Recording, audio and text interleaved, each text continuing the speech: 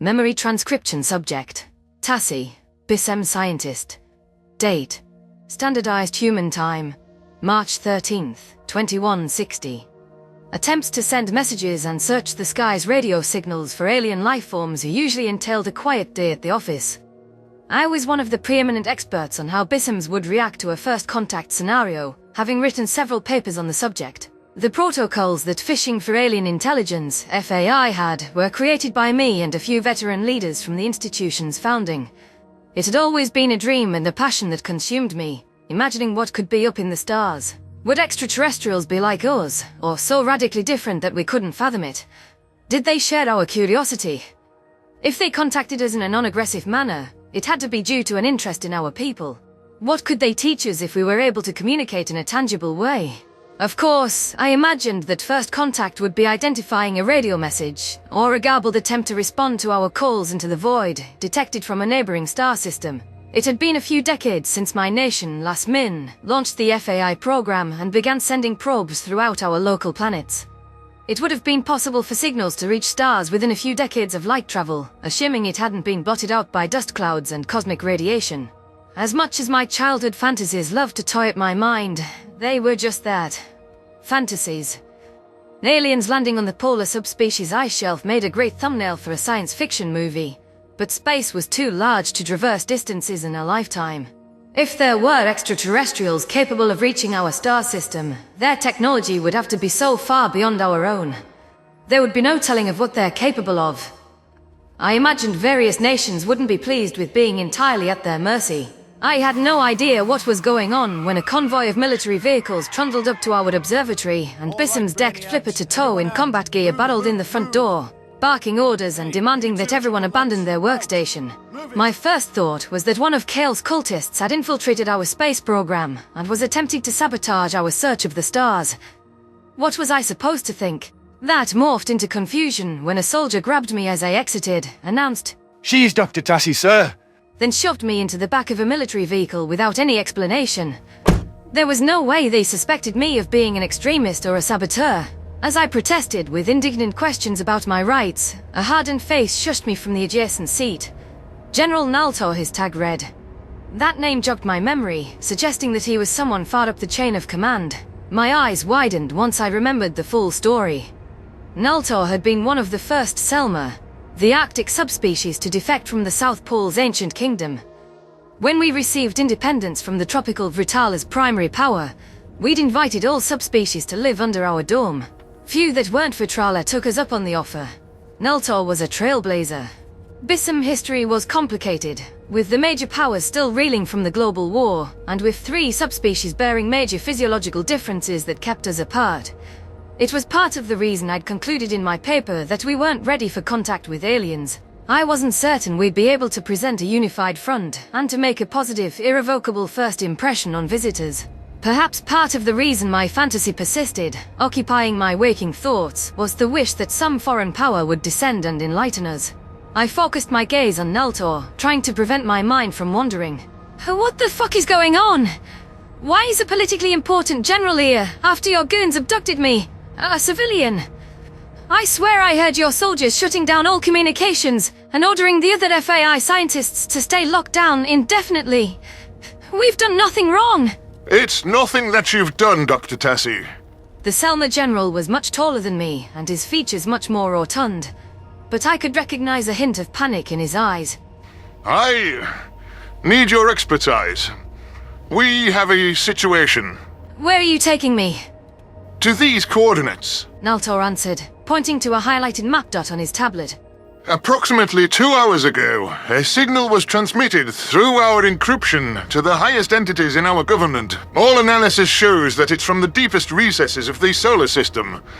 Let that sink in. Unless this is a fascinating hoax by a jealous rival, we believe that it's not from us. Not Bissem in origin. I froze in place, uncertain how to react to the very news that I'd been waiting for my entire life. It was too good to be true. Surely, it would be disproven somehow. A space probe being hacked or a rival power bouncing transmissions off of our satellites. My first thought would have been that it was a natural phenomenon, except for the fact that its purposeful targeting belied intelligence. There was so much to digest in what General Nelto told me. From the signal senders being able to crack military-grade encryption like it was nothing, to the possibility of them being present in our solar system. This felt surreal, like one of the dreams I wished I wouldn't wake up from at night. The analysis must have determined that the signal's origin is close by, since Nelto didn't say deep space. Have they come here looking for us? Or maybe they've located us by accident and have been studying us. I sucked in a shaky breath, overwhelmed by the moment's gravity. Not Bissem in origin. Wow. I'm at a loss for words. I'm not sure we're ready for this, General, but we have to get this right. The first thing we should do is notify the Saya, the Vitrala, and the Selma nations. All of the subspecies need to put aside our differences. We have to work together on this. We can't keep foreign powers out of this. We're already sending a message through diplomatic channels. The fact is, these aliens contacted us.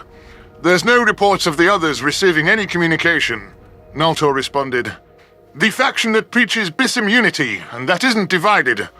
First Contact's meeting is something that we are meant to handle, though we must be vigilant. Ivrana is our planet, and she needs protection. I'm concerned about allowing the aliens to trespass in our airspace, with whatever weapons and diseases they might have. Slow down. Trespass in our airspace? What the fuck are you talking about? Is that why we're speeding off to some point on a tablet? Yeah.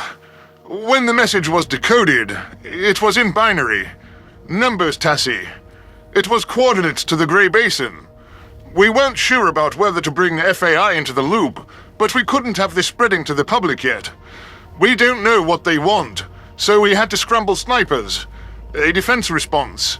We're just hoping their message means they're sending a greeting party and not ramming relativistic weapons down our beaks.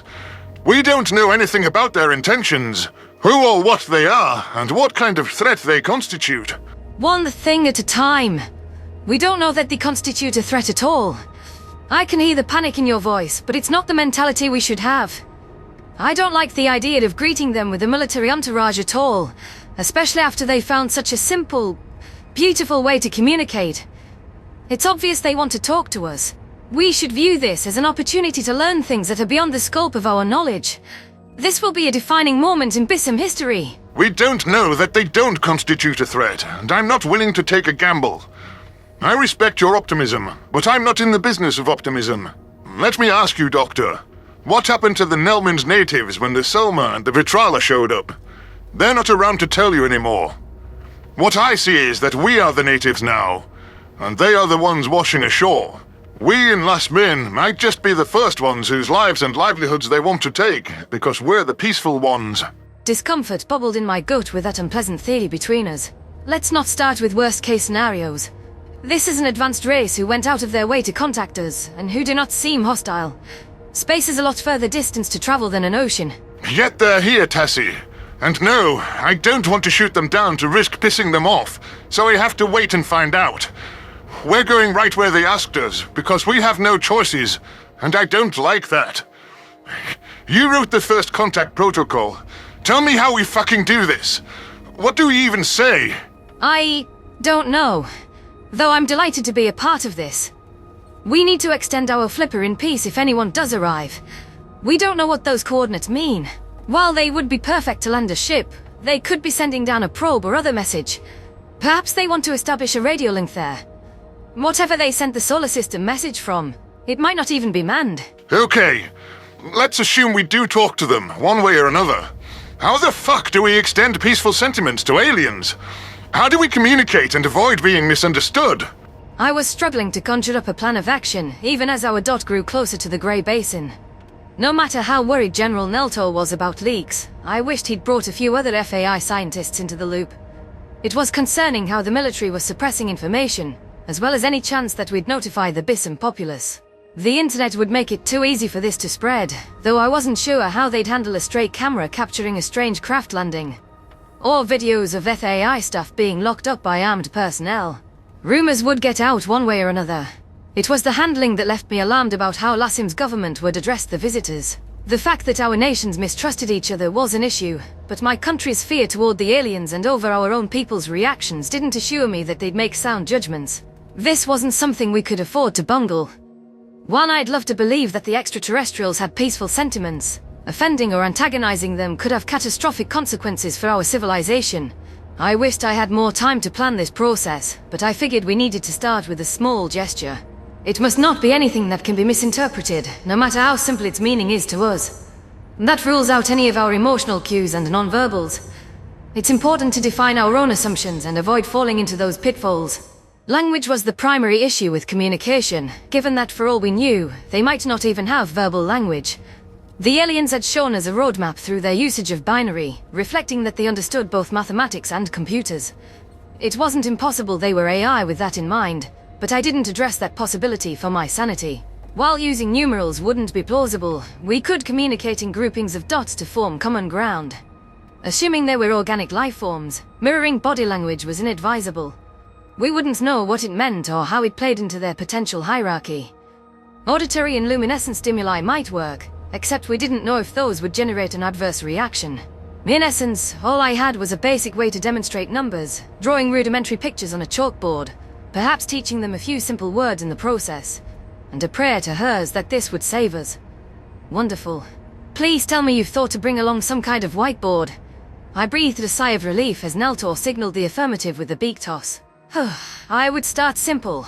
We can draw pictures of ourselves standing beside them and hope they grasp that as friendship. Maybe count out numbers with dots and teach them our numerals. Show our understanding of mathematics as an expression of sapience. The Selma General blinked with a flustered expression. I don't have anything better. I'm leaving full discretion to you, Tassi. I'll be right beside you, of course, but I want you to take the lead. Anything you need, you have authorization to ask for it. In that case, I'll take a blank check bonus from the government.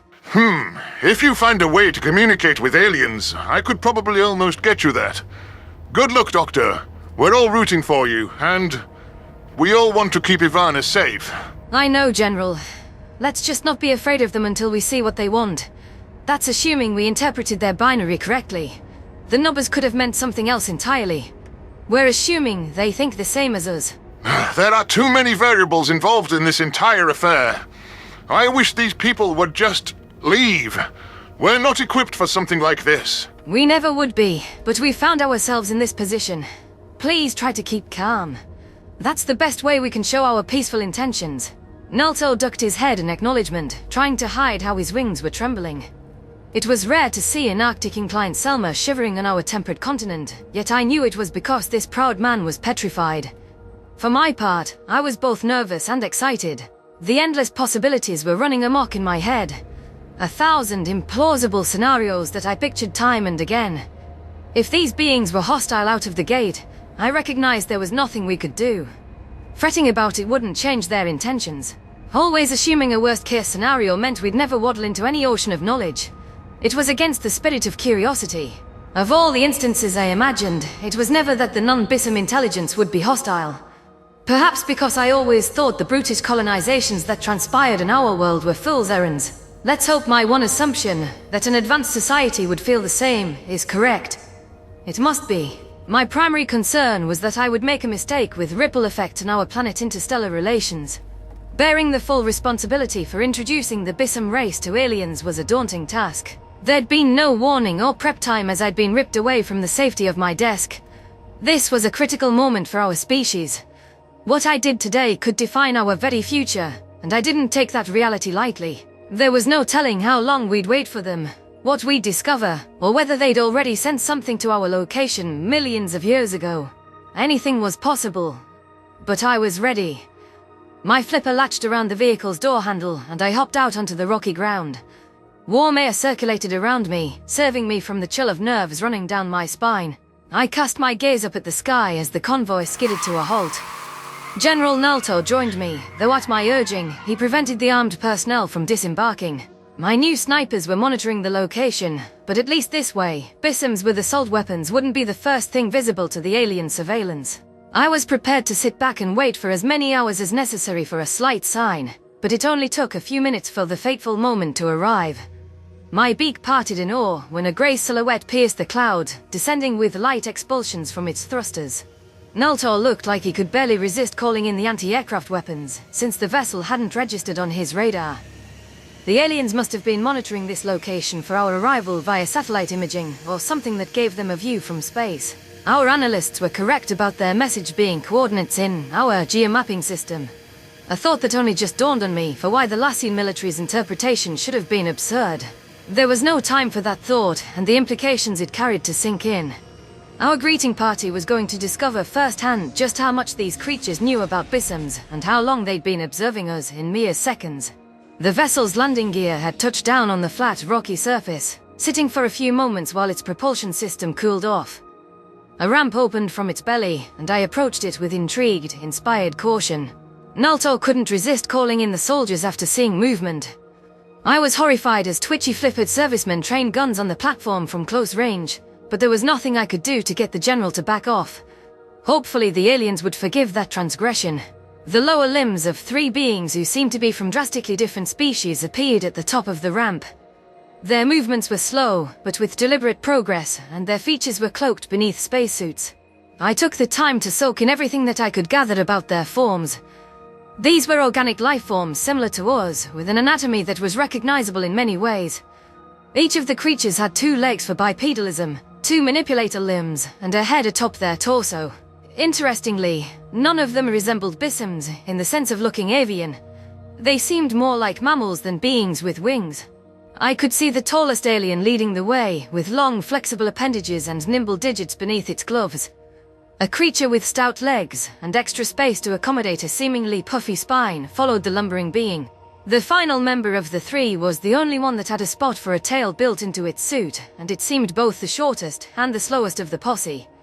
It was impossible to discern the features of any of their craniums hidden beneath opaque spherical masks. Questions raced in my mind, since it was evident these were different species. Did multiple sapient races evolve on the same planet, resulting in even starker differences than between Bissem subspecies? Was there something else at play here entirely? Who were they, and what did they want? How did they plan to approach first contact once they reached the bottom of the ramp? And would General Nulthor's army scare them off? Despite the tremendous uncertainty, I found myself wandering closer to the visitors until I stood right where the ramp met rocky ground. The aliens halted a flipper's length away from me, seeming to size me up. I could feel the tension from the Lassian military as their weapon barrels kept watch over the first interaction. My heart was hammering in my chest, desperate to find out what would happen. However, the next occurrence was about as shocking of an outcome as I could fathom. The tall creature turned its head slightly as a microphone projected a gravelly voice from inside its helmet. Greetings from the people of the Sapient Coalition. We come in peace. I nearly tripped over in disbelief while gasps sounded among the military observers. The alien had greeted us in perfect Vrit, our language. That should not have been possible. Memory transcription subject. Tassi, Bissem scientist. Date. Standardized human time. March 13th, 2160. The alien stood in silence after pronouncing those series of words in our dialect, waiting as we processed its message. Its 2 partners stood behind it, with the shortest one especially seeming deferential. I gawked at the visitors, setting aside all thoughts of approaching them with numbers and a slow exchange of vocabulary. Some of the clicks sounded strange from its vocal cords, reverberating with strength and power, but the usage was spot on.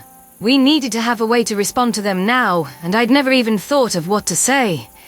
It had been a possibility that I'd ruled out as fantastical, imagining how different they would be. What was I supposed to think of them knowing our language?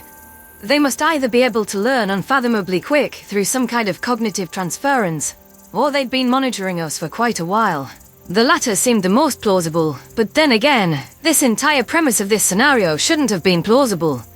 If they had been present, observing us like our scientists would track a school of fish, that coupled with their words meant they didn't bear us any ill will. It was possible they'd been here for a much longer duration, watching our entire societal history play out. These were advanced lifeforms after all, with capabilities that allowed them to travel light years through space. Perhaps they were progenitors of life in this star system. For all we knew, these were our very creators. I thought about their entity's name, the Sapient Coalition. It sounded like an alliance of numerous species, and it didn't follow that they'd evolved on the same world. Wait, were they inviting us to join a galactic community? We have to be on our best behavior. Naltor needs to call off his guns and play nice. We're directly communicating with multiple worlds. Welcome to Ivrana, I managed, a stupefied croak that barely escaped my beak. We're honored to have you here. May I ask how you know our language? Several barks escaped the tall, slender figure's chest. We got your messages and observed your world for several years to assess the best way to approach contact. Don't worry, we're familiar with your culture, so you won't cause us any offense. Might I say, Journey Beneath the Ice is a great movie. General Naltor blinked in confusion. You watched Journey Beneath the Ice? Guilty pleasure. I can sense the nasty looks from my colleagues, but we humans, we like to keep it light. Forgive me. To answer your question, we do have language model-driven translated technology, which decoded your 4 primary languages. However, to avoid any misunderstandings, mistranslations and clunky machines, our team learned to speak Vrit fluently. It took 10 years. It's really hard to teach those damn machines idioms and wordplay. As I'm sure you, a species that's had the internet for decades, can imagine. They are nothing like I imagined they would be. How? I need to sit down. We can imagine. I managed, trying not to swoon. You spent 10 years of your life learning our language just to speak to us with minimal confusion. We're honored. We're honored to be here. This is the Coalition's first time initiating a first contact scenario, so forgive us if we're not the smoothest at it. The puffy-backed creature spoke in a lighter voice. I think we should introduce ourselves and our respective species, Dustin. The tall creature paused, thinking for several seconds. Yes, I think we should. I'm Dustin Curtis, and I'm a xenobiologist. Discovering life forms from across the galaxy has been my calling. I confess, I'm itching to get a look at your wildlife up close once we become friends. As you might have cued in on, I'm a human from the planet Earth. I'm Nulia. I have a doctorate in sociology, so let's say I'm the one who's analysed your national relations. I'm a Gajid, technically from the cradle, but I've lived on Skalga since I was a small child. The mid-sized one chimed in. The shortest alien hesitated, before piping up tentatively. I'm Haliska. I'm here because my species is the only semi-aquatic race in the Sapient Coalition, so we share your love for water. For what it's worth, the humans, despite being land mammals through and through, adore the ocean too. My species is the Thafki, and we live on the commune. Our homeworld was destroyed long ago. Your homeworld was destroyed! My gasp of horror escaped a moment later as I tried to imagine Ivrana just being gone. The way Haliska said it so calmly was concerning. I didn't know what this commune was either. Forgive me if I'm being insensitive, but what happened? Did someone attack your planet? General Naltor asked, disregarding all notions of tact. Haliska's tail twitched with sadness. If I told you what happened without context, it would alarm you. Let me clarify that the species that did that to my homeworld has been isolated from the rest of the galaxy and are monitored by the SC. I'm afraid my planet was bombed, and our old allies did nothing to help us. Humans rescued some of our, hostages and have helped us build an official commune as something to call our own. It's a long story, and I don't want to sour first contact. You're not souring anything. We appreciate your honesty, and I'm sorry that's happened to the Thafki. I jumped in hastily, feeling a mix of shock and sympathy at this appalling story. I am worried by much of this history you've described. Naltor's eyes narrowed with suspicion. I'm glad that my scientific friend shares my concerns. I also noted it was mentioned that you've never initiated a first contact, despite the fact you all know each other. Am I correct in assuming you had some major conflict? You can say that again. Dustin muttered. The SC is a newer organization. I'm afraid the galaxy's recent history is troubled. But I assure you that we've come here in the hopes of starting something better. It's of the utmost importance to us that we help you, yet minimize our impact on your culture. We wanted to come to you with honesty, while also not overwhelming you or stunting your individuality. It was interesting to hear the human address Naltor's colonization fears by expressing that they wanted to avoid an Elmin situation. The Selma general folded his flippers in front of his thick blubber, scrutinizing the aliens with caution. He hesitated before signaling for the military assets to stand down. I noticed the visitor's posture relax. From what they'd just described about there being a major conflict in the stars, I imagined they would recognize any type of weapon. It wasn't unlikely that they knew about our own history, and had studied our military from above as well. Part of me was disappointed that these species were plagued by the same strife up in the stars that we were down here. What was the cause of this major conflict? One so horrible that entire worlds were destroyed. What brought the war to an end? And what happens if this quarantine species gets past the Sapient Coalition? The positives were that these beings were interested in communicating with us, and had expressed multiple times that they didn't mean us any harm. While I could tell that General Nulto wanted to press them on this war issue and gather the entirety of the details, I wanted to learn more about why they decided to contact Last Min before any other nation. There was evidence this wasn't by chance. The aliens had found our probe, and Nulia indicated they knew our factional tendencies. There was a great deal they could teach Bissems, even if their minds were less beyond us than I envisioned. But we'd have to find a way to juggle competing interests on Ivrana first. The last thing we needed was to be at each other's throats. It wouldn't take much for the Selma, Vitrala, and Saya nations to turn on their counterparts. With literal visitors from another world, some naive voice in my brain prayed to hers that we would see the folly in our squabbles. However, if that meant that we'd just unify our guns against other planets, as it seemed had happened among these aliens, I wasn't sure that was any different. I hoped we could find a way to make the Sapient Coalition into friends of Bissems from all subspecies, and to make them not regret opening up the galactic community. There were thousands of questions about much lighter topics at the tip of my tongue. How many aliens were out there? What were their cultural and anatomical quirks? Their greatest achievements and homeworld marvels? How did their spacefaring technology grant them the means to violate the speed limit of the universe? Or did it? Dustin, Nulia, and Haliska couldn't have known about FAI's messages any earlier than 2 decades ago, no matter how close their star was. That meant they were either within a few light years of our space, accounting for the signal's dispersal time and their travel, or they had FTL mechanisms. Excuse me, miss. Haliska prompted. What's your name? Blood rushed to my forehead from embarrassment. I apologize. I got lost in my thoughts. There's so many things I could ask you. I'm Dr. Tassi from FAI, and this is General Nultor of the Lassian military. Dr. Tassi. Don't worry, there'll be time to ask us absolutely anything you want. Dustin chuckled. I'd like to thank your military friend for not shooting us. Nulia sighed in exasperation. Don't joke about that. Oh, I'm not joking. We definitely spooked these guys. I think we still have. I thought it'd be a simple invitation if they wanted to meet with us. I'm sorry for any alarm our presence has caused you. We're sentimental bastards. We like to do things personal, face to face. If you for some reason want us to leave, just ask and we'll go right now. Do not leave. Nultor's words were all but an order, and I cringed at how he spoke to the aliens. Why Last Min? Why did you pick us? You had the space program, and you're also the closest thing to a union of all Bissems. Haliska answered. The Confederation of Vitral and the Merli Huddledom haven't given a shit about space in over a century. Never thought I'd hear a casual profanity at first contact.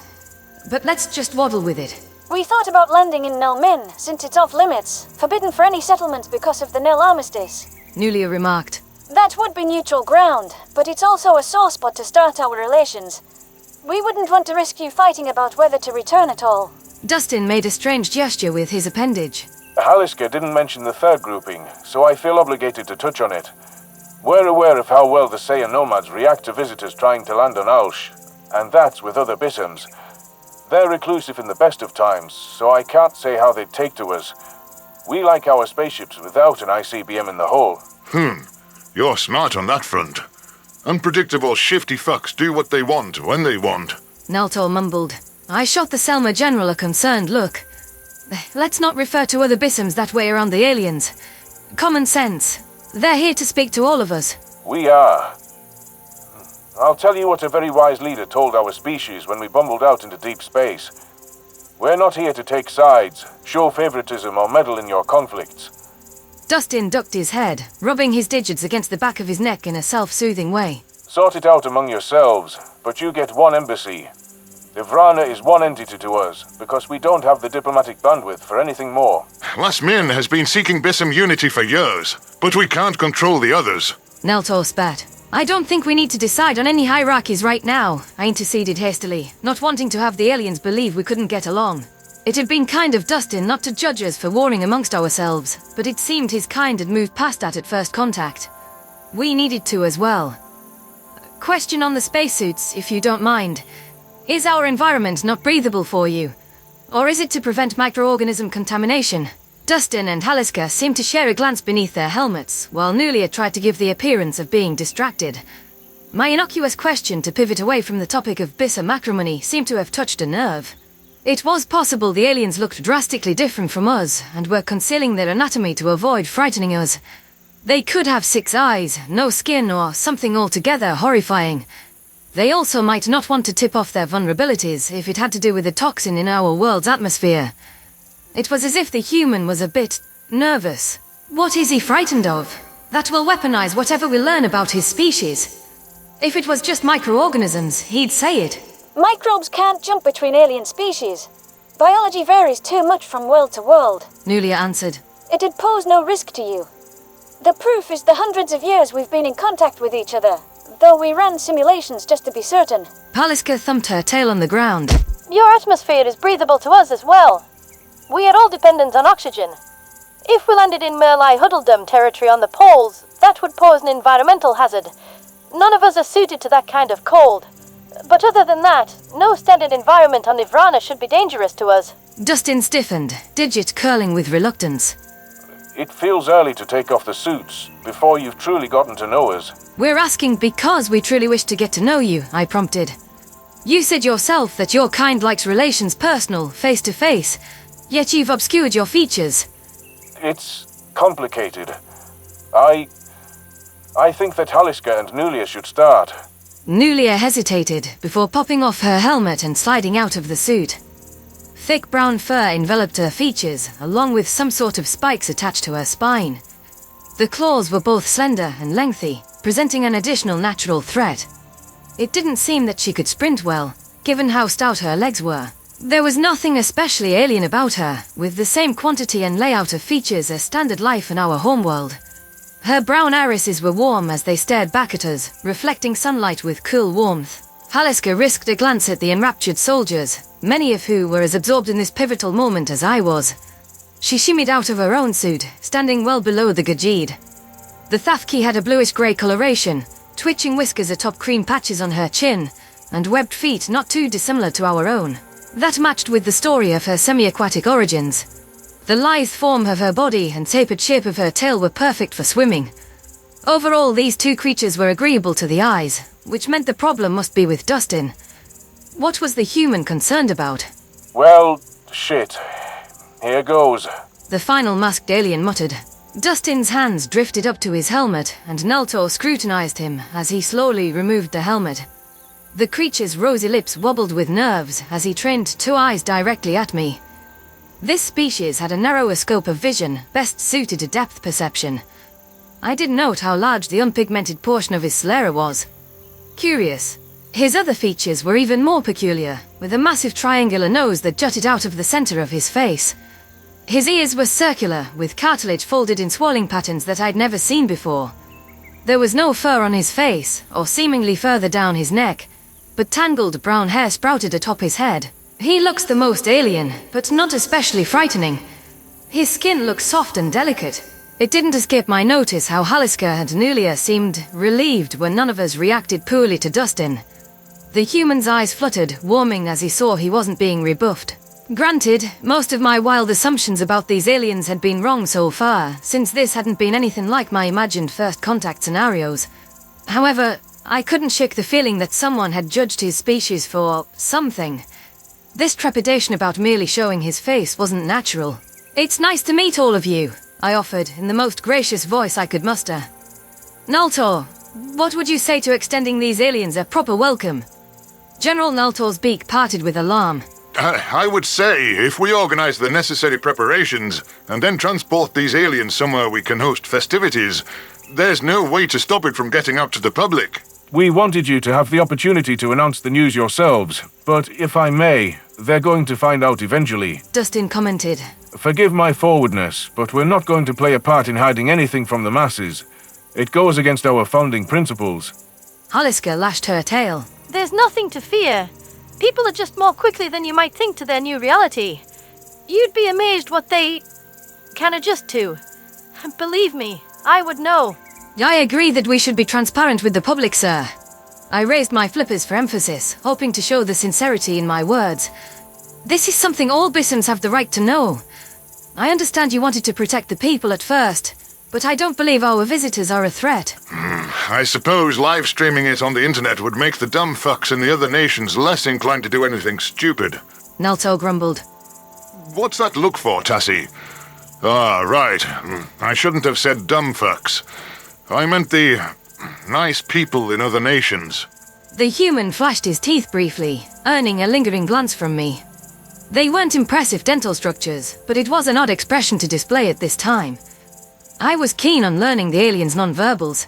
While it was helpful that they'd learned our own to avoid any misunderstandings, what appeared to be a threat display by our zoological standards was an example of why we needed to learn theirs. Dustin covered his mouth with a sheepish expression, noticing that Naltor had returned to an alert posture. I apologize. My species has the odd habit of curving our lips upward when we're amused or happy. It's a sign of submissiveness and goodwill, believe it or not. It's instinctual, so despite how other species admonish us, it's difficult to control. I can put the helmet back on if it makes you uncomfortable. The xenobiologist said. I raised a flipper to reassure him. Nonsense. You're an alien. Of course you evolved with different expressions than us.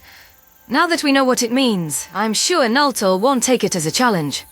The general scoffed. I was not going to contest the alien's strength, even if he was provoking me. I just wasn't going to let myself seem intimidated. Why don't we bring these aliens onto a transport, make an announcement to the public, and set up a feast replete with the finest delicacies? A feast? Haliska whispered with a tone that seemed fearful. We should stay that offer. We don't know the aliens' customs around mealtime, or whether they'd be able to eat our food. It is a bit presumptive, Naltor, I said hastily, wanting to cover whatever faux pas we'd committed against the Thafki. Perhaps they don't like excess or wasting food, or they're private. Maybe they only share food with close friends. Or maybe they don't eat at all. Dustin shot the bluish-grey alien a smouldering glare. We know how central fishing is to Bissem culture, and how hospitable it is for them to extend an invitation to a feast, don't we? Yes, of course we do. Haliska whimpered. It's no different from the humans. Nulia assured the Thafki quietly. We accept this now, ever since the deconversions. You know that I'm uncured. Uncured? Deconversions? What the fuck are they talking about? I feel there's something I should know about here. General Naltor eyed the visitors with concern, thinking the same thing by my assessment. I didn't mean to cause any offense. I was trying to celebrate your arrival. The human bobbed his head from side to side. No, you didn't cause us any offense. Your invitation was quite kind, and we'll accept it if you're still willing to extend it. There's some complicated matters that we'll explain to you in due time, but I'd prefer not to get into our full baggage today. What I will say is that none of our allied species subsist solely on meat, so I must ask if it's possible for you to accommodate us with some vegetable fare. I know your bodies aren't adapted for eating it, but... Of course, we should have asked about that. It's hard to think of food as not fish, I responded.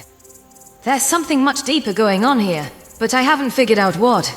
We have some sea plants and a small selection of land vegetables for our fish farms. That's what we'd be able to bring in on short notice. It's not a massive selection, but we should have no problem accommodating your needs. Great! Thanks. A queasy-looking Haliska replied. Hesitation flickered in Naltor's eyes, debating whether to press the aliens. I'll make the necessary arrangements. The FAI Convention Center should be perfect. I'm sure the rest of Tassi's fellow scientists will be delighted to chip in. Work shifts be damned. Shall we head to the vehicles? Dustin dipped his head. Lead the way. The Selma General clasped his flippers behind his back and strode over to the convoy we'd come from. My mind was dazed from everything that had unfolded, but a mystery had made itself plain to me. As tempted as it was to zero in on cultural details, I needed to devote some focus to learning the details of the strange attitudes relating to the human and the feast. Memory transcription subject. Taylor Trench, human colonist. Date. Standardized human time. March 13th, 2160. The sound of an alarm clock detonating by my bedside jolted me from a dreamless sleep, much too early. I stumbled over to the sink and brushed my teeth, splashing some water in my face to wake myself up. The grimy mirror showed my binocular eyes with twinkling blue irises and a buzz cut attuned to the warm climate of this world. It was cooler and ventilated in the underground caverns, but when I traveled to the surface to hurry off the Krev, it would be punishing. And we couldn't take off the layers for anything. I wondered how I'd gotten saddled with the role of payment ambassador in the first place. I hated those fucking aliens as much as anyone. It'd be too much to hope for that we could just keep to ourselves. We send an Arxur to get away from aliens, and we find more of them, I grumbled, knowing I'd have to put on a pleasant face in a few minutes. When Arxur 3 carried us to this uninhabited breathable world, I had been 9 years old. Suffice to say, I barely remembered Earth. We'd kept documentation with us of the threat, just in case future generations forgot why we had to be leery of aliens. Heading to the stars, we found a vast majority of herbivores who despised us and wished us dead. Hundreds of species, all plotting our extinction despite our efforts of peace. The lone other predator, seemingly a rarity, were child-eating monsters who we wanted nothing to do with either, despite what those fuckwit Crocodile had thought. Our homeworld and the 10 billion humans we left behind were extinct, barring a miracle. The Ark ships had been sent out in quiet fashion by the UN to ensure our species' survival, and told never to contact home again. Starting civilization over from scratch with a few thousand people aboard wasn't easy. It was as bad as when our kind almost died on our cradle during the Ice Age. How long would it take us to bounce back to where we were? At least we had our knowledge and technology. We preserved our memories and keepsakes in vaults, a mere spectre of what once was. Let's get moving, Taylor. Cherise Benson, a security officer, waved her rifle in a lazy gesture. She was already wearing full concealment gear. Scaly fuckers are on their descent from orbit.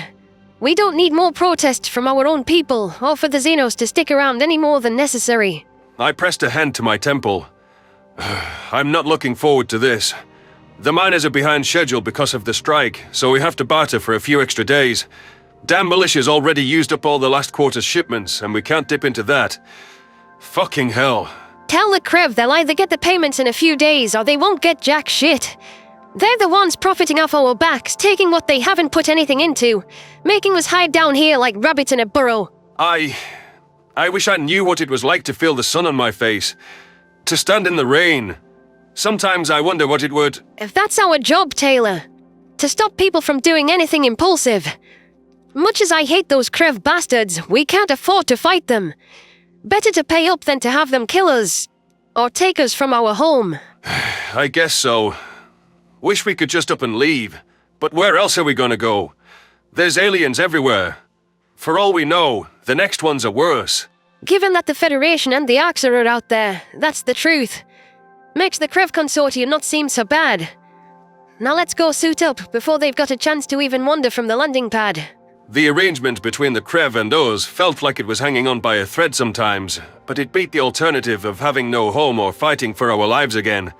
It didn't mean resentment didn't fester. We'd come to this system as our supplies were running out, and hydroponics contingencies meant to push us further had failed. This world, which we called Tellus, Earth in Latin, was our last hope. This was the place we had to settle. However, as we aligned our flight path for a landing, a warship dropped out from a gas giant's gravity well and broadcast a message that this was Consortium territory. They demanded that we leave, at least showing more gusto than prey races back home. I don't like those fuckers, but at least they aren't scared of their own shadow. If anything, the Krev are emotionless and all business. They've never seemed interested in sharing any details about themselves either. Knowing how every alien we'd encountered back in the Orion Arm had reacted, we knew we couldn't let any other race know that we were predators. It would have been our preference not to speak to any aliens at all, but our quick-thinking captain had covered her face with scarves, looking something like a mummy on the call. She pleaded for the Krev to let us land, noting that our supplies were out and that thousands of settlers would die without the planet. Our ship's language models interfaced during the hail, and allowed translator implants on both ends to facilitate communication. It was after a prolonged discussion that the Consortium struck the bargain I was carrying out now. They'd allow us to colonize the world in exchange for a cut of the raw materials on Earth during our efforts. We didn't exactly have a choice. We were desperate and not in a position to bargain out the terms. Our efforts went to building our city infrastructure underground. Beneath the concealment of overhead soil, this was the only place we could show our faces. Up on the surface, full disguises were required to avoid our predatory features being spotted through satellite imaging. The security guards locked the clasp on our inner cloth helmet, which looked something like a fencing mask, and that ensured nobody could get the reckless idea to remove it once they got up there.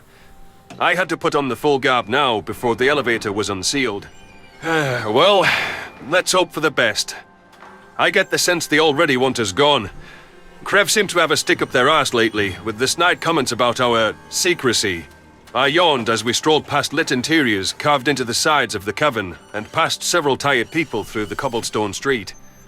The subterranean metro was visible beyond the elevator's sealed gates. It's not like they're forthcoming themselves.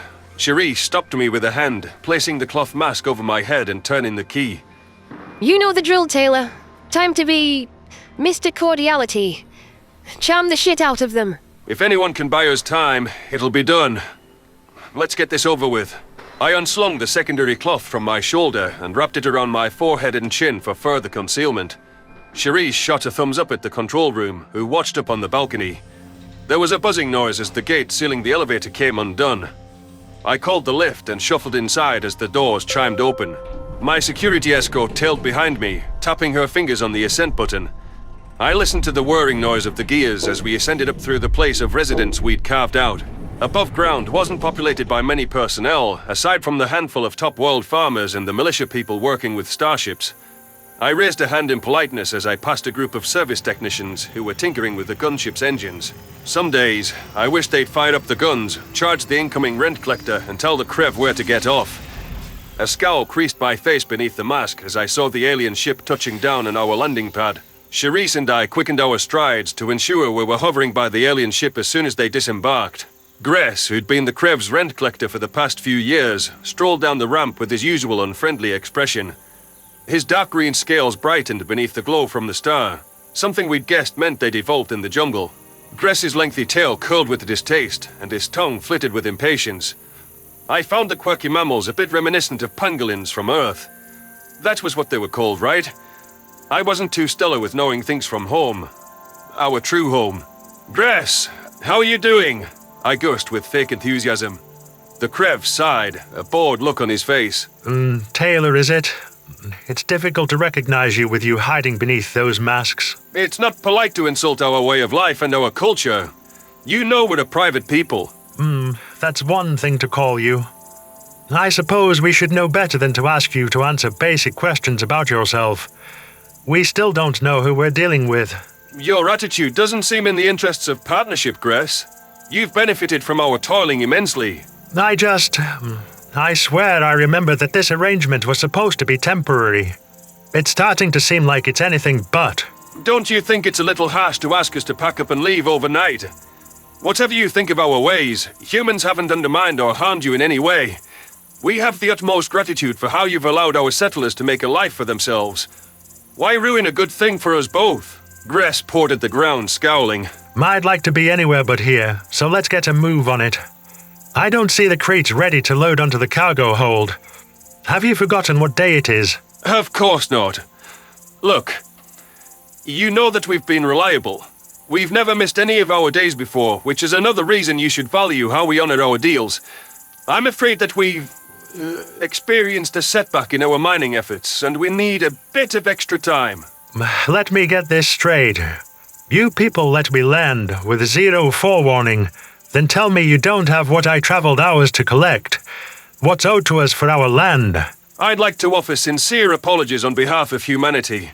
Truly, we are a hard-working people, and I'm humiliated to say we've missed our deadlines. This is a rarity, an anomaly.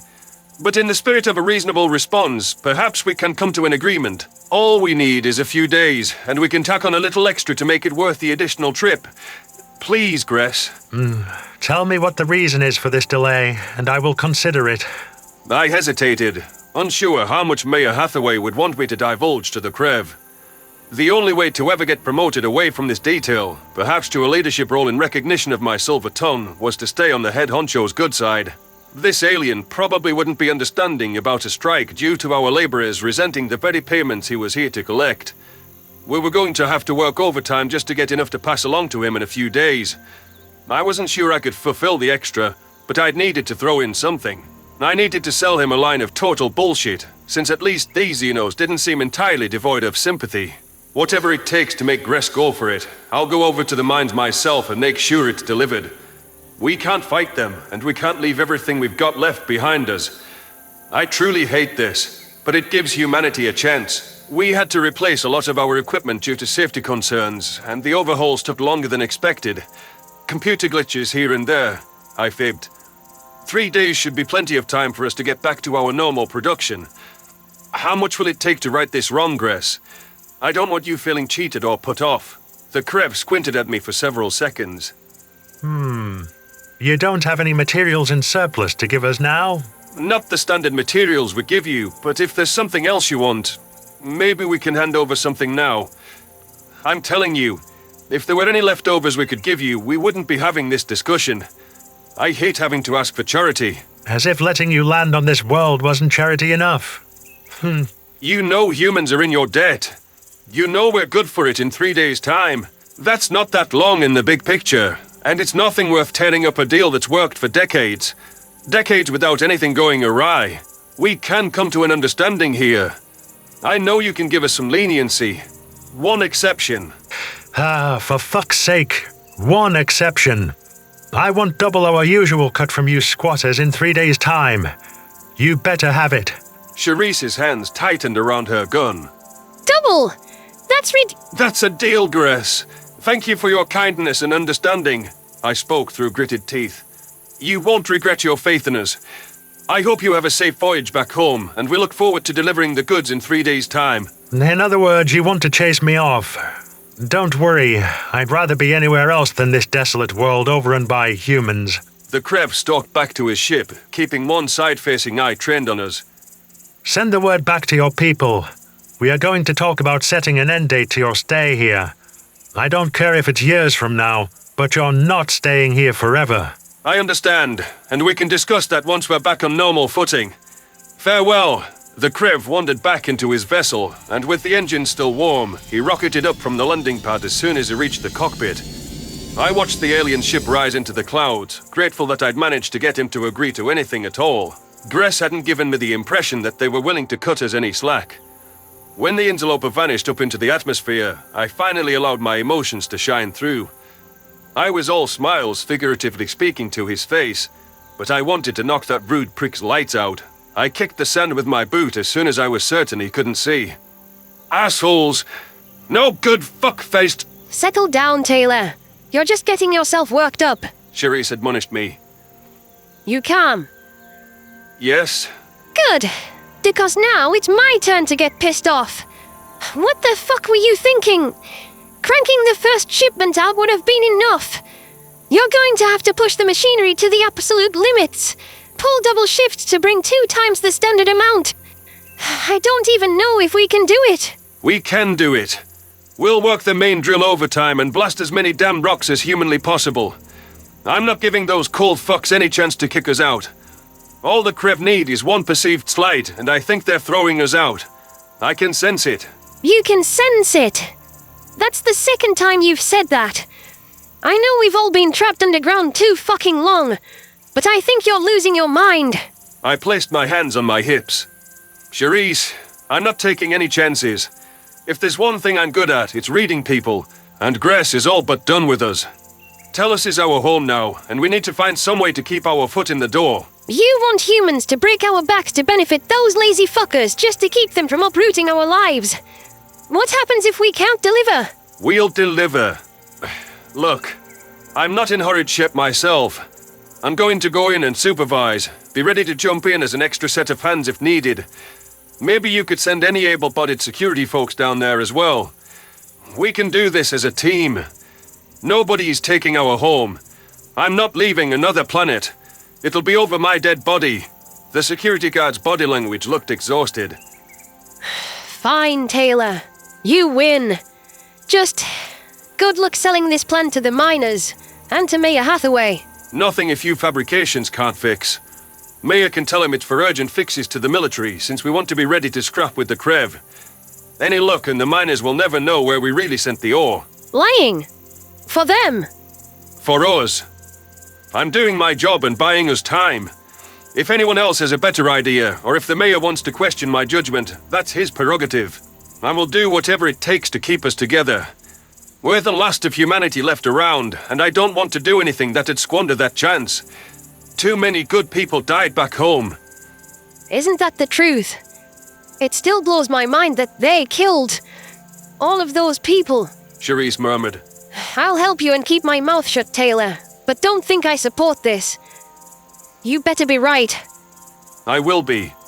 Now let's get to the mines and put everyone to work. There's no time to waste. Come on.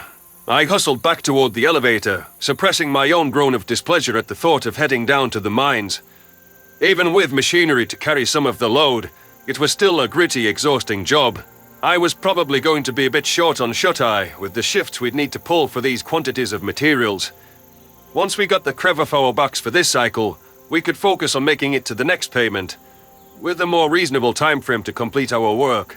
I wasn't sure how I was going to keep the peace between humanity and the Consortium, but it would take a great deal of commitment to make this arrangement last much longer at all. Memory transcription subject: Taylor Trench, human colonist. Date: standardized human time, March 14th, 2160. With the minimal amount of sleep necessary, I found myself back on the metro train to the mines, holopad curled in my grasp. Dusty stone walls passed through the windows as several weary faces joined me on the daily transport. I kept to myself in the back corner, finding myself listening through earbuds to Noah Williams' speech on the ride over. It always brought me unspeakable sadness to hear the astronaut pleading for our lives and trying to convince those monsters we could be their friends. I wasn't sure why I was putting myself through this, except to remind myself that the Krev weren't that bad. I stared at my empty coffee cup, grateful that someone had the presence of mind to bring along our favorite caffeinated beans. It would be a lot more difficult to get up for an early morning on 3 hours of sleep without it. If I wanted the miners not to see me, and by extension Mayor Hathaway, as Krev mouthpieces, it was important that I pitched in for the grueling work. The mayor hadn't seemed pleased when I mentioned that Gress had demanded double the standard due, though he agreed on not telling the miners the reason for the double shifting. They might find out sooner or later, but we'd cross that bridge when we got to it. We couldn't afford another strike right now. As it is, we're behind the pace of what's needed to meet the quantity demands. When the mayor calls me to check in, as if on cue, my earbuds delivered a light chime. I tapped the accept button and glanced at my holopad, wondering what Brandon Hathaway would have to say about our progress so far. We still had 2 more days to supply what the Krev demanded, but I doubted Gress would be giving us any extensions. Would the mayor have ideas for stalling the aliens or bringing in more workers? Drawing any more personnel to the mines would look suspicious, with the security personnel already getting the stink eye. Hathaway blinked sleep out of his eyes, massaging the puffy bags on his coffee-colored skin. Morning, Taylor. Any update on our progress? I worked with them all night, supervising and moving shipments, helping out as much as I could, I answered. There's no ands, ifs or buts about it. We're not getting it done quick enough to meet our deadline at the current pace. We're already pushing the main drill to its maximum safe capacity. Our engineers advised me that they can't in good conscience funnel any more power to it. I see. I always knew we were going to butt heads with the Krev eventually, son. I might give you shit about giving them so much as an inch more than we have to, but we cannot afford to anger them any more than we already have. I'm with you that we must make this happen, though I don't expect the people to get it. They don't remember what's really out there. What it's like to have thousands of ships coming for you. I know our military isn't cut out for combat, sir. We have a small handful of warships that don't hold a candle to the Krev's boats. We just need to make people see the big picture. There's adults born out here who never saw Earth. Even you barely remember it. Not a lot of old folks to tell you about it either. I know the UN wanted a viable population, young, healthy people to ensure the continuance of humanity, But we left a whole lot of experience and expertise behind. Too many tough choices. Me, a city councilman in a small town in bumfuck Tennessee, being the closest thing we've got to leadership. Who would have thought I'd be leading what's left of humanity? You're doing an admirable job for what it's worth. We kept the Krev out of our turf for decades, but it could never last forever. What we're doing here maybe buys us a few more years. The more I think about it, the more I know our days are numbered. Hathaway ran a hand through his silver hair. Damned if I don't know it. You better keep your voice down, Taylor, 'cause if anyone hears that we're thinking about giving up, there's gonna be a riot on our hands. I thought about us packing up and leaving, just being done with the Krev.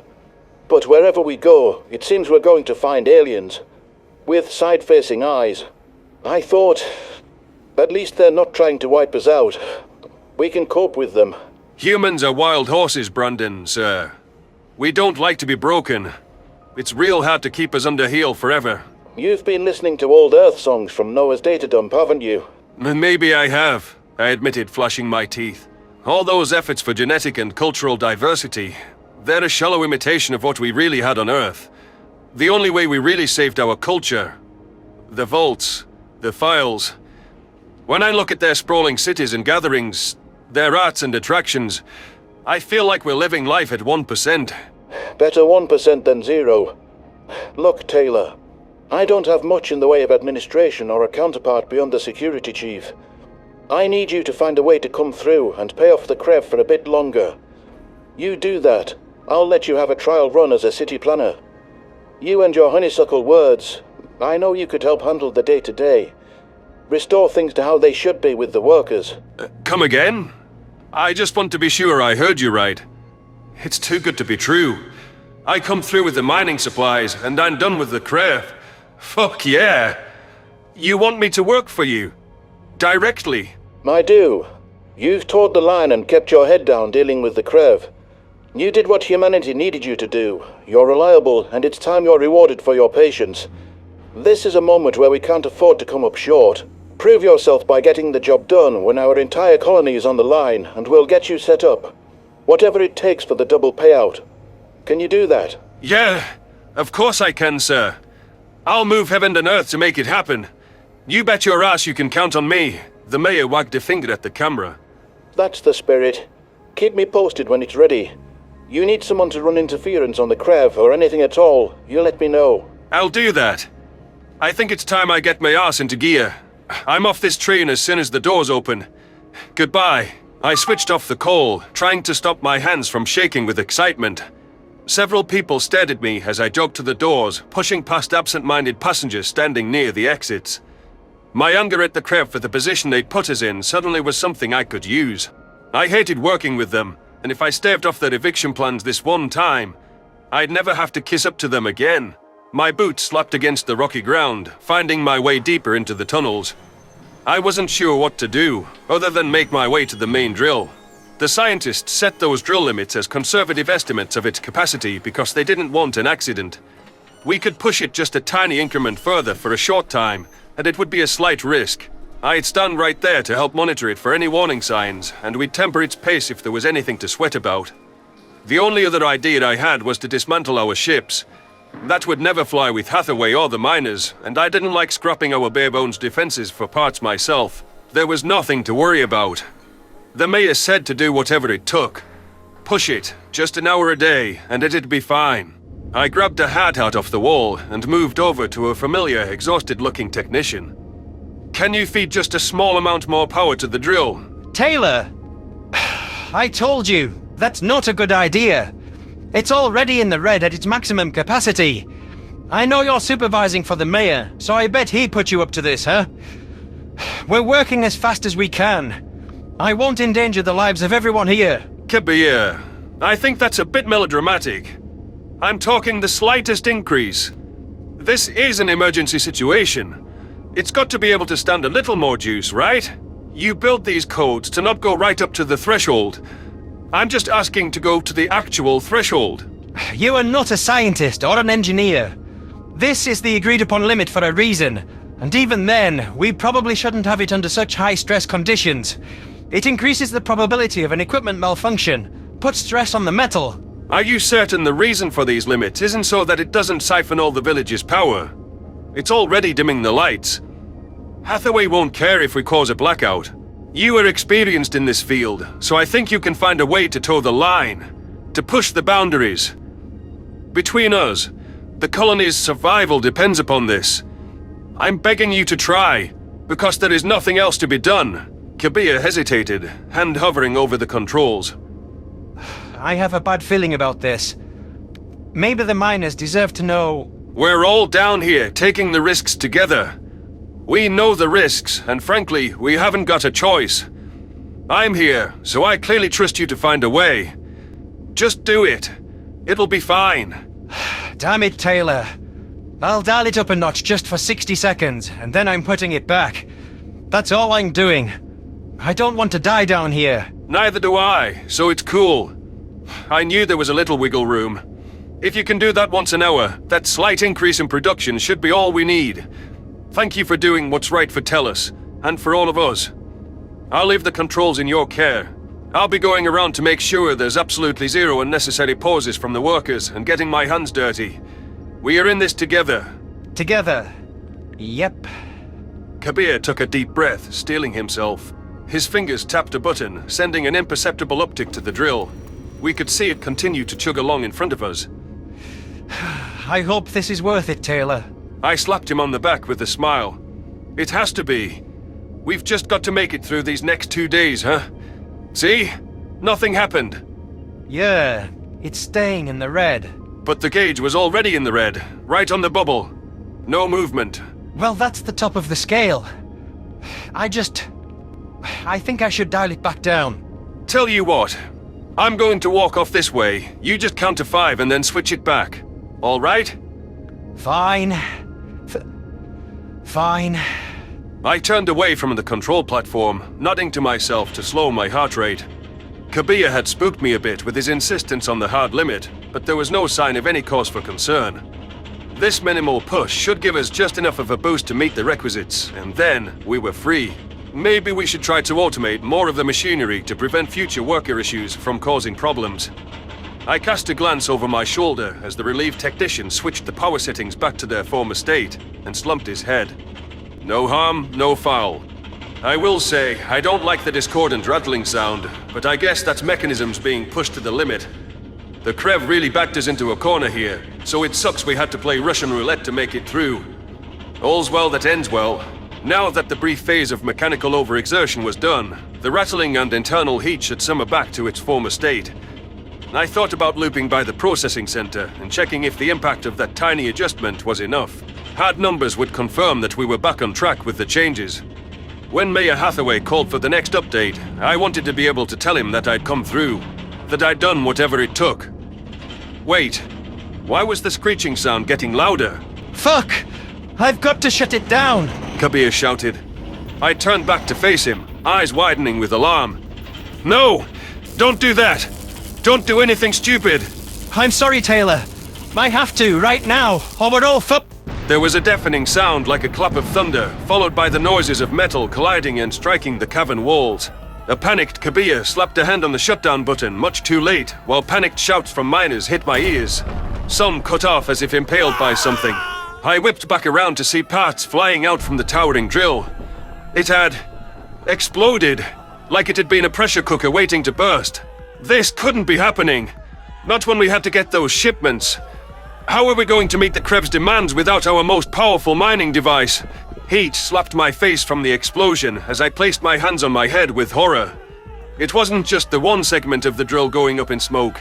The entire thing detonated like a chain reaction as the initial buildup spread and the shutdown failed. Finally sensing danger, I hit the deck on instinct, lucky to have my arms already atop my cranium. The groaning overhead intensified. The force of the entire contraption bursting into thousands of pieces of superheated shrapnel damaged the cavern's structural integrity. Dust trickled down from the ceiling, succeeded by larger chunks of stones and a deluge of sand. Was this how my life ended? Buried alive while trying to appease greedy aliens for a chance to finally not have to deal with them. My eyes watered with denial as the air was shrouded in smoky dust. I should have listened to Kabir. But how could a minor alteration have caused this much devastation? Choking sobs emanated from my chest before a mound of sand slammed into my head. The world went dark as I found myself suffocating beneath a layer of debris. I'm sorry. I'm so sorry. I was just trying to make the mayor proud. To save our home. This is all the Krev's fault. I'm going to fucking haunt them in the afterlife. I'm going to make them pay for their indifference in this life or the next. While I'd feared that these would be the final waking moments of my life as I was deprived of any oxygen, I found the last fleeting strength to kick out with my limbs. My hands managed to claw their way out from beneath a pile of debris to find that the roof was precariously holding steady. Or so it seemed. I couldn't see with my face still submerged in dust, but I knew the sky had stopped falling. I poked my head out just enough, dragging myself forward and shedding a tiny bit of dust. A weak cough racked my chest, trying to spit out dirt and clear my nostrils. The back of my skull throbbed, suggesting a welt from where something connected with it. Despite how I willed myself to move forward, my limbs were going lifeless. The last burst of adrenaline-fueled strength was fading. I could hear voices rushing in, further out from the blast site, helping to dig people out. I thought I heard Charisse above me trying to wake me, but I had already lost my grip on consciousness. My body sank into the ground's embrace, exhausted. Knowing I had ruined any hope of humanity meeting its obligations, I fell into a deep, unwelcome sleep. Memory transcription subject. Tassi, Bissem scientist. Date. Standardized human time. March 13th, 2160. When General Neltor relayed the news of our visitors to the FAI scientists, their indignance at being held hostage in their workplace evaporated, just as mine had once I was briefed in the convoy. The press had been alerted as well, as the Lassian government prepared an official livestream alongside several broadcasts. How would the aliens respond to a series of questions if we allowed reporters to corner them? The aliens appeared to want to address the media, though they might not be prepared for provocative queries. Dustin, Nulia and Haliska didn't seem unwilling to answer our inquiries, but there was such a thing as Tomb of Jol at once. I whispered for Neltor to let the aliens address the populace before allowing them to initiate a question and answer question only if they wanted to. The journalists needed to be advised to proceed with caution. Our visitors were friendly as far as I could tell, but the last thing we wanted was to scare them off. It was apparent there were some abscesses in their past that they were slow to divulge. It had been my mission to figure out what we hadn't been told, but I found myself easily distracted by the humans' banter. Dustin regaled us with stories from his society and images from across the galaxy. All analysis of their food policies evaporated from my mind. So that great signal, the mystery frequency that kept showing up and some people thought it was aliens, that we spent years researching. Hundreds of scientific papers written on it. What we thought were alien signals were actually microwaves. Like I was saying, we heat our meals. The data points were microwaves from impatient folks forcibly opening the damn oven before it was done. Dustin chuckled. Neltor's eyes twinkled with amusement. How many years were spent researching this? 17 if I remember. 17 years before someone goes, wait a second, this frequency is one that's really familiar.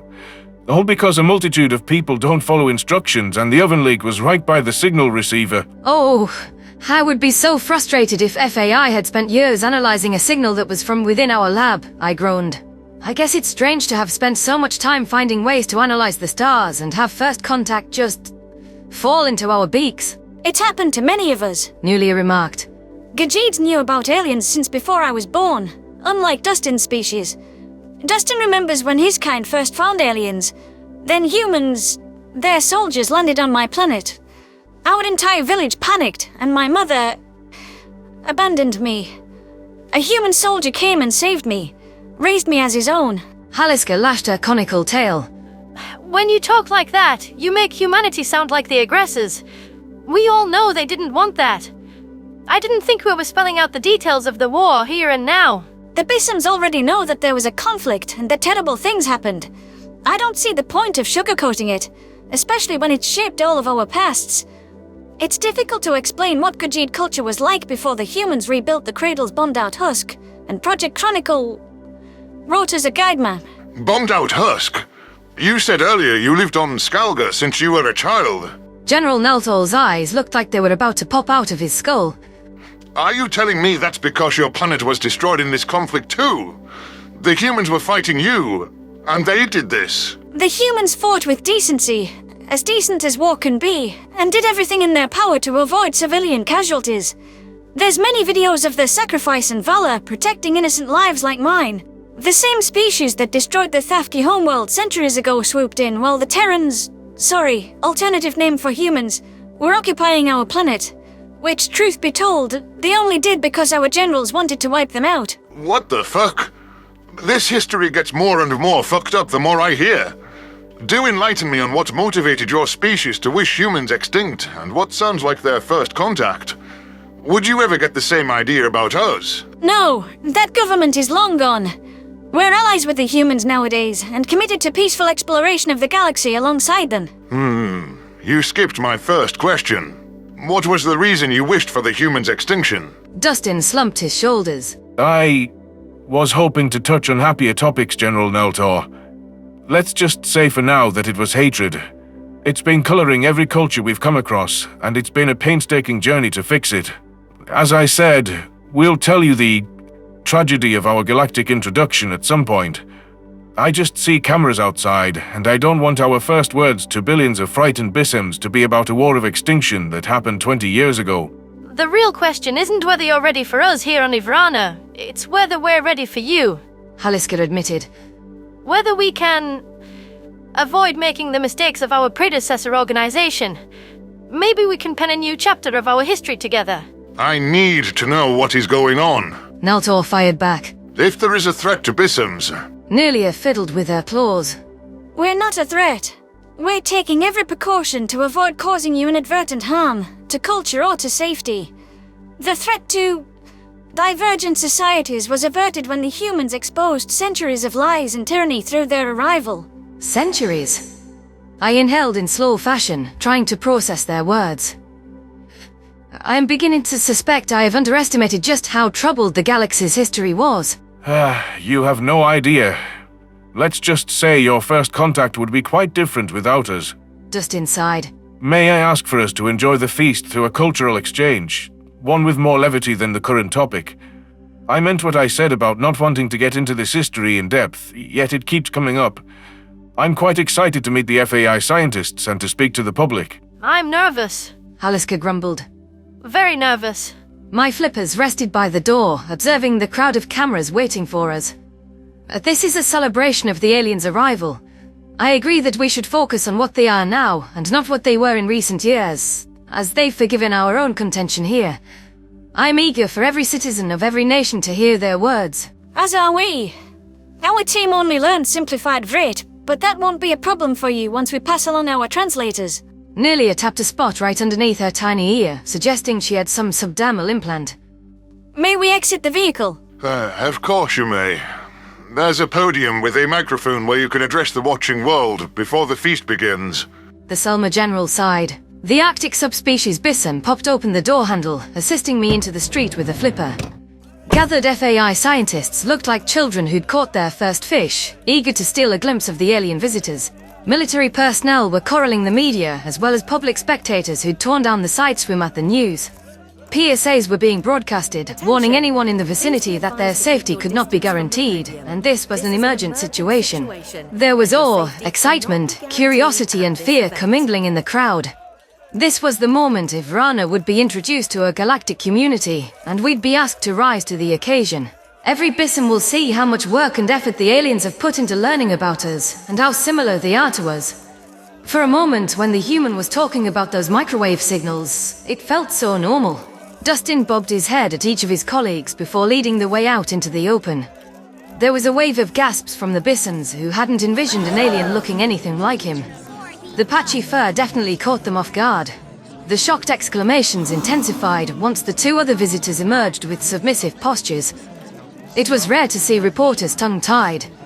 That effect didn't last long, though they seemed more subdued and taken aback than usual. The human raised a delicate hand, his palm facing the cameras in a gesture that was likely some sort of acknowledgement. General Neltor helped usher the aliens toward the podium, though he seemed a bit leery of outright touching them. That might make it all real. The Selma shushed the reporters' questions, and after seeing that the Terran intended to deliver a speech, they obeyed for once. Apart from a few shouts of hello and welcome from spectators that were likely science fiction aficionados, everyone was willing to wait in silence. I noticed several FAI colleagues shooting greedy glances at me, wishing they could transfer what I already knew into their minds. Our scientists looked more ready to strap the visitors to a chair and interrogate them than the reporters. Wow. Hey there. I'm humbled and honored to be speaking with you, to be here on your beautiful planet. Please, do not fear us. Dustin waited a moment as a new round of gasps took off. None were more surprised than my fellow scientists at his perfect grid. I know what you're all thinking. Really, I do. It was only 23 years ago that I sat in an orphanage on my homeworld, listening as our planet's chief diplomat told all 10 billion of us we'd met aliens. Now I'm here as that mystical being a sea of cameras are pointing toward, and I know that this feels like a pivotal moment in your history. I'd love to hear Dustin describe more of what first contact felt like for humanity. I want to know if his people shared any of those transcendent emotions and wild thoughts that ran through my head today. I'm here to tell you that all of this will become a lot easier to process sooner than you think. Before you know it, Bissems might be up there helping a new generation. Some child who listened to my words and felt compelled to explore the stars. It's a beautiful cycle. I'm also here to tell you that none of us are mystical at all. We're a handful of species that happened upon warp engines and formed an organization that ensures cooperation between 82 diverse civilizations. We're called the Sapient Coalition. We are devoted to science, to individual rights, and to peace. Warp engines. That answers my question about their mode of traversing those vast distances. Imagine what that technology could do for the last Min space program. I also know that you're likely feeling self-conscious about how we might judge you for your worst moments. We felt the same. If I stood here and described all of the blunders, the mistakes, the divisiveness, or just the plain stupidity of my people's history, I'd be here for several lifetimes. We fervently believe in your species, and that you share our fundamental drive to explore this universe that we inhabit for only a fleeting time. That you can join us in celebrating new life and new cultures. I heard from Dustin earlier that his people were divided before first contact. As much as I wished they'd be perfect, there is something to be said for their flaws. That they haven't forgotten their past. We recognize our immense responsibility introducing you to new technology. Great minds scattered across many worlds have made fantastic discoveries and creations that can save and better Bissem lives. I'm talking about eliminating the language barriers on Ivrana that hamper communication. I'm talking about curing diseases, advanced prosthetics, genetic knowledge and life extension technology, spaceships that can bring you to nearby stars. We want you to share our blessings. Several cheers rose up from the crowd as watching Bissem seemed delighted by the possibilities that the human had laid out. There was so much needless death and suffering that the aliens' advanced science could conquer. There was a great deal of knowledge the numerous civilizations in the Sapient Coalition must have acquired. This altruistic rhetoric should make it evident that they intended to better our society, not to eradicate it like Bissem colonizers on Nelmin, or whatever had been done to the Thafki and the Gajids. If we were the first ones the SC had reached out to as an organization, I wanted to tell them they were doing well. I wanted to play a part in helping them learn and create something better. But we must pass these marvelous things on with care. We wish to avoid their misuse or for them to be twisted into harmful applications. We don't favoritize any faction. The last thing we want is to aid death and division when we've become so very fond of all of the cultures. The unique flames of life lit within billions of Bissem souls. We wish for you to retain that beautiful uniqueness by maintaining your ways and customs. We hope you'll challenge us with new ways of thinking, and that you'll one day join our cause as fellow beings linked by the strange experience of sapience. Thank you. Nulia gave Dustin a congratulatory pat on the back, and his binocular eyes swelled with water from deep emotions. It seemed as though the human was moved by the prospect of Bissem's hearing his words and joining humanity's pacifist cause. The reporters launched into a vigorous set of questions, asking for the Terran to expand on his points, and on other things he hadn't covered, such as how the SC found Ivrana. Paliska offered a brief comment that they'd take interviews at a later date, while Nulia tacked on that they plan to share their culture and history through data releases. All of their knowledge, dispersed through the internet, to be used by all Bissems for the greater good. It was almost too good to be true, yet I didn't doubt their intentions for a second. Despite the seedy past I'd heard about, I found myself swept up in this new era of idealism. What Dustin outlined had been my life's dream as well. Even if it wasn't perfect, or the transcendent society my heart desired, I still yearned to learn everything about it. I was glad that an official livestream would be recording the feast that took place inside. The FAI scientists permitted to dine with guests should offer up interesting questions. The public might see the beginning of those answers outlined during our communion. Dustin turned to face me, a glimmer in his eyes. Dr. Tassi, one of the data points humanity asked to share is called the Golden Record. We attached it to the first probe that left our solar system, much like Lasmin's space program did. A collection of our culture and our goodwill. We have so much more to share, but as the galaxy's sentimental people, we'd love for that to be the first thing you see of us. That sounds delightful. We attached something similar to one of our probes. A codex of greetings in our primary 4 languages. FAI scientists recorded a message as well. You may have seen our faces before. I suppose we have then. And if I remember correctly, us discovering you caused quite a stir. Semi-aquatic flightless birds. All sorts of facts about Bissem's made the rounds on the internet. You're the first pre-FTL civilization humanity has discovered. This is big to us as well. You stated our classification like it was noteworthy. Our birds... There aren't any other sapient birds. We know 2 of them. The Dwerton and the Crocodile. The human's eyes darted back and forth with jerky movements that seemed to be acknowledging the watching cameras. I'll happily provide you with the species codex when we transmit our data for your perusal. That info will probably come tonight. The Dwerton are not SC members. They run their own group called The Shield. We would have brought a Crocodile along with our first contact party. We almost did. But they're still a bit... fractious. Complicated. We figured you'd have more in common with the water-loving Thafki. You're both drawn to it, aren't you? It's in our nature. It's why we build our nations on the coastline. It's the giver of food and comfort. I believe Haliska said you enjoyed too, despite being mammals. The Thafki blinked at the sound of her name. Humans are quite fond of the ocean. They evolved to be arboreal, but they seem to do whatever they want. There isn't much in nature you won't find that they've turned into some form of entertainment or escapism. Earth is the galaxy's entertainment capital for a reason. There's something about their enthusiasm, their willingness to take on anything that's singular. Nulia remarked. I imagine some of their pastimes might expand your horizons. The human chuckled. Bissem's already shared our pastime of making memers. I bet my face is being plastered on dozens of them right now. That was a Terran word you just used, I prompted. Pictures with silly captions on the internet. That's our word for them. I know you have a different one, but I'm blanking. Say, I bet you could make one of us 3 exiting the vehicle and everyone staring at us.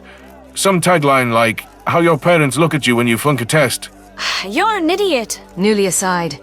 You know millions of people can hear what we're saying. Then they'll make the memes just like that. I planted the seed.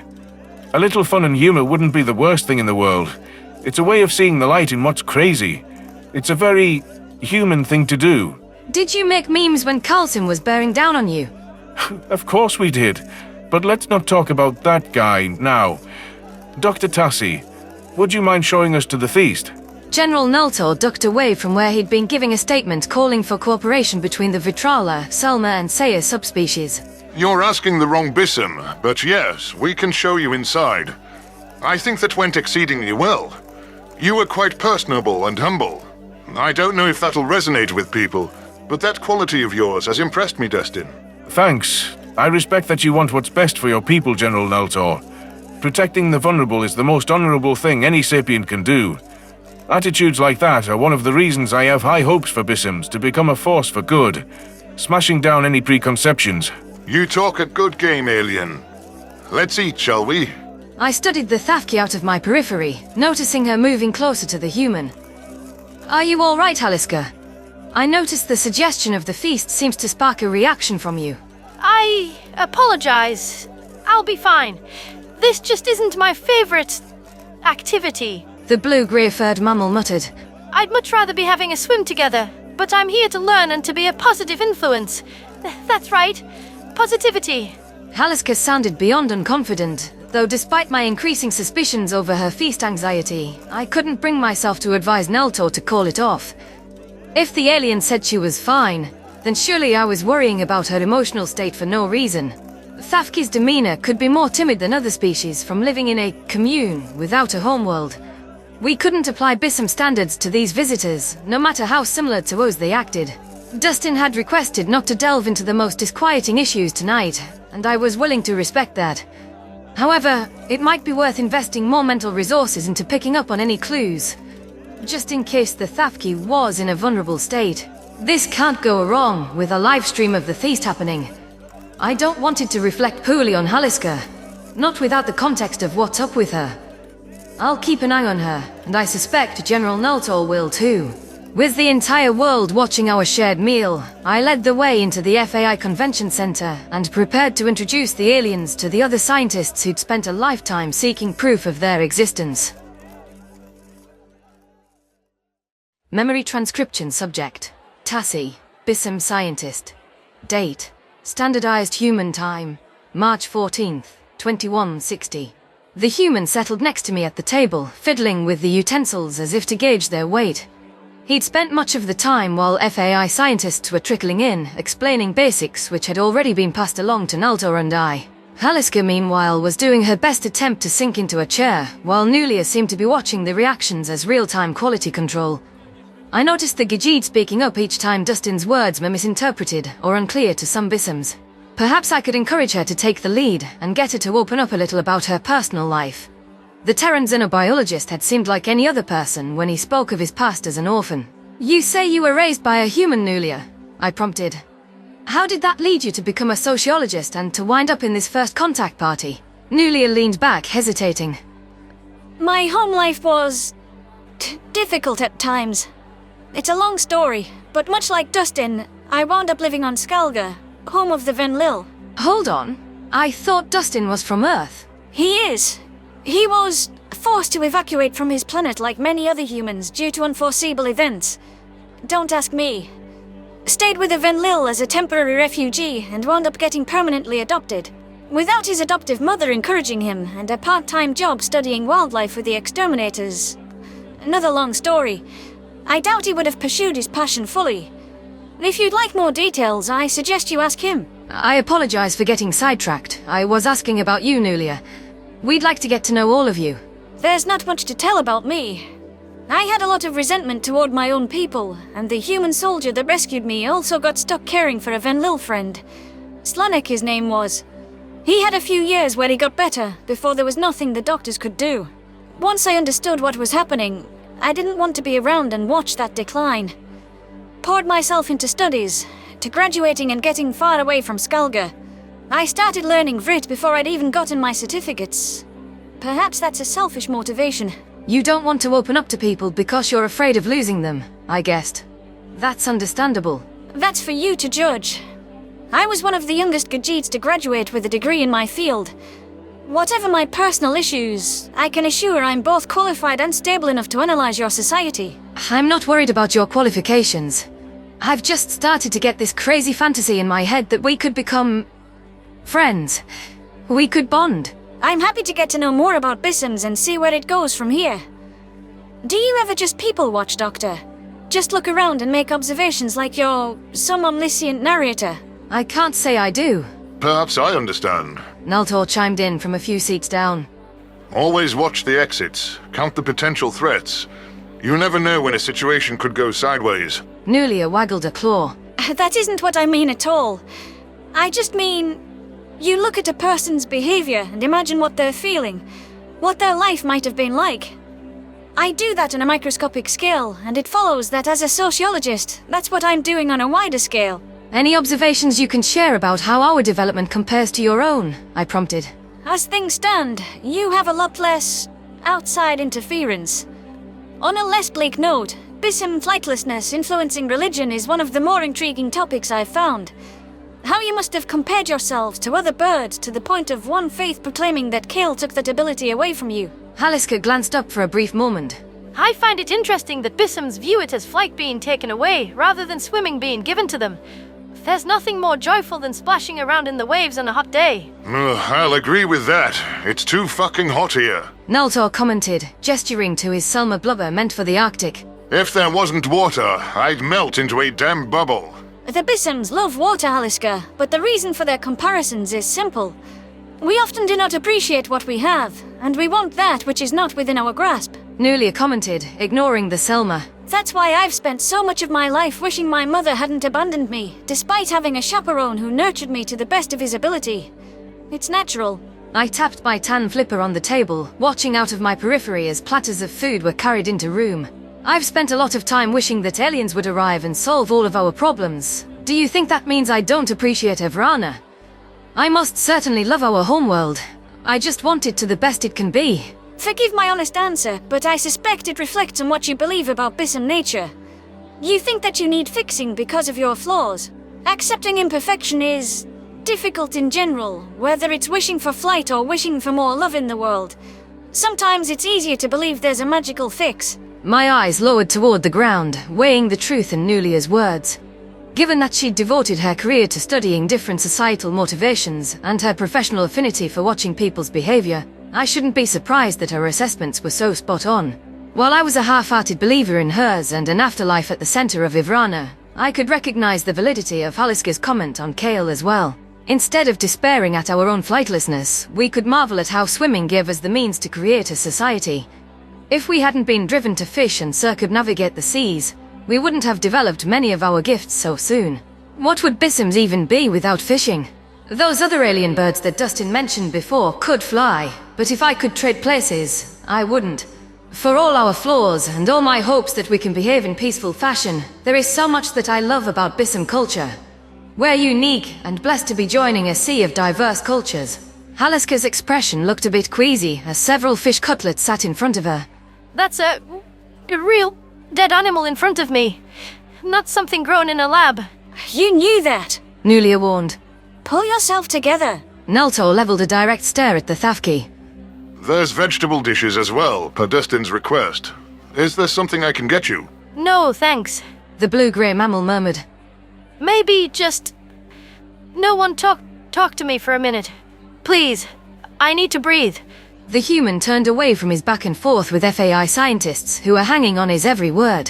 What a bounty you guys have laid out for us. I see that you even cooked one of the trays. That must have been Tassi's doing. You listened when I said we heat our meals. Of course I listened.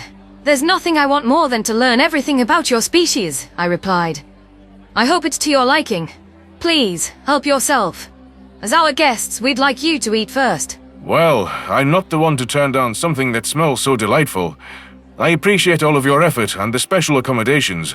All of you staying late on the last day before the weekend, away from your homes and families, just to spend time with us. Now I'm not just the first xenobiologist on your world, I'll be the first to sample your food. The flavors of Ivrana will be a blessing to my taste buds, I have no doubt. Now watch him spit it out. Nalto joked as Dustin heaped a pre-fish cutlet and a scoop of greens onto his plate. Whatever it is, it can't be worse than surstroming. Fermented fish some crazy folks at home eat, despite the fact it smells like a rotten corpse. I'd better stop talking or I'll kill my own appetite. Haliska was pulling at her rounded ears after the human's jovial remarks and batted Nulia's paw away as the Gajid tried to intervene. I was about ready to step in on the Thafki's behalf, despite the fact I didn't know for certain what I was witnessing.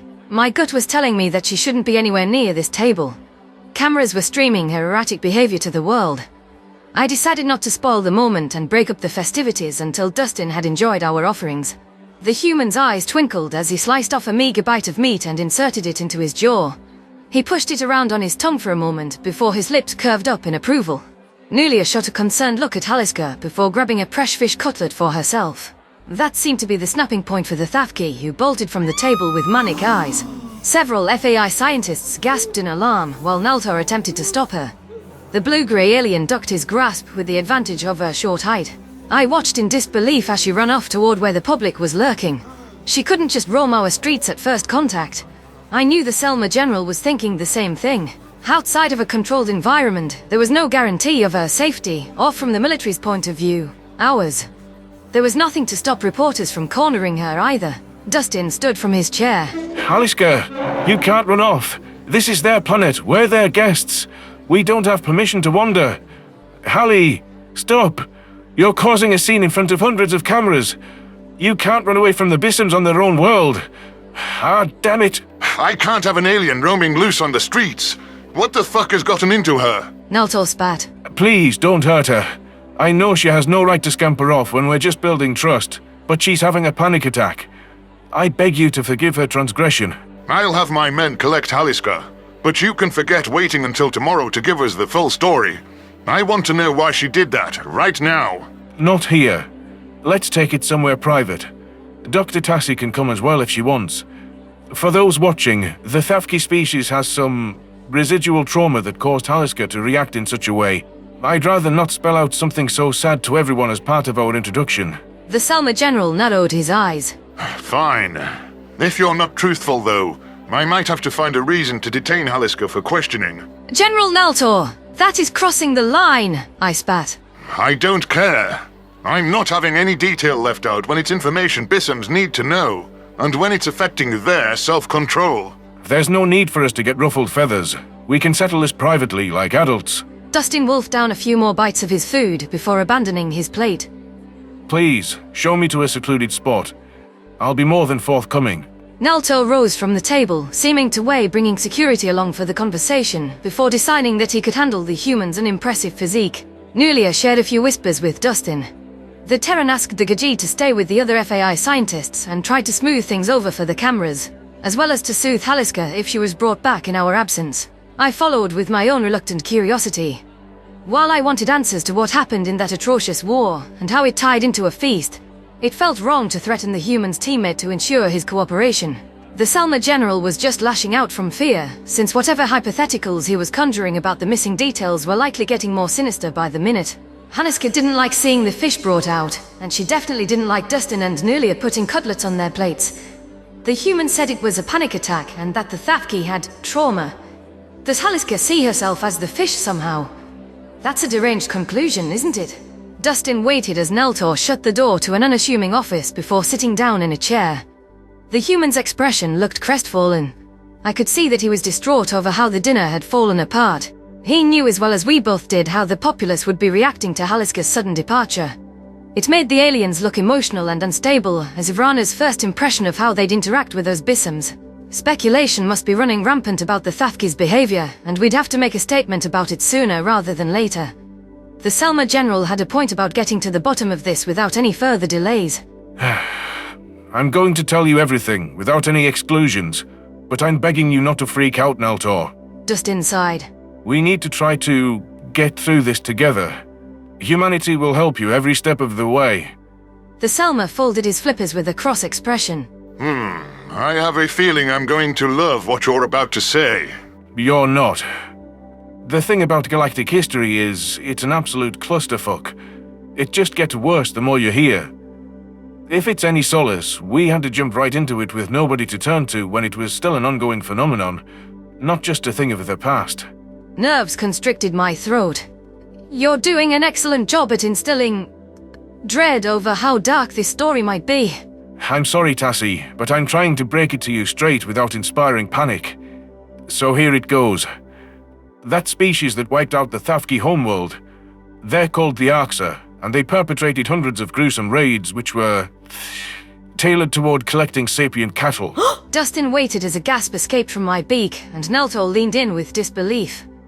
What kind of abominable civilization would hold thinking people as livestock? Yeah, it's ugly. Haliska's kind only had 12,000 free individuals, while millions were only just liberated and brought to the commune as part of the Treaty of Soul.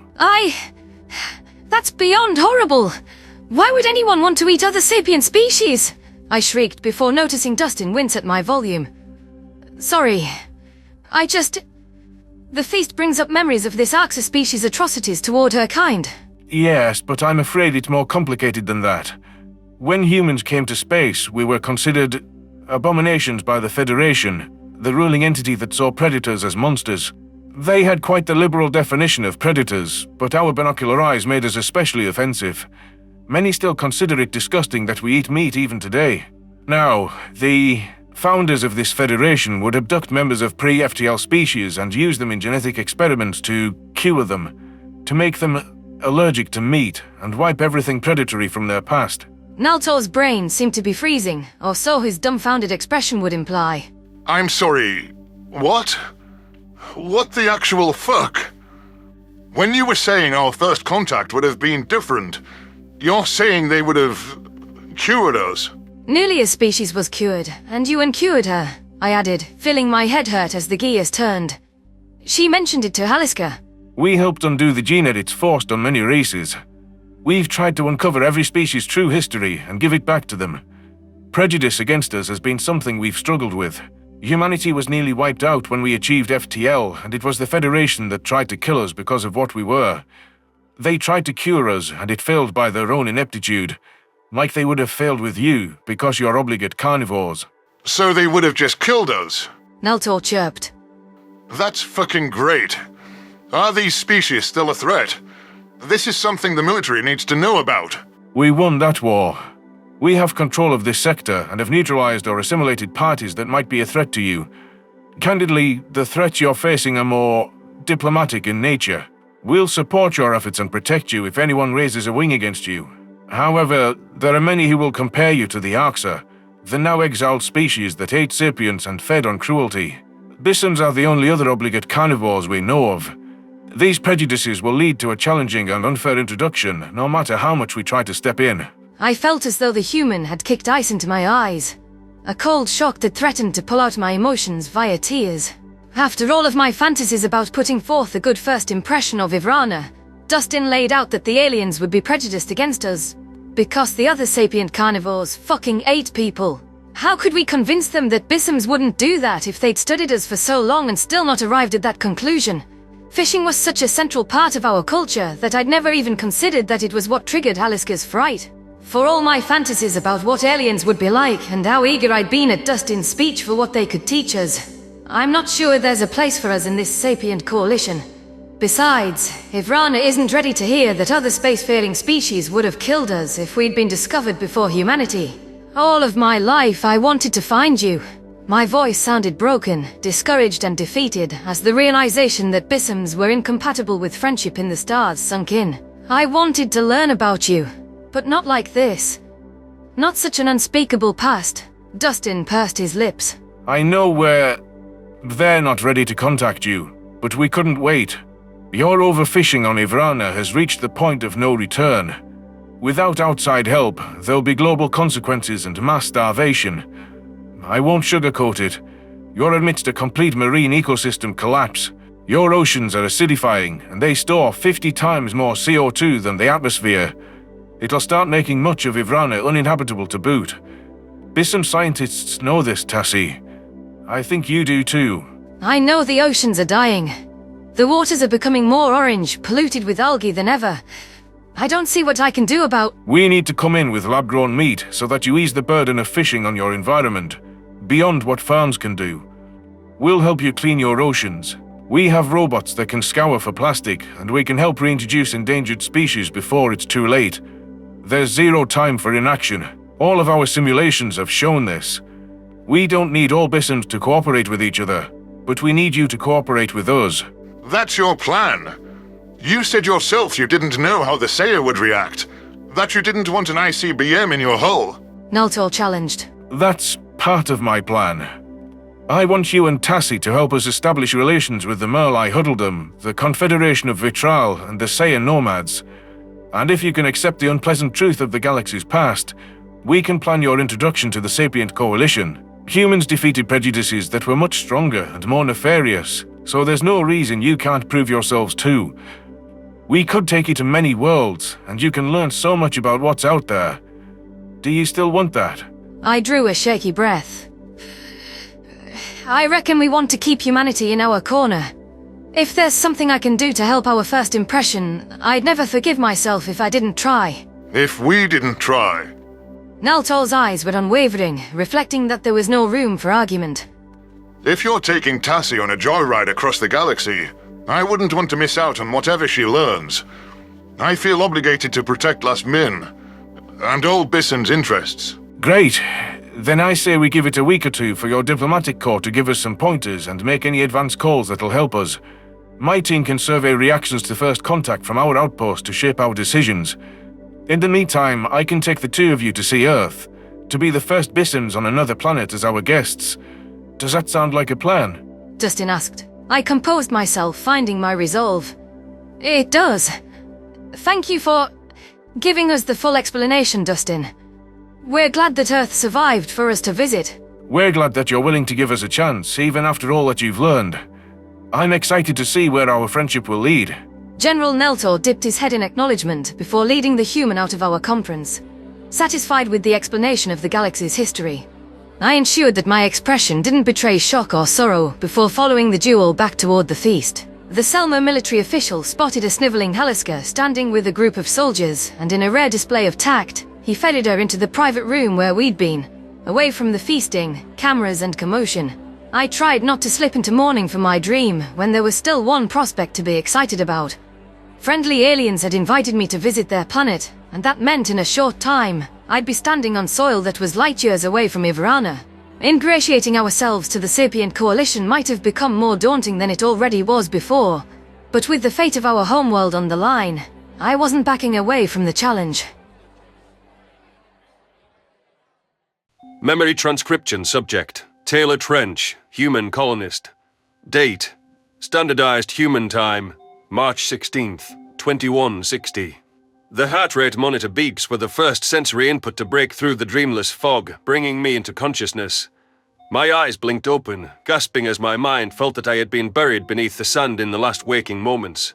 The blue lighting of the medical clinic hit my vision, and I sat up with hyperventilating breaths. Dr. Adebayo was nowhere to be seen, though I recognized her workshop instantly. My head throbbed, wrapped in bandages, and I groaned in discomfort. My fingers scrabbled at the linen sheets, trying to push myself upward. No. Easy, Taylor. Cherise's voice sounded like it was being amplified within my ears. She rushed up from where she'd been sitting on her homopad in a visitor's chair. There was an accident in the mines. You were injured. I gritted my teeth. I know. I remember. Help me get up, Benson. I've got to get back to work. We've got to make sure the shipments... That's not happening, Mayor Hathaway said, from where he was quietly hiding in a shadowy corner. The main drill is gone, son. Look around you. We have a lot of folks down, and not nearly enough medical staff available. Gone? That can't be. We're not going to be able to meet the Krev's demands, and there's fuck all I can do. While on Earth, there would have been specialists for every condition under the sun. Here, we only had a handful of general practitioners, one general surgeon for emergencies. Most surgeries were performed by robots due to understaffing, and a single dentist. I suppose for the last one, we wouldn't want anything happening to our precious canine teeth. Cavities weren't a good shtick. Getting buried alive hadn't hurt half as bad as that root canal I had to get. Once this generation of medical staff were gone, we'd have to hope someone new trained on the AI courses we'd brought from Earth. My head slowly lifted from the pillow, with my vision unblurring at last. The light pained me as it struck my optic nerve, but I forced myself to look around at the bed. There were people in full body casts, with breathing tubes down their throats, with missing limbs or even with burned features, likely from being too close to the explosion. Considering how I'd only just been making my way away from the control platform, I'd gotten off quite lucky. My mind raced back to the last time I saw Kabir, who'd only increased the drill's capacity at my prodding. Where was he? Had I caused this? I couldn't help but feel responsible for the catastrophe and for destroying any chances of staying the Krev's hand. Where is Kabir? I pleaded to Cherise, feebly tugging at her hand. Her eyes swelled with water. Kabir was killed almost instantly. They're still pulling bodies from the wreckage, but his death has been... confirmed. I'm sorry, Taylor. No. I killed him. How many people are dead? This isn't your... How many? Mayor Hathaway lowered his head. 10. 36 more injured, with the third in critical condition. I killed all of them. I never meant for any of this to happen. Kabir didn't deserve this. He was a good engineer. Someone who really cared about the people using our tech. And he's gone. He's fucking gone. I just wanted to save our home. And now we're for sure going to lose this place. The only home we ever knew. Fuck! I hate everything! The beeps from the heart rate monitor quickened as grief manifesting as anger threatened to consume me. Brandon Hathaway and Cherise Benson looked on with concern, both exchanging glances with each other. I was surprised the mayor wasn't chewing me out when all of these deaths traced back to my one reckless decision. He must be beyond disappointed when I'd failed him and all of humanity in such a horrendous way. While I was happy to fall on my sword, I was livid at the Krev for forcing us to push ourselves with such cold, calculated rigidity. Those xeno-fucks didn't care about us at all. They were the reason that I had killed my friend. We can't mine anything now. Less bodies, no drill. We're so fucked. I didn't mean to hurt anyone. I really didn't. Taylor, breathe. Charisse implored me, noticing that I was short of breath. It was an accident. Nobody blames you. I squeezed my eyes shut. I blame me. Kabir warned me that it was past the safety limits, and I told him to push it just a bit further. I didn't listen because I didn't want the Krev to take our fucking home. I thought it'd be fine. I did. There's no fixing it now. Mayor, if you need a scalp for this, I won't fight you. Mayor Hathaway slumped his shoulders. You're right that there's no fixing the drill, but I'm not benching my star player in the 9th inning. If it's anyone's fault, it's mine for ordering you to do whatever it took and dangling a carrot in front of your nose. We both should have seen that there was no producing anything faster. I shouldn't have agreed to give them double in the first place. Charisse was right. I negotiated with absolutely zero backbone based on my gut. You have good instinct, son. You have a lot of ambition and charm, too. Back on Earth, you would have made something of yourself. You'd be a company executive, a politician, some kind of leader. You're a natural at taking charge and reading people, so I see no reason you weren't right about the Krev.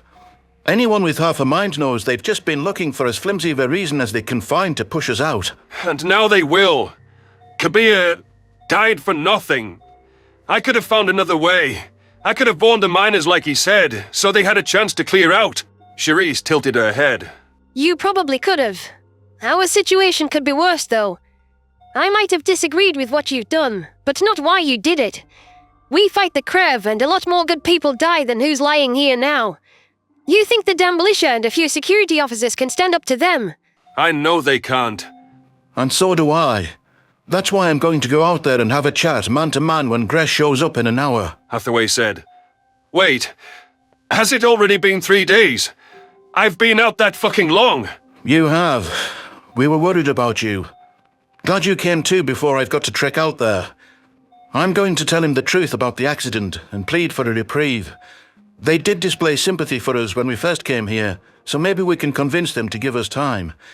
If it comes to it, though, we're just going to leave. There'll be no fighting them. I don't know if we have it in us to start all over again, but it's the only choice. I snorted with bitterness. The people will be thrilled about that. The people will call it a feckless move, but at least they'll be around to spit their criticism. Nobody can take a look at their warships and think we can win. We stayed because they allow it. I'm not sure I'll be able to persuade the Krev to grant us mercy like you. I don't quite have your knack for smooth talking, Taylor. I've still got to try. I can handle it. Let me talk to Gress, sir. I need to do this after my part in this mess. Absolutely not. Dr. Adebayo wants you to rest. You just awakened from being out cold for days. Charisse protested. I'm fine now. You can be right there to help me, Charisse, and if I can't make it, we'll turn right back around. Mayor Hathaway can come too if he wants to remember what sunlight looks like. The joys of being human. Hathaway hesitated, squinting at me. You shouldn't be going anywhere, but I won't deny that I need you. I haven't been topside in some time, so I think I'll stay here and stand by in case anything is needed. You sure you're up for this, Taylor? I am, sir. Just put that blasted mask on and we'll be going. Charisse placed a gentle hand on my shoulder, steadying me as I forced myself to sit upright. Her eyes darkened with disapproval at the mayor's agreement, but the mayor was right. Attempting to plead with the Krev and stop them from taking away our sanctuary was the least I could do. Now wasn't the time for me to be sidelined and for Gress to be introduced to someone new. The security guard squinted as I struggled to steady myself, with a ringing in my ears that drove me insane. It was as though I could still feel the explosion rattling my eardrums and remember landing with my nose down in the dirt. Pull yourself together, Taylor. It's a few minutes of walking to the elevator from here, straight through the common area and another to the landing pad. The only way to stop people from considering me a Krev bootlicker is to stand up to them and not to bend over so they can take our homes. I won't let them. Not after good people died over their stupid fucking rocks. Mayor Hathaway pursed his lips. I know you feel bad about all this, Taylor, but this is just the cherry on top for our entire voyage. I'm not in any way upset with you, and you don't need to prove anything. Call me a senile old man, but it really feels like the universe is out to get us. There's nothing out there that's come easy to us. This is just the newest hurdle. It's not within your power to stop the endless tribulations. I hate the Krev, sir. That's the only thing I need to keep me going, I murmured. Don't we all? Play nice to their faces, especially now. Whatever you do, do not go playing the hero. Remember what's at stake here. Getting kicked out is a lot better than having our doors kicked in. We can't piss them off. If you can't stop them from booting us out, buy us as much time as you can to come up with a plan. I understand. That's all we've been doing. Buying time for 20 years. For all we know, this is the safest place in the galaxy for us. We always knew it might come to this. The Krev told us up front that it was a temporary arrangement, and Lord knows we've tried to make it otherwise. Our pleas will probably fall on deaf ears. They hate us, like every other alien race. Cherise commented. Drain us dry, bleed us of every last penny, and then they've got no use for us. Far as I'm concerned, we should get packing. Massage my dizzy cranium. We're lucky those heartless bastards saw an opportunity to let us land at all, else we would have starved with our supply shortage. Yippee. You're going to try to convince them to spare us. It's about time we've gotten one act of kindness. For all those Federation pricks accused us of being devoid of empathy, sometimes it seems like we're the only ones with an ounce of it. Hathaway sighed. Life at 1% is starting to feel real pointless, like you said. Let's not disrespect the people who gave up everything to send us here. I carry on because my parents sacrificed themselves so I could get on this ship. My mother had health issues, and the UN limited passenger slots to only those who could bear children and were in good health. Had to pick and choose to ensure the healthiest progenitors. My dad stayed behind with her, but they both wanted me to survive. I remember when they wished me goodbye. Their faces are shadows and figments now, but I can hear their voices in my head. Cherise raised her eyebrows. What are they saying, Taylor? That they'd be proud of me, no matter what came next. That they'd look down on me, and they wanted me to be happy. I don't think this is what they dreamed for me. I wonder what all the people from Earth are thinking, if they're watching from some kind of afterlife. I think they're thinking that you're going to talk the Krev into taking their heads out of their asses. That if anyone's got this, it's you. Even all banged up and beaten. The mayor nodded. I agree with her. I wish we had more time to strategize, but you've got to get going to the lift, before Gress gets here. Don't want him getting restless legs. You need anything, or Taylor's unwell, you call me, Benson. Understood. Off we go, Buzzcut. One foot in front of the other. I'm right here. I limped after the medical clinic, past a few other patients lying in recovery. My mouth felt numb and dehydrated as the balloon expanding within my skull beat me up. Dr. Adebayo strolled back out of the operating suite and began chasing me with alarm. The mayor stepped in, running interference on her as she attempted to contain me. My steps quickened with determination, though the vertigo made my balance a bit precarious. Aches and pains plagued me across my body. I imagined it had worsened from any exertion, but I was willing to sacrifice myself for humanity. If my parents had the strength to send off their only child so he could survive, I could be strong enough to face Gress. One gesture of genuine nobility. Gress wasn't very understanding about that 3-day buffer. How can we expect him to give us an indefinite hiatus after the previous extension? It's clear that the Krev can't stand us and don't care about our problems. I didn't see an angle to stand on. Cherise brought me a change of clothes, something more suitable for the outdoors than my hospital gown. My eyes roved across the common area, where studio apartments much like my own were cut into the rock face, and I inhaled the scent of burning meat for what might be the last time. We hid the lab-grown meat factories underground, deep in the bunker's recesses. We couldn't have the Krev getting wind that we were flesh-eaters. There were a handful of restaurants cut into the shop alcoves in the center pillar, which divided the walking space like a chunky median. They were devoted to keeping the culinary delights of Earth alive, a small taste of home and our cultures. Cherise's uncle worked at the bistro pub, a place I really wished I could collapse and get a drink right about now. My head was swimming in nausea, and it was all I could do not to keel over right here. It felt as though I had jogged a marathon, despite how I'd barely stepped outside the med clinic. I needed some kind of injection of energy. My thoughts harkened back to the hatred for the Krev, and for my part in the entire disaster that forced us into this predicament. My steps became more sure-footed as I staggered to the elevator. Cherise presented 2 masks with keys bound around them. How many times have we done this together, Taylor? Too fucking many, I sighed. If this is the last time we take this ride together, humanity probably got a few extra years on this planet because of you. Some things just aren't meant to be. Slim comfort, that is. At least we don't have to lie to the miners now. There's no ore to be given to anyone. We'll see if Gress can get that through his thick skull. I managed to place the cloth mask over Cherise's head before she fitted mine into place. It concealed our eyes, but normally we could see through it. Right now, I felt like it was suffocating me, just like the sand that poured from the cavern had done. Darkening the harsh light that was searing my brain should have been a welcome reprieve, but it was difficult to make out anything through any interference. None of my moment-to-moment existence felt right, beyond the standard resentment of having to hide my eyes from the watching clouds. I wondered what the doctor had diagnosed me with. The security guard locked my mask and stuffed the key in her pocket. I mirrored her actions, recognizing that there was no going back now. It was no further to the landing pad than it was to turn around and stagger back to the medical clinic. That would just leave me moping in bed, feeling powerless over what the Krev would do. More than I already did. If I couldn't stay upright for a few minutes with humanity's future on the line, then what kind of person was I? With trembling fingers, I twisted the key back into the guard's mask. I managed to pick up the secondary fabric left for my use and wrap it around my own skull half-heartedly. It partially blocked my view due to my poor placement. Cherise gave me a concerned head tilt before grabbing a cane from the control room. Here. This belongs to Miss Cortez, but I don't think she'll miss it for a few minutes. I still don't think you should be going up there. If you're going to, you should use this. Something to lean on. I accepted the walking aid with a sigh. I thought that something was you.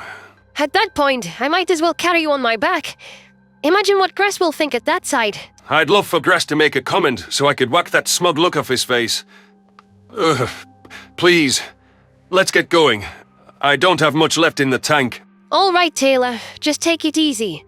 Talking isn't my game, but I'll jump in to help you if needed. I can handle the talking. It's getting up there that's the problem. Come on. Cherise signaled to the control room, and our watchers unsealed the barrier to the elevator without hesitation. I took several deep breaths as the lift came to our call. The upward motion immediately intensified my disorientation, and my hands clamped around the cane. What was I going to say to Gress beyond a desperate plea, as Mayor Hathaway had advised me? I couldn't let aliens send us packing again, after everything we'd built here. Humanity was here on this planet to stay, if there was anything I could do about it. I wasn't taking no for an answer. Memory transcription subject. Taylor Trench, human colonist. Date. Standardized human time. March 16th, 2160. The sunlight from above compounded my headache as I tried to think of what I'd say to Gress. Each step against sandy ground felt as though there was nothing beneath my feet, and the bones holding me upright felt like nothing substantive at all. What I knew was that the Krev had never given us a break before, so this would be a singular occasion if they did demonstrate they cared about our lives at all. We didn't deserve the hatred and callousness they showed us. I could feel the warm breath dampening the cloth near my lips, the mask hiding my scratched-up features. I found my mind wandering during the punishing walk, thinking about how much of the opulence we'd enjoyed on Earth was gone forever. Mayor Hathaway called me out for the old Earth songs we came up with, but there weren't exactly record labels or studios here to create new anything. Not movies, not TV, not books, not paintings, not music. There were perhaps 3 or 4 musicians that'd play on the street as a hobby, but there were no full-time entertainers. Everyone needed to directly contribute to the city. The biggest events of the years were the school plays, which turned out thousands for the live entertainment. I still remembered auditioning to play Hamlet and winding up as King Claudius instead. Half a millennium and hundreds of stars away, the bard's work survives. It's funny because I used to wonder why they taught us the arts at all. Miss Quisp was right when she said when we stop creating, we stop being human. Have we stopped being human without our expression? I remembered what the subjects taught us in school, where we'd made a few crude instruments that children could tinker with as some semblance of our heritage. My fingers twitched in real time, recalling the fluid movements I'd learned against the piano. Sometimes I found myself walking down there to play a mournful piece. Those were bygone days, though, and it wouldn't demonstrate my loyalty to the colony. I didn't apply to be a teacher after all, and we all had our roles. There were other things with more substance. Because of our small population, it was agreed that the next generation needed to share a language, which after much debate was set as English. Secondary languages were optionally available under AI instruction for cultural preservation.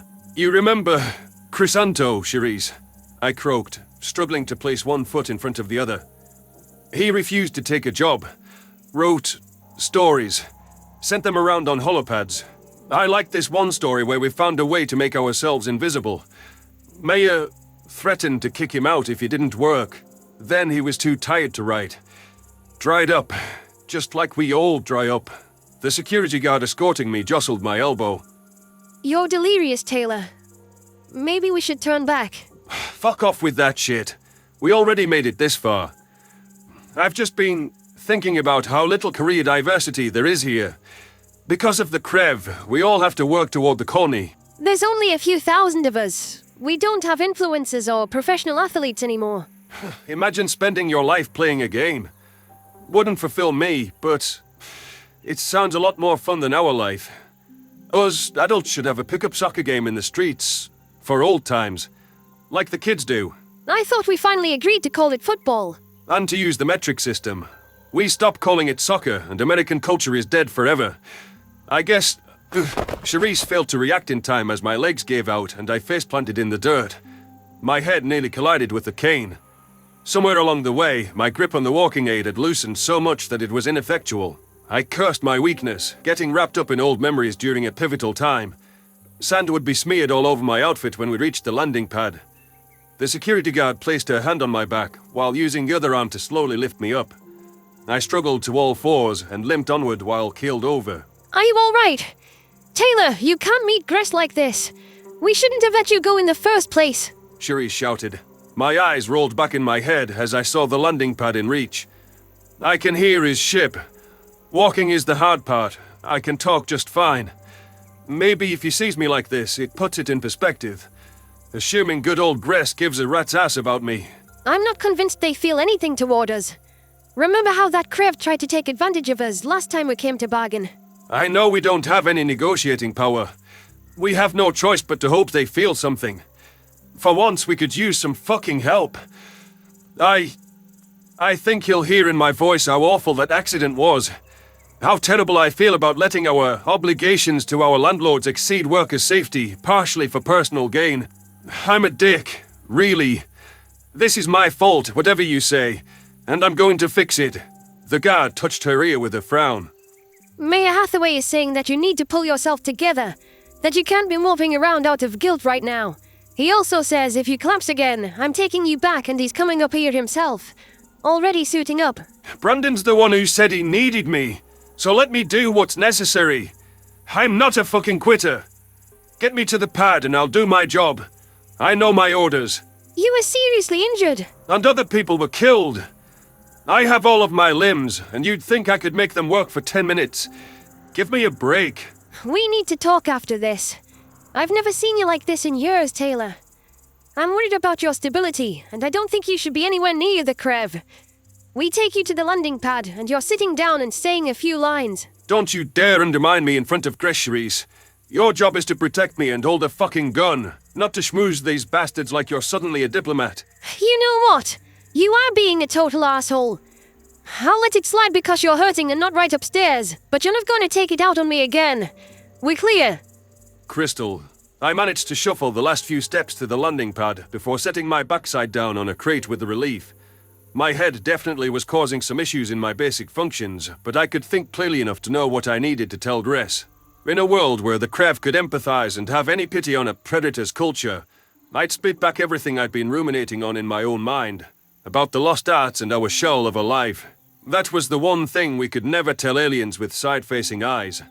We remembered how the prey life forms had reacted to what we were before. There wasn't much I knew about the Krev Consortium, other than we had some vague notion that it was a collection of the Krev and 5 other species. Conveniently, all prey. Why are we the only ones so unlucky to have our eyes in this position? Why did it have to matter so much that the entire Federation couldn't bear to look at us? These masks are hiding that we are monsters. Repugnant monsters to everyone up in the stars. And I thought back to the wounded human faces in the infirmary, bearing wounds, hiding all of the tumultuous emotions that coursed through my own blood. Some of the binocular eyes that I knew from our small settlement were closed forever because of the accident, and I couldn't forget that. I couldn't unsee the mental images, even the ones that I hadn't laid eyes on myself. Friends and colleagues, the last of our near-extinct species, the last hope for the Homo sapiens lineage to continue. All we built turned to dust eventually, no matter how we struggled. I sped along our society crumbling and ruined our final chance at staving off extinction. Nobody could tell me otherwise. Nobody could convince me that I didn't deserve the wounds I was bearing right now. I had to convince Gress, and I'd do it by any means necessary. We couldn't get evicted from our home by aliens again. The Krev vessel touched down, as I'd watched it do so many times, with graceful engines that were left running for our rent collector's quick getaway. The green-scaled mammal marched down the landing ramp like he owned this entire world, which as far as his kind were concerned, he did. I curled my lip beneath my mask at the sight of his lashing tail. I wanted to wring my hands around his neck and make him pay for all the guilt that was eating me up. Instead, I just watched as he spotted us and stalked over to our position with disdain. Did you not know I was coming? Why are all the supply crates not waiting again after you're all quite tardy? The Krev spat. I inhaled sharply. Hello, Gress. I'd stand up to greet you, but I'm afraid I'm not quite well. I've been advised by our medical staff not to be here, actually.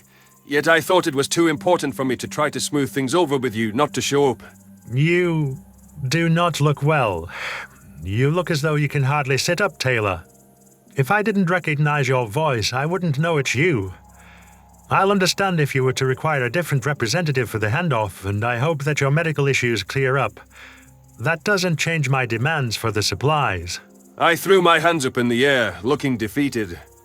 I'll level with you. But please, let me explain before you say anything. The supplies aren't coming. I was overseeing our mining operations to ensure that everything was on schedule and we generated what you needed. We pushed ourselves too far. There was an accident. I sustained a head injury when I was nearly buried alive. Others died. We can't get your ore. Not for a long time with our drill in tatters and our workforce eviscerated. I have no choice but to plead for mercy. I see. There was a brief hint of something in his eyes which resembled sympathy.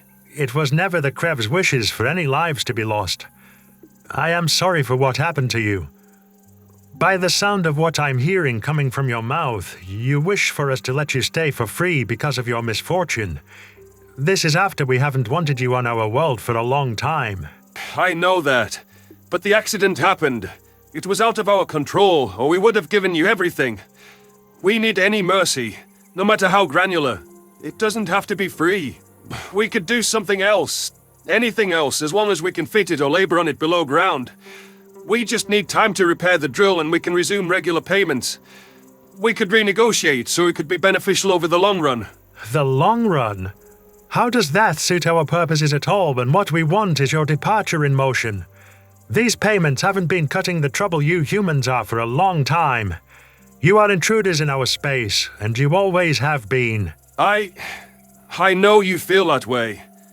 But please, if you truly feel sympathy for the tragedy we've incurred, something we have no way of fixing, give us some reprieve, or at least some proposal to work with us. Don't throw grieving families out, some with children, from the only homes they've ever known because one thing went wrong with our deal in 20 years. You might think we're trouble, and think these masks make us untrustworthy because of our cultural differences, but we've always met our pact before now. We're just trying to make a living. A life. I know we failed you, Gress, and I'm asking for mercy anyway. The Krev paced for several seconds, at least making a show of seeming conflicted. Sharice's body language relaxed slightly, reflecting some hope that my plea might have gotten through to the snippy Gress. I wasn't going to set any unrealistic expectations, since our overlords hadn't ever shown us emotional consideration before. The most we'd gotten from them was being taken advantage of when we had no choice but to land on this colony. No wonder they let us land. I guess we were supposed to kiss their asses and sing their praises forever. Let me level with you, Taylor. I'm sorry about what happened with your people, but I have orders to see you removed within the year, or I'm fired. Which would be fine by me, frankly, since I never wanted this posting. But I was given it because they trusted me to put an end to this saga. Gress sighed. I'm not the type to kick people when they're down, no matter what's happened between us. So I have a proposal. Take me to the site of this accident to see it with my own eyes, and I'll request for the consortium to give you a bit more time. I stiffened with disbelief. What? You want us to take you into our city? I do. What I'll accept as my payment is some hint of transparency. I'll give you the alternative to take off your mask here and now and look me in the eye. You think we haven't figured out it's not that important to your culture at all? I doubt they treated your wounds with that shit covering your skull. You don't know what you're talking about. Obviously there's special circumstances, but we don't show our faces. It would be a disgrace. If that's true, then what's the issue with taking me through your settlement to the mines? I want to know something real about you people.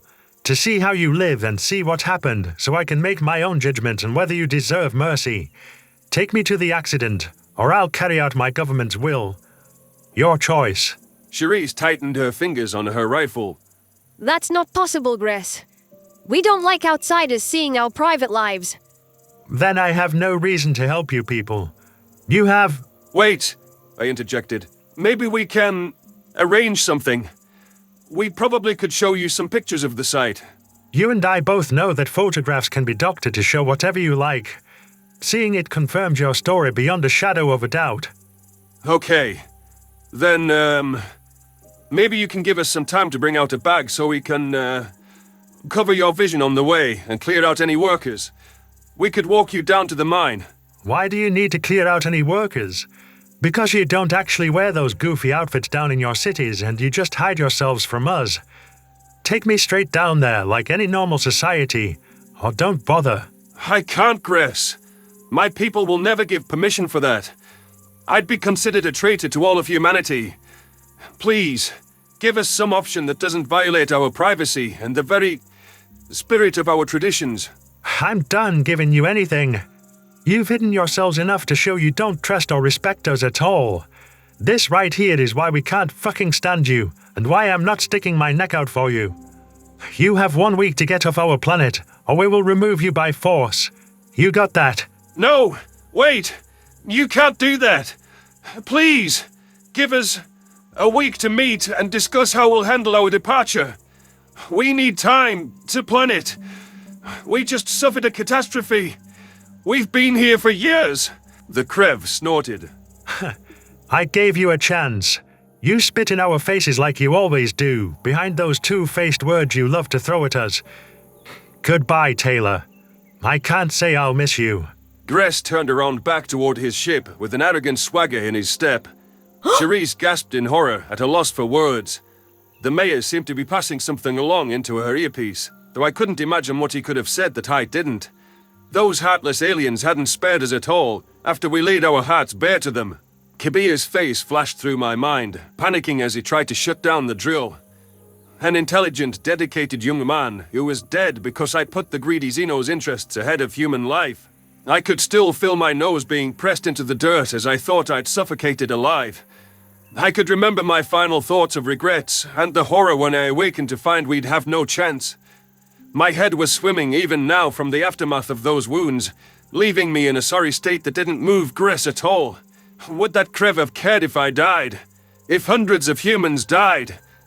My fingers tightened around the cane in rage, before, with a sudden rush of adrenaline, I found myself stomping after the rent collector on steady feet. I swung the walking aid back, and before Cherise could react, I clobbered it against the back of his skull. The Krev emitted a startled shriek, which cut off as he crumpled into an unconscious ball. Steaming with white-hot, blinding fury, I brought the cane back for another swing. Cherise's arms dragged me away with desperation. I could barely hear her pleas for me to stop. All I could see was Kabia's face in the last moments I saw him alive, and that suffocating sensation I couldn't clear from my mind. Security guard Benson finally got a handle on me, wrestling me to the ground. My burst of strength fizzled in an instant as I laid on my side, immobile. What the fuck did you just do? Hathaway's screaming it, and I fucking agree with him. Cherise shouted. We can't go to war with them, Taylor. You know that. What you just did could really get all of us killed. I blinked, shameful tears welling in my eyes. Fuck! Gress is out cold. He's not waking up anytime soon. And now we can't let him go. We all have to find a way to fix this. Hathaway, send medics. We need someone to carry Gress while he's still out down to a private infirmary. Bring someone to help Taylor get back too. We should have never let him out like this. I sucked in several dazed breaths, processing the gravity of what I'd just done assaulting Gress. Cherise was correct that we couldn't have the Krev return to his home and tell his people that we physically attacked him. That could mean war between our people. The only thing I could think of was that we needed to hurry up and leave before a search party came looking for the rent collector. Maybe it was still possible to get some information out of Gress and persuade him to call off the dogs. As I waited for the medics to arrive, I desperately racked my brain for any possible way to correct my colossal mistake. This had only worsened the prior burden of guilt over how I'd ruined humanity's chances on Tellus. Memory transcription subject. Tassi, Bissem scientist. Date. Standardized human time. March 17th, 2160. After the conclusion of the feast, Lasmin's government scrambled preparations for what we needed to bring to Earth. In the span of a few hours, Naltor and I were briefed on the administration's official policy, while the diplomatic corps were left to assist the Sapient Coalition in establishing relations with our other nations. I wasn't sure what their final assessments and dossiers to the aliens would look like, but with Dustin confirming that our oceanic status was dire, I hoped that collective threat would bring us together to work on the solution. Fishing and water were the gifts to our species, like Haliska said, and watching it slip from our grasp for good would be shameful. If dooming Ivrana wasn't enough incentive, visitors from another world were an awakening to Bissem similarities with each other as well. I haven't been following the diplomatic side of things too thoroughly, but it looks like the Thafki running off has led to wild speculation on social media, and from foreign powers. Even Naltor agrees that repeating what Dustin said to us in public would be ill-advised. Yet our silence makes us all look guilty. The landing party informed us that it would be a 3-day ride to Earth on the edge of our galactic arm. It was mind-boggling to grasp that they could traverse what was apparently over 300 light-years in such a short span. A shorter journey than it would have been for us to travel to our moon. I had buckled myself into the seat, trusting the aliens' technology implicitly. It had ferried them here with success, so there was no reason to mistrust its efficacy. Questions raced in my head about how the warp drive worked. Nearly a simplified explanation of it bending space was insufficient for my curiosity. What would it feel and look like when it kicked into effect?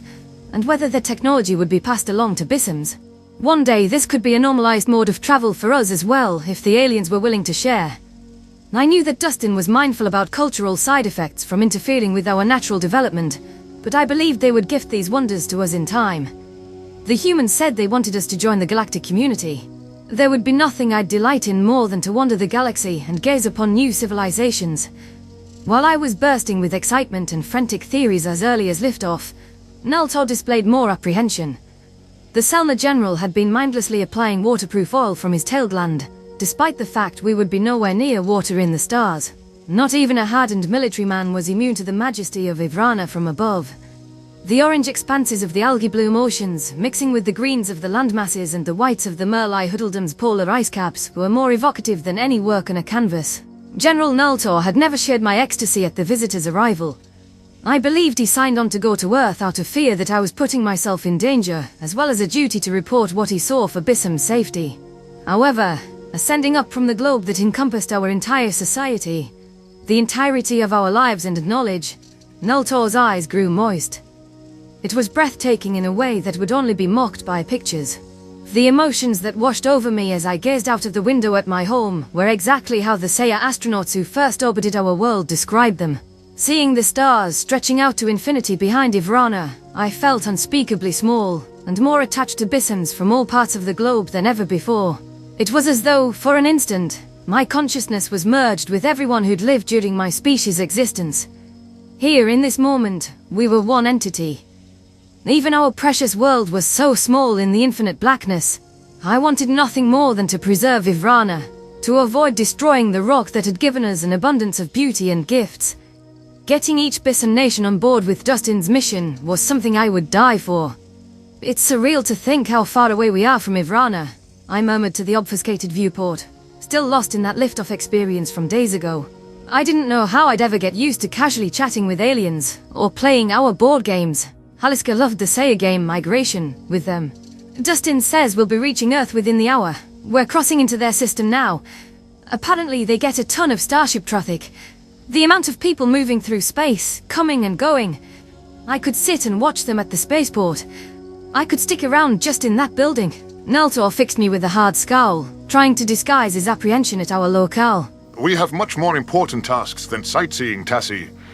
I appreciate that you're completely oblivious to our helplessness, but we've been at their mercy since we boarded this ship. There will be no one coming to rescue us if they decide to hold us hostage or turn on us. Then what option do we have but to trust them? They trusted us landing on Ivrana. There's no reason to expect Earth won't be hospitable. They welcome all sorts of aliens. Not carnivores. You should have seen the looks the Lassian generals gave me when I explained that if we reached out a few decades earlier, the entire galaxy would have wished us killed. Dustin's kind assimilated those same species with hostile intentions toward us into their coalition's ranks. He can say the threats are diplomatic, but there is nothing more dangerous than prejudice. I'll agree with that. The human said from behind us, causing us both to jump. Sorry to intrude. I wanted to brief you on some technology and my plans for the tour. Haliska trundled up to our huddle sheepishly. I know I've said it before, but I apologize for my behavior at the feast. You shouldn't have had to grapple with this so soon, and it's because of my weakness. My failure to handle this like we all prepared for and agreed upon. With what happened to the Thafki and our habits bringing you reminders of that, I can understand, I answered. If I had known, I would have made sure that feast never happened. The last thing we wanted was to put you at the center of negative attention, all because you were under duress during a happy occasion. You're polite, Doctor, but it's your planet. Your culture. I thought I was over it from videos and simulations, but in person, with all the sensory input, my mind betrayed me. I failed my entire team and left them to cover for me. I also wandered on your world without permission. All I can say is how deeply ashamed and regretful I am. They were going to find out sooner or later, Hallie. Nulia chimed in. It was inevitable if they were ever to meet the other SC members. General Naltor, I sympathize with your anxieties, but we haven't brought you to the galaxy's beating heart to hurt you. Dustin bobbed his head. You might be on our world, but if you need anything at all, just ask. You're not helpless. We're taking you to Embassy Row in Vienna so that you can catch a glimpse of many different species. We hope Bissems will open your own in due time. Know you're welcome and safe here. The humans are proud of the friends they've acquired. This is much like the feast the Bissems threw for us by intention. Haliska commented. It is. We've made arrangements in an absolutely top-notch luxurious hotel. Brought in chefs tailored to suit your exact palates. And brought in float beds, tight boxes and smooth beds much nicer than the economical options we've added here. If you're not careful, you might just enjoy yourself, Naltor. The Selma scowled. I doubt that. This isn't a vacation. It could be. Don't worry. I won't tell anyone what you were up to. You can act dutiful with your superiors. Actually, I know just what you need to unwind. Take a scented bubble bath in an absolutely ridiculous-sized tub. I can see you want to... You think you're funny, don't you? I think I'll get a laugh out of you one of these days, Naltor. No need to hold it back.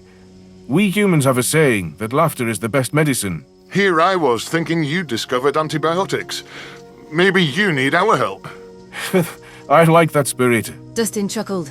I placed my flippers on my beak with horror.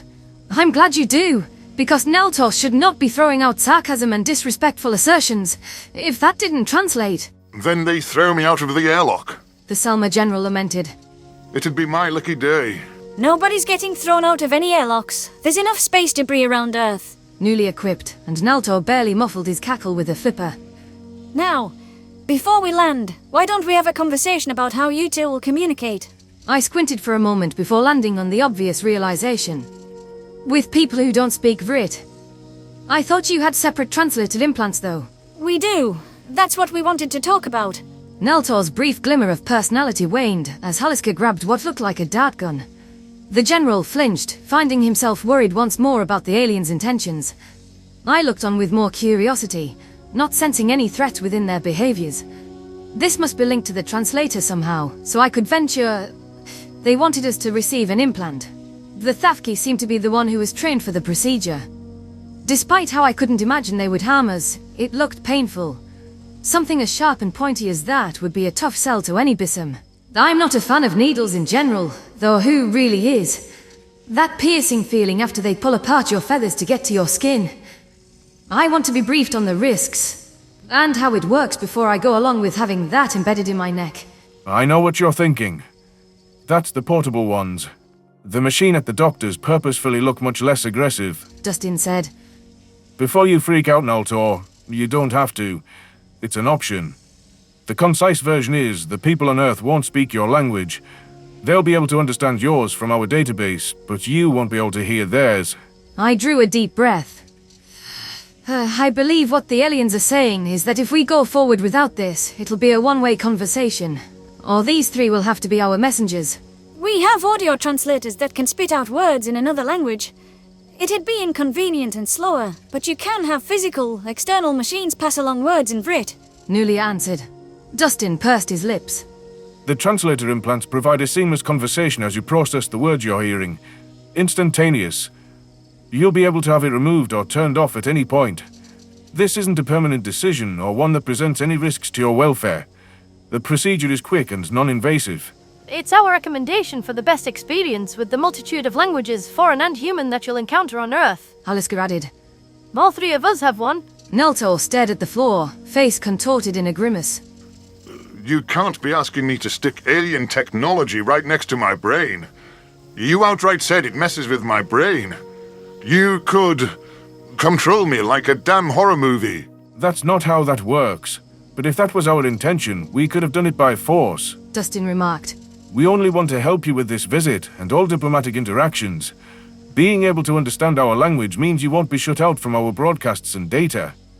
You're trying to tell me it could be valuable to Lasmin. And to FAI, I replied. Dustin's right. For me, the opportunity to engage with aliens and their media is too great to pass on. It opens the door to watch their movies, listen to their songs, chat with them. Everything about their culture at our flippertips. Tassi, you're being reckless. Whatever you think of their intentions, it's untested on Bissems. I don't care. You can do what you want, Naltor, but I'm here to learn about them. I trust them. Please, just get it over with quickly, Haliska. The Thafki nodded, approaching me with caution.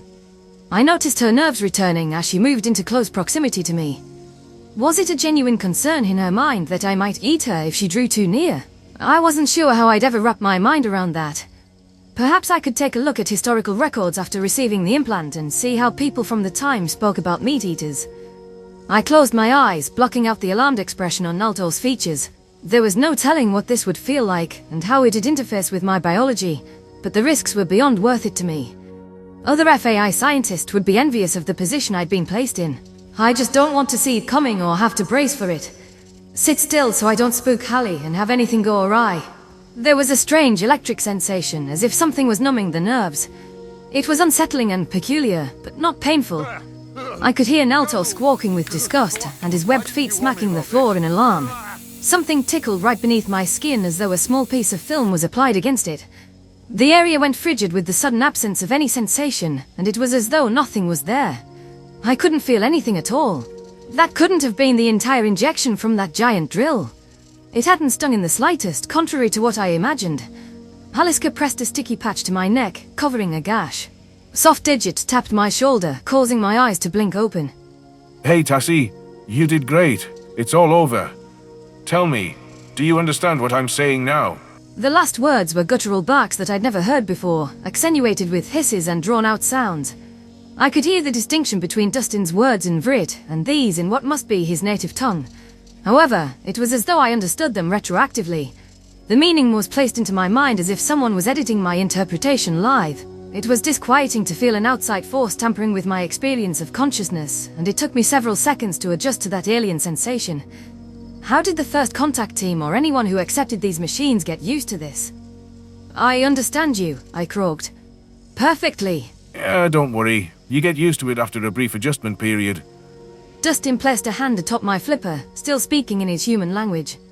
You won't even notice it after a few hours. Pinky promise. The main caveat is, while it's decent at semantic translations, it can be a little off at times. What the fuck is he saying? Naltor spat. Tassi, is he giving you instructions for your new life as a mindless drone? I rubbed the injection site with the flipper. The feeling... it's like there's a disconnect between what I hear and what I think. Dustin just said I'll adjust to it after a few times, and that it uses semantic translations. He said all that? Really? Hear for yourself. Aliska murmured. Unless you want to spend every conversation wondering what's being said. Oh, well, I watched you drill in her head like you were boring a hole to Ivrana's core. I don't know how she wasn't screaming.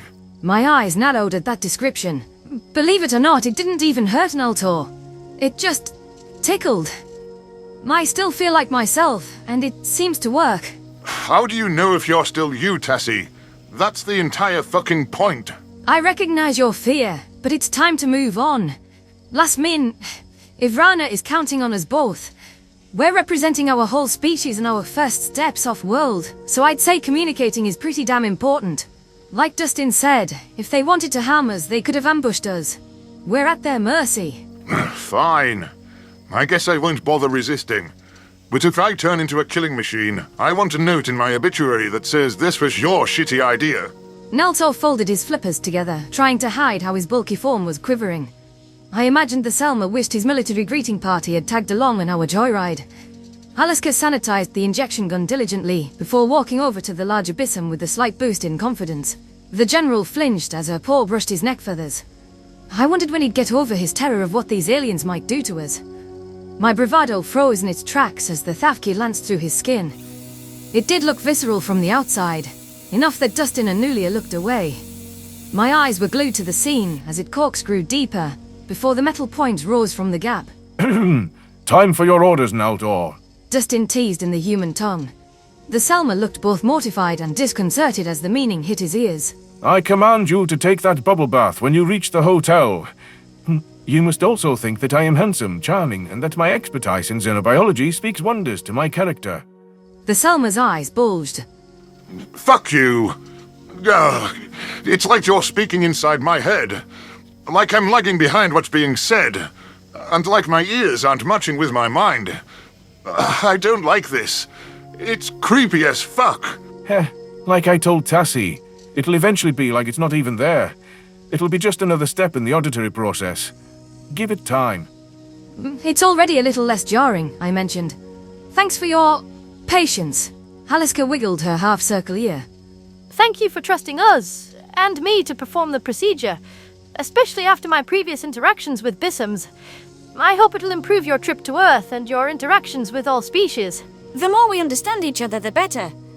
Now you can people watch us like I did with you. Nulia exclaimed. The vessel dropped out of subspace as if on cue, a fluid transition to overlooking a picturesque blue globe. Cloud wisps were visible from space, while even its central continents seemed to have more barren patches than Ivrana.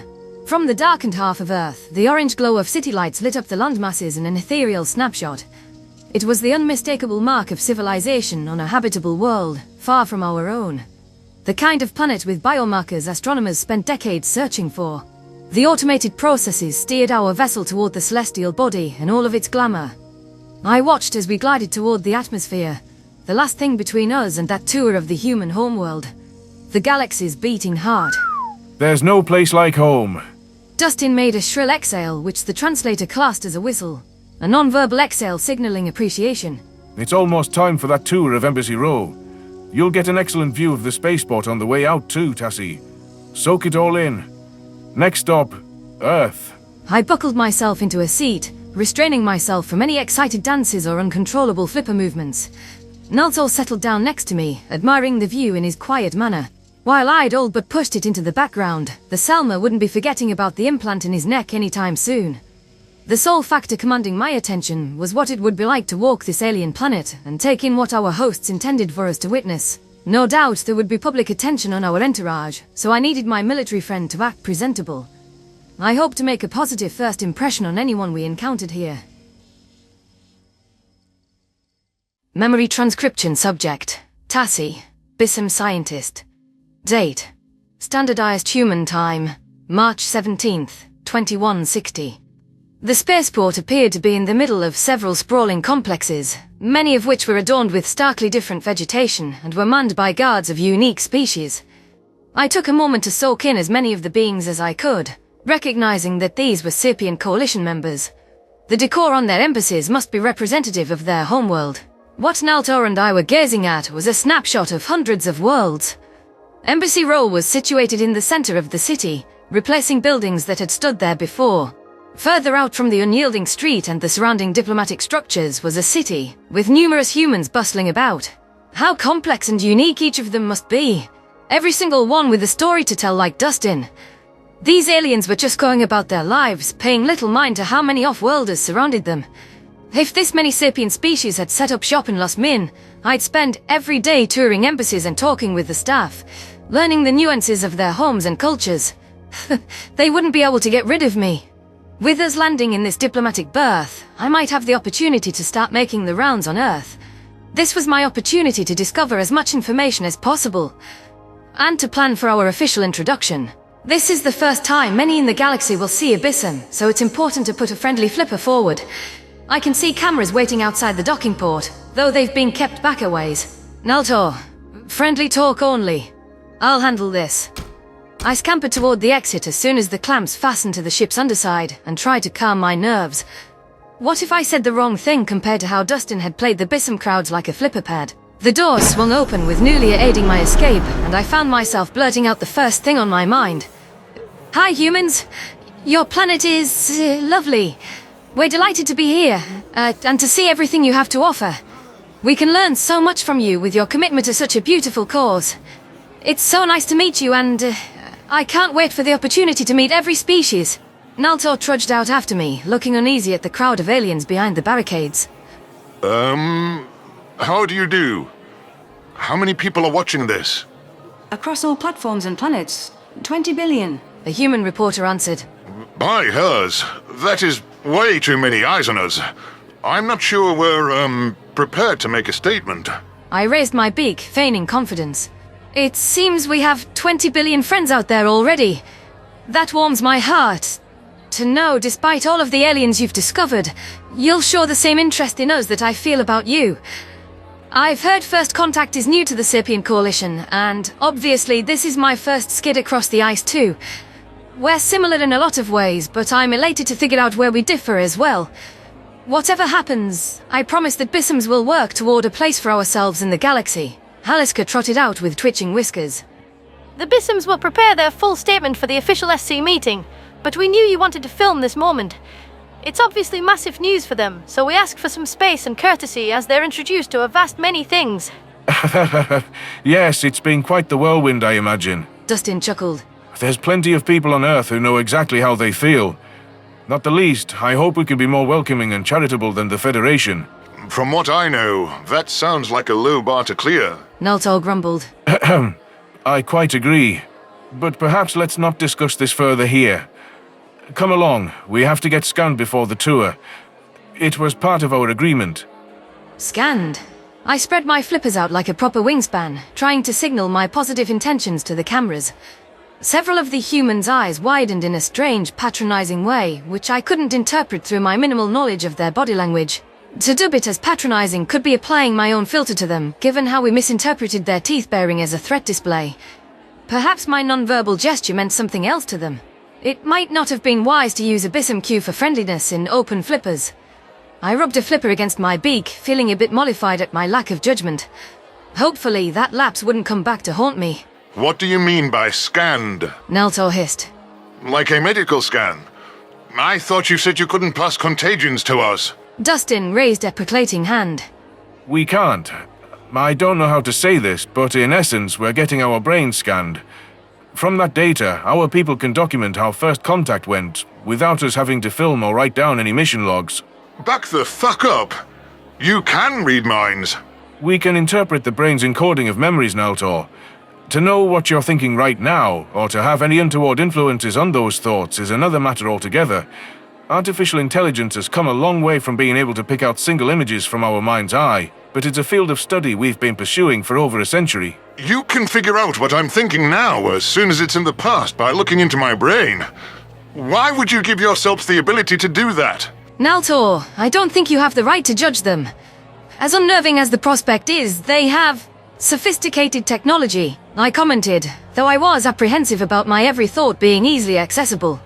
It sounds like they're doing it for historical documentation purposes. That means there is zero privacy to the very core of your consciousness. There must be things people don't want the world to know. What right does anyone have to judge you for feelings you have no control over, and to expose your innermost thoughts? Why does nobody have moral qualms about this? Nulia waggled a claw. Of course we do. The technology raised many ethical controversies and spawned a multitude of laws. However, there were many other concerns that made it worth pursuing. All brain scans of living individuals are completely voluntary, and even post-mortem we've put rights in place. It's logical to ask. Just because we can, does that mean we should? Dustin turned to face Naltor with his lips curving downward into a grimace. You asked why, General, so let me rattle off a few reasons. You know how the Federation wiped anything predatory from a species' history. In something you might sympathize with more than anyone, that included our natural drive to be in the water. Holliska whispered. They let our homeworld die because we liked to swim. Even if you weren't carnivores, they would have hated you for that. No more. I don't want them to feel like there's anything wrong with them, Hallie. The Federation were sick bastards. My point is that a lot of authentic history was lost because some alien hotshots decided which parts of a species' culture they could keep. Project Chronicle was what really poured research into these transcripts because they were trying to piece together missing info. With anyone we have brain data on, we can cobble back information from the past. A biological first-person source, just as we are for your first contact. Just slow down for a minute, please. I can't hear myself think. I felt my eyes water as I tried to process everything I'd just heard. That AI could recreate entire lives from a brain scan, and that the Thafki had been left to die for swimming. How exactly was that predatory at all? There's so much I don't understand about your past. And does understanding history really make it worth violating people's minds? Naltor squawked. Is that single reason good enough for such a personal procedure? Nulia chuckled. If you want to know for certain we harbour no ill will or evil master plans, Naltor, you're welcome to read our transcripts. Though I imagine Dustin has a few intrusive thoughts about how adorable you are. Don't call me out like that. I would never say it aloud. It's especially bad for me since I'm obsessed with all kinds of animals. The human grumbled. Scans will be mandatory for us to undergo on a regular basis due to our importance to the program. If you'd like to contribute, you're welcome to, but nobody will force you. Should you receive a transcript, you have full say over what to exclude. With the respect, I don't feel comfortable with the entire world knowing my thoughts. Seeing through my eyes, I answered. Of course, I'm only offering it if you ever want to document your experiences for posterity. Before Naltor demands more reasons for its existence, I promise there are some major gains to be had from this. Imagine if you get into an accident and you lose your memories, or you have a memory loss disease. These transcripts are a backup. They're a tool into better understanding consciousness and the brain, treating any dysfunction. Remember Sonic, Dr. Tassi? The Federation captured him and tampered with his short-term memory. But there was an old transcript of him made from a brain scan their scientists did to help destroy his mind. Nulia commented. Tech like this could have restored a version from years ago if the brain functionality was still there. Marcel, my adoptive father, mentioned trying that before he went off the grid. It'd be top secret if they did, I guess. I at least hope that's where they vanished to. Haliska placed her tail on Nulia's wrist. It's a nice thought. I like the idea that if I died today, there'd be something left of me. Maybe even a way to bring me back eventually. This can't be the end. I can't just be gone forever when there's so many things I wished I did. Are you seriously saying this could be used to bring people back from the dead? Naltor exclaimed. It can't right now, but maybe one day soon. We had our thoughts, like you said. I know if I could have one more moment with my loved ones in any capacity, I would. My parents both drowned decades ago, trying to swim as far offshore as they could, free from the Federation at last. They didn't bank on how grueling it'd be to come back, and they didn't have proper swim training. I like to think they died happy, being able to follow their hearts. I wish I could tell them about the things I've done. Just talk. We all have reasons we're invested in preserving consciousness for ourselves and others. This research could bring great advances for our societies. Dustin finished, noticing that the Thafki was growing teary-eyed. It's a way to grasp things we could never experience for ourselves. What it feels like for a Dwerton to fly. Something I suspect Bissems would be interested in. What it's like to be brain-dead, in a coma, or to die. Nobody lives to tell that last one. What it's like to experience schizophrenia, or the actual manifestations of dangerous thinking. Endless uses, endless answers. The Selma General looked stricken. I'm still discomforted by the idea, but I must confess that some of those uses sound interesting to me. What a valuable interrogation asset it must be as well. And you just gave a reason why the Geneva Conventions, our warfare laws, probably need an update. Let us have our scans done and we'll move on to a more laid-back tour. Our posse had arrived in a secluded room, which had a metal basket with a few wires on the table. An unassuming device for the insight its cursory overview would uncover. I watched with curious eyes as each member of the first contact team placed it atop their craniums for a few seconds. Given how little hesitation there was, I imagined they'd done it before. Having their thoughts dissected was normal to them. Would that ever be a decision that I would choose? Were my memories valuable enough to sacrifice my privacy so that Bissems could see how our first steps into the stars played out? That was without even addressing my mixed emotions on reinstating my consciousness beyond death or during life. Haliska placed a paw on my shoulder. That was it. Thanks for your patience and for your tolerance of our different standards of culture. How would you feel about a stroll down Embassy Row? I'm afraid the humans have side walks, not side swims. I figured as much. Whether the humans love the ocean or not, they don't seem born to swim. You'd be surprised. We even have it as a sport. Maybe we should have sent a swimmer and not a xenobiologist along for the landing party. Dustin exclaimed. Come on. I know Tassi wants a peek at every species out there before we show you to your accommodations. The human pranced out of the spaceport, teeth bared in a jovial fashion. I turned my gaze upward, following him with my own childlike enthusiasm. I could feel the warm rays of an alien sun slapping the tan feathers on my face. As a Vitrala, able to endure the most tropical weather, I appreciated that Vienna had a more temperate feel. The air had been crisp and breathable since we landed here, more like the known climate of, say, a nomad's homeland Alsh. I couldn't help myself comparing every sensation to the world that I knew. What was there to measure my experiences by except Ivrana? Earth was beautiful, but Ivrana was the very benchmark that influenced my judgments.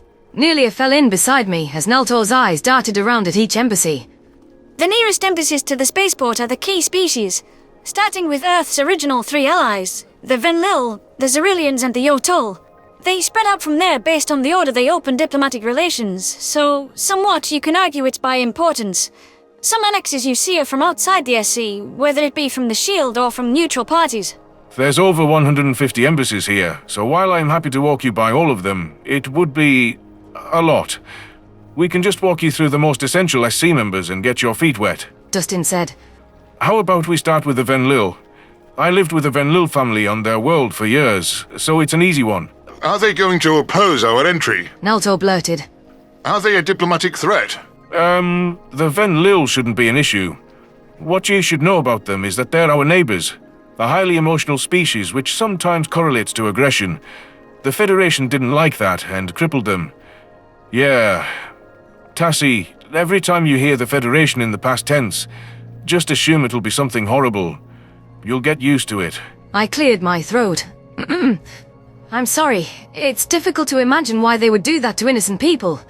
To an entire species. Because they could. Naltor sighed. Why does any fiend do anything? I can't pretend to speak for the Federation beyond them blaming a prion disease outbreak. The truth is, we'll never know if it was more complicated than that. Dustin breathed out a flustered sigh, rubbing the back of his neck. My point is that, if the Venlil were willing to accept us when nobody believed we were anything more than heartless predators, they're actually a safe bet for being allies. They saved our species back then. They have significant sway with the SC, and they've been linked to us for a long time. Just don't find a way to piss them off, or you might regret it. Noted, I replied. Creatures with bushy, curly fur watched from behind the Venlil Embassy's gates, plodding forward to observers with interest. Some of the older ones had crooked legs compared to much hardier-looking young specimens. Their coloration was primarily shades of grey, with a few exceptions. I was going to part my flippers in the same gesture from earlier, but stopped after recalling the human's strange reaction. One of the aliens seemed to notice me, watching them all awkward and tensed up, and swayed his tail in a greeting. At a loss for what to do, I mirrored the motion with a flipper. On the other side of the street, there's Aurelians. If, protector forbid, anything happens to you, they'll be the ones who patch you up. Famous for their compassion and the medical innovations that sprang from their kindness. Nulia explained. Shortly after we discovered Bissem's, their Galactic Institute of Medicine requested all the anatomical data and medical literature we could find on you. They wouldn't want any lives at risk that could have been saved if they studied you in advance. Naltor's eyes were narrowed with skepticism. Those tiny quadrupeds? They'd be the ones stitching me up. You'd be surprised how crafty they are. And their robotic aids fill in where they lack strength. You'd be in good paws. Haliska replied. Dustin hesitated at the embassy ahead, presumably the third from their key species list, the Yortol. Right, let's not make any ruckus as we pass here. If you want a diplomatic threat, the technocracy thinks we should have never contacted you. They're mistrustful of new members to begin with, but you being an uplift, I imagine they'll oppose your entry in any way possible. A species that was bullied mercilessly, but had power dumped in their lap during the war. Nulia finished. Now they're a force to be reckoned with, and brimming with paranoia. They also have a habit of spying, so I imagine they can throw around some blackmail to sway votes if talking doesn't work. The Selma General raised his flippers in exasperation. Well, they sound like pleasant fellows. Tassi, you want to march up to the gates and say hello? I actually don't see how it could hurt to try to smooth things over. Just because these Yortol have decided to be our enemies doesn't mean we have to give it back, I commented. They're not your enemies. They think they're doing you a favor. Dustin sighed. I don't imagine they want to exchange pleasantries, Tassi, so I advise keeping your head down. No need to risk a vitriolic bout making the rounds on the web. I cast a brief glance at the building, which had green sand rooting down tropical-looking trees at the gates. Further back, there were small tan animals bounding around in the grass, which seemed to have been ferried in from a different climate altogether. These four-legged beasts had binocular eyes, something which was possessed by Terrans alone, so that told me they were not the Otol. The fact that the technocracy chose to have these animals present at the embassy must hold some meaning, though. The actual Sapients were toting menacing guns, which immediately caused Naltor to stiffen. Several of the digitigrade bipeds scowled at us, folding their reddish ears back. So much for sneaking past without them noticing us. Dustin didn't seem to think they'd take a shot at us, but I don't see how posturing like they might is doing us a favor. Maybe I should have gotten that brain scan just in case I need to be brought back from the dead. I'm sorry if we offended you, I managed, causing the Ortol's glowers to deepen. We're moving on. We won't stand in front of your territory. I hope you have a pleasant day, and that you can forgive whatever we've done to upset you. One Yortol's eyes shifted slightly, making it clear she was looking at Dustin. We're not angry with you, Bissem. Humanity's stunt will fail, however, and we will have the perfect ammunition. I'm regretful you'll be caught in the crossfire. You never should have been. Perfect ammunition? The human echoed, curious in spite of himself. What do you mean? Ah, so you haven't seen what the Saya are saying about you. I think you should familiarize yourself with it. The Bissems don't want you there. Stop being a fucking Fed. Because either way, when the Sapient Coalition sees what the Nomads said, they'll know Bissems are fractured and dangerous. The anti-carnivores will have a field day, as you humans say. Naltor trudged forward with reluctance, a hint of Woody in his eyes. What did those shifty fucking Saya do now? And I won't let them ruin things. The Saya expressed that they want nothing to do with aliens. Their official position is that Xenos can't be trusted. With how you humans decided to swoop in and play Ralchi, I'd say they're right. This is a disunified species that isn't ready and doesn't need your salvation. We'll show the whole SC that you're not respecting their wishes. We'll play the tapes for— Nulia grimaced, placing a paw on my back. Let's get moving. Now. We need to talk in private at the hotel about whatever the Saya have done. Agreed. Naltor grumbled, cutting the tour short as the Yortol continued to shout at us and insist that we'd never be admitted to the Coalition. The landing party hurried us away from the Technocracy embassy. I cast a glance over my shoulder, wondering what Dustin had meant by the fact that the former uplifts intended this opposition as a boon. Why were they so opposed to us getting a fair hearing at the Sapient Coalition and becoming a part of the galaxy? A dream that sounded wonderful to me. Didn't these Yortul know it'd be difficult enough for us because of those anti-carnivores? With my joyful mood at visiting Earth erased, I walked toward our lodgings with defeated steps. There was so much about various aliens and their past that left me disappointed to my very core. I just hoped that Bissems hadn't generated a reason for me to be domestically disillusioned as well, with our own reactionary squabbles and infighting. Memory transcription subject, Taylor Trench, human colonist. Date, standardized human time, March 16th, 2160. There were several stares from unmasked passers-by cast upon us as concealed medics torted Gress to an isolated room. There were even a few cheers from miners who were happy seeing this scaly alien knocked out. I'd allowed the stretcher to ferry me to the bottom of the elevator before pushing my way off the platform. Dr. Adebayo was waiting alongside Mayor Hathaway, with both sporting full-cloth masks to hide their features in case the Krev awoke. I could sense the mayor's immediate withering glare as he saw me pushing my way into the room, desperate to correct my blackout moment. My head ducked with shame as I tried to focus on the physician feeling the Krev's neck vertebrae. Well, the good news is that Taylor didn't get much power on the swing and didn't hit anything critical. Drew a bit of blue blood here, but for a minor head injury, I expect Gress to awaken a few minutes after the blow. So, soon. Dr. Adebayo commented. I'll let you handle the fallout, but don't be too hard on your buddy. He's concussed. His judgment is impaired. I crossed my arms. That's the least concussed thing I've done all day. I've wanted to do that for so long. He was kicking us off our own planet. I'm going to see myself out. I have other patients to tend to. Make sure security keeps prying eyes out. Mayor Hathaway tapped at his mask, waiting for the doctor to leave. God damn it, Taylor. After everything I've told you about what it's like to have an entire alien race come down on your head, you go do something like this. This is your fault, not controlling yourself when there's things much bigger than you at stake. I trusted you not to fuck us. I'm sorry, sir. Gress wasn't listening, and he was being totally unreasonable, and I lost it, I whispered. Maybe I can talk him into letting it go. You're done talking to anyone. We both agreed our militia couldn't fight off a paintball team, but now these aliens will come looking for revenge. What happens when Gress doesn't return? What happens if we do let him go back? We, humanity, have to start leaving, right now. You've basically forced me to hold this guy prisoner in the hopes that we can negotiate something that doesn't involve us all being killed should they come knocking. I don't think we should hold him hostage, sir. That'll just worsen the situation. I don't want advice from you. Get out! Get the fuck out! Cherise raised a finger. Hold on. I think Taylor should stay. Gress knows who swung at him, and if there's any chance we can fix this, it'd be by his aggressor apologizing. Us showing we'll hold him accountable. The Krev does know that Taylor has a head injury, so maybe it will be understandable that he wasn't thinking straight. You want me to hand Taylor over as a sacrificial lamb? I can't do that, because then Gress takes off his mask and sees what we are. We can hold Taylor to our own justice, locking him up and proving it. Through an ankle monitor or something. That's only if it comes to it. Do you have a better plan than just starting out with Taylor begging for forgiveness? Because I don't. The mayor sighed. No, I don't have a clue what to do now.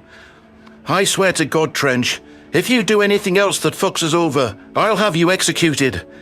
You will stay and kiss up to this Krev whatever it takes, and I don't care if it humiliates you. Our species dies if we get into it with these guys. We've been hiding ourselves for so long for a reason. I'll do my best to fix this. If it'll appease Gress. I know you can't hand me over, but I understand if maybe you can cut off my fingers or execute me. I deserve some form of punishment, no matter how brutal, for what I've cost humanity, I murmured. That would show how seriously you take my offense. We're not doing that. Beyond how repugnant that would be, it would also make us look like violent, sadistic predators more than your assault already did. Gress will be waking up any minute, and I won't be hearing any more of you trying to lay yourself out on the train tracks. I'm pissed at you, but I don't want you dead, you fuckwit. Just shut up until you're needed to show some damn remorse. I will. Cherise turned her face to address Hathaway. Sir, we have a problem. I'm seeing an ongoing broadcast on my holopad. Someone in my department tapped into this room's security feeds and is sharing them with the entire city. They want everyone to see what we're asking the Krev. We don't have time to move him. We don't need to be airing our dirty laundry in front of the whole group. For what it's worth, maybe we should try to get some answers from Gress about who they are. After all the prying the Krev have done into us, it would be fitting. I'll see what he has to say. Believe me, it's really fucking hard to protect humanity from aliens we know nothing about. We're trying to fix this and to keep people safe. We've kept them safe and failed to keep them happy, I sighed, earning nasty looks. I could sense them through the masks. I know I'm not happy. Life at 1%. Cherise clenched her fist. Taylor, shut the fuck up. I performed a sarcastic salute and stewed in my own self-hatred. The silence between our posse was painful, as I could feel my friend's fury at me emanating into my bones. I tried to focus on what I could do to fix the situation, which I bore the full responsibility for. The Krev was laid out helpless in the operating chair, to be surrounded by the three of us for when he came to. I was hopeful that it was in fact a minor injury that I'd inflicted. As much of a failure to humanity as I wasn't a murderer, or someone that took joy in maiming a living creature. Just as the doctor suggested, Gress's eyes blinked open in a daze before his features took on a startled expression. Gress didn't expect me to attack him, or he would have never turned his back. He believed we'd just leave without any fight. Now I can see it in his eyes. He's afraid of us. Perhaps he already suspects humans are predators. The Krev's nostrils twitched with anxiety. Hey. I can see the temper's flared. You don't have to do this. Just let me go, and we can all forget this ever happened. You don't want to do this. You can empathize with family, right? I have a child back home who needs me in her life. I'm supposed to have custody of her this weekend, and she has a dance performance. Her name's Lekka. I love her with all my heart, and I want to get back to her. Please. You tried to pull on our heartstrings when you couldn't show any empathy for us, I spat. Cherise cracked her knuckles. Taylor, shut the fuck up, or I'll make you shut up. Taylor Trench was in an accident, and his head injury seems to have made him prone to outbursts. Please forgive his aggression, Hathaway said. We don't want any bad blood between our people, and it wasn't the will of this polity for you to be uncivilly assaulted. Gress's eyes narrowed. Head injury or not, let him speak. It's what he really thinks, isn't it? Let him say what's on his mind. I think dozens of people wouldn't have been hurt or killed if you hadn't pushed us to fork over a quantity that was well beyond what was reasonably due. You were just waiting for an opportunity to kick us out, I growled. Of course we were, but that doesn't mean we wanted for anyone to get hurt. You abused our empathy to let you land in the first place because we couldn't bear to play a part in people dying. Even people like you. We wouldn't let anyone starve in space. People like us? Mayor Hathaway stiffened as Cherise and I recoiled in shock. All three of us had immediate concerns that the Krev did in fact realize that we were predators. What does that mean? Forget I said anything. Nah, we heard you loud and clear. How exactly is it empathy to rake us over the coals with the fees you charge? I prompted. Gress's narrow tongue poked out of his mouth in thought.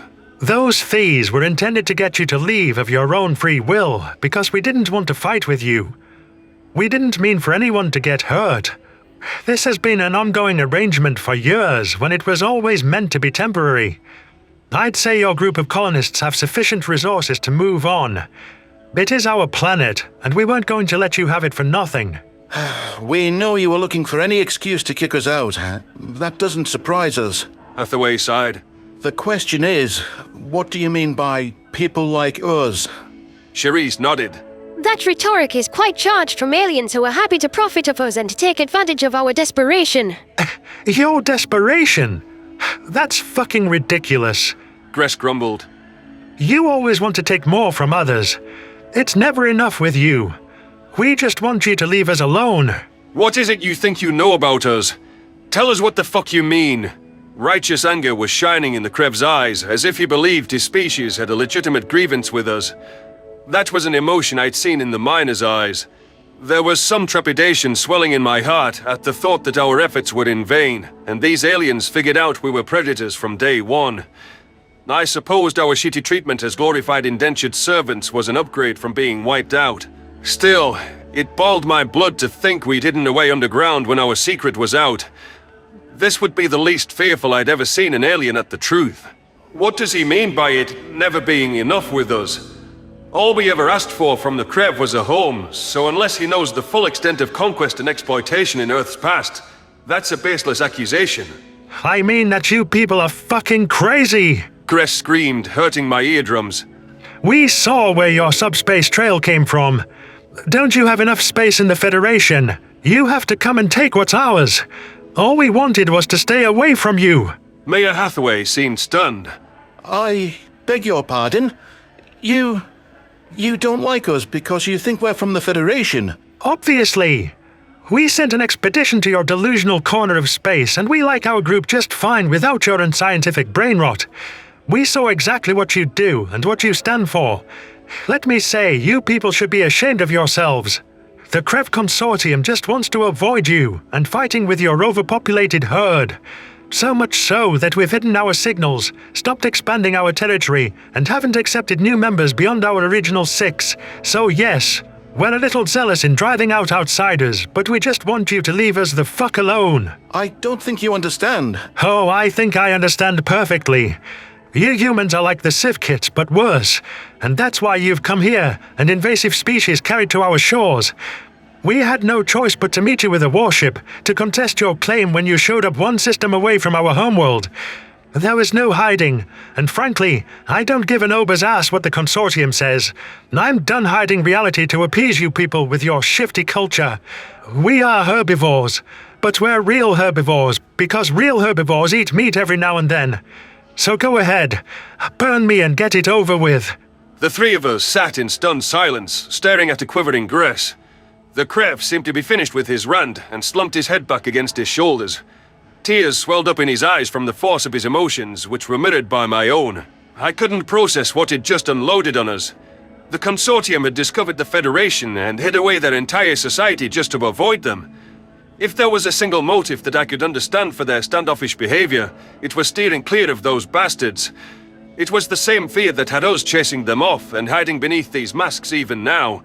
I also couldn't believe that I'd heard another sapient race claim to eat meat. How would the Krev react if they saw our binocular eyes and realized that we're predators? Gress seems to agree with our scientist on what a herbivore is, but his kind are still prey folk. He already sees us as shifty. I crossed my arms. We're not with the Federation. We're running away from them. Taylor, shut the fuck up! Mayor Hathaway warned. You've done enough. This time I think I'm doing the right thing. You heard what Gress just told us. He hates them as much as we do. Him seeing proof that we're nothing like them, maybe it wouldn't scare the Krev, sir. Maybe they'd understand why we had no choice but to come here. The Krev squinted in confusion. What are you talking about? I could show you. If my colleague Charisse would be willing to give me the key. I think we've been afraid of, angry at each other for the exact same reasons. Maybe it's time for us all to take a step outside of that fear. Charisse stared at me for a long moment, hesitating over what she knew I was asking. I extended my palm in a simple gesture, and with a flustered sigh, the security guard pulled the key out of her pocket. Mayor Hathaway raised a hand to stop me, before seeming to reconsider and standing back to watch it unfold. If Gress reacted poorly to what we were, then I'd miscalculated. However, we could hold him here, and he wouldn't be able to tell anyone back in the Consortium. This might be the one final chance to earn their mercy, and I wouldn't pass up a third opportunity. I gently plucked the key from Charisse's hand. You don't have to be afraid of us, Gress. We're the same people we always were. Some people in the Federation think we're monsters, but we don't want to hurt anyone. We just want a chance to survive, and we can't change certain things about ourselves. Heaven knows, I wish we could. You're finally going to show me your face. Drop the privacy bullshit. The Krev asked. Yes.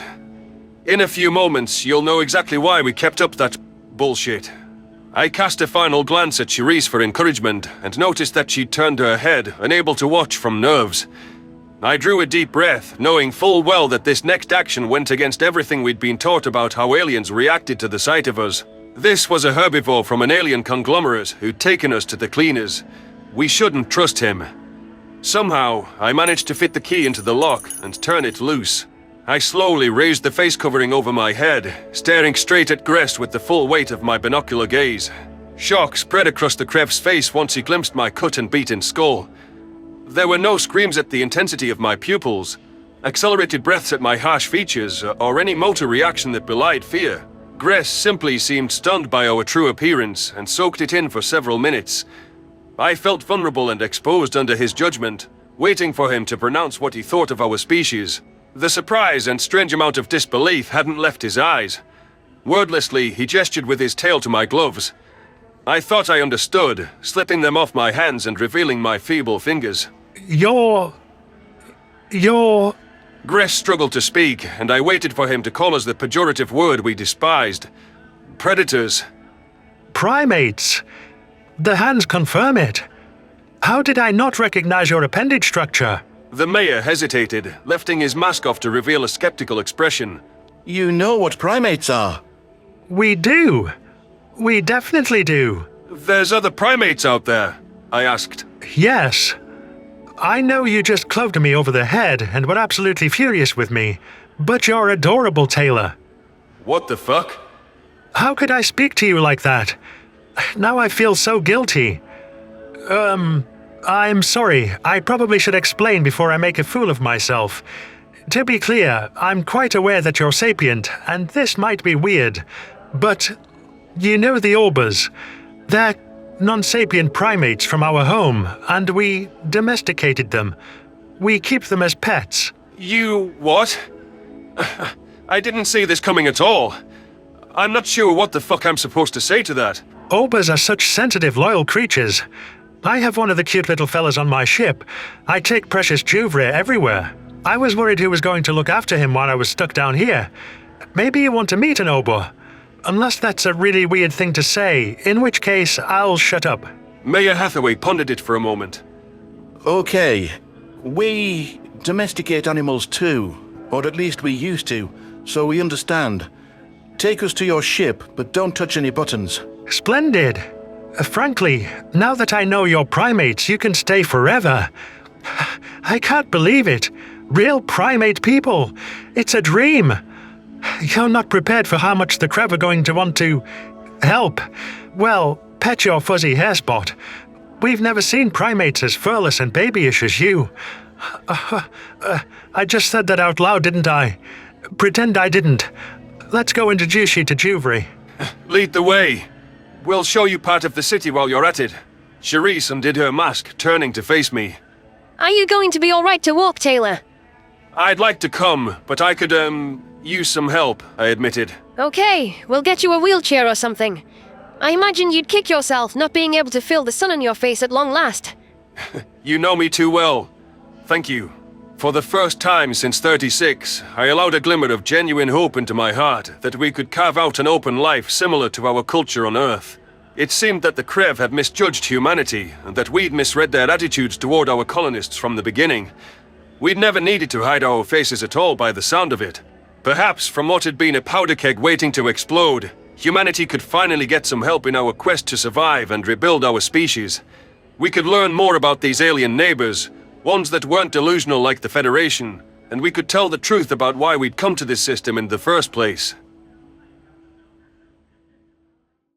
Memory transcription subject: Taylor Trench, human colonist. Date: standardized human time, March 16th, 2160.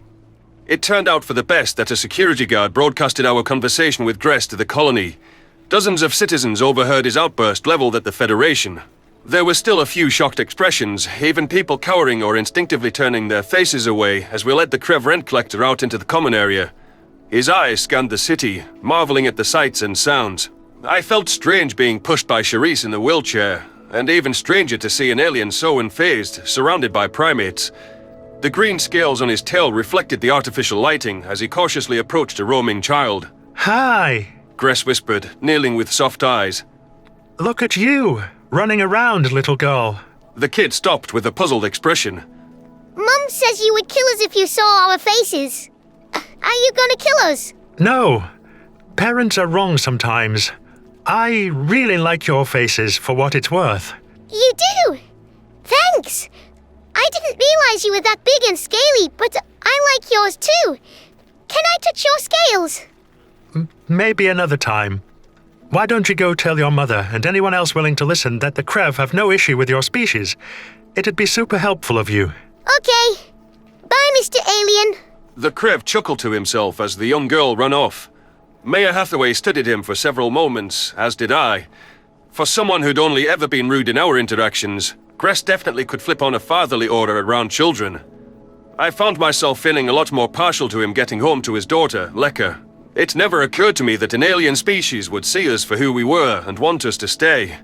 My rash actions had somehow saved our home, assuming the rent collector was being straightforward with his promise to let us stick around. Their past deeds were a clever scheme in hindsight, to force us out without violence through the constant demands. If they hate the Federation like we do, I'm surprised they let us stick around at all. Wouldn't they be worried driving us out that we'd report on the Consortium's existence to those prey snots? I supposed if we missed a presumed check-in, or the Krev imagined a Federation party might come after us to check on us, it'd worsen the situation. You poor things. What could the Federation do to you? Gress turned toward me, as if he wanted to hear it from my lips for some reason. He continued to tell the mayor, who was leading us to the nearest memory vault. I can imagine how they treated you, but it sounds like it was the unthinkable. I bowed my head in sorrow. Gress, they wanted to kill us. As far as we know, they murdered the 10 billion people on Earth, bombed them from space with zero remorse. We pleaded with them, bartered and begged until we were blue in the face, and it didn't matter. Not one of their near 300 members saw us as anything but monsters. When our ship left, they were marching in an extermination fleet down on our homeworld. What you see in front of you and the humble shops in that cavern, it's all we have left of humanity. We have videos and music, images of our cities, little pieces of that history Taylor described. Cherise added. Every species couldn't bear the sight of us, so we swore never to show our faces again and give aliens the incentive to slaughter us. The Krev's eyes watered as he swiped up on a hologram of Earth. That's awful. I am so unspeakably sorry. I had no idea. If your world had been in our space, I know it's zero consolation, but it would have been different. I'm grateful you've decided to trust me to see what you once were. We all work toward the colony. There's not much room for expression or experimentation, I sighed. I feel as though I want something so much more, then feel guilty for wanting that shit. You can have more, from here on out. With your permission, I'm going to bring this atrocity to the Consortium's attention. The Krev can help you, friends. Your refugees would even be welcome if any of you wish to integrate with our society on our homeworld, Havor. I understand you might not want any people leaving with preserving your species in mind. We can help restore your numbers, build up this world and provide you with anything you need. You won't have to worry for a thing. You can express yourselves to your heart's content. Mayor Hathaway narrowed his eyes. With respect, how do you know that your people will go along with this?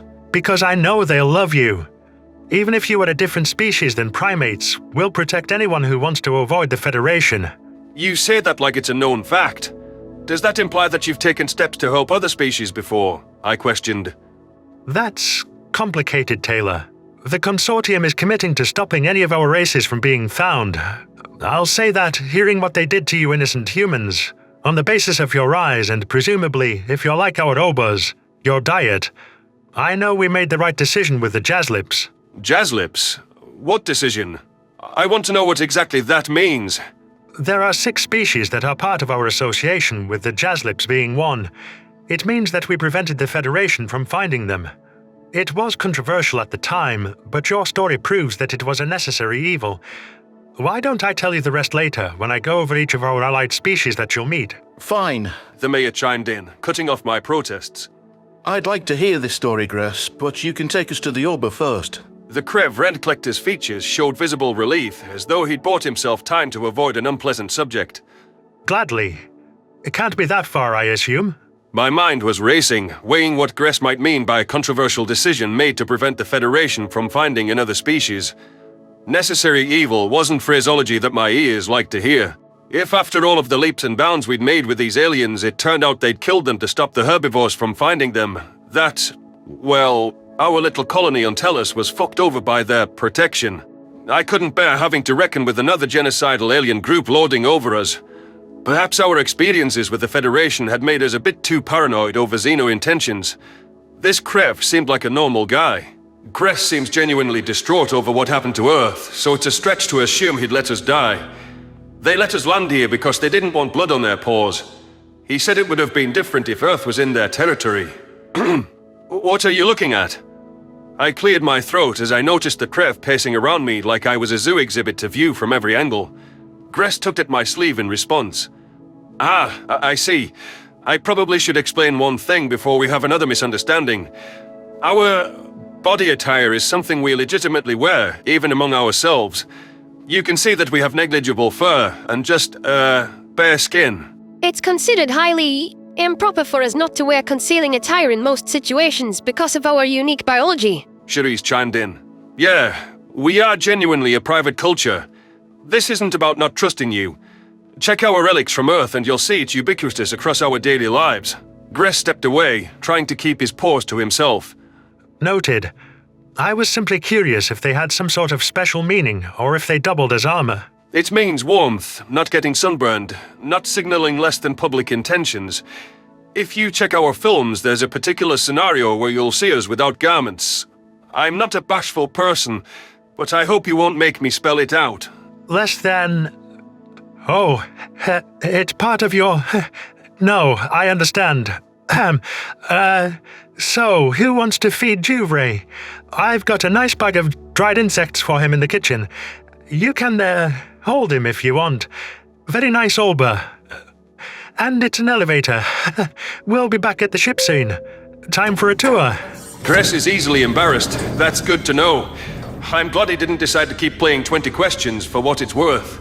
The four of us crowded into the elevator as Mayor Hathaway gestured toward the metro tunnel, commenting that the drill accident site and the mines were past that transit line. That brought back images I was trying to force out of my head, of the accident I'd caused and how Kabir was dead now because of that.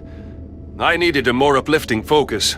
My face turned skyward, waiting for the long-anticipated feeling of rays of natural warmth striking my skin. The ascent brought me new energy as my angsty feet kicked against the supports of my wheelchair. When the doors swung open, I was ready to taste the outdoors on my lips and to feel the sand between my toes. I bared my fangs in one of those toothy grins that the Federation thought was so ferocious and slid off my boots with laughter. Gress watched as, off balance, I stomped around, curling my toes in the grainy earth and pulling up clumps of it with my feet. Cherise hesitated before crouching down, grabbing a handful of the sand. She let it slip between her fingers, without any gloves between her palm and the dirt. I whooped and hollered with delight, hearing the thunder of my voice echo in the distance. Several farmers and technicians who were out of the loop were gawking at us, masks pointed at us directly. My dizzy head caused me to stumble onto my knees, and like a madman, I kissed the coarse dirt against my lips. I felt alive. The Krev watched with a strange emotion in his eyes before placing a paw on my back. You've forgotten what it's like to be outside, Gress guessed. No wonder you don't feel like you're fully alive. It's cruel to keep any primate penned in a small area for long. I dusted myself off, plopping back into the chair. It feels real. I want to run to the horizon, climb a mountain. When you heal up, you can. The Krev waited for Cherise to drift back behind my wheelchair before leading the way to the landing pad. With how quickly the alien tried to scurry off in the past, I hadn't thought he would ever invite us to its interior. Gress paused by an entry airlock, opening it via a scale scan of his tail. The barrier zipped ajar with mechanical rapidity, and the rent collector stepped over the threshold. I admired the minimalist nature of the hallway to the cockpit. Luxuries and supplies were kept exclusively to the wings, while the cargo bay was used to transport large shipments. There was no sign of the pet primate, though Gress was calling Juvray's name. I wondered which variant the Olbers would be like. Nothing too uncanny and violent like chimpanzees, I hoped. The Krev seemed to take a scurrying noise to his left as a sign of Juvray's presence, jogging into what appeared to be a kitchen. My eyes saw movement near the low ceilings as a hairy creature with light auburn fur was scampering down from the cabinets. The oba couldn't have been more than 2 feet tall, with a slender tail, a sunken nose on his pinkish face, and beady, binocular eyes. There had been no trickery to get back to the ship, like the cynical part of me suspected in the back of my mind. Gress truly had a pet primate. I supposed he couldn't have faked the look that he wanted to smother us with love. I watched as the creature stared at us from the countertop, and his lips curved up in a happy smile. Oh, Juvria recognizes us as primates. He likes us. Gress said I could hold him. That is too adorable. It makes me wish we still had our own pets, like we did on Earth. I rose from my wheelchair, opening my arms and returning my own happy grin. Come here! Juvria shrieked, lunging at me and latching onto my face. With an oba attached to my skull, I stumbled backward and tried to pry him off with my hands. What the fuck was wrong with this thing? It had been friendly moments before. Gress's plan couldn't have been for his pet to attack us and take us out. He should have warned us if this was a junkyard oba. I yelped as I crashed back into my wheelchair. My fall was awkward, while Charisse and Demea tried to help me remove the stubborn fiend attached to me like sticky glue. The Krev gasped with what seemed to be alarm, throwing his own body forward. No, humans, don't hurt him. Gress pleaded. Juvre, no! Bad oba! Come! The scaly mammal lunged forward, yanking at the oba's tail. Juvre yelped and relinquished his stranglehold on my head. Gress swooped him away from me, seeming to soothe his pet as though that terror was the victim. I grimaced as Charisse helped me back into my wheelchair. Now that I didn't have a living creature stapled to my head, I found myself fuming at the Krev. Forget goodwill toward his oba for being a fellow primate. It was an animal that attacked me out of nowhere, unprovoked. My enthusiasm for this tour was soured as I prepared to round on Gress with a tirade. What the literal fuck? I hissed. Gress eyed Juvre before placing the oba back on his shoulder. What the fuck is wrong with you? You'd think a primate of all the sapient species out there would know a fear grimace when you see one. He was terrified of you, and you flashed your teeth to assert dominance in response, then made like you wanted to grab him. That's on you, Taylor. I have no words. What? He was smiling! That expression means happiness. I thought it was cute. Wait, you're telling me that humans bare your teeth to signal that you're happy? I've seen relaxed mouth curvature that signifies submission in primates, but that extension makes zero sense. I thought that you were afraid of the sand when you were baring your fangs outside. Same for when you did it at me earlier. You're the most bizarre primates I've ever heard of. I'm sorry that I, misunderstood. I should have asked if I could approach him. It's all right, Taylor. I'm sorry Juvre attacked you. He's usually quite friendly with people, even aliens, but... Primates don't like other primates. Mayor Hathaway chuckled. And we're territorial. I scowled at him. Stop laughing! You're not the one who got your head taken off. Unfortunately for us, it's still attached to your shoulders. Charisse snickered. Gress tried to mask his own amusement. Are you all right, Taylor? I'm aware you had a pre-existing head injury. I'm fine. I'm just swell, I grumbled. Good. I suppose you've gotten a taste of what it must have been like for early Krev to domesticate the oba. Primates are known to be extremely aggressive and violent animals in the wild, which is why, frankly, I'm surprised you didn't club me over the head sooner, Taylor. I'm more willing to forgive the act with that in mind. That's not an excuse for us. We're sapient. Whatever the Federation said about us, we're not out-of-control animals. We're just a little prone to strong emotions. I understand that. My point is, the obas weren't easy to mellow out at all. They figured out they could use us for food, and their species was close to extinction. So, living with the Krev probably saved them. They're lucky we're stubborn shits. The first obas would bite as a form of communication. They were destructive as can be, and completely uncontrollable. If you weren't domesticated over centuries, then I can imagine humans have those tendencies. Charisse smirked. We actually are domesticated. Self-domesticated. We chose to select for more docile behaviors over time. We even show forms of neoteny, which means... Juvenile traits that stay until adulthood. That must be why you have so little fur and such short canines. Little Juvre probably has bigger chompers than you. That's why you're so cute. I heaved a bewildered sigh. Thanks? I guess this beats having aliens tell us how terrifying our canines are, but it's also kinda weird. I'm sorry. I'm just excited. You're so goofy and furless, and you have all these weird traits. I'm getting carried away. It blows me away who is really under those masks after all the awful things I imagined about you. Every Krev needs to know. Then we need to know what you were talking about earlier with the jazz lips. Hathaway interjected. And we need to be briefed on every species in the Krev Consortium. A deal is a deal. All I can hope for is that you won't judge us too harshly for our choices. We've only ever done what we thought was best for every species. I crossed my arms. We've heard that before. From a group of species who did anything but what was best. Taylor! Cherise warned. No. I think that you need some time to process what you've learned about us. And Taylor needs time to rest and recover before we head to Eivor. Gress interjected. I would like to have him accompany me home and speak to the consortium. Before all this blew up, he was a wonderful advocate for humanity. I gestured to my chest with incredulity. Me? But I attacked you. This isn't a ploy to whisk me off for punishment, is it? It's not. I want you to come with me and show that we're both willing to start over.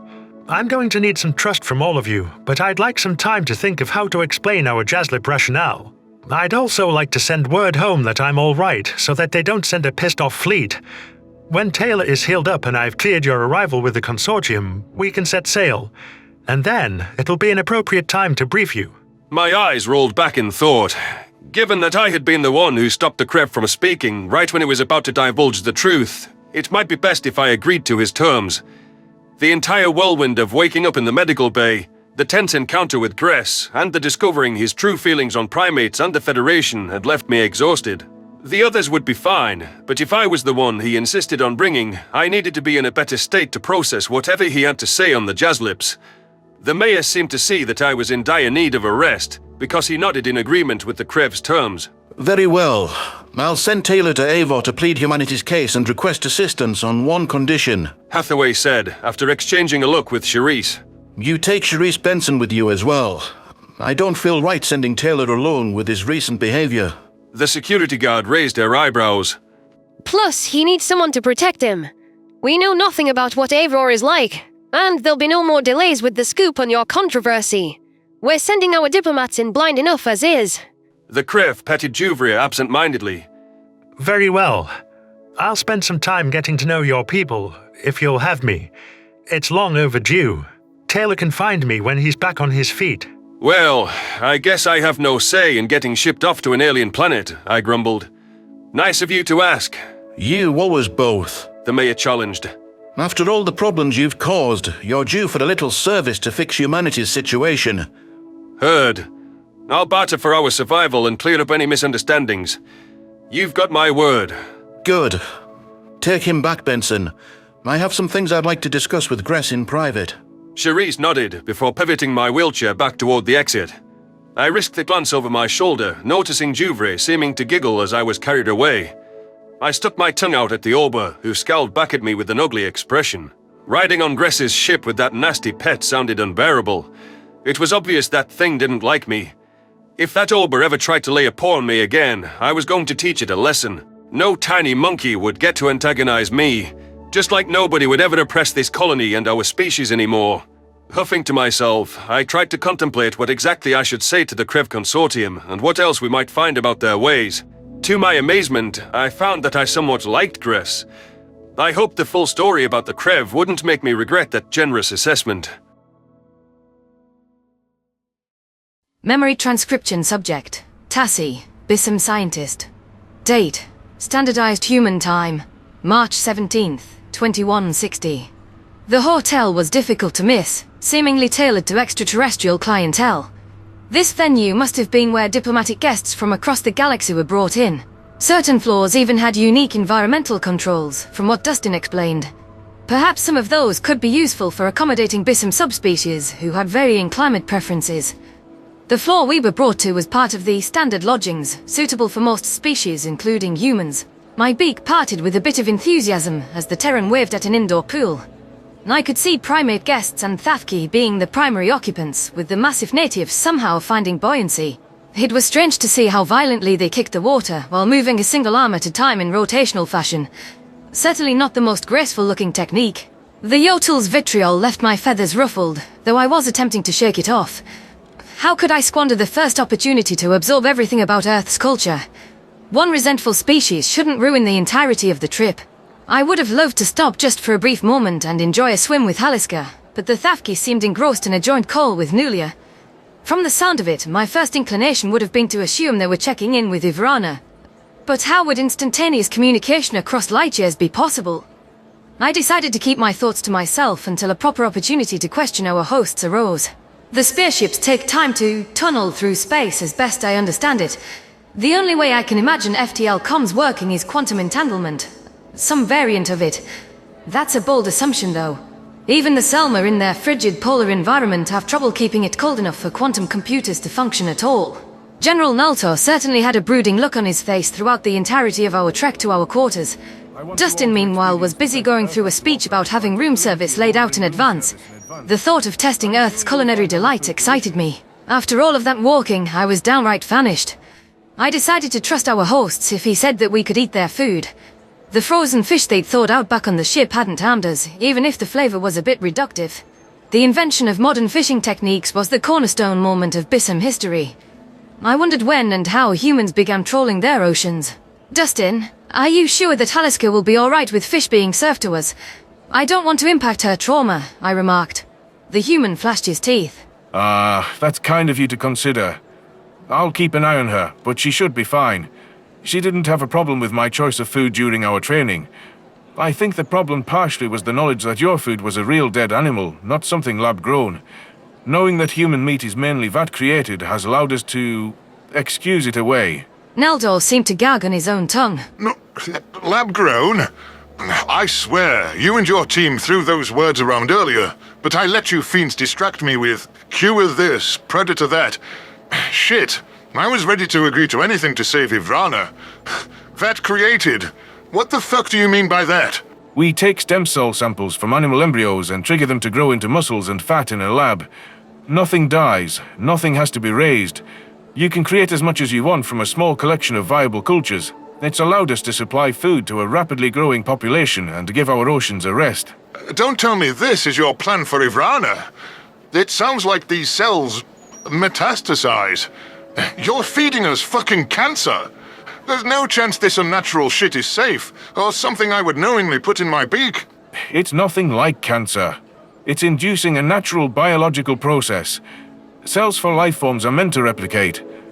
Actually, the shit that causes cancer is probably the growth hormones you use in your farms. Our practices are sustainable. They save land we need for agriculture, and we can even control how much saturated fat winds up in the final product, making it healthier. I tilted my head in thought. I can see several advantages, Naltor. We're deeply overfishing our oceans, and this technology could help us. Plus, I doubt they'd eat it themselves if it was dangerous. If this makes Haliska less uncomfortable, then I'm all for it. We need to be mindful of our image, especially with certain statements making the rounds here. We have done nothing to have an image problem, except exist. The Selma General challenged. Though I don't know what those Seer fuckwits have done. I don't think they've had any positive contributions to Ivrana in our entire history. You're correct about existing, Naltor, but perhaps you should reconsider your hostility toward the Seer. They probably don't feel too positively about Selma or Vitrala, since you both tried to invade them. There used to be 4 subspecies of Bissems, That was before the other nations pillaged Nelbin. Wouldn't the Seer have shared their fate if you weren't driven back? Dustin countered. That was a long time ago. My country didn't even exist back then, and the Vitrala had a damn fiefdom in those days. I thought you weren't here to judge our history, that you wanted us not to judge yours, that you'd made your own mistakes. I'm not judging your mistakes. I'm encouraging you to understand a different perspective from your own. There's no reason you can't learn from the past's lessons. Failure to do so makes it inevitable that they'll happen again.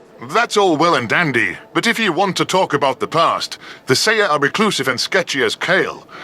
Lasmin is considered to be on good terms with those war-happy nomads just because they'll humor conversations with us.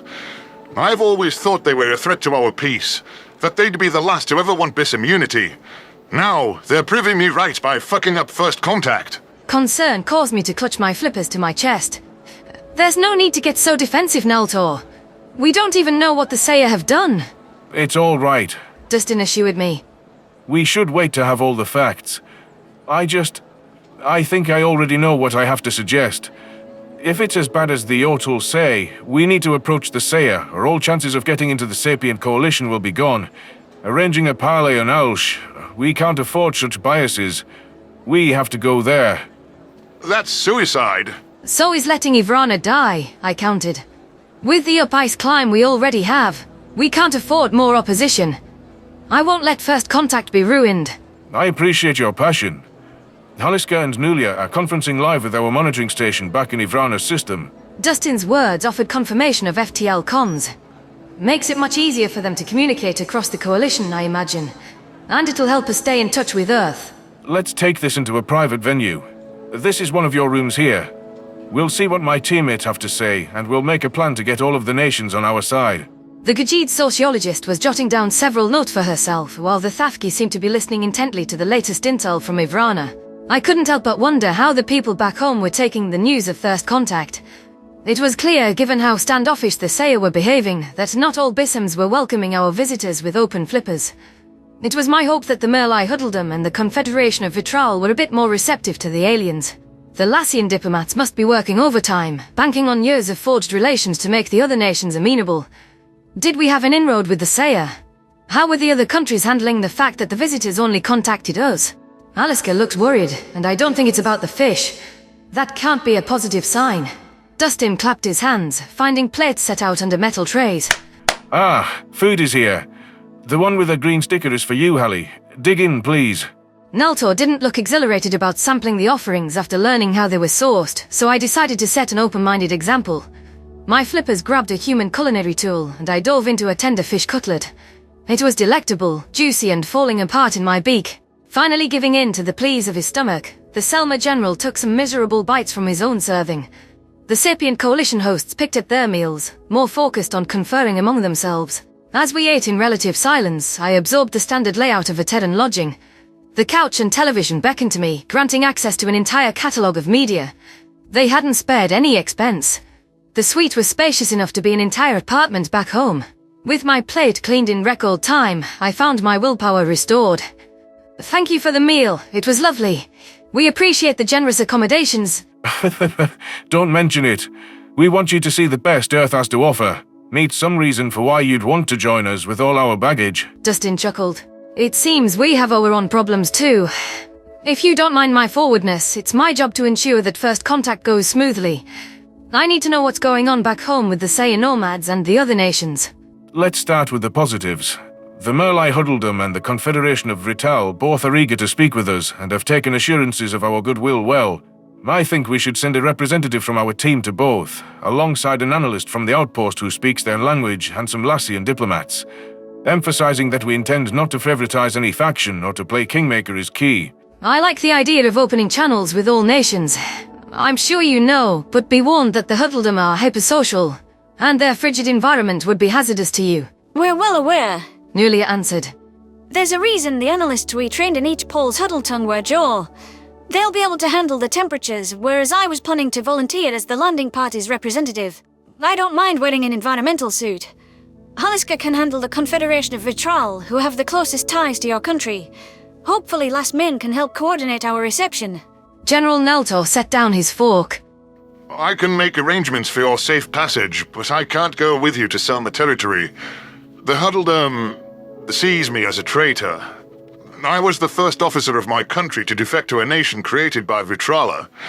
I wouldn't be welcome there, though Tassi shouldn't have the same issues. We've done background research on you both, Haliska commented.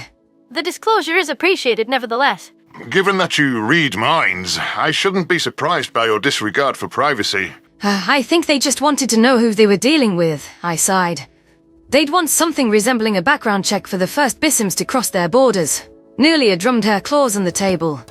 It's also that understanding you on a personal level helps us to avoid offending you. We're setting the groundwork for relations between our species. If anything goes wrong between us, it could spell diplomatic catastrophe. We're committed to making sure this entire process goes as smoothly as possible. There's enough complications as it is. Dustin sighed. Nulia, tell them what the Saya said in their public address. I guess I get the joy of being the messenger. I had to tell them about the Arxur and Earth being almost knocked off. You're getting a softball compared to that. You do have a point. The Seiya hadn't been communicating through diplomatic channels right up until the point they released a statement on their government's account. In essence, they stated that Bissem shouldn't trust the aliens, and that they'll defend their territory from threats from the stars. It's in line with their standard distaste for outsiders, yet it's brazen to outright threaten to shoot us on sight. Lassian diplomats haven't been able to reach them since then either, so we can't even talk it through. How could the Seiya be so blind to the bigger picture, treating a non-Bissem intelligence like any other outsider to be shot down? There are too many opportunities for our entire planet. Like Dustin said in his speech, their medicine and mechanical prowess can save lives. Naltor smashed his fork against the table, earning looks from all of us. Now do you see my point? You can't just fly off for a civil conversation, Dustin. Tell me, how much research have you done on the Seiya? Did you observe more about them than we all know? What Naltor is saying is that even in the internet age, the Seiya haven't linked up with the rest of us. They seem to have their own isolated network. The nomads talk to our diplomats, but nobody lands on their soil. They put metal overhangs atop their cities just to hide them from satellites. There's not much we can tell you about their culture, apart from the fact they migrate from city to city and have one home for each season, I commented. Given how easily they acquired all of the data about us, I was hopeful our alien friends might be able to shed some light. Nobody can say why the Seiya do anything, but they're fucking strange. During the old space race, never having tipped off any interest in the stars, they launched the first rocket to Ivrana's orbit before computers were invented. Then they went to war with the world over Nelmin, when they'd always kept to themselves. Suddenly, it was meant to be theirs. Tell me, does the Sapient Coalition have any inkling on the Seiya ways? Dustin grimaced. Well, no. Those things are mysteries to us as much as you. We attempted to tap into their networks, but were unable to crack their encryption, even with quantum supercomputers. It's impressive. The Selma's expression was priceless. You're telling me those nomads were unhackable, when you got through our military-grade encryption like it was nothing? Yes, that's exactly what I'm saying. We only learned their language through your databases. Their computer technology exceeds what we would expect from Bissem's, given its recent discovery. Newly commented. It's possible that your date on the advent of computers is wrong altogether. That would answer your rocket mystery. And possibly why they're reclusive, but not why they concealed their technology level from all of you. Haliska lashed her tail, pushing a fork full of greens around her plate. Again, we can only speculate. There must be some kind of reason, cultural or otherwise, for the isolationism. And to find out, we need to talk to the Seiya. The way they're threatening us, fear-mongering about our arrival, I think they're scared, just like Naltor and his military were. My mind was reeling from the aliens' hypotheses, which suggested that the Seiya had made sophisticated advances and kept those for themselves. How could Bissem technology hold a candle to alien marvels whose capabilities should have blown ours out of the water? It was a testament to how we'd underestimated the nomads, beyond just the obvious case of the surprise rocket launch. My immediate thought was whether they'd tapped into the Sapient Coalition's outpost network and learned about the Federation. That was the most logical reason to be frightened. If the war's horrors were released in an uncontrolled fashion, the effect on the Bissem public could be devastating. I hope this was a case of isolationist paranoia, but if it wasn't, I agreed with the human that we needed to get a handle on it.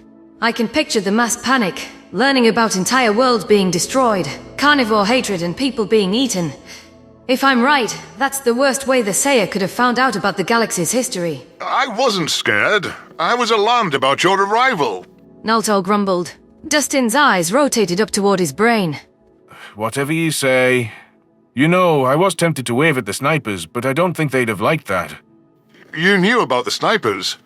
We have heat vision cameras. Just saying. And your plan is to touch down on Elsh, where you can't see the snipers, where nobody is granted entrance, after they openly pledged to blow your brains out. Yes and no. I was thinking more washing up on their shores under a Lassian flag. You're the only ones they talk to, and that means they might hold fire on a diplomatic vessel. I would have liked to have a longer holiday here on Earth, but I believe we need to turn back for Ivrana tomorrow. Every day this drags on, the Ortal's case gets stronger. Won't it make you look bad, not honoring their request for you to stay away? I murmured. You told us you would have left if that was our wish. I also believe they're serious about their threat to kill you. I will leave should they ask politely in person. Perhaps we're wrong not to respect their keep out message, but they simply must recant the public statements for the sake of our mission. Ivrana is in dire straits. I'll sleep fine at night, and to save an entire planet, I can stomach the risks. I've come to like you, Dustin. And though he won't admit it, Naltor does too. Neither of us want anything to happen to you. I would feel terrible if first contact ended in a tragedy, not to mention what it could mean between our two peoples. I want to fix this mess as much as you do, but perhaps it should be Lassian diplomats taking the plunge. I agree with Dr. Tassi, Nulia said, her spines half raised in alarm. There's no reason for you to put yourself in such grave peril. The human slammed a fist on the table. The reason is that we need to communicate that we're not a threat. Sending the Lassians alone could make us at fault for the next global war, whereas if I go, it's just one of their ships. I believe in Bissems. If I put myself at their mercy, they'll see that they have the power, that there's nothing to fear. It has to be me, and I won't be dissuaded. Then let us go with you. Aliska countered, nervously preening her fur. This could be my fault for the meltdown at the feast. We're a team. You don't have to sacrifice yourself alone. If they're going to kill aliens on sight, there's no reason for our whole first contact party to die. That level of carnage would give the United Nations pause, despite their commitment to help. I won't risk our entire connection to the Bissems. There's been too much blood, sweat and tears into this program. A decade of our lives. My stomach churned, knowing I couldn't let Dustin venture off alone. Then I'm tagging along. This is my life's work, and I have to do my part to protect you. I'll make sure the Lassian government doesn't seek retribution in the event of our demise. I'm representing the FAI, not them. There's not a chance in hell. You're like one of Kale's cultists trying to be a martyr. Naltor interjected. If you want a Lassian boat, you're taking both Tassi and I with you. We're in this together now, for all Bissems. And don't worry, I won't go spewing my thoughts about the Seer to their faces. We go the three of us, or we don't go at all. Got it? You could leave a little room for debate. The human hesitated, a weary look in his eyes, but was unable to withstand the general's authoritative assertions. If you insist, but I don't like it. Putting people in harm's way isn't something I'm used to. That's why you're bringing a military man along. Too much naivety between you and Tassi. This ocean crisis sounds like serious shit, and I won't let a single country doom our planet. I'll do whatever it takes to protect Ivrana. Thank you. I guess I'll have our people get in touch with the last men. We know how we're handling each of the factions. Dustin stood from the table, clearly having lost his appetite during our discussion. The flavorful fish cutlet that I had devoured suddenly felt heavy as a rock in my stomach, as it occurred to me what I had insisted on. I'd been watching the human lay himself out on train tracks, and I couldn't bear it. Just when Bissems discovered aliens, my life could be ending in a few days. There was some solace that I had lived to the point where we discovered extraterrestrial intelligence, and had been the first Bissem to see another planet, but there was still so much I wanted to learn. Sailing toward the continents known for torching unwanted visitors on sight was suicide, even if it was the only way to attempt to save diplomatic relations. I rubbed the spot where my implant had been placed, feeling stress boiling within me. My first priority was to get a memory transcription before we departed for Seir territory, in case this was my final week in the land of the living. I wanted people to know that I was willing to sacrifice myself for this cause, and to know how truly excited I was about these newcomers. When Dustin and Nuli got scanned before the ship launched tomorrow, I would quietly have my thoughts taken down. It would take a miracle of good faith from the nomads to depart alive, if the fact that they were friendly with last men counted for anything. We had no other choice to find out why the third subspecies had hidden so much from the rest of Bissem kind. Memory transcription subject: Tassi, Bissem scientist. Date: standardized human time, March 20th, 2160. My day-to-day life was a whirlwind as we booked it back to Ivrana to put a muzzle on the Seir's beaks. I could only imagine the Lassian Chancellor's discontent, being asked to furnish a diplomatic boat with the most likely outcome of killing a prominent scientist, a high-ranking general, and the most notorious member of the First Contact Team, who happened to be from the galaxy's predominant power. Renewed efforts were put into contacting the Seir through diplomatic channels, but the radio silence persisted. Knowing that my time might be ticking down, I studied every piece of alien media that I could on the ride back. General Naltor was even willing to watch a Venlil human war movie called Escape from the Cradle, which was one of the first films Terrans made in conjunction with an alien species. The First Contact team had set up a movie night, displaying their traditions of eating puffy kernels of popcorn. Sadly, Bissems couldn't share in that. Haliska had come for the popcorn, but left before the movie's violent opening. It was strange to think I was watching an interpretation of what destroyed Nulia's world, that such a catastrophe had been turned into story entertainment. There were many specifics that Naltor and I didn't understand, such as the mass stampedes at the humans' arrival. I inferred that was what the Gajid sociologist meant about her village panicking. To think that the galaxy found Dustin's kind that monstrous, to instill such a senseless response. Was that how they saw Bissems? Would they see me as an abomination to run away from? That thought broke my heart into tiny pieces. I had grasped that there were prejudices against us, but not how fundamentally abhorrent we were to them. I wasn't sure what I could do to maintain our image that would transcend that fact. However much things had changed during the 23-year duration, Haliska's mind had kicked into flight mode as we welcomed her. And she had trained to face what we were, as though carnivores were something that required exposure to tolerate. We're risking our life to save First Contact, not just because of the opportunities for Bissem kind, but because Ivrana hangs in the balance. How am I supposed not to just fend off accusations of wanting to eat people, but to stop other Bissems like the Sayer from panicking at the truth? How did the humans do it? The final day of our voyage, on descent back to Last Min, came without offering any assurances. I couldn't help but feel woefully underqualified for the tasks on my plate. None of my thought exercises about First Contact had prepared me for this. General Naltor had been focused on quietly making arrangements, ensuring that word was sent back to his family in the Huddledom, despite the fact they'd disowned him after his exodus. I mulled over what I'd squawk at the Sayer, even as I listened in on human podcasts and peeked at animated media. If only I could haul away and absorb knowledge about their lives without complications burdening me. Still, time didn't slow for my troubles. Dustin, Naltor and I loaded onto a small Lassian ferry, like fish swimming into a net. I listened to some alien music for part of the ride, before giving up on any escapism. Had enough of the Terran entertainment machine, Doctor. The human leaned out over the railing, admiring the sea spray and searching for the coastline. You still haven't peeked at our sports, Tassi. You might enjoy our fishing competitions. There's also some video games that are just about sailing or diving underwater.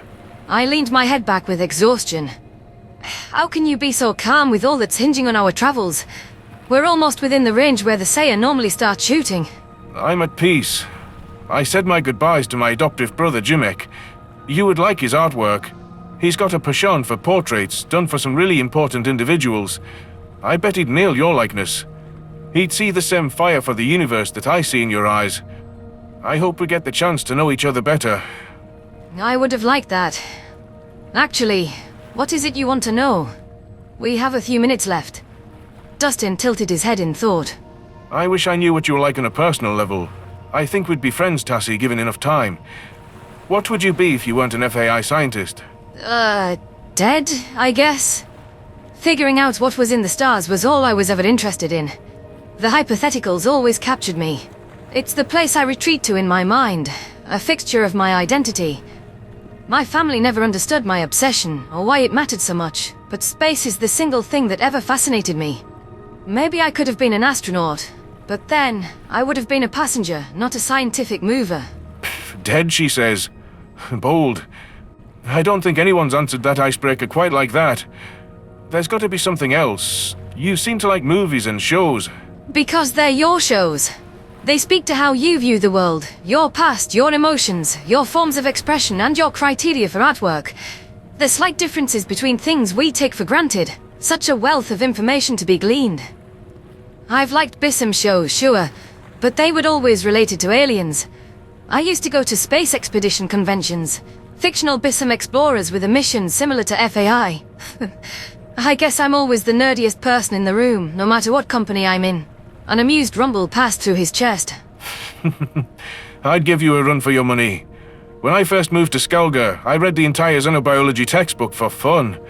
How creatures evolve and specialize, it makes the world make sense. The things I could have told you about Earth animals from the time I was in elementary school, you would have been surprised anyone cared about such things. Meanwhile, I intimidated my teachers into passing me in my classes. Naltor remarked, mischief twinkling in his eyes. Well, that's not true. But you believed it for a second. You've got to be curious about something in the universe, Naltor. There had to be some subject that spoke to you. Do my strategy classes at the Selmer's Military College count? I scoffed. That's not something that invokes wonder and curiosity. There's more to this world than fighting and killing. That's reductive thinking. It's important to know how to protect yourself from any threat. There's some wisdom to be gleaned from cleverness of any kind, just like learning how scientists made their discoveries. Dustin mused. Tactics makes you think about what lines you're willing to cross. Beyond that, there's some lessons in war that translate to other parts of life. Never stop your enemy when they're making a mistake. Ha! I like that! It's a shame I don't see you as my enemy, so I had no choice but to try to stop you from this mistake. I could throw you overboard and save the Seia the missiles. You are a disturbed man. The Seia have to realize a war with us isn't to anyone's benefit. We just need to assure them we can work together, despite this carnivore shit. Yeah, the nomads don't do that working together shit. Naltor, shut up. The Selmer chuckled to himself, contented with the alien's rebuke. I stared out at the empty seas and thought over what Dustin had said about xenobiology occupying all of his brain space. He might have been the first person who seemed to understand what it's like to need to learn everything possible about a subject, down to the smallest minutiae. While someone like Naltor would find it a snooze fest, I would kill to get my flippers on a textbook like that. The things the human could tell me about each species' evolution. There were 300 of them out there, and I knew so few. On account of that tragedy alone, I was determined to survive long enough to learn them all. I really just know the Venlil, Yortol, Khajiit, Thafki, Dwerten, Krakotl, and Arxur. There's so much left for me to learn. Whatever they think of Bissems, I have to show the Sapient Coalition who we are. I have to rise to the occasion. The GPS locator showed that we'd crossed the official boundary of Seia Seas. I rose to my feet, waddling over to the receiver in case I needed to talk to them. If the nomads would shoot down diplomats at once for the slightest intrusion, our fate was already sealed. My heartbeat quickened as I waited to see if supersonic missiles would crest the horizon. There was no sign of a response from Alsh until an incoming transmission was targeted at us. The fact that we'd received a verbal warning was a positive sign. They didn't want the hostilities associated with shooting down a civilian boat, whatever Naltor might think. This is Alsh Lighthouse. Lassian boat, turn back at once. You're trespassing in Seia territory, and no amount of goodwill between us gives you that right. A stern voice squawked through the radio. The speaker addressed us in flawless Vrit. I steadied myself before pressing a button to respond. We need to speak with the Seia about the aliens. This affects all Bissems. We need to understand each other and be on the same page. If there's something you've learned about them, it benefits us all to share. If there's one moment where we have to work together, it is now. This will define the entire planet's future. Whether it has one at all. The voice was quiet for a long moment. To whom am I speaking? Dr. Tassi, with Fishing for Alien Intelligence. I'm a scientist. Our ferry is diplomatic and unarmed. You're welcome to search it or to transfer us to one of your ships if that's your concern. We need to have a conversation and get channels reopened. Please, at least hear out what we've learned. It can only help you. What is your name? Zalk. I'm in charge of the Seia Coast Guard. You're fortunate I have the authority not to shoot you down. What you've said about Ivrana having a future, it's why if you knew what's good for you, you'd cut ties with the aliens. You'd see through all those grand promises Dustin told the crowds about peace and progress. Don't trust that thing. Why are you so certain these aliens are a bad thing? I'm sure whatever has soured your opinion, it can be explained. I strongly doubt that. The sands of Alsh were becoming visible on the fringes of my vision, along with the waiting army of Seia on speedboats. The lighthouse was further back, rusted and looming over the obscured continent. This is your last warning, Tassi. Turn the fuck back. You'll have to shoot me, Zalk. Is that what the Seia stand for? Gunning down scientists who want nothing more than world peace and to represent Bissems in a unified way? I didn't believe it was. Neither did that alien who was willing to risk his life to understand why you're afraid of him. If you have concerns about Dustin, the best way to handle them is to question him in person. The alien is aboard your vessel. He is, and he's aware of your threat to shoot him on sight. That he's not welcome. We're all aware that we're not welcome. Dustin wanted to go alone so he wouldn't endanger us. He came all this way to try to save Ivrana, and he's willing to die for our sake. Zulk, you have to listen. I'm listening. It might be valuable to subdue him and acquire intelligence since it appears he can't fight back. Questioning a Xeno alive. The only prospect more fascinating than putting him at the bottom of the sea. My beak parted in alarm. Just what are you thinking of doing to him? That depends on the answers Dustin gives, I imagine. Don't worry your little head, Vitrala. I'll ask for clearance from the elders on how to proceed, and I might be able to tell you everything soon. It might be beneficial for us to stop Lasmin from crawling into a tight box with these terrors. Naltor shoved me aside, features brimming with outrage. What are you going to do with us in the meantime? Ah, the Selma General from the broadcast. Naltor, is it? We're going to detain you since you so expressly wish to talk. I can probably let you watch as we extract information from that thing, by any means necessary. Stop this madness! What is wrong with you? You can't lay a flipper on him. Dustin might be an alien, but he's a civilian. A humble scientist, and a surprisingly pleasant fellow at that. Civilian? As if that matters. Whatever you think you know, Selma, save your breath. You and your alien friend better lie out face down on the deck. Resist and we'll put a bullet in your skulls. Why don't you pass that message along? Wait! Zalk! It doesn't have to be like this. We could just talk over the radio, I pleaded. Dustin will talk willingly. He better. I'll see you soon, Tassi. Zalk disconnected from the channel as the Coast Guard boat closed in on us. Dustin's complexion had lightened, though he stretched out on the ground, grumbling something about being the new Marcel. Wasn't that the name of the human who took Nulia in? What did that mean? I didn't feel right about letting the Seya capture him when they all but said their questioning would be less than civilized. The thought of them using advanced interrogation tactics on my fellow nerd made me shudder. After having already washed up to Arxur's shores, there wasn't much we could do.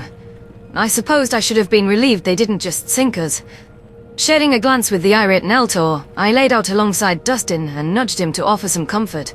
I swear, Zulk decided to spare us once he heard he could get his flippers on an alien. Like Dustin will be some live test subject to them. I've got to try to talk them out of this, to figure out why the Seya are doing this and what it'll take to stop them. I won't let my friend from the stars suffer in Bissem custody. If Halaska was afraid of our friendly welcome feast, what would she think of this reception? Naltor grumbled. I bet she'd make a swim for it. It's not too late for you to do the same, Dustin. The human chuckled half-heartedly. Hallie wouldn't be alone in having that desire right about now. Though I imagine it's an exercise in futility at this point. I'm glad that I didn't let her and Nulia come along. Hopefully they're having a better time meeting the other nations. Well, that's about guaranteed. It's tough to be worse off. You really inspire optimism, Naltor. Remind me to never follow you into battle. Optimism gets you captured by crazy nomads. Realism is a better philosophy to aspire to. Maybe you're right. I should have listened, not to talk to them. I mean, I knew the risks, but I shouldn't have agreed for you and Tassi to come along. I drew a shaky breath. We're in this together, like Naltor said. I'll do everything I can. I'll make sure someone knows about how they welcomed you. I hope you do, but I don't want to start a war. Just save Ivrana. That's what matters to me. Goodbye, Tassi. Seya soldiers stormed onto the vessel with every one of them surrounding Dustin. The mid-sized Bissems had yellow crests protruding from the sides of their heads beneath their helmets. Several bodies restrained him, ensuring he was tightly bound. They bagged his head before hauling him to his feet with a rough grasp. I couldn't help but notice the strange expressions on their faces, though that might have been because it was their first time seeing an alien. I squeezed my eye shut as they cuffed me with only a touch more delicacy. Naltor's outraged barks echoed beside me. The nomad's greeting party placed a bag atop my head, blocking out any vision I might have had of Alsh. Powerless to stop whatever their intentions were for Dustin and us, I allowed myself to be herded to a different boat and ferried to the shore. Horror flooded my chest once I overheard the chatter between the Seya soldiers. It wasn't the standard questions or apprehensions that had floated through the Lassian military when the aliens landed. The sick bastards were laughing, practically rubbing their flippers together in glee at prospective remarks about ripping the human open. How could any Bissem respond to our first visitor from another sapient species by relishing in the idea of his suffering? I couldn't begin to understand what would drive such sickening behavior. General Naltor had been right about this being a mistake, no matter how necessary it seemed to our mission. As we disembarked onto dry land, I racked my brain in desperation to think of a way to get the human out unharmed. If the Sayer wanted to torment Dustin, they'd have to get through me. I would fight to stop this in any way that I could. Memory transcription subject. Taylor Trench, human colonist. Date, standardized human time, March 20th, 2160. I woke up drenched in a cold sweat for the third night in a row. My fingers were clutching the blankets as if my life depended on it. My breathing was erratic, with my brain locking me into fight or flight mode. I sank back against my pillow, slowly, trying to collect myself. The thuds of my heart punished by ribcage, a frantic pace that felt impossible for the blood-pumping organ. All I saw when I closed my eyes was sand raining atop my head, burying me. The screams of the other humans echoed in my ears tonight, before I was teleported into the morgue. Kabir's corpse had been there, burned like the victims in the medical clinic, before his accusatory eyes turned toward me. In the waking world, I knew that horror wouldn't leave me. All of those people had died because of me. I should have read Gress better, since it was the very thing I was trusted to do by the colony. How could I be furious at the Consortium when it was our shiftiness that left them thinking we were with the Federation? The blame belonged on my shoulders, for my decisions. Everywhere I looked around Tellus, watching grieving friends or seeing miners without any work, I was reminded of the blood on my hands. They might as well have been stained red, proclaiming my sins to the entire community that I had failed. My entire life, I felt trapped underground, but it's never been on this level. If Gress is offering to take me away from here, it's time to get going. I have to get out of here.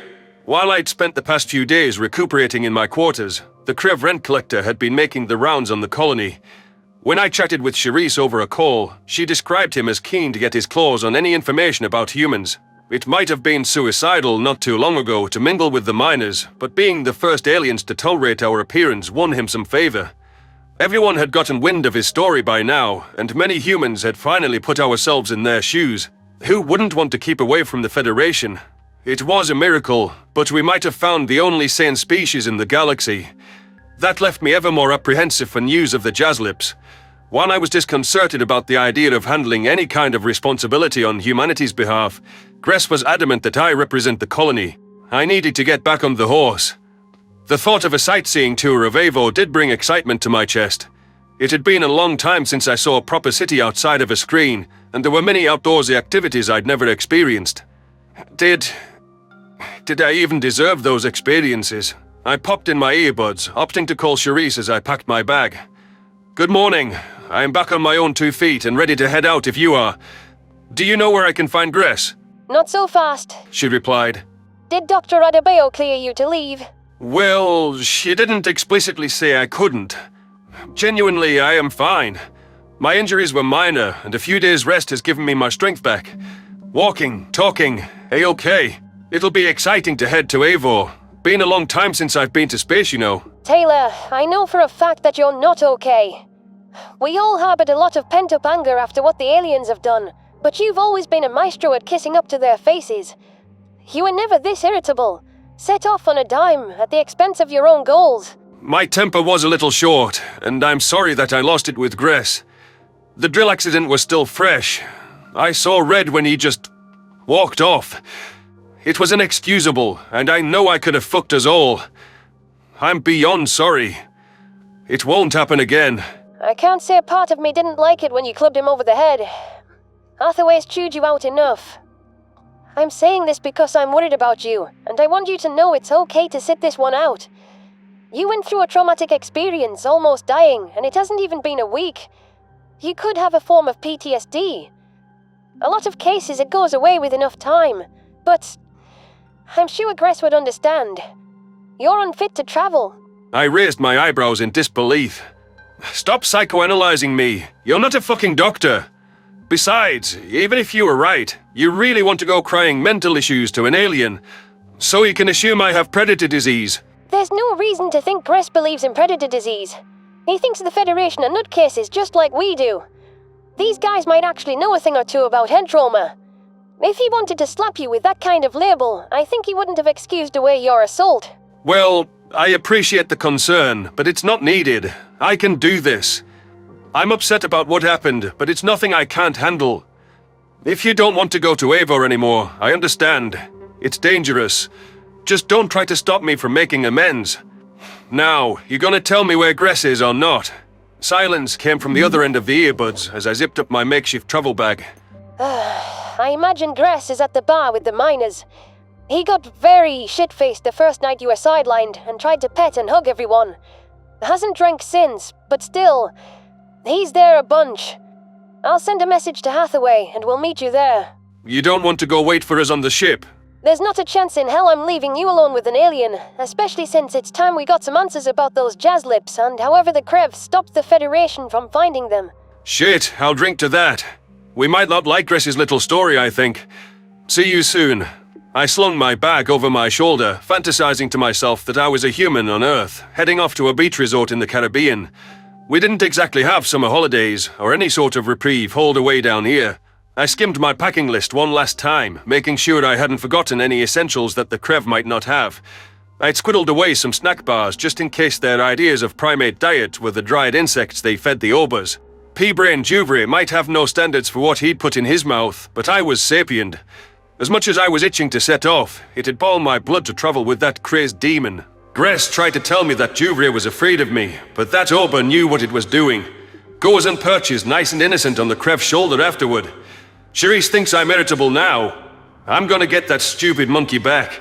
I sped up my strides as I entered the main cavern, casting my gaze to the elevator.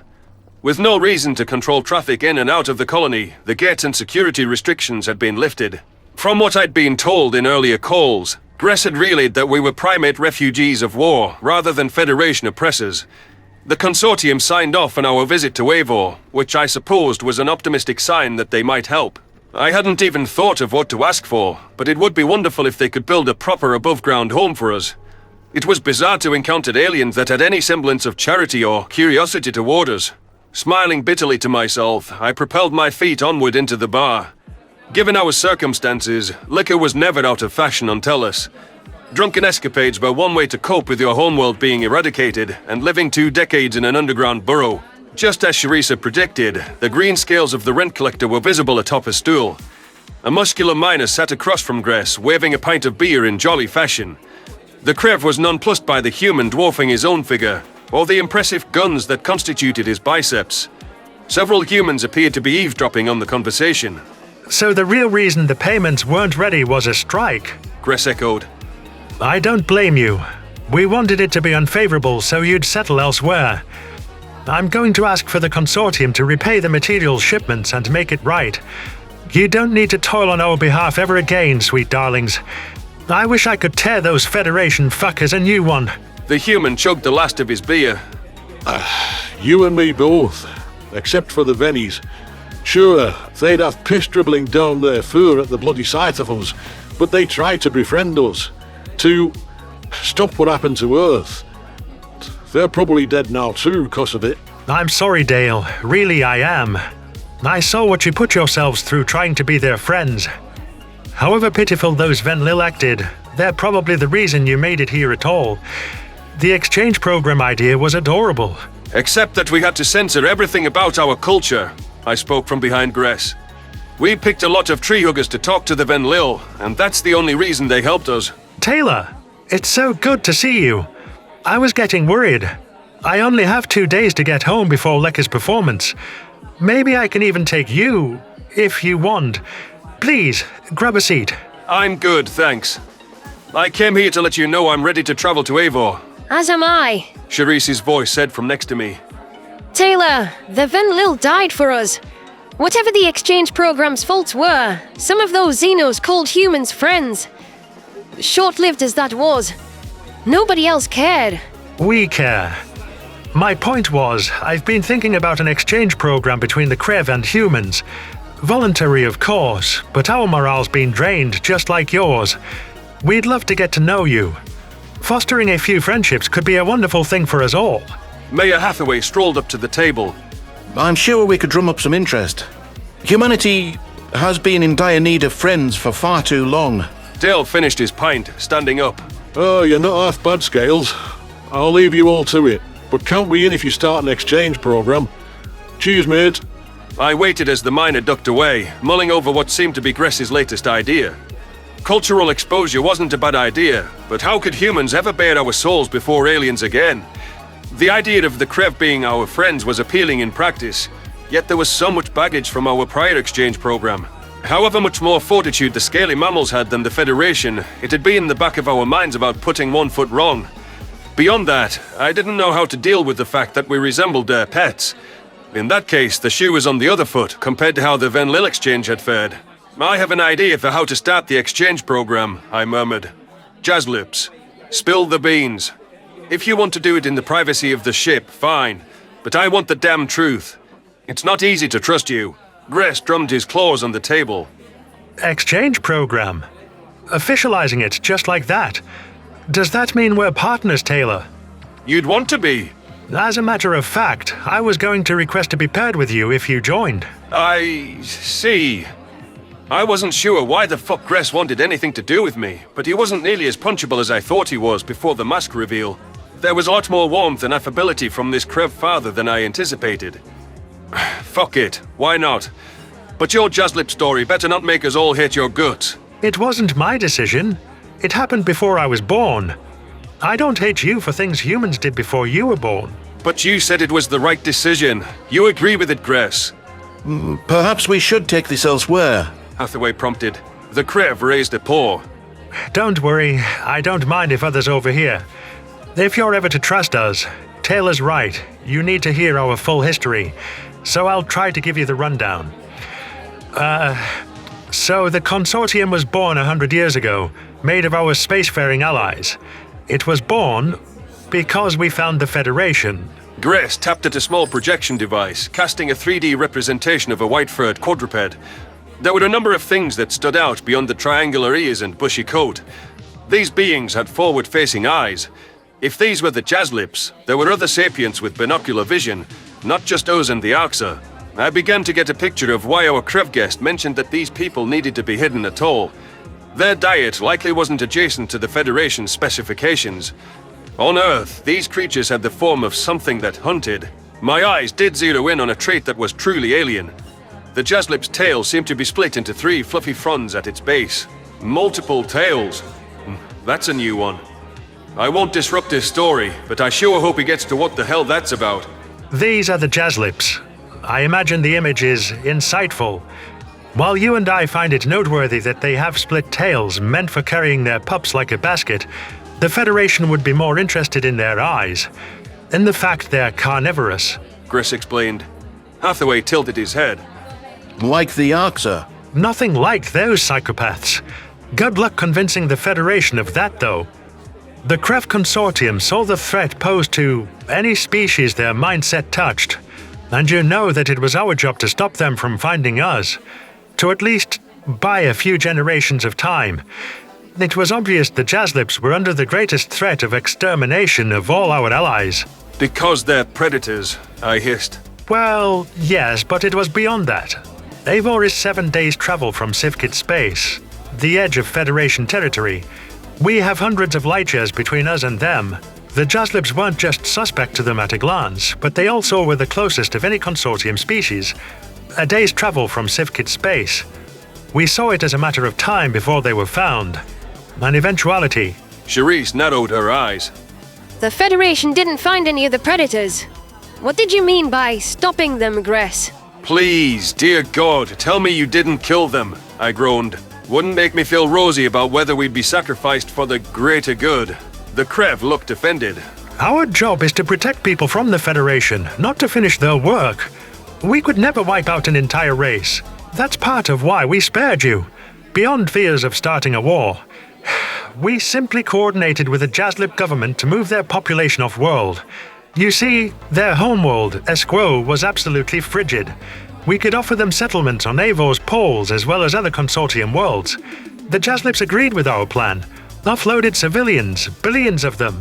The Great Relocation was a process we spent 30 years on. That can't be all you meant by a necessary evil. Getting them out of Dodge from the Federation, that was the right thing to do. Of course it was, Taylor. The controversy of it all was the fact that there were Jazlips who refused to abandon Esquo during the mandatory evacuation. Our plan was to make it look as though the planet had died via nuclear war, to wipe it of all traces of life so they wouldn't come looking. The Jazlip government wouldn't sign off while there were still civilians on world.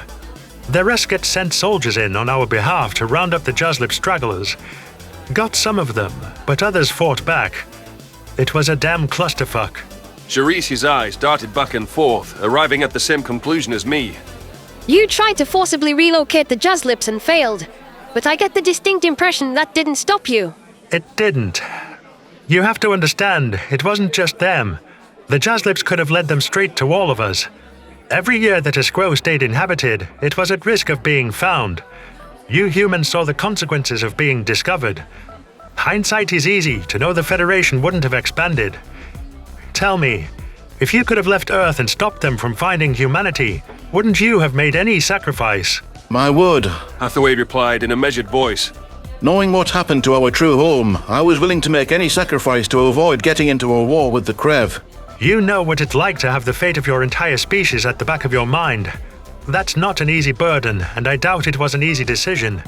The Krev just couldn't wait any longer. Time was up.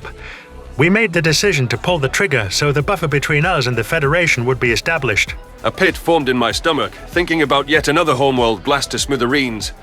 If you tried to evacuate all of the civilians off-world and the majority agreed with your plan, I understand choosing the Consortium's survival. It's a shitty situation. I do wonder how the Jazlips reacted. Not well. They're still bitter over what we did, and it was 30 years ago. A little before your arrival. The true controversy... The Jazlips hibernate during the winter when the temperatures drop to a certain point. Their farms can't operate under such extreme conditions. We waited until their government on Eivor was in hibernation during its brief overlap with Esquo's hibernation season. We bombed their world to oblivion only then, while they weren't there to protest or resist. The Jazlips woke up to find the planet gone, and everyone who remained on it dead. I swallowed, feeling my throat run dry. Forcibly ripping people from their homes was reprehensible enough, regardless of whether the Jazlip government had gone along with it.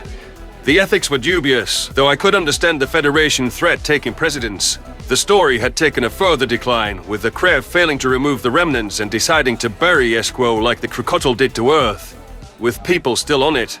The brute calculation of the Consortium was something I could understand. Billions of lives and multiple civilizations against a few holdouts. Letting the Federation find the Jazlips wasn't an option. Gress's people were trying to prevent a tragedy on the scale of our own. If that was what it had taken to save humanity, I would have done it in a heartbeat.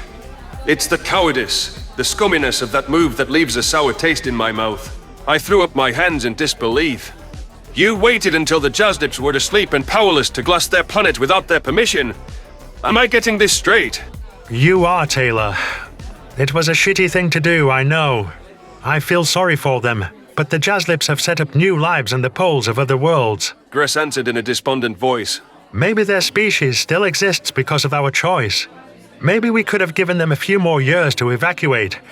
Maybe we didn't have to do it at all.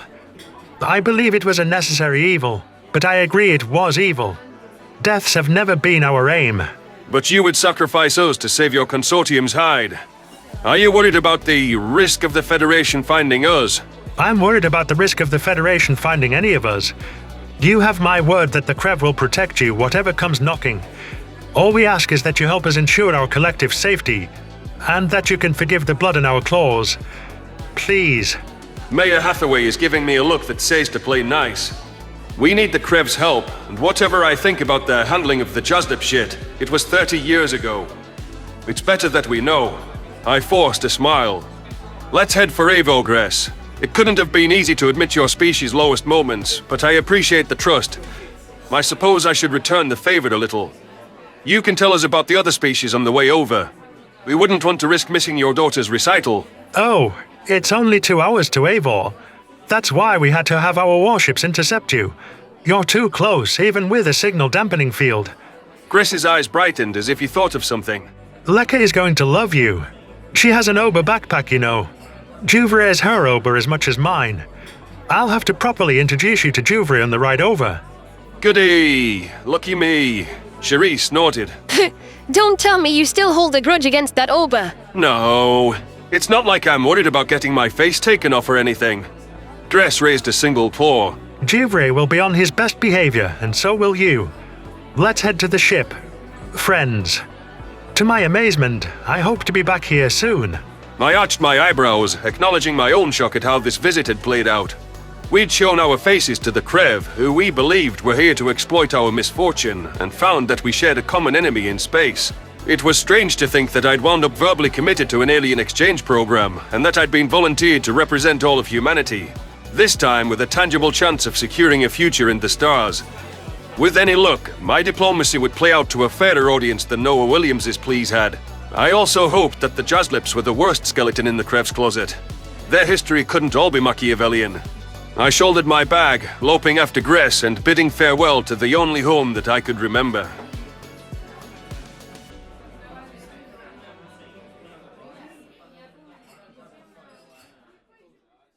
Memory transcription subject, Taylor Trench, human colonist. Date, standardized human time, March 20th, 2160. People that lived back on Earth used to travel in commercial airliners, flying across the skies as if it were a regular occurrence. Hundreds of passengers flying to and fro across the globe. Entire complexes that made up airports welcoming visitors to cities of millions.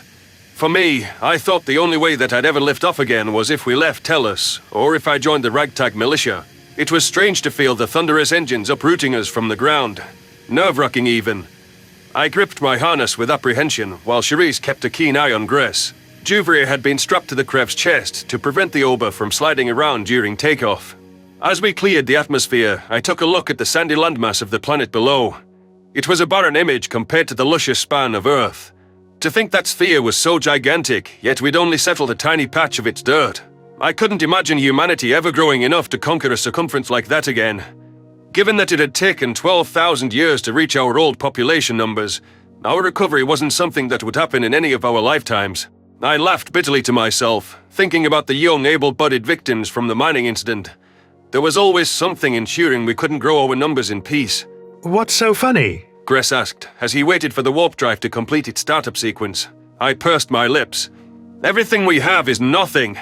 Nothing in the grand scheme of things. I got this job by being good at kissing folks' asses. It felt good when I let myself go. This trip on Eivor, it's going to be the last fucking time I suck up to anyone. I'm done pretending. Done talking. I want to take some tangible action, Gress. Well, we could always use more bodies in the military in case our favorite group of aliens comes knocking.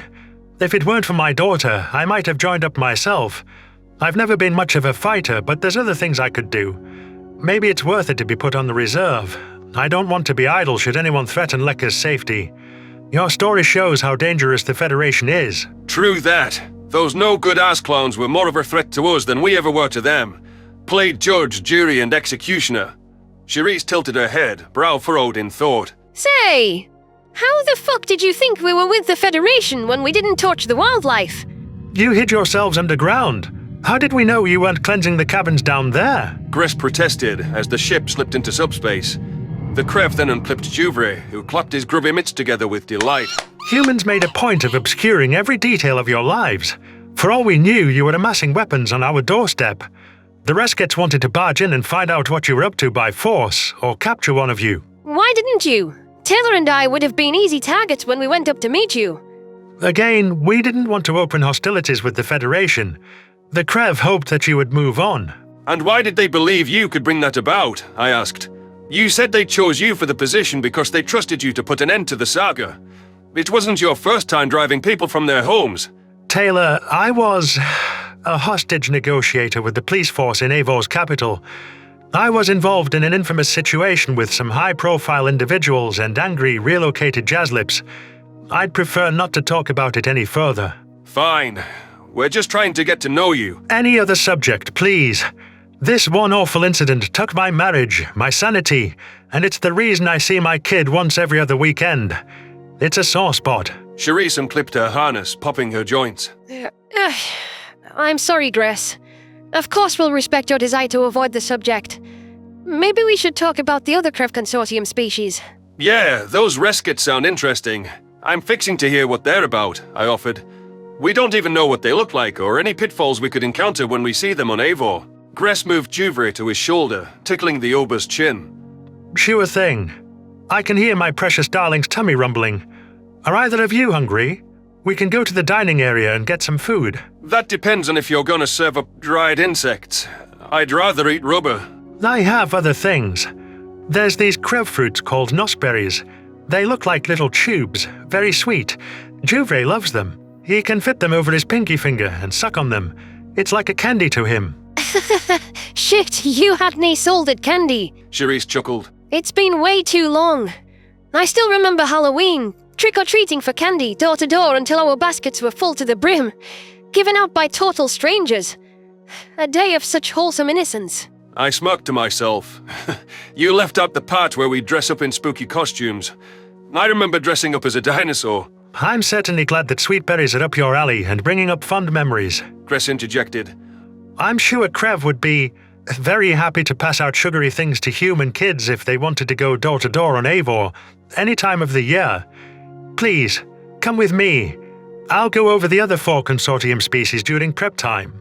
Charisse and I tailed after the green-scaled mammal, who seemed delighted to be feeding us. A far cry to how the Federation would have felt at the mere thought we'd ever have to eat. I'd wager Gress would happily spoon-feed us if we asked, given how apparent his enjoyment of pampering Juvre was. It was strange to be doted on with such intensity, though I imagined it was how the Venlil felt about our affection toward fluffy things. My mind was still a bit stuck on what the Krev had commented about his old profession as a hostage negotiator. If this was a famous incident, I might be able to pry the details out of others on Eivor without forcing him to relive it. However, given that he was something of a friend, I was uncertain if that was a breach of privacy. The fact that the Krev would think to send a hostage negotiator to collect the supplies from us is telling. It's like they saw their very space as a hostage, which needed to be pried free. It also tips off that their species is capable of unprey-like premeditated violence. So, where to start?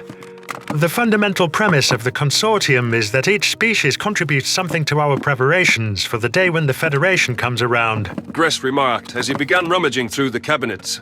We've turned the homeworlds into, hopefully impenetrable fortresses, growing an army as quickly as possible to meet a massive force. Signal dumping in cages. We don't have such measures in surrounding systems to minimize the risk of detection.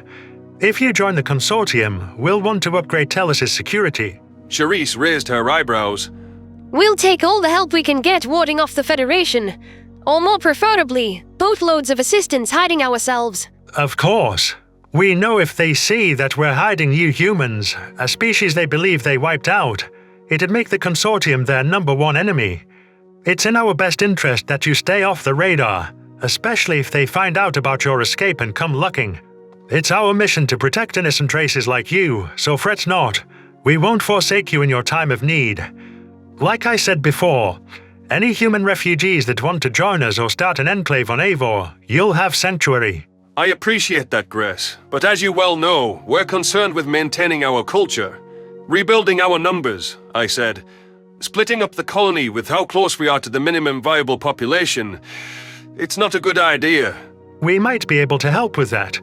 I know it's not a decision you can make alone, but we have ectogenesis chambers, artificial wombs. Perhaps, if you're comfortable with it, Krev could raise some human children and teach them your culture. It would shorten the duration needed to expand your numbers.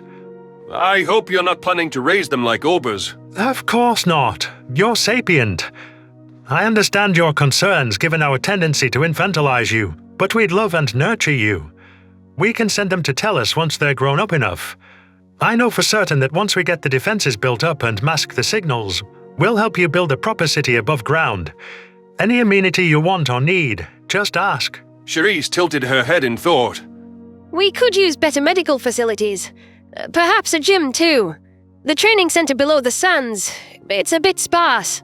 I'd like some sort of concert hall or auditorium, bringing back live music, proper arts and entertainment. I know people might not think it's a priority, but I hope it'll help us feel human again, I commented. We've lost our soul. Gress dropped the last berries into bowls, setting them down at the table. Food aplenty. Eat up.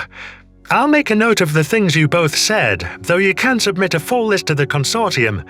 Our automated construction should make it easy to build up your city. Eventually, multiple cities. That sounds wonderful. We're both touched by the prospect. The four of us found seats at a small table, each with a hearty portion at our disposal. The Krev watched with eager eyes as I grabbed a nuskberry between my fingers.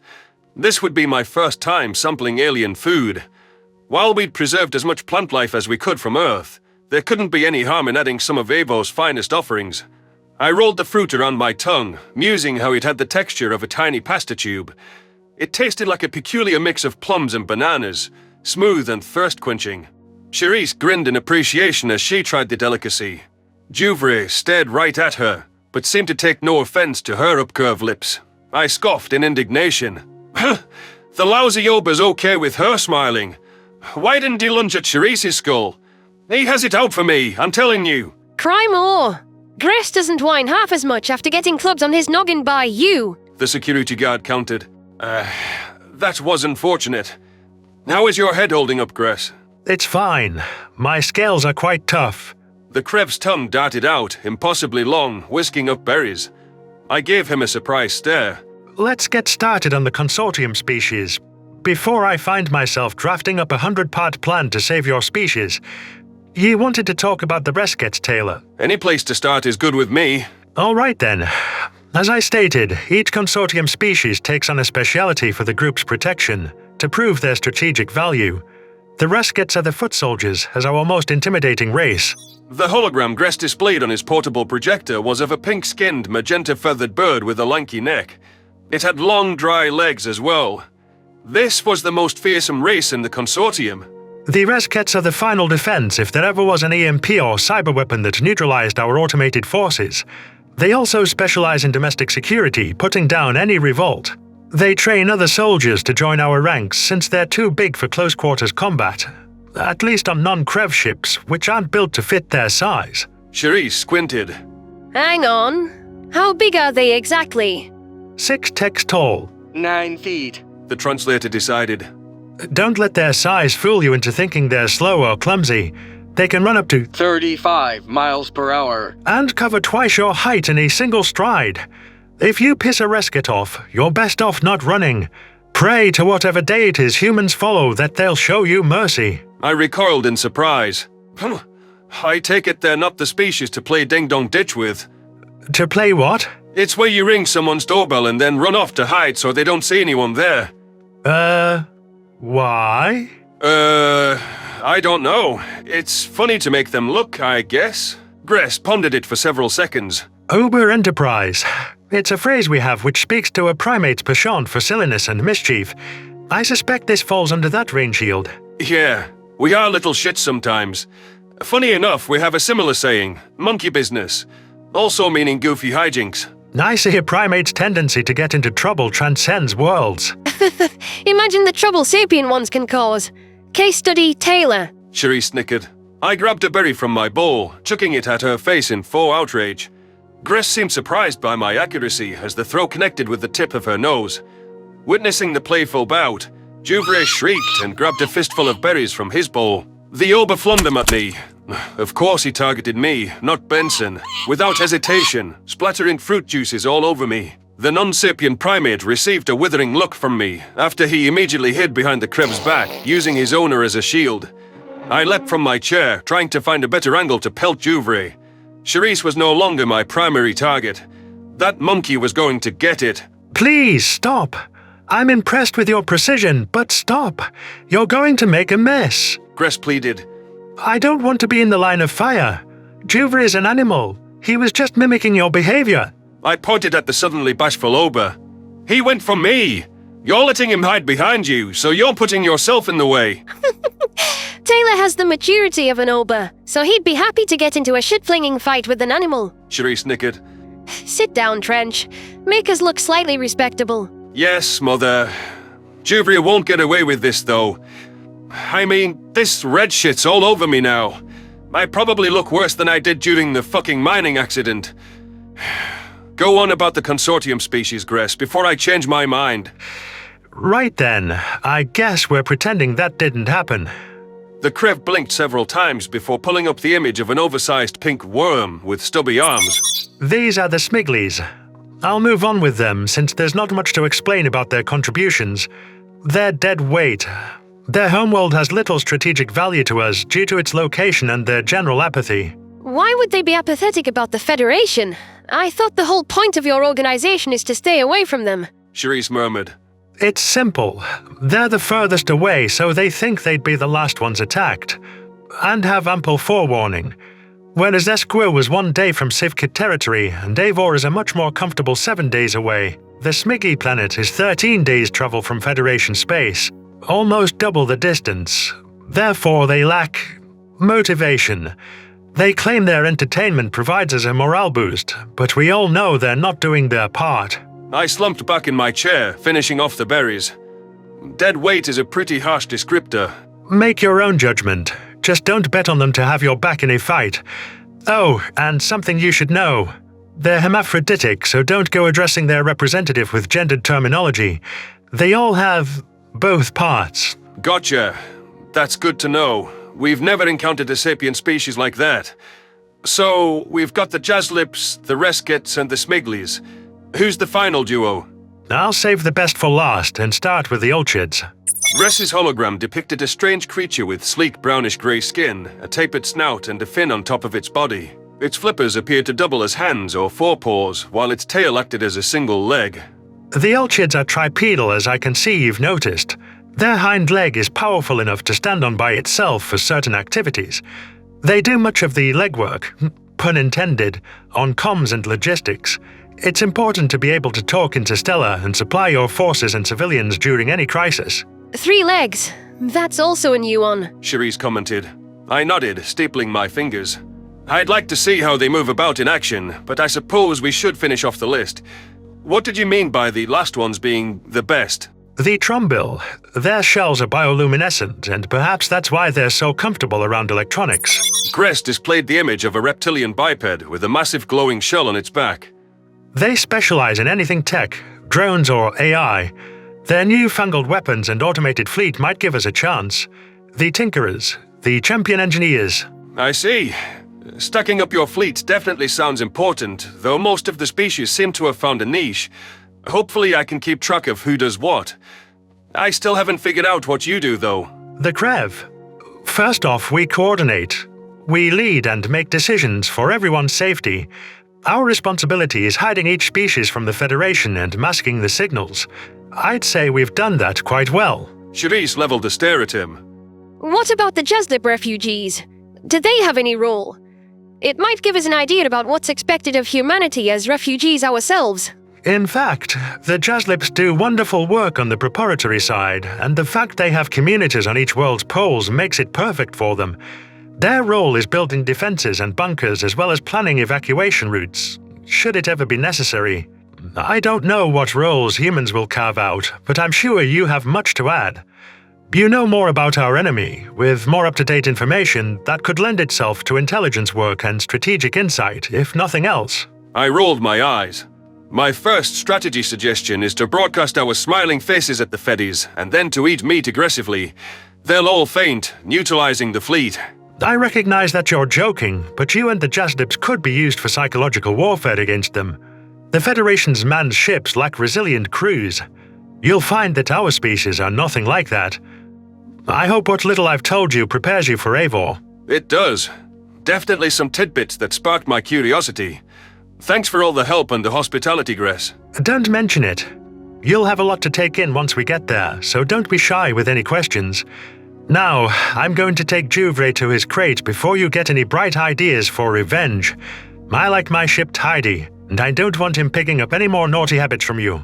With my mind still aching from trying to retain the precise details of 6 novel species, I kept my snide remarks about the Oba to myself. I couldn't resist pointing to Juvre, then to the emergency airlock as the pet stared at me over Gress's shoulder. It would be a shame if someone spaced that primate for science. Not that I would actually do that. Unless... Charisse shook her head at me before toting her dishes over to the sink. It seemed that help was forthcoming if I could keep up appearances, so I supposed I should knock off any Ober enterprise before we got to Eivor.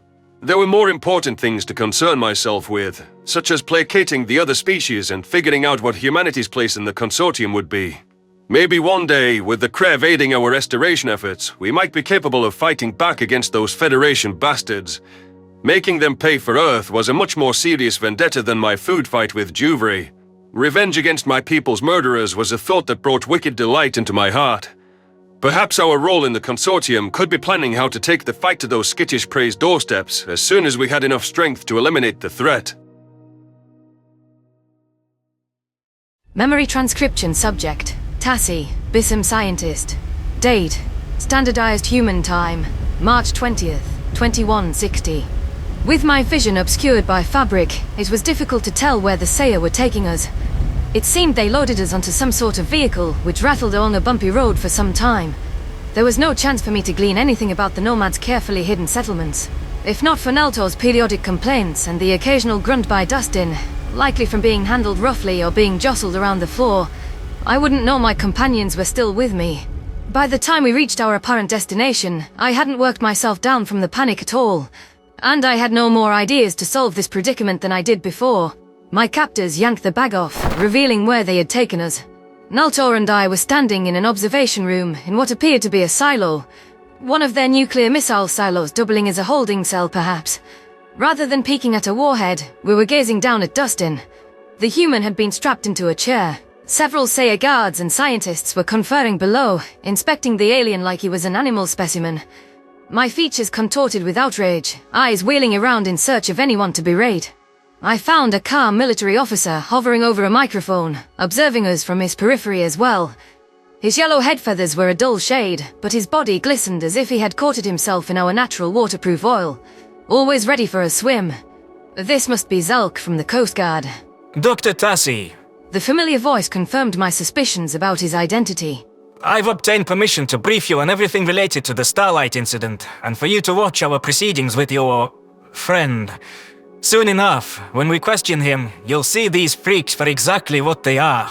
I narrowed my eyes. And what is that? Flawed? Troubled? I'm already aware. No, you're not. They haven't told you what they've done.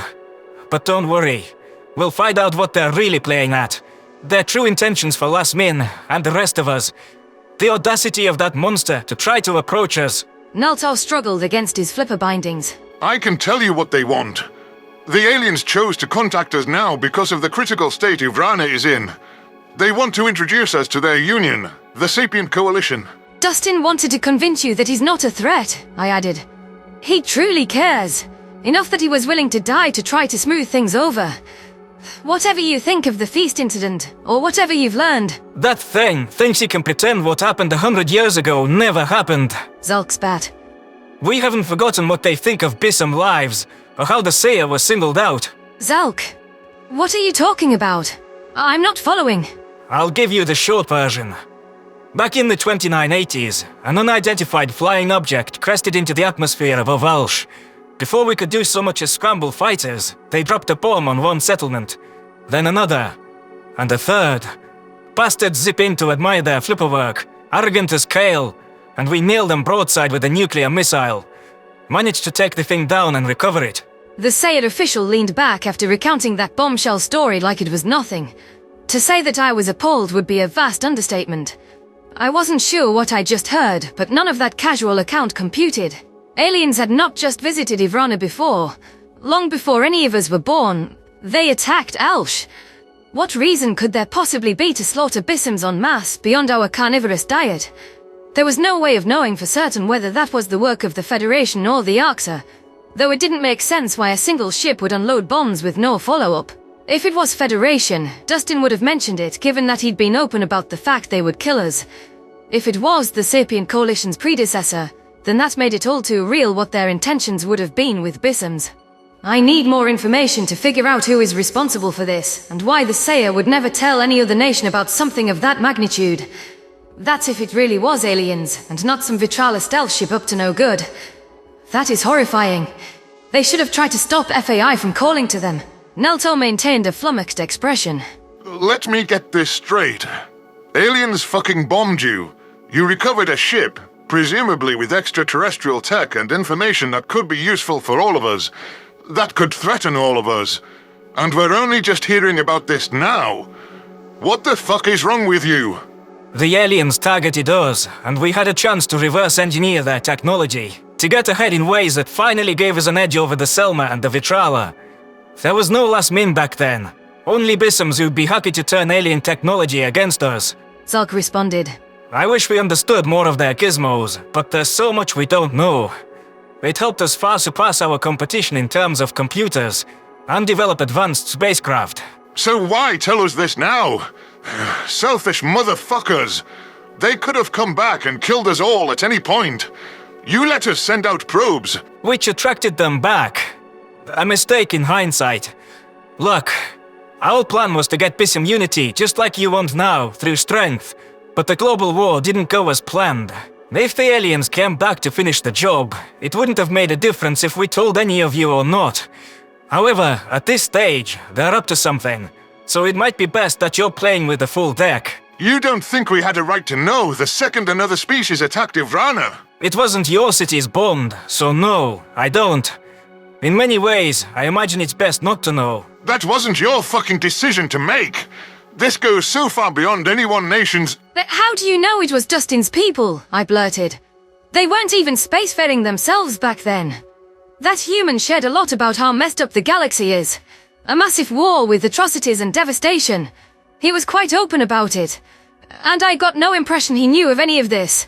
You're blaming the wrong aliens. Even if humans didn't pull the trigger themselves, they affiliate with the beings who did. We recovered a few corpses from the wreckage.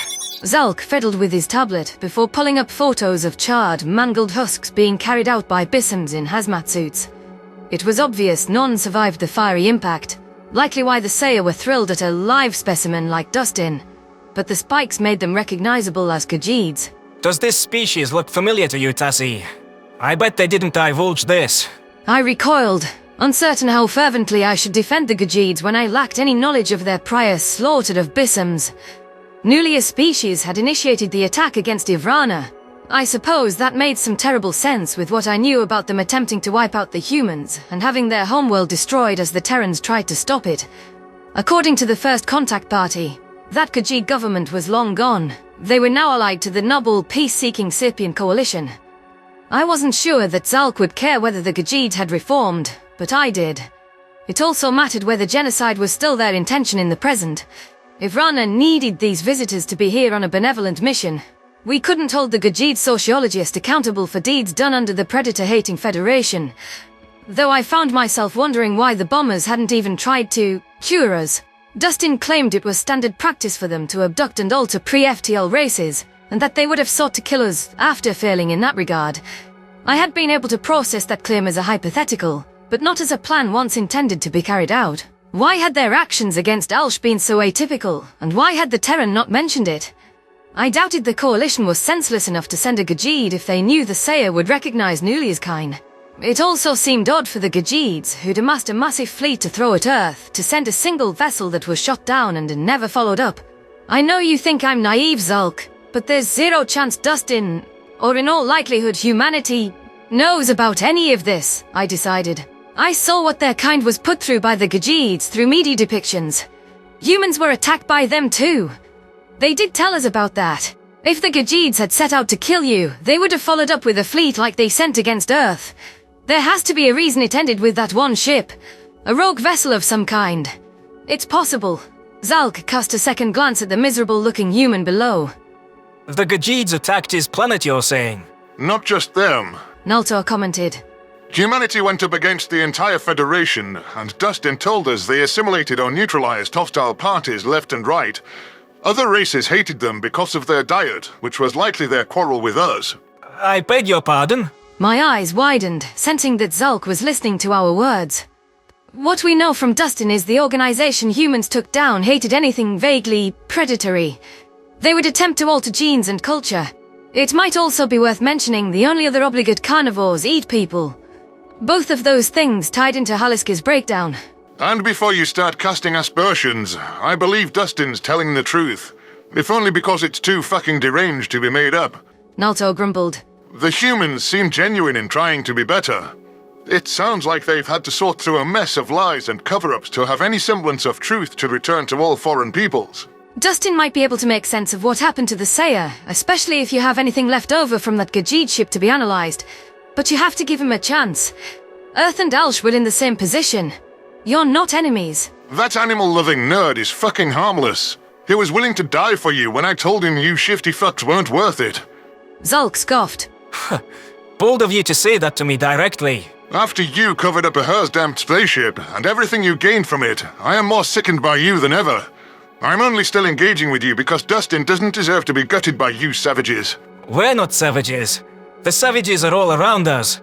Every visitor we got from the outside world and universe was there to take what was ours. That's enough fighting, I shouted. You want to prove you're no savage, Zulk? Act out of reason and gather all the facts like a scientist. Don't hurt someone who came here to be your friend unless you're 100% sure they're lying. Is that too much to ask? The Sayer Coast Guard officer paced back and forth, studying the military personnel who were guarding the captive human. I could understand their glee at having an alien at their mercy because of a desire for retribution, especially if they believed the Terrans were teaming up with the people who bombed their continent. If I had failed to persuade Zulk not to associate Dustin with those unspeakable sins, and to try extracting information in a civilized way, there was nothing I could say that had convinced the Nomads. I shared everything we knew about the galaxy's bleak past, and about the Coalition's fresh start. It was possible the Sayer would never be willing to talk to outsiders, even if Zulk's people had finally spilled the truth to Lassian visitors. Maybe I was right the first time around about the Sayer just being afraid, terrified that the aliens would swoop back around to finish the job. The Sayer have made terrible decisions that kept them more isolated than ever, but that doesn't mean what was done to them isn't unspeakable. Leave it to a Selma and a scientist to be a bunch of loudbeaks. Zulk huffed. You're going to talk me to death, but you paint a convincing picture. I really wish I believed those promises of peace the way you do, Dr. Tassi. Problem is, even if I pause for a minute, you think my comrades and the leadership will accept me going easy on him? I drew a shaky breath. You'll regret harming the wrong person more than not harming the right one, Zulk. You're calling the shots, so you'll have to live with it. You can always share what you were told, assuming Dustin doesn't convince everyone with his kindness. If you don't want innocent people getting hurt, stop it before it's too late. I'm not sure about this, but I'll pretend he doesn't know. I'll tell him what I told you and hear what he has to say.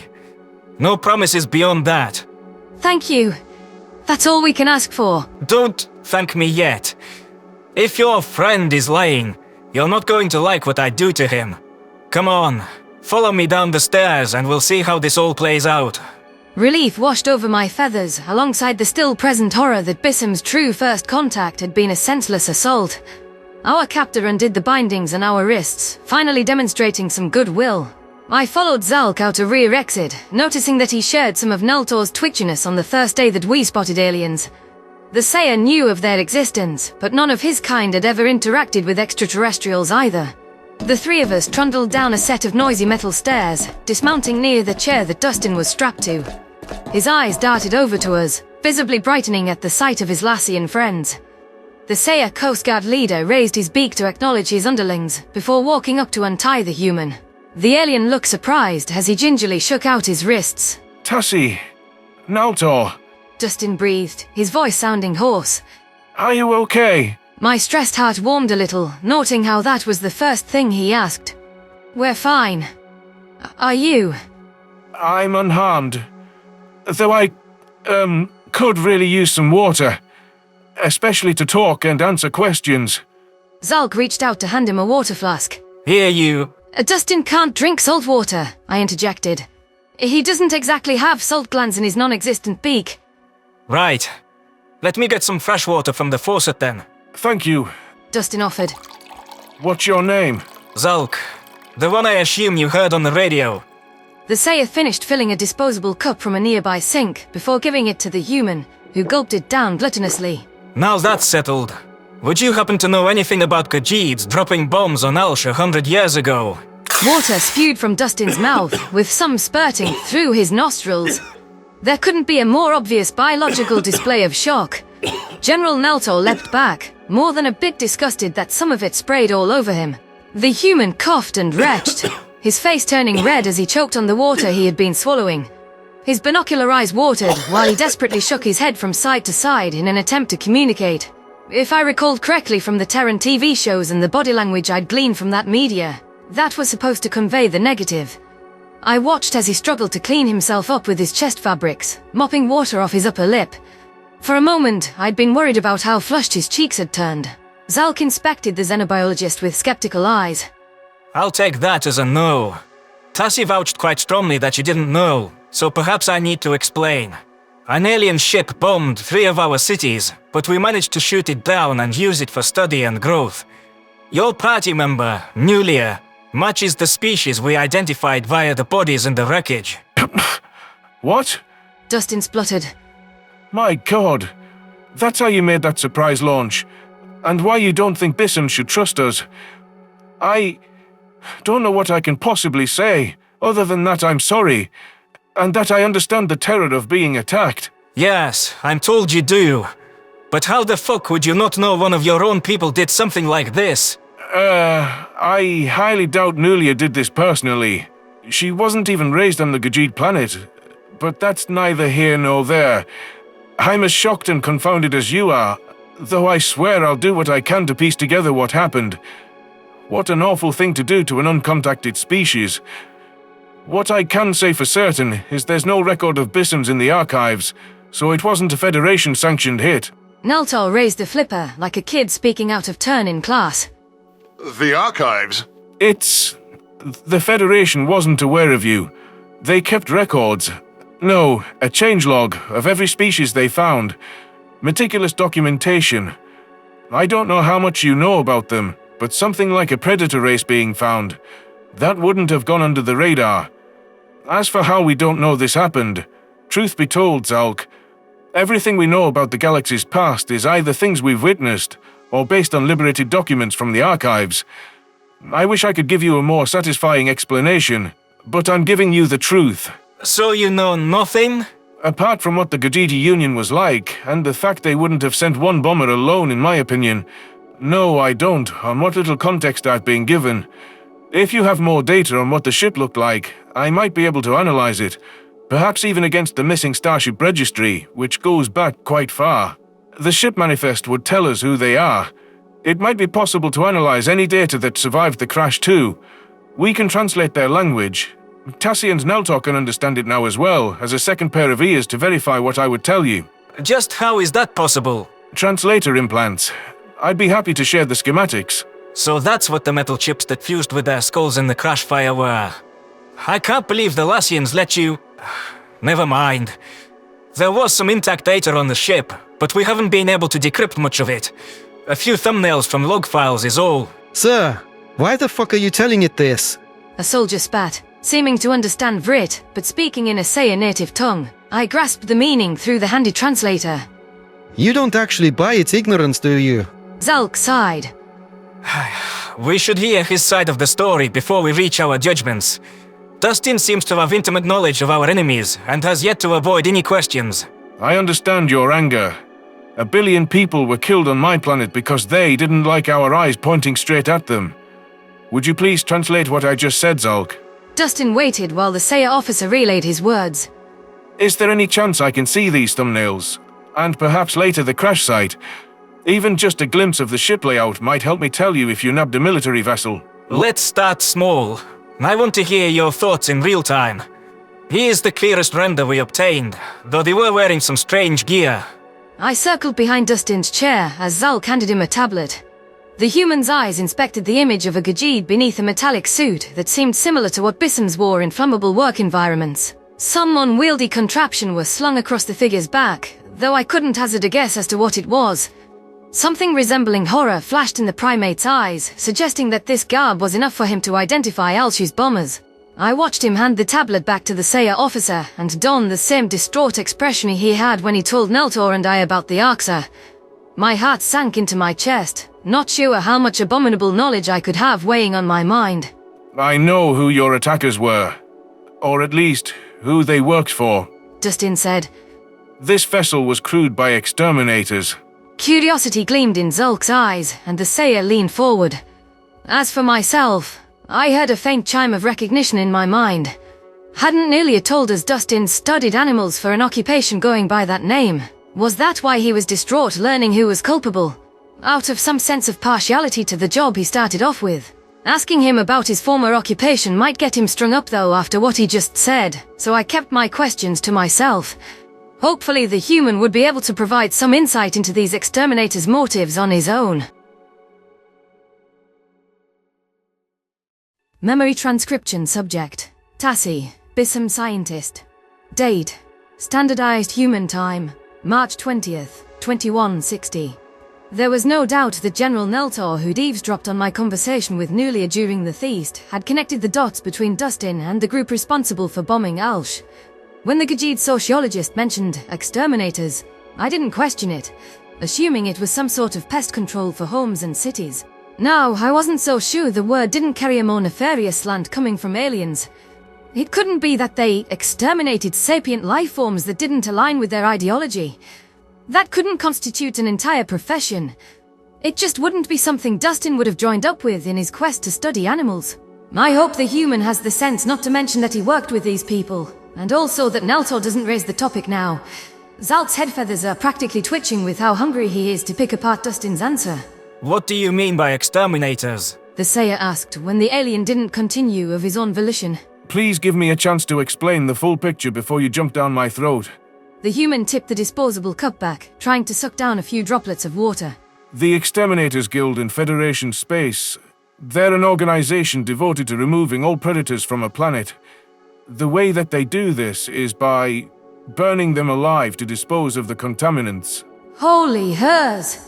That's so awful that it's unfathomable. That's how Dustin started his career in xenobiology. Humans are predators. There have to be exterminators that'd want him dead. Betrayal gleamed in Neltor's eyes. Their job is to give animals the most painful death possible, to eradicate them. Why would anyone work for an organization like that? Dustin lowered his eyes. Zalk, the reason my friends are looking at me like that is because I worked a part-time job with them as a teenager. It's almost like you want to be a martyr. Zalk's beak wired itself shut, a livid grimace on his expression. He seemed to weigh giving the human over to his soldiers. You were involved with the people who harmed us. Whoa, look! I joined because I was trying to stop them. The mere thought of baby animals, nest doused in gasoline, screaming, it gave me nightmares, to be honest. I thought maybe I could show them other ways to handle animals and give them some true ecological understanding. Like night prowlers, a predator on Skalga's dark side. They're not mindless killers that exist for mauling Venlil. They mate for life. They bray to express loneliness and— Nobody fucking asked. Stay on topic, like why you'd think you can change people who bombed us like mindless fucking killers. Humans have tried to fix things and show these former Federation species a better way. We've succeeded to an extent, prying the extraneous duties they had away. Some exterminator officers have become pest control or shuttered their doors thanks to our efforts at education. It's hard to explain in short, but these underling races were conquered and brainwashed into being like this. There was so much more to the exterminators than what I just said. Now isn't the time to take it slow or worry about worsening things. Sensing the Sayer's growing rage at the vague explanations, I placed myself between Dustin and Zalk, despite my tremors of fear. Explain all of it, Dustin. Please. For your sake. Right. I'm sorry. What I'm saying is they did much more than torch animals. They had tons of influence and resources.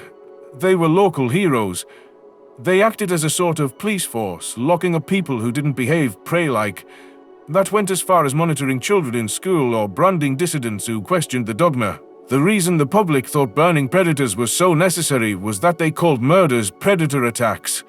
The oh-so-peaceful prey were incapable of such violence, so no matter how improbable it was, blame it on a predator. What the fuck? Neltor exclaimed. Wouldn't that mean that real murderers were roaming free? You're telling me that if someone was gutted in a skyscraper, they'd assume it was an animal? That makes zero sense. I know.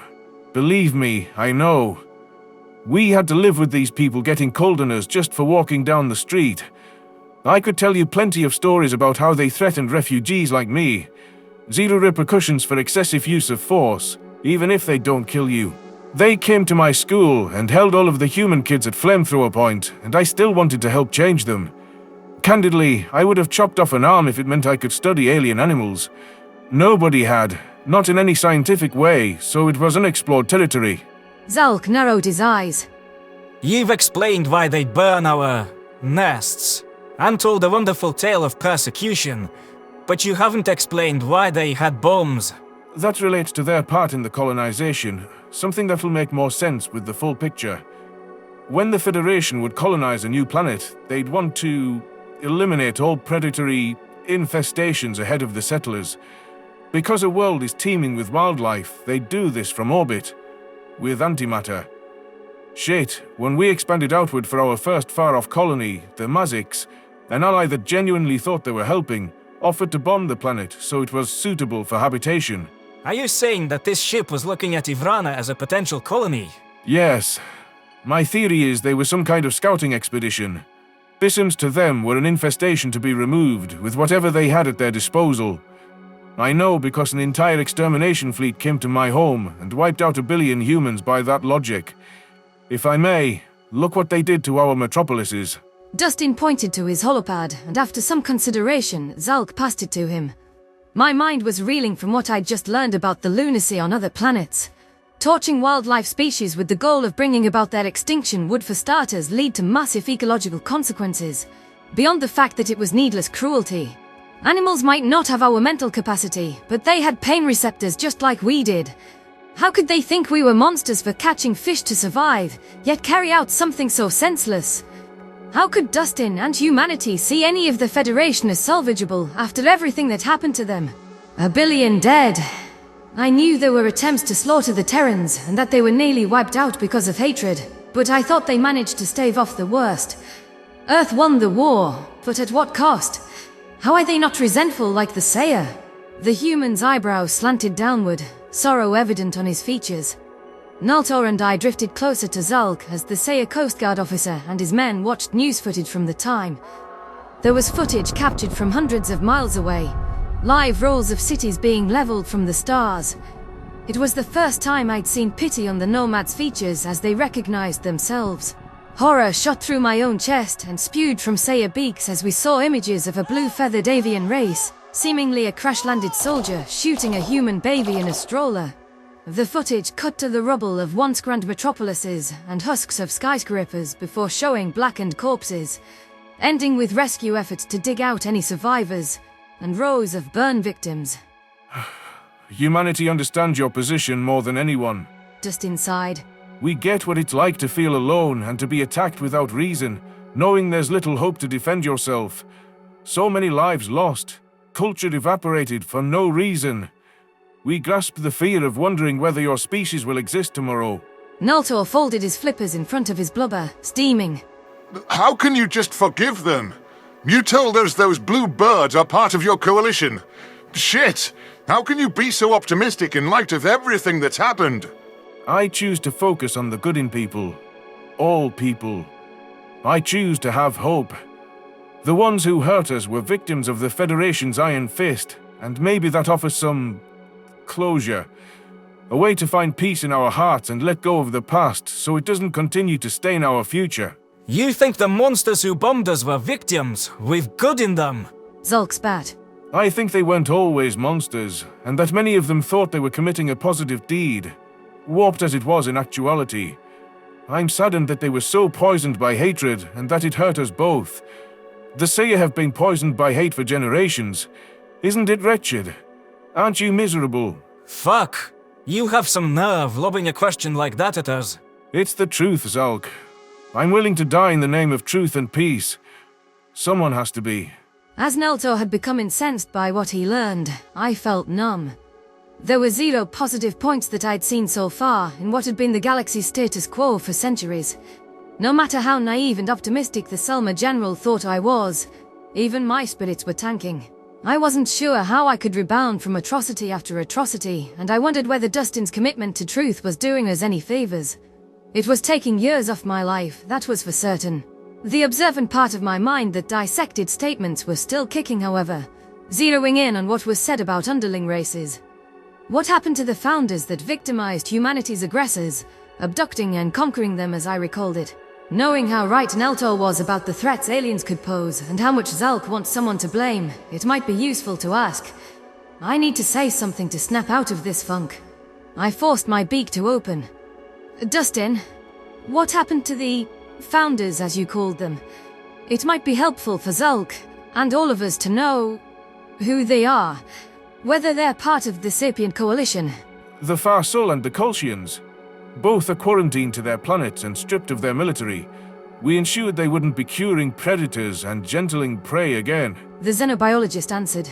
We surrounded the Farsol homeworld with a debris cage and took permanent control of the orbital defenses by the Colchians world.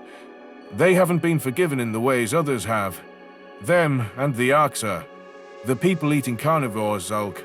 The Sayer blinked in slow motion. Yes, Tassi mentioned that fun fact. And I must ask why you brought Haliska to Ivrana if you knew that we'd remind her of the Arxur. Politics. A poor but truthful answer. There was a lot of opposition to our mission, and some herbivores were disgruntled that we didn't include one of them. The Ortul, a rather vocal critic of our plans, eager to seize any opportunity, accused us of censoring parts of our allies that we didn't like. It forced our hand a bit. Hali performed well in testing, so we were hopeful. I see. The Elders appreciate your honesty, but they would like to know what you could possibly offer the Sayer. To add on to their words with my own, everything around you sounds like a clusterfuck. Derision flashed in Neltor's eyes. What do you know? I guess I can agree with these nomad pricks on something. I shudder to think how we'll ever explain any of this to the public, I murmured. How we can, in earnest, convince them to embrace aliens after all we've learned. Dustin bit his lower lip. It breaks my heart to hear you so dejected, Tassi. All of you are right to be upset and concerned. For the Sayer and the interests of all Bissems, I can't do anything to fix or change the past. My meager promise is that you won't stand alone in the future, whatever challenges may come. We will continue to give our all to forging a different galaxy. There is no greater friend than humanity. Zalk adjusted a small strip of metal by his ear, listening to some voice on the other end. I wondered how many of the judgment calls had truly been his, or whether he was deferring to his leader's decisions. When he decided to hear Dustin's side of the story, I believed that had been his choice. It hadn't sounded like he was heeding some instructions from higher up the chain of command when he ordered us to turn back from the lighthouse. Cameras were pointed at the chair meant for interrogating the alien, suggesting that these elders had an easier view of this occurrence. I wasn't sure what to make of Zalk, other than that my appeal to gather all the fact and not attack a person who came in genuine friendship had landed. If the Coast Guard's leader had allowed his subordinates to enact revenge on Dustin, I could imagine what state he'd be in now. He was a reasoned individual, and also one who empathized with Earth's plight, no matter how much he put the Sayer's interests first. Maybe the answers over what prompted the strike on Alsh, unthinkable as they were, had given him some closure. Not understanding why the aliens attacked them, and having lived in constant fear of the heavens must have driven the nomads mad. I'm glad that Last Min didn't know, in a way. FAI never would have sent out our probes, and all Bissems would have been robbed of the opportunity to learn about our star system. It was beautiful and transcendent to visit space, even looking back in hindsight, knowing what ugliness surrounded us. On behalf of the Sayer nomads, we've decided to accept your offer of friendship. You're free to go. Zalk sighed. If you'd like to see the wreckage, any of you, that's very easy. It's right outside this door. The wall to the far side parted with a loud creaking noise, likely triggered by someone observing the scene. The shipwreckage caught our gazes with its proximity and sorry state. Battered bits of the hull were strewn apart, with some compartments more intact than others. The outline of a missile impact was visible on the near side, from the nomads shooting it down. General Naltar hurried over to the corroding blackened bits of metal, eager to identify what sort of weaponry alien vessels possessed. I helped the human to his feet, and walked beside him until he crouched beside the Selma. The primate's eyes darted around, checking that the Sayer were out of earshot, before opening his mouth for a subtle message to Neltor. Please, get word to Nulia in the Merlai Huddledom as soon as you can. She's not safe here. She needs to get off-world before the Sayer tell anyone about what the Gajeeds did. Dustin hissed. The Selma remained perfectly still. I'll get word to Last Min. It might take time, but I agree we can't let anything happen to her. Great. Thank you, Neltor. Don't mention it. This is becoming a weekly occurrence, me saving your asses after some part of your psycho-history comes out. Are you sure you don't mind-control me into going along with your delusions? I did no such thing. Hollisker is the one who chipped you. Zalk approached with leery guards tailing behind. The human shushed his banter with a smirk, somehow not dispirited by the charred wreckage right before him. I turned my gaze past the ruins of our true first contact, and caught a peek of the city the nomads had hidden away beneath a metal overhang, built off the scraps of alien technology. No outsider Bissems were allowed to view what was within the Saya settlements in the past, so this level of transparency was novel. Digitized screens with holographic projections were all over their buildings, along with what appeared to be robotic servitors. This Bissem nation was much more advanced than they'd ever let on. This is Spring's Breath, a city which is most populated during the spring festivals. We migrate from city to city as a sort of seasonal pilgrimage. Zalk remarked. Right now, it's mostly manned by the military. It's the site of the wreck, and it's close to the lighthouse. Dustin stood slowly, turning to face the Saya. I would love to learn more about the history of your migratory habits and everything about those festivals. The impact it must have on your culture make me giddy. I'm no sociologist like my squad mate, but even I could spend years just learning about your customs. Perhaps another time we can discuss these things. Right now, I'm much more interested in where we go from here. Now that we're trying to move forward in diplomacy. Isn't it obvious? We return to Last Min and tell the public the truth. Together. We make sure that everyone in the Sapient Coalition knows what was done to the Saya. I stiffened with concern. Respectfully, I don't know how we can ask the public to handle this. It'll incite mass panic. All of this is horrifying. That's something we'll have to plan together. Naltor interjected. Dustin doesn't want to play a part in hiding things from the people, and neither do I. This entire excursion has given me a new perspective on how infuriating a lack of transparency is. Bissems deserve the truth. I have faith in them to handle it, just like all of you have stepped up to the occasion. We need their trust to save Ivrana, and I've never been more serious about anything in my life than I am about repairing this world. The human said. I don't want them to feel alone and unsafe. I don't want their hope about all of the wonderful promises you made to die. Like mine is on life support, I thought silently. Neither do I, Tassi. It's up to all of us to give them a path forward and a reason to carry on. We need to be strong, for every soul on this planet. I'll try. For what it's worth, I believe in you. Your people, your mission. We just have to make others see who you really are. A nerd. Naltor interjected. For fuck's sake, we were having a moment. Well, you know what I'm having? A headache. I think I've had enough of all of this for one day. Where can a man get some sleep around here? Zalk tilted his head. I'll take you to the local inn while I get your boat unimpounded and make preparations to return with you. We can leave after you've rested up. Let's go. While curiosity would normally prompt me to explore what was in essence an alien culture, I couldn't feel any drive to roam Spring's Breath. Much like Naltor, stress was building up a massive amount of tension in my skull. I'd love to lay down and try to get some sleep, though I wasn't sure if I'd be able to stop thinking about all that we learned today. With my resilience to negativity waning, I focused as best I could on what we needed to do. I hoped that I could remain strong enough to steer Ivrana into the post-alien era, for all of our sakes. Memory transcription subject. Taylor Trench, human colonist. Date. Standardized human time, March 20th, 2160. It hadn't been evident what the Krev's true power level was, or how they stacked up against the Federation. The talk of an automated fleet sounded more sophisticated than the prey-crewed, cowardly boats that stormed Earth, but I hadn't seen the fruits of their labor. It remained to be seen what weaponry and technology they possessed, and how many ships they had to their name. When Gress transitioned his vessel out of subspace, and we got our first look at Eivor and its surroundings out of the viewport, I was astounded by what I saw. What in the blazes was I even looking at? Sharice's eyes bulged in shock as well, so I knew she shared my sentiment. Fortifications were littered around the system, not limited to massive particle cannons, missile defense stations, swarms of wandering patrol drones, and some kind of asteroid slingshot. And those were just the contraptions I understood. Our ship was heading in the direction of a planet with layers of superstructures around it, something that made my jaw drop. The metal casing around Eivor reminded me of the pattern of a soccer ball stitching, with some patches opened up like a metal flower. Others were sealed shut, limiting the flow of interstellar traffic. Was this what Gress had meant by a signal dampening cage? I hadn't thought it was so literal. Wouldn't enclosing the planet create other hassles, making it an absurd design for them to choose? Gress, what are we looking at? Charisse asked, finding her voice before I did. Unmistakable pride shined in the Krev's eyes. You're looking at the cage, the outer layer of defense for Eivor.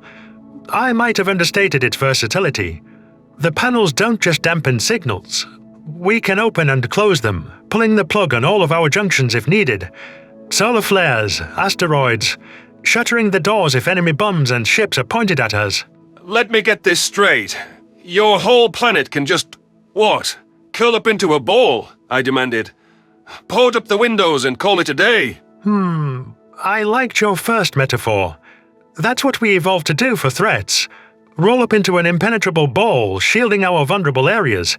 Consider the cage to be Eivor's scales. This is something. You guys are much more advanced than the Federation building shit like this. A futuristic paradise. It must have been a colossal effort to get all of this up here. Charisse noted. To make it stay in place and to power it. Gress waved his claws dismissively. Powering it isn't a problem with sunlight shining down on it. I'm not sure if you have the technology to understand, so forgive me for my jargon, but it's held in place through superconducting magnets and orbital rings like the rest of our space construction. Just know that once you have one, it facilitates building an entire network much easier. Getting to orbit becomes a berry walk. I raised my pointer finger, scrunching my face in confusion. Back up! What do you mean by entire network? You say the rest of your space doohickeys like this isn't all of it? Like it's the tip of the iceberg? I could tell you, but that would spoil seeing your faces light up when you catch your first glimpse of it. It's adorable. Wonderful. I mean, when you look happy and just express yourselves in general. Maybe Eivor can help you find some of that soul you feel humanity has lost. I leaned back in the passenger seat, kicking up my shoes on the console. Charisse shot me a look, though Gress didn't seem to mind me using his ship controls as a footrest. The Krev statement had me intrigued on what we might witness here. My imagination hadn't expanded its parameters quite far enough with Eivor, it seemed. As far as ways to hide an entire society went, this planet-wide cage already seemed a great improvement to burrowing underground like mole rats. Had Earth become aware of the Federation in time to save ourselves, it would have been a wise move to build a structure like this. Then again, since the Far Sol studied our planet back during World War II, I didn't see how we could have known before they found us. If the Krev can put something like this around Tellus, we need to pounce on that. With this kind of technology, we can stop the Federation from finding us again. Hell, the Consortium seems much more advanced than the Federation just by virtue of having drones and supertech to start with. Have they ever thought for a moment they were capable of beating them in a fight? It was a dangerous thought, one that just wouldn't stay out of my head, gazing at this bounty of technological marvels. I decided not to voice that question to Gress just yet. Those questions might answer themselves if I could get my hands on more information about their military. If there was any doubt that the 6 species from the Krev could square off against hundreds in the Federation, I understood their hesitancy. Aggressive action would put us back on the enemy's radar, and could spell the true end for humanity. It wasn't something I could even suggest lightly. Still, it was wonderful to have a major power with a toolbox that exceeded those of our murderers on our side for once. Just what else did Eivor have in store beneath the cage? The vessel drifted through a gargantuan panel as Gress relayed the occasional check-in with traffic controllers. I found myself feeling a bit self-conscious at the thought that an entire planet was about to get their first glimpse of us, through me and Charisse. It might be an uphill battle to be taken seriously if Krev saw us as adorable little munchkins. There was also the complicating matter of our prior feuds on Tellus, where the Consortium had wanted us gone and built up a lot of resentment toward humanity. Would I have to explain our secrecy? In light of that reality, what if the rent collector was wrong about the Krev's willingness to help? Gress poked a claw into my cheek, earning an indignant look. Snap out of it. I can tell when you're brooding by how your eyes glaze over, Taylor. Don't touch me, I scoffed. You could have just said my name. And what fun would that be? Your puffy cheeks are as squishy as I imagined. Hey, does it hurt to be pinched? Like, just once so I can get the thought out of my head? Gress?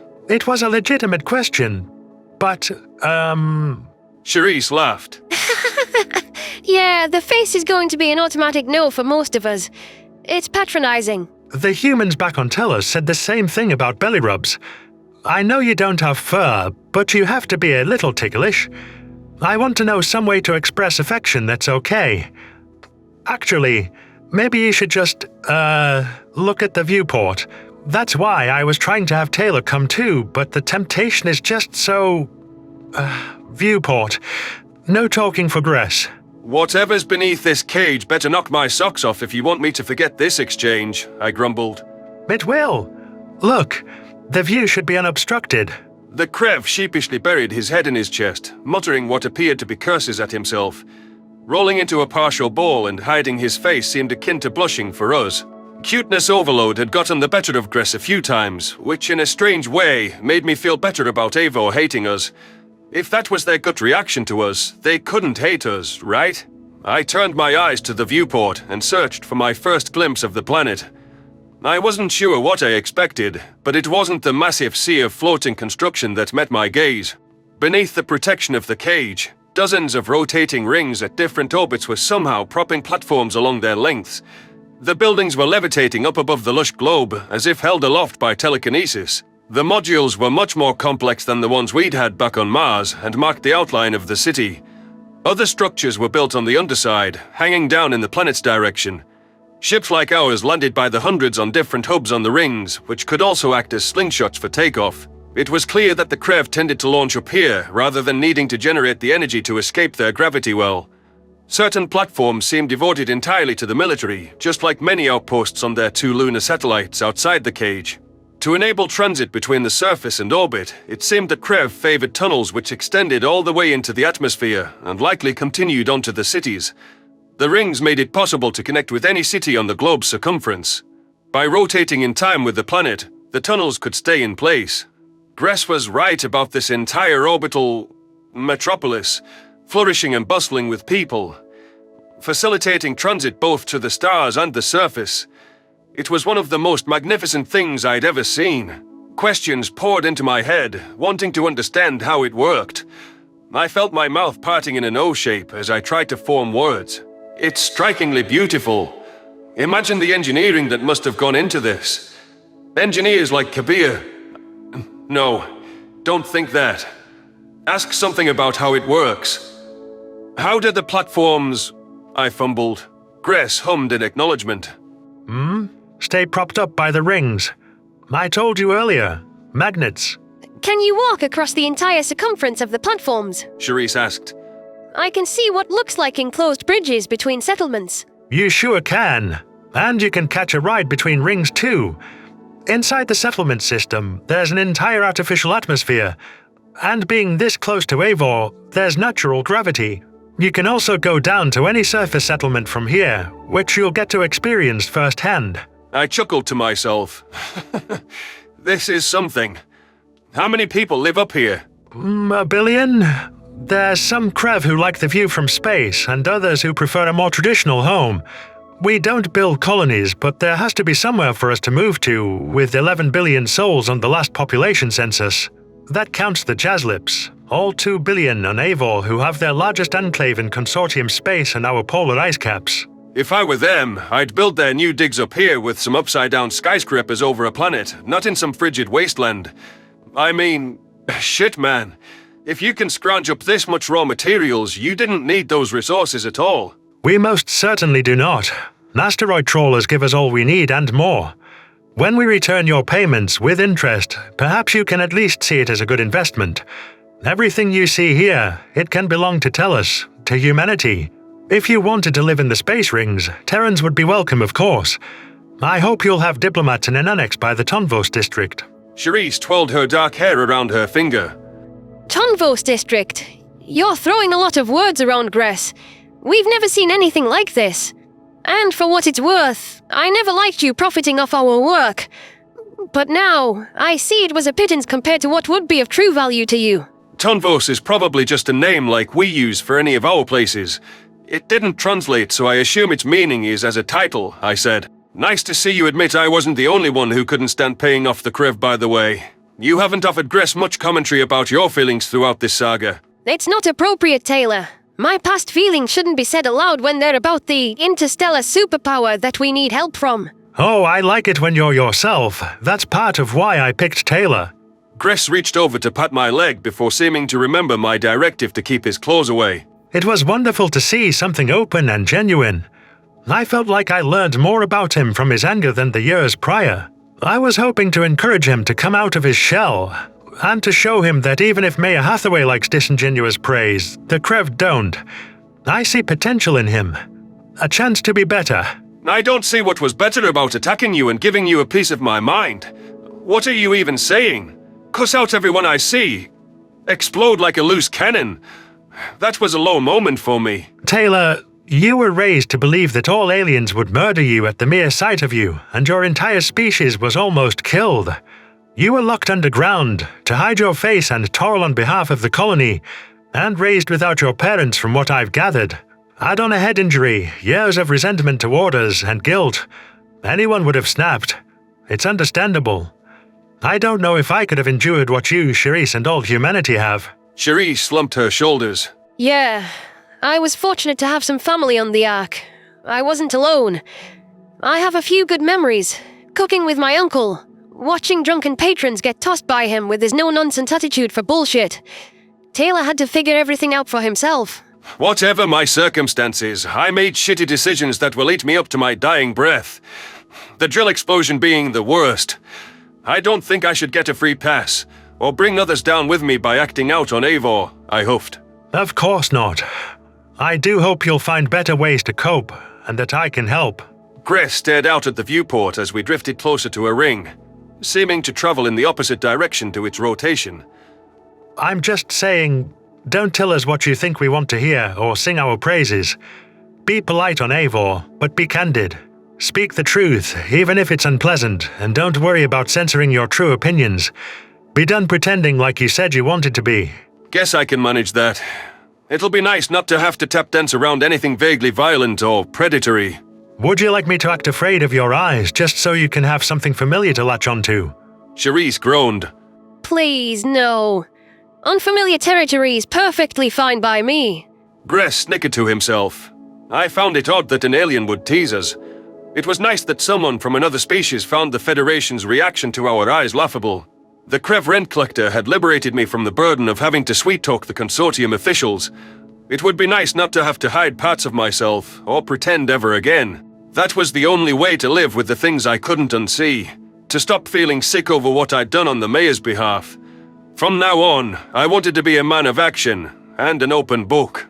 It did feel good when I finally got all of those feelings I bottled up toward the Krev out, whether Charisse or anyone thinks it's appropriate. It's time to truly stand for humanity, and to find a way to contribute something meaningful. Our ship continued to drift opposite the ring's rotation, leading me to ponder the obvious question of how we were planning on landing. This seemed to be a textbook example of complicating a task way more than was necessary. As I was about to vocalize some doubts about our heading, something latched onto the rear of our ship with a harsh click. There was a slight jolt, the sensation of being tugged backward. I chuckled to myself, finally recognizing the genius of how the Krev planned to slow us down. They'd connected some kind of harpoon to our vessel, presumably aided by a magnetic hook to attract it, and were using the massive ring's rotation to slow us down. Once it had begun pulling us in sync with the structures turning, they reeled us in via the cord. Gress's vessel was hauled into a landing pad, right up to the end of the tether. Clamps hooked onto the ship, securing it in place like a traditional docking port, before our host unfurled the landing ramp. He beckoned to us with eager claws, then snatched Juvray's crate to carry the Oba back to civilization with us. I exchanged a glance with Charisse, who granted me the resolve to stroll out alongside her and give the locals their first glimpse of an unmasked human. It would be our initial peek at them as well. Much of what we encountered up here could hint at how they went about their day-to-day lives. From what I could observe, once we disembarked, this hangar had been cordoned off in anticipation of our arrival. Krev guards toted strange guns in their grip, which I doubted utilized kinetic munitions. Armed security, something that before meeting these particular aliens I would have assumed was a human-exclusive tradition. They were sporting body armor too, though the plates looked a bit too thin to actually stop a speeding bullet. Perhaps it was designed for comfort, or as an authority symbol rather than being tailored for effectiveness. Their scales varied in shades of green, from emerald like Gress's form, to lime, grassy hues, mossy colors, and even turquoise. None of the personnel displayed any hostility toward us, though all eyes were turned on us. Cameras recorded the moment from the ceiling as well. The days of hiding beneath the sands were truly over. A guard approached Gress, pointing toward a connector bridge. We brought you in right by the train station, and as requested, we cleared the area and the next ride to Tonvos for you. The planetary board is waiting on the ground. Due to the nature of your requests, we must ask whether you think these cute primates are a threat. I don't. However, the humans have serious issues on their mind, and I doubt they'd appreciate all of the unwanted attention. They've been through a lot, the poor darlings. The rent collector answered. The story is making waves on Eivor and beyond. It's incredible how quickly the narrative's turned from the human invasion into this. Seeing the politicians backpedal is quite funny, to be honest. Even Felsin? Somewhat. He grudgingly wants to send aid to prevent the humans from digging out their tree hollows in our world, like the Jazzlips. Gress snorted. Sounds about right. Felsin will support refugees so long as he doesn't have to look after them. Well, I just wanted my new friends to hear where the consortium stands. Thanks for the help. Are you kidding? Saving a species like them. I'm glad to help. Have a safe ride down. The Krev rent collector waved us on. I followed him over the connector bridge, admiring how someone could stroll the length of the orbital ring. At least, we could manage it as persistent predators. It was doubtful any of the consortium species could match our endurance. I waved an awkward hand at the guards, while Charisse offered a polite hello. The two of us pretended not to hear them whispering to each other about how adorable we were as we trundled on down the tunnel. If Gress wanted my honesty, I needed to confront him about how irritating it was being spoken of like non-sapient beings all over again, even if the reasons were altogether different. For now, I kept my eyes trained straight ahead. The connector bridge took us up to what looked like an ordinary train station, apart from the fact that the tracks sloped down into a tunnel. One that was at a steep incline all the way down to Eivor's surface. I gulped, wondering if this was going to be the most harrowing roller coaster ride ever built. Charisse seemed to pick up on my anxiety and tried to give a reassuring smile. I wondered if she'd seen how far down this train was heading. Gress boarded the car, oblivious to my unvoiced concerns, and tucked Juvria's crate into a holding compartment. He slid into the first seat available, demonstrated how the harness worked, and cast an expectant look at the two seats opposite his. Gress, I ventured, hating how tentative my voice sounded. How quickly does this shuttle go down to the planet? The Krev studied me for a moment. I guess now I know your actual mannerisms for being nervous. It's nothing to worry about, Taylor. It's a short ride, less than half an hour. Over before you know it. There's inertial dampeners and artificial gravity for emergencies. You won't feel Eivor's pull, and it'll be no different to flying a spaceship. Millions of Krev seem to travel back and forth on these things on a regular basis. Charisse ventured. We do. It's a daily commute for some. Exactly. That's why I assumed it'll be fine. They wouldn't do this regularly if it was anything frightful. Nodding my head in agreement, I clipped my harness and folded my arms across my chest. Inertial dampeners made sense as an available technology, but I didn't want to think about what a long way it'd be to fall if anything went wrong. Despite my apprehension over the ride down the vertical tracks, I was excited to see what marvels Eivor's surface would hold in store for us. Up here in the space rings, I'd already seen technological feats I never could have imagined. The sooner we were on the ground to request some of those gifts for ourselves, the sooner humanity's new future began. That prospect alone was enough to motivate me to endure this train ride from orbit. Memory transcription subject, Taylor Trench, human colonist. Date, standardized human time, March 20th, 2160. There was no sensation of being yanked to Eivor, despite our downward trajectory. Without any view from inside the tunnel, it was impossible to differentiate between this rapid descent and any other train ride. That also meant that we couldn't steal a peek of the passing atmosphere, thanks to the enclosure blocking our view altogether. I suppose that was an experience I could get on a spaceship instead, without seeing the ground rushing up to meet me. Quickly becoming bored of the travel time, I understood how it was mundane to the Krev. Needing something else to hold my attention, I studied the emerald-scaled alien seated across from us. Gress seemed focused on texting someone via his holopad, and I wished I could read the curly script to spy on him a little. His gaze would occasionally shift toward me, as though he was trying to work up the courage to relay a message. The Krev clipped his device back to his work belt before clearing his throat. He waited until Charisse and I were both zeroed in on him. The Xeno's gaze drifted for a moment, and it was only then that I noticed that the security guard had placed her hand atop mine, comforting me while I'd been fearful over the train. I thought about removing it, but instead raised an eyebrow at Gress, daring him to comment. I'm glad that Cherise came with me. I couldn't imagine doing this alone, and we've always handled the Krev together. It's right that she's backing me up on Eivor and keeping an eye on me, holding me accountable. Gress pointed to his holopad with the claw. I have a favor to ask of you two. When Leka heard you were landing in Tonvos, our capital, she wanted to come see you in person. Her mother brought her half an hour for a special trip just to catch a peek of you. Before we duck into the secured area, could you say hello? Spare just a minute. It would make her day, and by extension, mine. This could be her only chance to meet you. I'm well aware you have more important things on your plate, but... Yeah, no problem, Gress. We'd love to meet her. Cherise said. I bet she'll be an adorable little munchkin. Leka is down there, and you're just telling us now when we're almost to the ground. I blinked, blindsided by the prospect of meeting Gress's daughter now, and not from a distance in a performance audience. After how delicate he'd been with the human child back on Tellus, I was worried my abilities with kids would let him down. I thought we were going to her dance recital.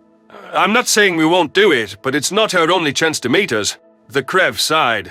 I had more important things to discuss with you first. I didn't want to distract you. I've decided not to bring you to the recital, though. It'd distract them from the show, and you'd have kids running all over you. It'd be overwhelming for either of you. There's no pressure if you're not up for it, but just saying hi to Leka... Yeah, no problem. Quick and easy introductions. We can do that. Cherise grinned. Who are you convincing, Gress or yourself? A little of both. It sounds like Leka adores primates from everything we've heard. Just be gentle and she'll love you. I second being gentle. Gress's jaw locked, and he leaned forward in his seat with intensity. I'm an understanding guy, and I'll keep an eye on Leka. I know you must be feeling a lot of things. I'll be keeping an eye on you, though, too. If you hurt or berate my daughter in any way, Taylor, and you know why I'm drawing just at you, I will make you wish you met Federation exterminators, not me. Do your claws light on fire or something? I think your threats are getting a bit detached from reality, Gressy boy, I quipped. I'm not joking. You won't hurt her. If you have something to say it to me when she's gone. I don't want to have to explain to Leka how you can't keep a handle on your temper. I sure as shit won't stand for anybody harming the light of my world. It's not like I'd hurt a child. If I did, I'd deserve to have Krev exterminators kicking down my door, flaming claws and all. I believe you're a good person, Taylor. I want her to meet you both. I'm just not taking any chances with my little girl. And I know you have a mean streak, that some primates communicate through violence. Normally I like and respect that, but not with her. If there's one time I do expect you to put on a happy face, it's here. Of course, buddy. I'll be cool and patient no matter what the kiddo does. There's nothing to worry about. I know there's not. I'm here to help your species because I love what little I know about the real humanity, and I appreciate you doing something extra for my sake. We can do excellent work together and make a kid's day. With that said, welcome to Eivor. The train had slowed to a halt at the bottom of the tunnel without me noticing. The doors swung open, revealing radiant sunlight striking the cobblestone platform. Gress led Cherise and me out into the open air while torting Juvre's crate, and I sucked in the smells of city life. Trash, street food, and vehicle exhaust. None of those things were especially pleasant, but Tonvos felt like a return to what Earth was like. Before us were maglev trains that ran horizontally, connecting the city, along with moving sidewalk strips that carried pedestrians along the street for close travel. A vast number of Krev were heading into the building behind us, which was positively massive. I knew the instant I laid eyes on it that it was iconic and likely where we'd meet the planetary board. The sleek pyramid defied what I believed to be architecturally possible in terms of weight standing atop a planet's gravitational pull. The gravity on Eivor was no slouch either, seeming to be a bit stronger than what I'd grown used to on Tellus. Granted, our new colony had a bit less of a downward tug than Earth, but the point stood. This deranged structure stretched up for not hundreds of meters, but over 2 kilometers, scraping close to the hovering outline of the space rings. This pyramid reached beyond tall buildings back home such as the Jeddah Tower or the Peach Trust Spire. This pyramid kept climbing past double their height if the eye test served me right, and its base's length on the ground stretched for kilometers. Several skyscrapers were housed inside the pyramidal shell, either dangling from the massive ceiling or rising up from the ground. Elevators traveled on an incline up the external trusses, able to go all the way to where the structure's tip pierced the indigo sky. There appeared to be park-like green spaces built into the pyramid at certain intervals, and viewing balconies where Krev could overlook their city. Of all the entrances on the ground, leading into whichever skyscraper passers-by were heading for, this one had but a single heavily guarded route to an ornate tower, which was only a few stories tall. This whole contraption makes the Great Pyramid back on Earth look like a 2-story house. Good God, do the Krev always go for broke when they build shit? That's a tall building, I commented. Gress chuckled in amusement. It sure is. It can house 1 million people, and it's completely self-sustaining. Just like you two love the sun on your face, so does Tonvos Pyramid. Anyhow, we're right outside Delegate's Tower, so we'll go through the security checkpoint in a moment. Let me just try to spot Lekka. No rush, Gress. We're happy to take in the view. Charisse murmured. Taylor's tall building remark is an understatement. It's like saying Earth's bombing was an unfortunate day. I rolled my eyes. Of course it's an understatement. But what am I even supposed to say? We've got to hold the human architects who worked on our cavern out here. They'll have a fucking meltdown when they see this gigapyramid. Holy shit. Let her in. The kid. The Krev waved his claws at someone before shooting me a stern look. No more cursing. I see her. The police perimeter was keeping my little one back until they saw me waving her in. You kind of required an invite or clearance to be in this area. Gress moved closer to where security was keeping a few curious pedestrians back and wrapped his tail around his legs as he waited. I couldn't help but smile as a much smaller Krev leapt onto his tail and snuggled up against his scales. The resemblance was undeniable. Lekka closed her eyes, digging her claws in for a ride over to us. The child's limbs were tiny, as was her thin tail, with her body being the size of a squirrel at most. Charisse turned melty-eyed, crouching on the platform to not tower over the youngster. I followed her lead, not wanting to seem scary in lieu of Gress's warning. Aw, they're so cute! Lekka squealed, sliding off her father's tail. Do they bite, Daddy? Gress chuckled. No, they're friendly, darling. Then why is Juvary in his cage? You know how jealous obas can get, Sweetberry. Jivry might see the humans, especially the male, as competition for my affection. We don't want him misbehaving. I guess not. But that's sad. It'd be so cute for the big primates to hold him. Yeah, that figures. I heard you liked Juvary a lot. I bit my lip shooting down her suggestion, despite the fact that I have no interest in rocking Juvary to sleep. What had Gress said when one of our kids asked to touch his scales? Maybe another time, Lekka. I'm Taylor. I'm a friend of your father. A talking primate! I always wanted to be able to talk to an oba. Taylor's even better than Juvary. Yeah, I'm a lot better than Juvary, I agreed.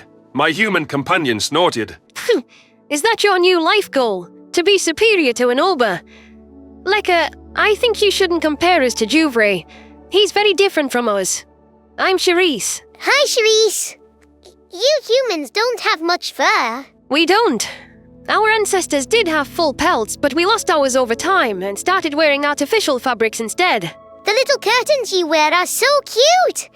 I've never petted a bald primate. Lekka darted forward before Gress could stop her and sunk her claws into my pant leg.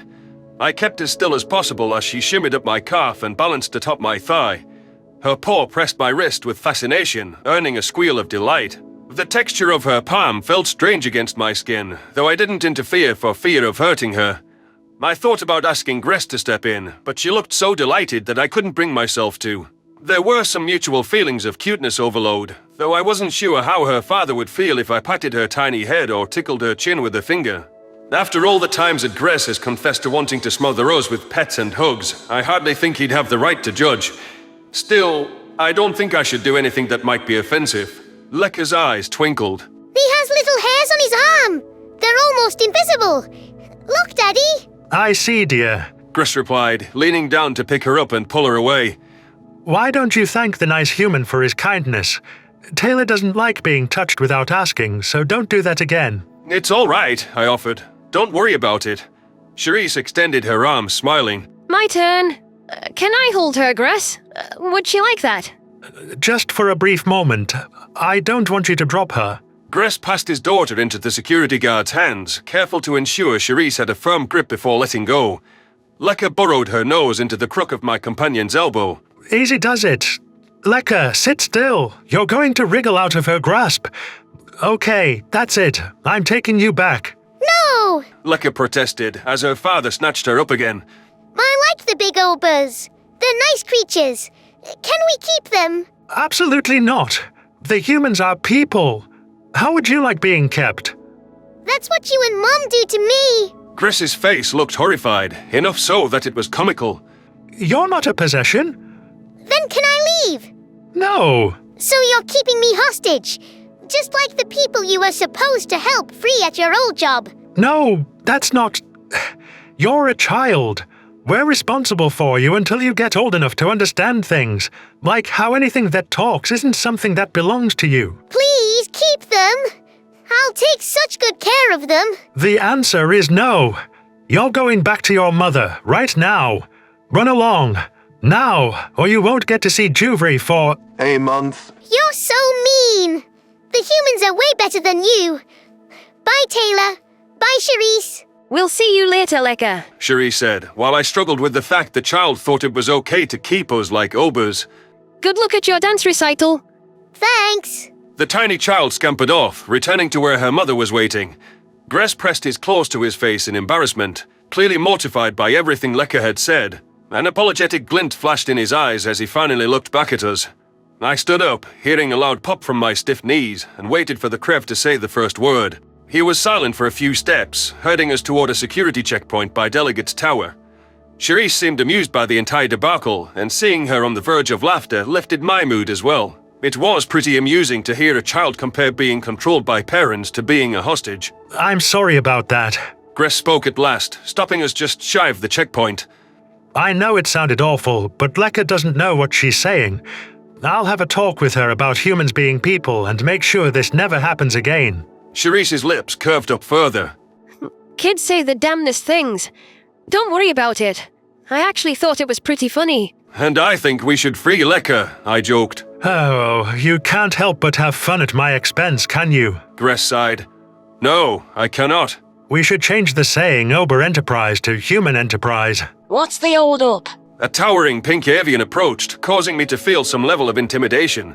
She definitely had a few feet of height on me, and from what Gress told us about the Reskits, I didn't want to pick a fight with one. Excuse me, but you can't loiter in this area. The board is expecting you, so I suggest you complete your scans and get moving. This is a sensitive first contact, and they've been a private people for a long time. I relayed ahead to the consortium about my concerns. This is a unique scenario. Perhaps we can skip the brain scans just this once? There are 2 decades of tensions between the humans and us. Your request was received and denied. They'll complete the scans, no exceptions if they wish to see the board. Gress winced before turning a sheepish look on Charisse and I. I'm sorry. It's going to scan your mind for any psychological warning signs and your memories for whether you have any hostile intent toward the Krev. It's really nothing to worry about. Just step in that gate, stand there for a few seconds, and we can move on to getting aid for Tellus. Back the fuck up, I hissed. That machine is going to... can read my mind at a glance. That's not info I want any alien knowing. Sensitive things about humans revealed. Why the fuck are you just telling us now? Charisse raised her eyebrows. I agree. There's nothing we can keep secret or to ourselves if we step in there.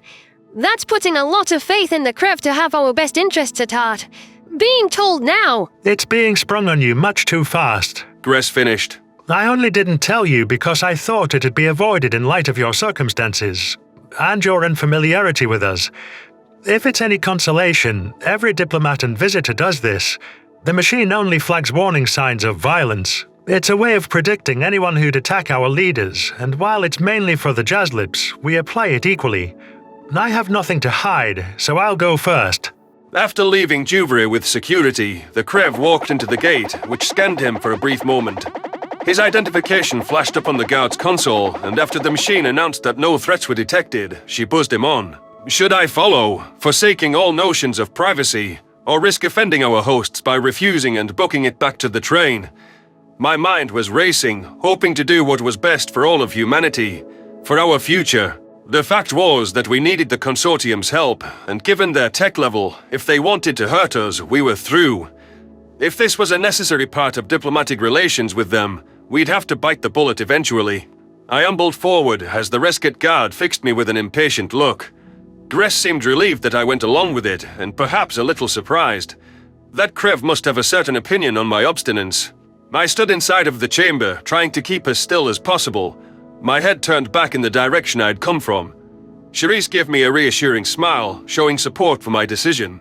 I wasn't sure what the machine would do to me, because unlike Gress, it would be unable to recognize my biometrics or my species at all.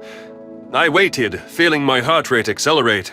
This is a bad experience for anyone who's claustrophobic. It's smaller than the left we rode to Telus' surface, though it has quite a bit of height to accommodate rescues. Error. Species not recognized. Please wait. Scanning. Requesting operator input for species name. The rescue leaned over her console, tapping a microphone. Human. Biometric data classified. The subject is showing high levels of brain activity consistent with stress. Rising pulse suggests stress. Should we pause the scan? No. I clasped my sweaty palms together, waiting as it scanned the contents of my brain. Can we just get this over with? Gress's ordeal was a lot faster. Well, it must not like something it sees with you. The rescue responded. Wonderful. Do enlighten me on my thought crimes. The machine flashed an abysmal red color as if in response to me. Alert. Subject is presently showing signs of head trauma and post-traumatic stress disorder. There are numerous instances of contemplating violence upon Krev representatives, including one case of a tangible assault. The following problems have also been flagged. Resentment toward the Krev government, fantasies of revenge, severe disillusionment and xenophobia toward all alien lifeforms. I scratched my neck. That's a nice party trick. So, I can go in.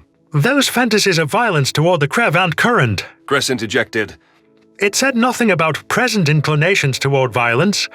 Come on, let him through. The rescue guard hesitated before pressing a wing against the console to grant me authorization. I hurried over to Gress, grateful for his aid getting me out of that box. I'd felt pretty vulnerable with it somehow picking apart my every desire and past deed. The Krev rent collector looked a little concerned for me, perhaps having heard the machine label me as a poster child for PTSD. I guess that answered the question about whether the Consortium called everything predator disease. Either way, it wasn't a topic I wished to discuss. Cherise loped into the scanning chamber with some hesitation, and I waited for it to slap labels on her. Unknown individual from the species human. Cataloging. The machine pronounced. The subject shows moderate levels of resentment toward the Krev Consortium. No history of violent behavior or recurring fantasies. The rescue stared at Cherise for an extra second, beak parting in thought, before granting her entry. Gress steered us through the lobby of the tower, eager to get away from the bird's scrutiny.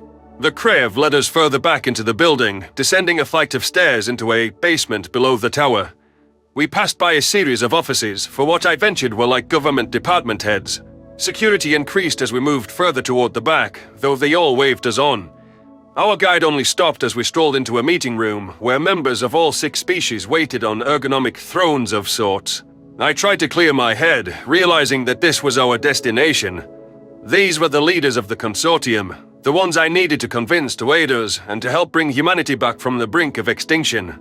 The 5, aside from the Krev representative, wouldn't be moved by us being primates, so I couldn't use that as a fallback. With our very future in the balance, I waited for the delegates to speak their first words to an unmasked human. Memory transcription subject. Taylor Trench, human colonist. Date. Standardized human time. March 21st, 2160. My gaze wasn't sure where to settle between the 6 lazing diplomats from each species.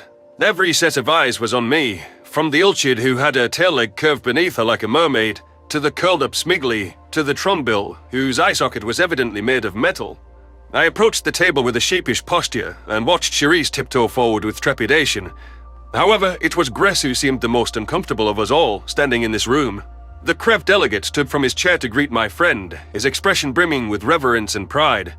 The rent collector became more hunched over, like he was resisting the urge to curl up into a ball. If the effervescent leader noticed, he gave no indication of it. Grace, if it isn't always a pleasure to see you, I don't know how you convinced the humans to tell you the truth, but you came through once again. The delegate announced. The greatest miracle worker of a generation. Delegate Ricken. Grace's eyes flicked toward me, silently communicating that all he did was get bludgeoned over the head and scream at me. I hope that the Planetary Board is briefed on everything I documented about the humans. We have a moral duty to help these downtrodden refugees after we've unwittingly worsened their plight. A rescate pointed his beak straight at me, his long pink-feathered neck holding eerily still.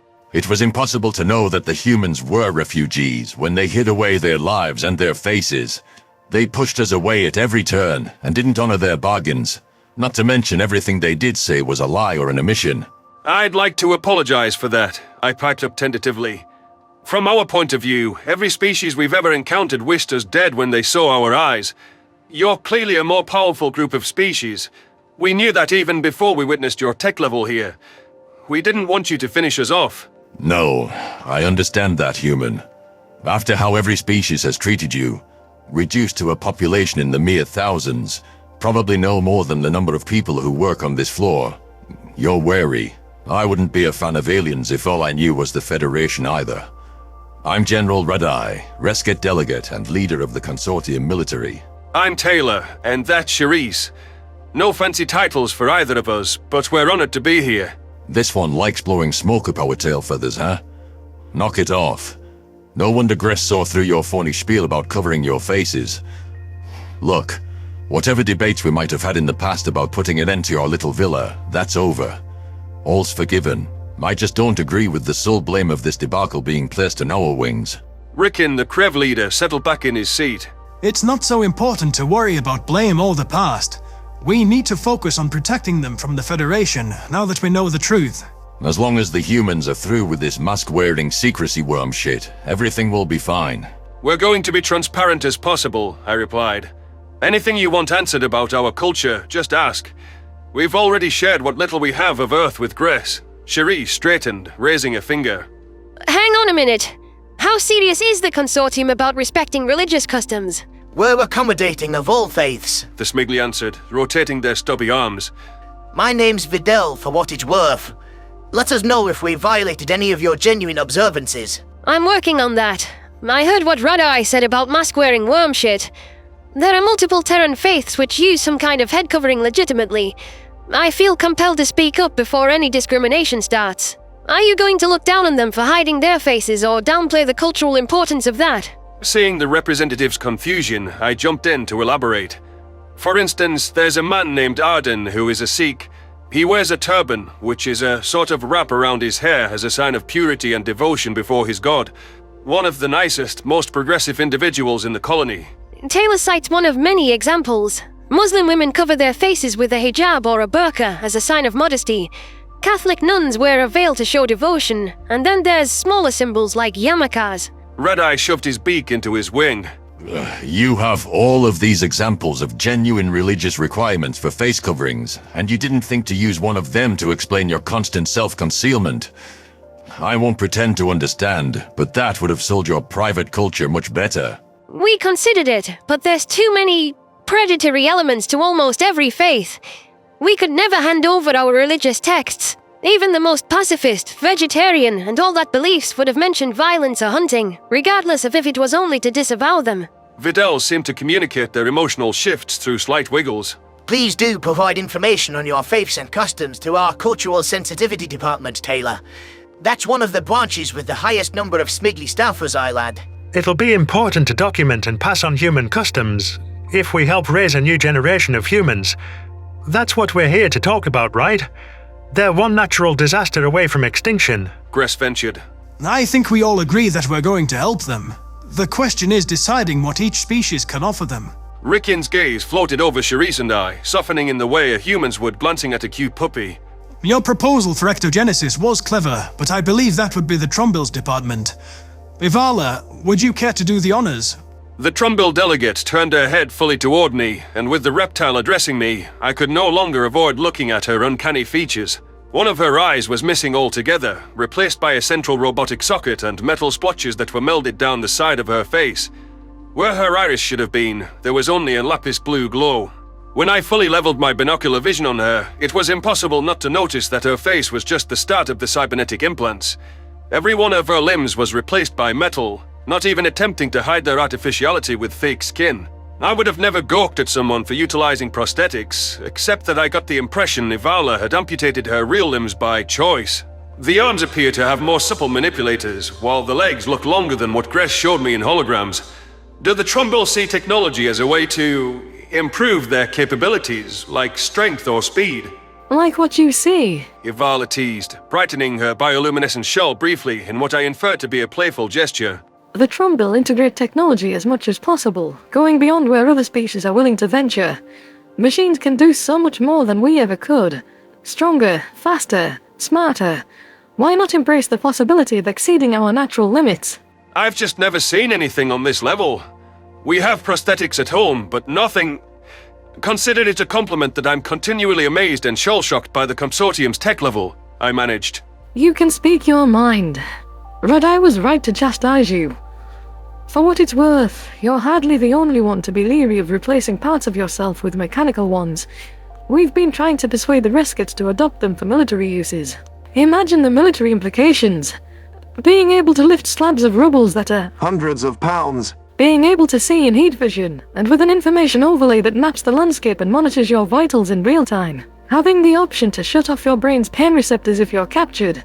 Downloading information instantly, instead of having briefings.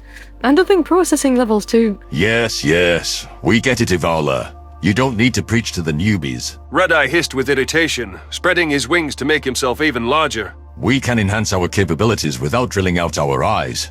Never heard of contact lenses? You can have an augmented reality overlay and turn it off when the day is done. Meanwhile, you're a walking EMP target. And you're just a walking target being 9 feet tall. Being the strongest doesn't mean much when you're the easiest to hit with a bullet. Gress issued a nervous laugh, drawing attention his way. Why don't we focus on aid for Tellus?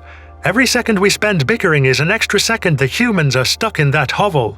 The primates should come live on Eivor if it's that shoddy. At least long enough for the construction to take place. Rickon said. We'd like our own space. Cherise shot down the suggestion, clasping her hands behind her back. The worst part of our hovel was the backbreaking labor and lack of sunlight. Fixing those two issues would mean marked improvement. You don't have to worry about that. We'll return everything that was collected as payment, and it'll only be a drop in the bucket. If you won't come here, it would mean a lot to us if we put this exchange program idea into effect. We'd also like to arrange a travel flow to improve much more than those basics. I think I speak for all of us in saying that we'd welcome all of the help and that we accept your hand of friendship. Tell you the truth, it's like finding an oasis in the desert. I'm curious to know the estimates for your construction plans and just what you plan to give us. Well, shit. Cherise is doing my job better than I am. It's a good thing she came with me, because Gress should have never requested that I handle this. Humanity needs a better representative, but thankfully, this is my last hurrah. The light flickered in Ivrana's bionic eye for a moment before refocusing. I ran a quick series of calculations. With the Krev supplying the necessary materials, we should be able to 3D print a proper metropolis above ground and haul in orbital defense platforms in 6 weeks' time. I'm afraid constructing a full cage and ring system, Rickin's speciality, will be an even lengthier process, years long. My jaw just about dropped to the floor. Even lengthier? You're telling me you can build, like, skyscrapers, roads, transits, that kind of metropolis, in weeks? If that's what you want. We'll leave it up to Tellus' settlers to decide the specifications you have in mind, and to review any changes you might need for culture or biology. A good example is orchids having 3 legs, so we don't do stairs. The tripedal delegate offered her first words.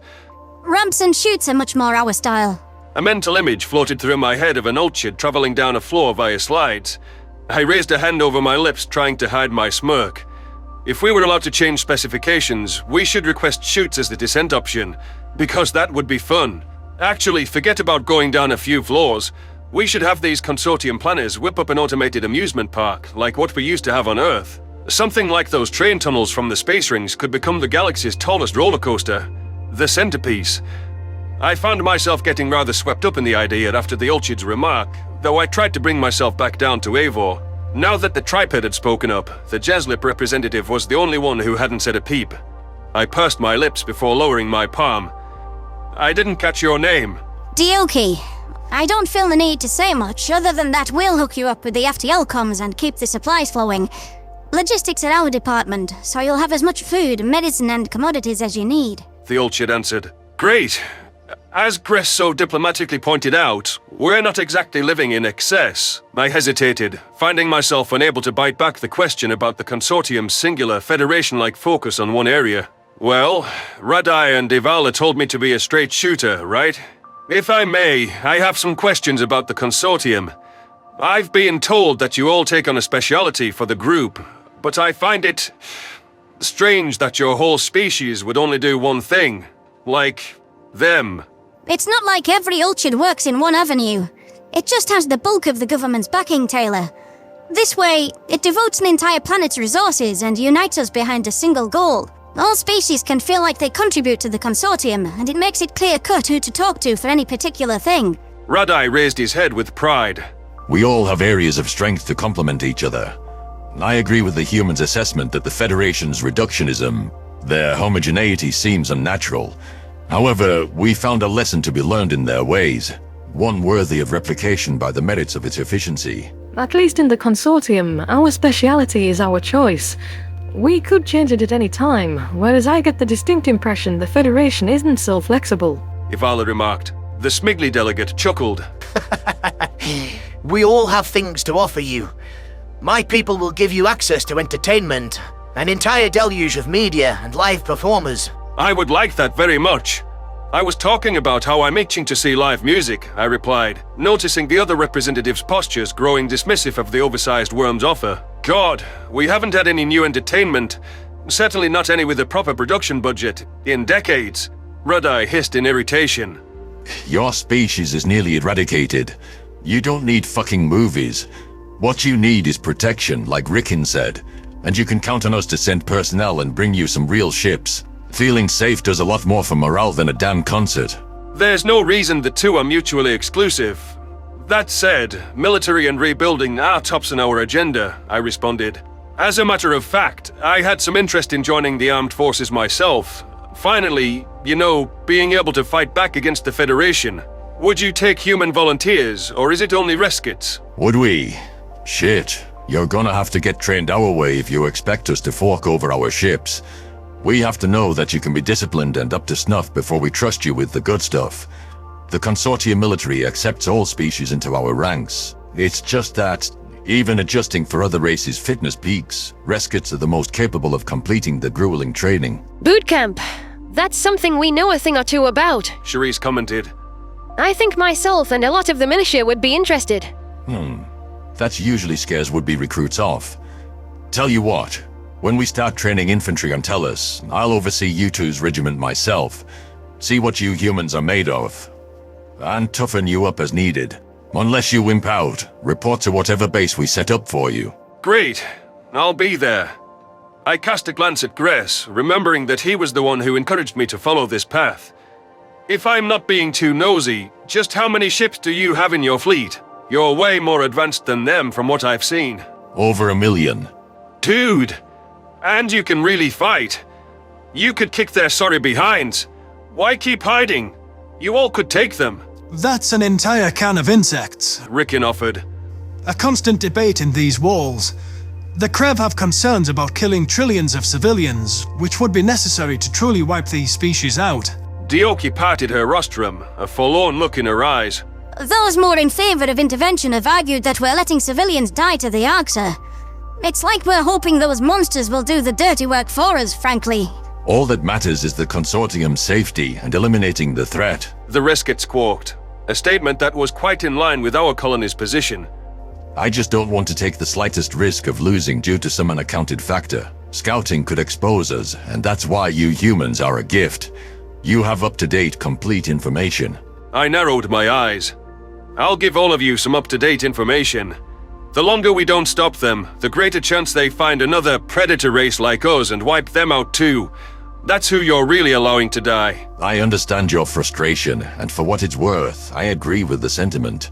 However, the more time that we buy for ourselves, the stronger our organization grows. We can't rush into a war. Consortium wishes to guarantee a swift and decisive win. I bit my tongue, knowing that arguing with the species Gress warned me not to piss off was ill-advised. Questioning the Consortium's agenda during our first meeting wouldn't earn the humanity brownie points. I would love to see the day where we made those bastards pay for what they'd done to Earth, but I was here to improve humanity's present situation. This pact of 6 species had offered us everything that we needed to regain our bearings, and then some. At the least, with the Rescue's training and ship donations, we'd be able to defend themselves if the Federation came to finish the job. We wouldn't live and toil in underground hovels any longer. I know what every species is willing to chip in except for the Jazlips. They're in charge of defenses and evacuations, right? I thought they'd be the most sympathetic, having lost their homeworld to aliens too. What about you? I ventured, making a sweeping gesture toward the fluffy 3-tailed quadruped. I've heard from the others, but I don't want to leave you out. Are you willing to help us out? Gress twitched his claws. Taylor, you might not want to... Frenelda doesn't speak much as a form of protest. Ivala finished. I'm not listened to, so why should I speak? The Jaslip perked her triangular ears up, forward-facing eyes locking on the trumbill. I'd offer to help with your bunker construction, but you seem to have underground complexes pre-built. Can I give you some advice for free? Gladly. Cherise answered for me. Whether we have below-ground shelters or not, I'm sure we could learn from your expertise. Given your population numbers, I was going to suggest you build a bunker away from your settlement and keep someone there at all times, for continuity of species. As we both are well aware, you never know when someone is going to bomb your planet without warning. Rickon threw his claws in the air, tongue poking out of his mouth in exasperation. Really? Is anything ever not about Esquo? See, humans? They want me to stay silent so they can forget what they did. Leave the primates out of this, Frenelda. They never even had a chance to evacuate Earth, and they lost magnitudes more people than you did. Yet you still pity yourself. You mistake my rage for self-pity. It's a tragedy what happened to the humans, but you're going to take it as proof that you had to commit genocide. What I heard is that there were other options. Your military is stronger. You could have fought them, not us. Radai rose to his feet, intimidating the Jaslip into silence. That is enough. The humans came here to get aid, and they've received it. Now, we haven't accepted a new race since our foundation, but it should be straightforward. I take it as a formality that you'll join the consortium. Yes. Humanity would love the chance to be a part of it, I attempted. Good. We'll be in touch to set up proper channels and coordinate the process. And don't worry, I'll follow through on my promise to oversee your training. Humanity will run on good legs. You're dismissed. The Resket snapped his beak back to Frenelda, and I got the distinct impression they all planned to chew out the Jaslip as soon as we left. A significant part of me wanted to intervene and tell them to back down, but I knew Mayor Hathaway would have my hide if I screwed up the oodles of aid we'd just been offered. We needed the Consortium's bountiful assistance, and I couldn't challenge the Jazlips being tag-teamed while acting as Tellus's representative. Gress was right about it being a necessary sacrifice to stop Esquo from meeting Earth's end, but I understood why the Arctic carnivores were bitter. It always stung the most when it was your planet and your people under siege. Keeping my true opinions to myself for what I hoped was the last time, I followed Gress out of the chamber in silence. Cherise was close behind after casting a sympathetic glance at Frenelda. I curled my fist into a ball and tried to remember what was at stake. The Reskets agreed to train the two of us along with Tellus's militia personnel. My new life, far away from the political arena, needed to be a way to atone for my mistakes. It was time to offer true service to humanity and finally have a chance to stand up against anyone who aimed to strike us down. Memory transcription subject. Tassi, Bissem scientist. Date. Standardized human time. March 21st, 2160. What a week it had been since the aliens landed in Grey Basin. It was just a few days ago that I had no idea where the Bissems were alone in the universe, and all of the possibilities enraptured my mind. My entire life up to that moment was spent imagining how first contact would play out, and how our species might rise to the occasion. In the time since the Lassian military dragged me off to the transmitted coordinates, my hopes for an innocuous relationship had been dashed. I'd learned of a centuries-long war between people-eating carnivores and hundreds of anti-predators. My visit to Earth, witnessing an alien culture on the ground, had been disrupted by the Yotul's vows to block our diplomatic efforts. Now, to cap off the taxing time span, I discovered that the Saya were bombed by aliens meaning to exterminate us with fire. I bet they would have been delighted to know our oil secretions made us quite flammable. It was sickening. All the while, I'd needed to stop Dustin from pissing off Zalk and meeting a painful end. There hadn't been much time to consider how I felt about the Saya hiding it all, leaving FAI scientists like me in the dark. Coming clean to the Bissem public this much time later and revealing that the Saya kept advancements and key information from us. The Lassian generals were beyond pissed, and Zalk coming here as a diplomat is the only reason he's getting a quiet welcome. This press conference could be a disaster. I hope we're all clear on what's supposed to be said.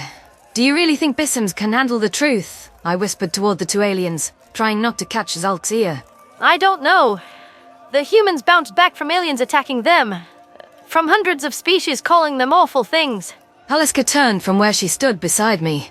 Nulia's absence was notable, but given her species' new association, it was a positive that Neltor had gotten her off-world. There'll be strong reactions, of course. We need to ride out the waves. The seas will settle down eventually. Let's just hope eventually means soon. I don't know how much more of this I can take. Her rotund eyes gleamed with concern. It must have been a lot to take in, and you must feel a lot of pressure disseminating this to the public. You were made a scientific liaison out of nowhere. How are you holding up, Tassi?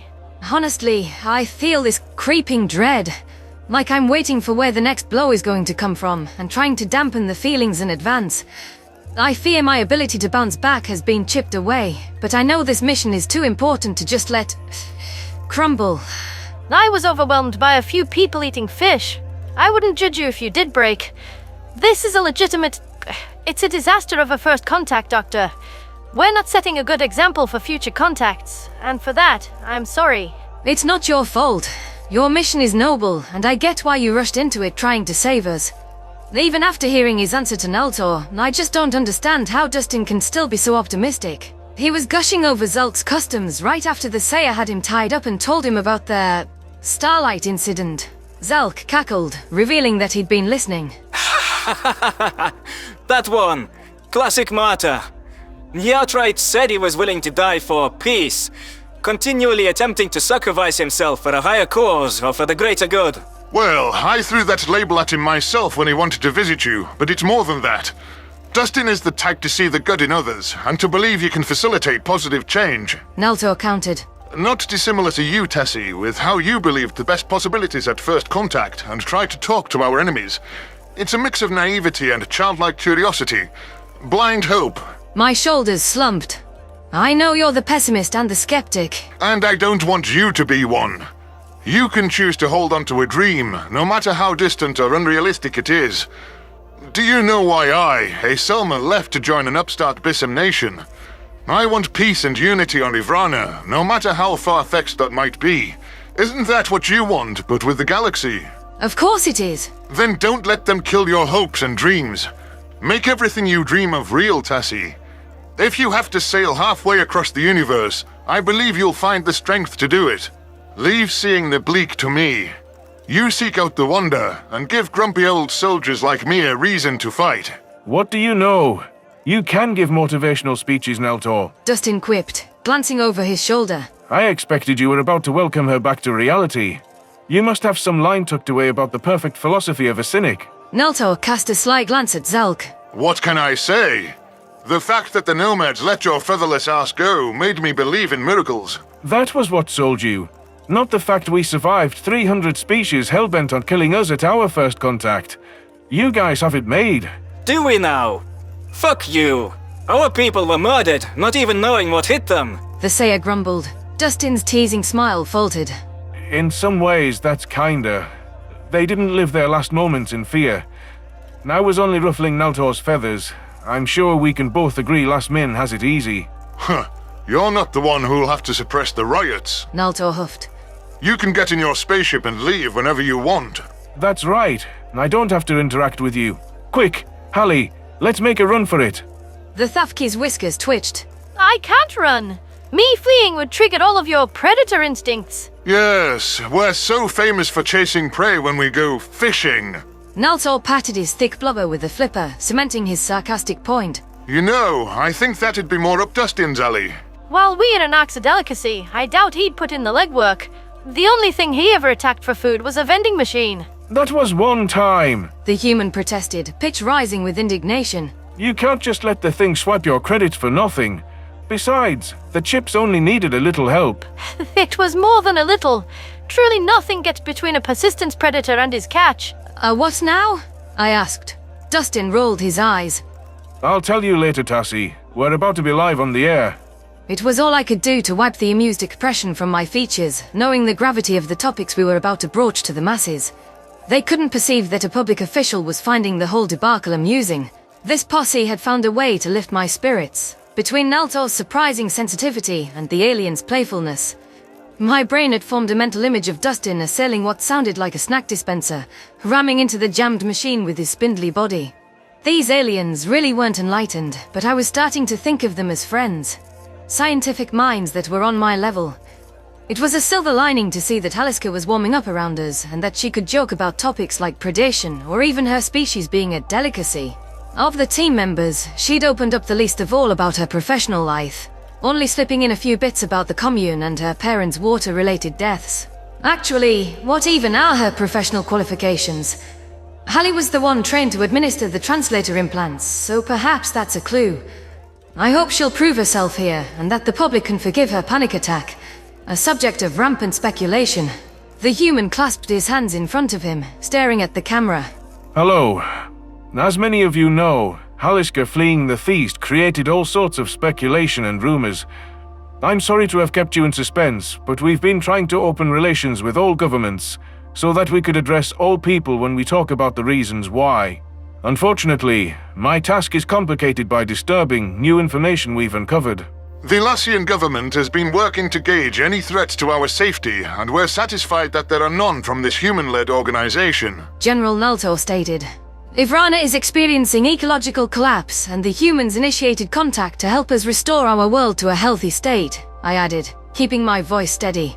Discussions with the Sayer have revealed some horrific tragedies, and secrets that we feel all Bissems have the right to know. Haliska flicked her ear. We've been working to uncover the full information, and we'll be sharing as much as we can about ourselves on the internet in the name of transparency. What we want is to protect you, and help you navigate what is frankly a complex political situation. I'm going to give you the short of it, just like I was given years ago when we first learned it. I was pulled out of class, sitting in an auditorium as a researcher from our version of FAI began to talk. Dustin said. What they told us was that the alien community was terrified of us because we were a meat-eating species with forward-facing eyes. They deemed us predators. They'd all been fighting a war against the sole sapient carnivores for centuries. And those carnivores, the Arxur, would keep species like mine as cattle and eat them. The Federation demonized everything predatory and obsessed over ridding anything tangentially related to predators. The Thafki are a broken race to this day, even after the humans liberated the cattle farms. It's in the back of all our heads that we're food. I don't know how to describe the cultural trauma. To be clear, the Arxur and the Federation were defeated. Nobody will threaten you today or hate you the way humanity was hated. You won't be involved with some psychotic war or have to deal with the Federation's cultural erasure. But the legacy is still there. Some will fear and distrust you, even if it's not their intent. I lifted my beak. Haliska became overwhelmed in the moment at the feast because of the clear reminder that she was the only herbivore. That was what happened, and the humans have been forthcoming about everything. They want the galaxy to be better, and to heal its wounds, no matter how gaping they might be. There has been real progress, and I really was excited to be there. Fishing is an important part of Bissem culture, and you're not the Arxur, the Thafki added. As a neuroscientist, it's been my job to weigh the toll this all might have on your own psyche. I lost sight of mine. I'm sorry for reflecting poorly on aliens and ruining a beautiful gesture from last min. Haliska is a neuroscientist. Brain research. I suppose understanding our chemical reactions and thought processes was important to predicting first contact. That must explain why the translator implants got handed off to her. Dustin lowered his head. You might wonder why various species behave so strangely. All I can say is we're working to remove the Federation's claws. As unsettling of a truth as it is, their efforts to turn other sapients into perfect prey were violations of the rights the Sapient Coalition stands for. Genetic and cultural edits for control don't vanish in a few decades, I'm afraid. Yet I've seen the humans' world, living in harmony regardless of their background. They give their technology and pledge their assistance freely. Dustin has been selfless, risking his life to foster peace. Naltor commented. The humans are leaders. I believe they can inspire the best in people. All we've ever wanted is friends. Our arms are always open. We would never dream of harming you or trying to change you. I hope you'll judge us by our peaceful intentions, not the derangement of the past. I hope you'll feel safe in knowing that science and kindness triumphed over ignorance and tyranny. While I'll allow Zulk to tell his story, I hope that you'll find some solace in knowing it will never happen again on our watch. The Sayer looked like he wanted to fold his head feathers over his eyes when the expectation to speak fell on him. I didn't know how this revelation would be taken by the masses, or by the other two governments apart from Lasmin. Our leadership had been stunned by the news, according to what Neltor had said, up to the highest echelons of governments.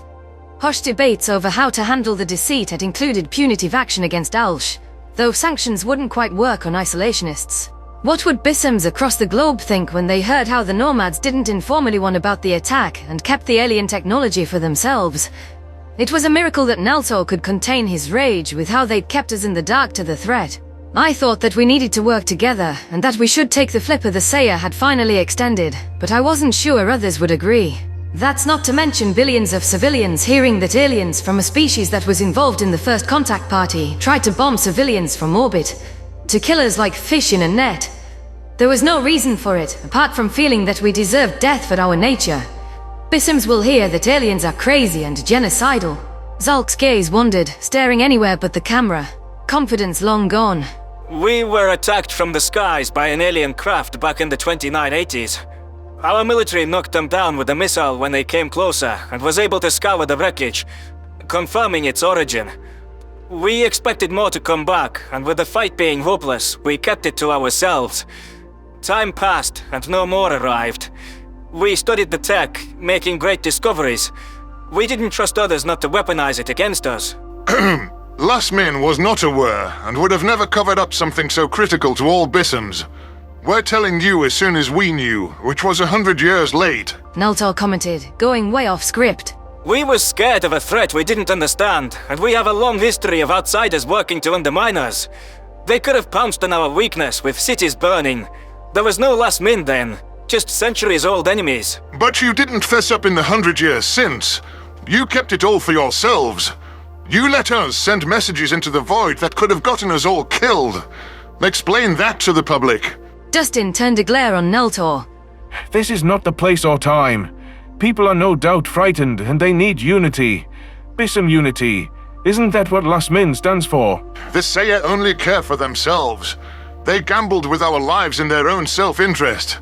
I'm making a statement on behalf of my nation that this cannot be allowed to slide down the ice. Healing wounds and minds is much more important than pride or evening the score. While I wouldn't tell Bissems how to handle your affairs, I think the fear and the millions dead was a punishment of its own for the Sayer. Please, let's not create any more fires now. The people have enough to come to terms with. I know they do. I'm showing that we are demanding accountability for the betrayal of our entire species, even in the darkest times. What they want is to feel safe. They just heard that aliens came to kill them en masse, and they want to know how Lasmin is protecting their safety. How you can trust humanity, even though it wasn't us. To be clear, it wasn't us. We have no reason to believe humanity had any knowledge of the attack, or any involvement in it. Zulk jumped in. I straightened, eager to divert the conversation. The humans weren't even spacefaring when the attack occurred. It wasn't a sanctioned act of the predecessor forum either, judging by how it didn't show up on the official records. It was a rogue scout ship of aliens whose job it was to target predator wildlife. The humans couldn't have known. My species had no knowledge of this either. We didn't even have our own planet or military at that time. Haliska commented. The Federation hid many truths from the wider populace. Even so, this wasn't their doing. They were much more clinical. As soon as this was brought to our attention, we've been trying to get answers so Bissems can make some sense of this tragedy. We can't undo the losses, but we can work together to increase Ivrana's safety. Dustin shot a pointed glance at Naltor and Zulk before returning his binocular eyes toward the camera. Understanding your history without revisionism will empower you. The only way to diffuse darkness is by shining a light on it. I puffed out my feathers, drawing strength from his steadfast words. The public should know that our first contact in the present day has been much more positive. We have met aliens eager to share their culture and to save our lives. Let us realize how much of a blessing that is, now more than ever. The blessing is ours to be able to share our culture. Too many aliens didn't accept us either. In that way, I find that humanity and Bissems are brothers and sisters. My promise to all of you is that we'll make our stellar neighborhood a better place, where these atrocities never happen to anyone. All I ask is that you stay strong and join us. Thank you for coming to us with open ears and listening to the full story. Dustin dipped his head toward the cameraman, and I sighed with relief as the signal cut out. Zulk rounded on the larger Selma almost immediately, once the feed was off. Naltor's beak hovered right between the Sayer's eyes, and the two military officers' posture for a standoff. As of Ritala, with my small body size tailored to enduring the heat, I stood at the lowest height of all of us. The human stepped in before I could weigh the risks of intervention, though he didn't look the least bit intimidating. He pushed the two Bissems apart, holding them at arm's length like a living piston. His binocular eyes narrowed with displeasure. How will the other nations handle the Sayer's betrayal? I doubt Naltor is the only one who wants to go a few rounds with Zulk. Hers, damn it, the public might be calling for blood. Are you two done with your pissing contest? The alien spat. This is a delicate situation. I don't care who was wrong or who fucked who over. I care about working together now, so that all of Ivrana can reap the benefits. If you're not with me, I can take my ship back where I came from, because officiating your disputes isn't why I came here. Naltor stepped back, folding his flippers. I've said what I wanted to say. The Sayer deserved to squirm a little in front of the whole world. You cloaca beak! Why don't you suck my— Zulk began. Dustin stamped his foot. Enough! Tassi, thank you for actually tending to the people's feelings on television. I want what you want. Peace here and peace with the galaxy, I answered. I'm with you to the end. Just please, no matter what these chucklefucks do, don't take off on your ship. If you give up, I think I will too. I'm not going anywhere, but we need to learn to get along. It's clear that introductions to the SC will have to wait, though don't worry. Nulia has returned home to spread the news of the Starlight incident far and wide. I'm hopeful it'll ease the Ortal's resistance, and I'll keep you posted. In the meantime, we should see how the public responds and wait for Bissems to sort out your own squabbles over this train wreck of a first contact. Naltor racked a flipper in a whimsical gesture. That's not fair to train wrecks. They're not this catastrophic. Zulk's right. You are a cloaca beak. For what it's worth, the calamitiousness of this mission is where Naltor and I agree. The Sayer chimed in, his voice calm once more. I came here to accept humanity's friendship. However, the Selma will not humiliate me or put me in a position where I have to defend myself again.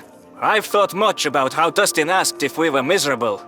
It would be merciful to have someone stand beside us. Haliska's ears perked up. The Sapient Coalition will. We should spend some time getting to know each other in a more light-hearted scenario, like friends do. Naltor and Tassi benefited from seeing us as people. I have a suggestion for what we could do that'd make Zulk feel at home, and that we'd all recognize. What's that? I wouldn't mind a little boating and feeling the sea spray on my beak. I've never seen the waters or the lands away from Alsh. That could be arranged, but it wasn't what I had in mind. How about a game of migration? It's one of the few Sayer cultural exports we could find. I wager I can kick everyone here's ass. Well, it's impressive that you know how to play, but I highly doubt you can beat a skilled player. I'm not the type to let you win. Dustin's teeth bared with devilish delight. Oh, you better watch out for Hallie. She's a migration menace. I'll be the first one out, but count me in, I remarked. Naltor? Naltor sighed. Hallie spanked us all when we played on the ship, but I wasn't ready for her wily strategy. I'm itching for some sweet revenge. And to beat a Sayer at his own game. It's so on. Zulk fired back. While the rest of the world reacted to the news we had just unloaded on them, I followed the first contact team to play a Bissem board game. After all that had been heaped on our plates, it would bring some much-needed pleasure to our time together. I knew that the general reaction to the press conference would be on everyone's minds, but we could go over it later. At the heart of my worries, I hoped that other important individuals beyond just Neltor could put their resentment toward the Sayer aside. With an indefinite buffer already proposed by Dustin, the last thing I wanted was our Sapient Coalition introduction to be delayed even further. Memory transcription subject: Tassi, Bissem scientist. Date: standardized human time, March 23rd, 2160. Scrolling through the top broadcasts now, I saw that much like at first contact, the titles were replete with aliens. This time, every topic that we had discussed in our disclosure conference showed up in the headings. Panels debated the Sayer's cover-up of first contact, while also reenacting how the Starlight incident played out. Historians offered insight into how the attack affected the space race and the global war, some even laying out alternate timelines. Who might have control of Nelmin, the continent that was off-limits post-war otherwise? The treaty that ended that vicious conflict was waddling on thin ice after the nomads still refused to share their technology. That was an entire can of worms after seeing their complex cities and their computers, which had advanced enough to perplex humans. There were some videos exploring Terran culture at face value, but most of the focus on our visitors was about the explosive revelations. The mother of all wars in the galaxy, complete with people eating. Could species with that much baggage be trusted? What happened if these exterminators attacked us again? What would have happened years ago if the rogue ship that attacked the Sayer got away and the Federation tried to cure us? Those were valid questions, and it didn't help knowing that much of the galaxy viewed all carnivores as monsters. Our cultures were incompatible with how deeply Ivrana's identity was rooted in fishing. I scrolled past one feed asking why we should even join the Sapient Coalition or befriend humanity at all. I hope that was just one Bissem's opinion and that it didn't get back to the Yortul camp. How will the SC react to carnivores being murdered from above? Is it just another raid in their history of death? Do they care at all when they didn't want to contact Bissems with our planet on the precipice of ecological destruction? A novel banner caught my attention, suggesting it was breaking news. The amount of viewers was climbing in rapid fashion, drawn in by a headline that shouldn't be true. The Confederation of Vitral and the Merlai Huddledom, the two other nations in our world, lifelong enemies from the most separated of subspecies, had declared war on the Sayer nomads for their endangerment of Ivrana, and for hoarding alien technology that could better our planet. Horror gripped my heart, though my eyes were glued to the screen. This was exactly what I feared. A new global war breaking out due to heightened resentments. Lasmin was remaining neutral according to the subtitles on the thumbnail, despite the pleas of the anti-Sayer factions. This was a fucking disaster. Millions could die, and the Sapient Coalition would never see us as unified after we immediately declared war on each other after first contact. Whatever sympathy points the Starlight incident had scored us, this would paint us as violent monsters, like the Arxur. I began to tug on my feathers with distress as a chipper Neltor barged into my room. Ah, Dr. Tassi. I take it you've seen the news of the war. Honestly, good on the Selma. And you, Vitrala, I guess, for holding the Sayer accountable. Neltor said. I waved my flippers in exasperation. Is this what you wanted? Did you advocate for Lasmin to go to war? No. Peace among ourselves would be useful at a time like this, and it's not ideal. But this does shake out to our benefit. The Sayer ask us for help because they need fucking allies, and in exchange we get a hold of their technology. That's how we become a power that the SC will respect, and that can guide Bissems to the unified era we always wanted. This has to be stopped. Throwing soldiers at Elsh will have bodies piling up on the beach. And there's nuclear missiles involved. We need to play peacekeeper before this gets ugly. We have to speak to Dustin and Hallie. Dustin and Hallie have been in calls all morning, so I'd wager they already know. I don't think we should encourage aliens to intercede in our disputes. There's a rightful grievance against the Sayer, and letting it slide will make the public more riotous than they already are. Every grievance doesn't need to be settled with bombs. You really believe that the Huddledom or the Confederation would have shared the tech freely if it happened to them? I imagine they would have held back a little for their national interest, but there were bigger fucking issues at play. They wouldn't have kept everyone completely unaware with short-sighted cowardice. This war will take some struggle, of course, but the end result is a more equitable world. Dustin said to resolve our squabbles and delayed our SC introduction because he expected this. Dustin said we need to learn to get along. Ask Zalk why the Sayer still refuse to share. They won't open up out of the goodness of their hearts because they're only out for themselves. You can't have peace until they stop being who they've always been. My eyes narrowed with anger. I thought you wanted what was best, Naltor. That you really cared. There are much bigger fucking issues at play here, and you're being every bit as short-sighted as the Sayer. I do want what's best for Bissem kind, Tassi. That isn't pretending Zulk and his shifty lot did nothing wrong. Plus, I was realistic enough to expect this as a necessity that was bound to happen sooner or later, the moment we heard the Nomad story. Fuck being realistic. And fuck being a part of any of this shit. Why me? Why did you and your soldiers have to grab me? I know I wrote the first contact procedures, but I wasn't your only choice. You had the whole of FII to pick from. Dr. Tassi, aliens were always your calling. You told Dustin you'd be dead if you hadn't been searching for aliens. It was the only thing you ever dreamed of. Naltor answered. You can't teach that passion. I was frightened of the unknown, and I wanted someone who wouldn't be. Someone who was ready. Well, I'm not ready. I wasn't ready for a fucking war, and all the death and awful things up there. I wanted friends, hers, damn it. The Selma pressed a flipper to my shoulder. You have friends from the stars. A war, or whatever those SC diplomats think of Bissems for it, won't change how Haliska, Nulia, and Dustin feel about you. You've been considerate to them from the start, and you didn't hesitate to risk your life for their mission. I can't fix this. I can't represent us well enough to make the SC like us, or package it up to the public like it's not fish shit. But we can make the most of our circumstances. I know you're hurting, Tassi. I also know that you'll still do whatever it takes, even if it's just to change a single heart. Let's go find the space nerds and figure out what we're doing next. Our fight for friendship is far from over. You win, General.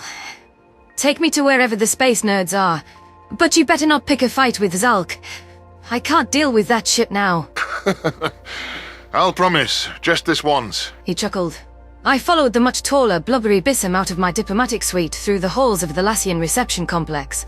The Bissem guards still seemed unaccustomed to having aliens walking about after days of playing host to them, which was a testament to how quickly Naltor had adapted.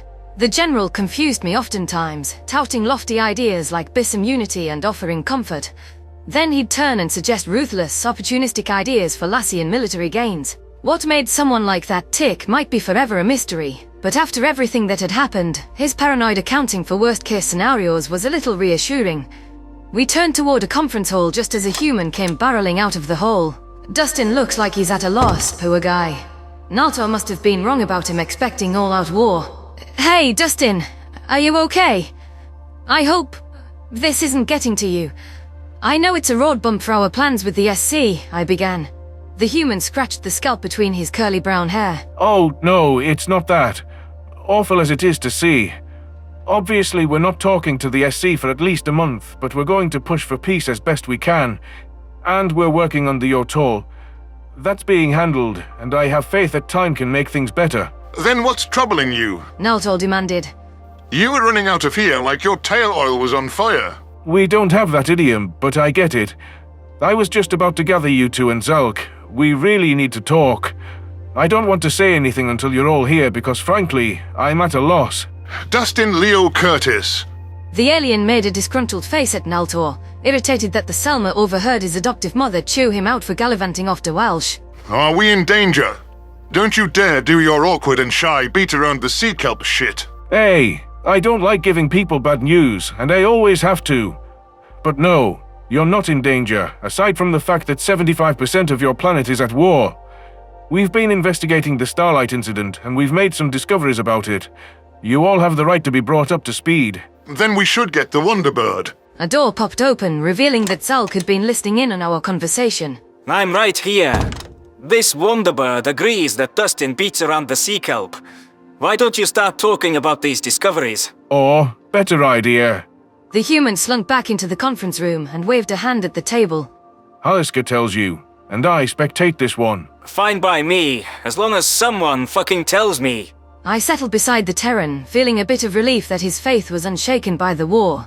It gave me a mentality to model, much more than Naltor's shrewd realism. There were no hints of what they'd found out about the Starlight incident, which led me to comb through possibilities. I hated how my brain began by working through the worst options rather than taking an optimistic view. It was all I could do not to recite a mantra to myself, begging that this discovery wouldn't shock me to my core again. Whatever Halaska was about to divulge to us, they had been searching the missing ship registry for matching context. The most likely answer was that the aliens identified the culprits.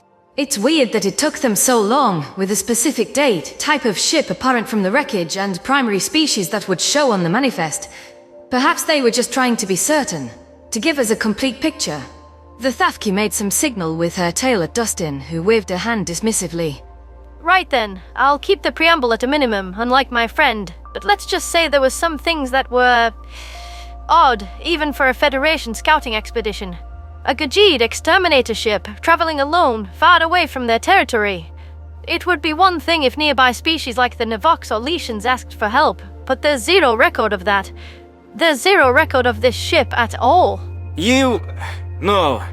Dustin said you kept track of missing ships in the registry. Why the fuck wouldn't it be on there?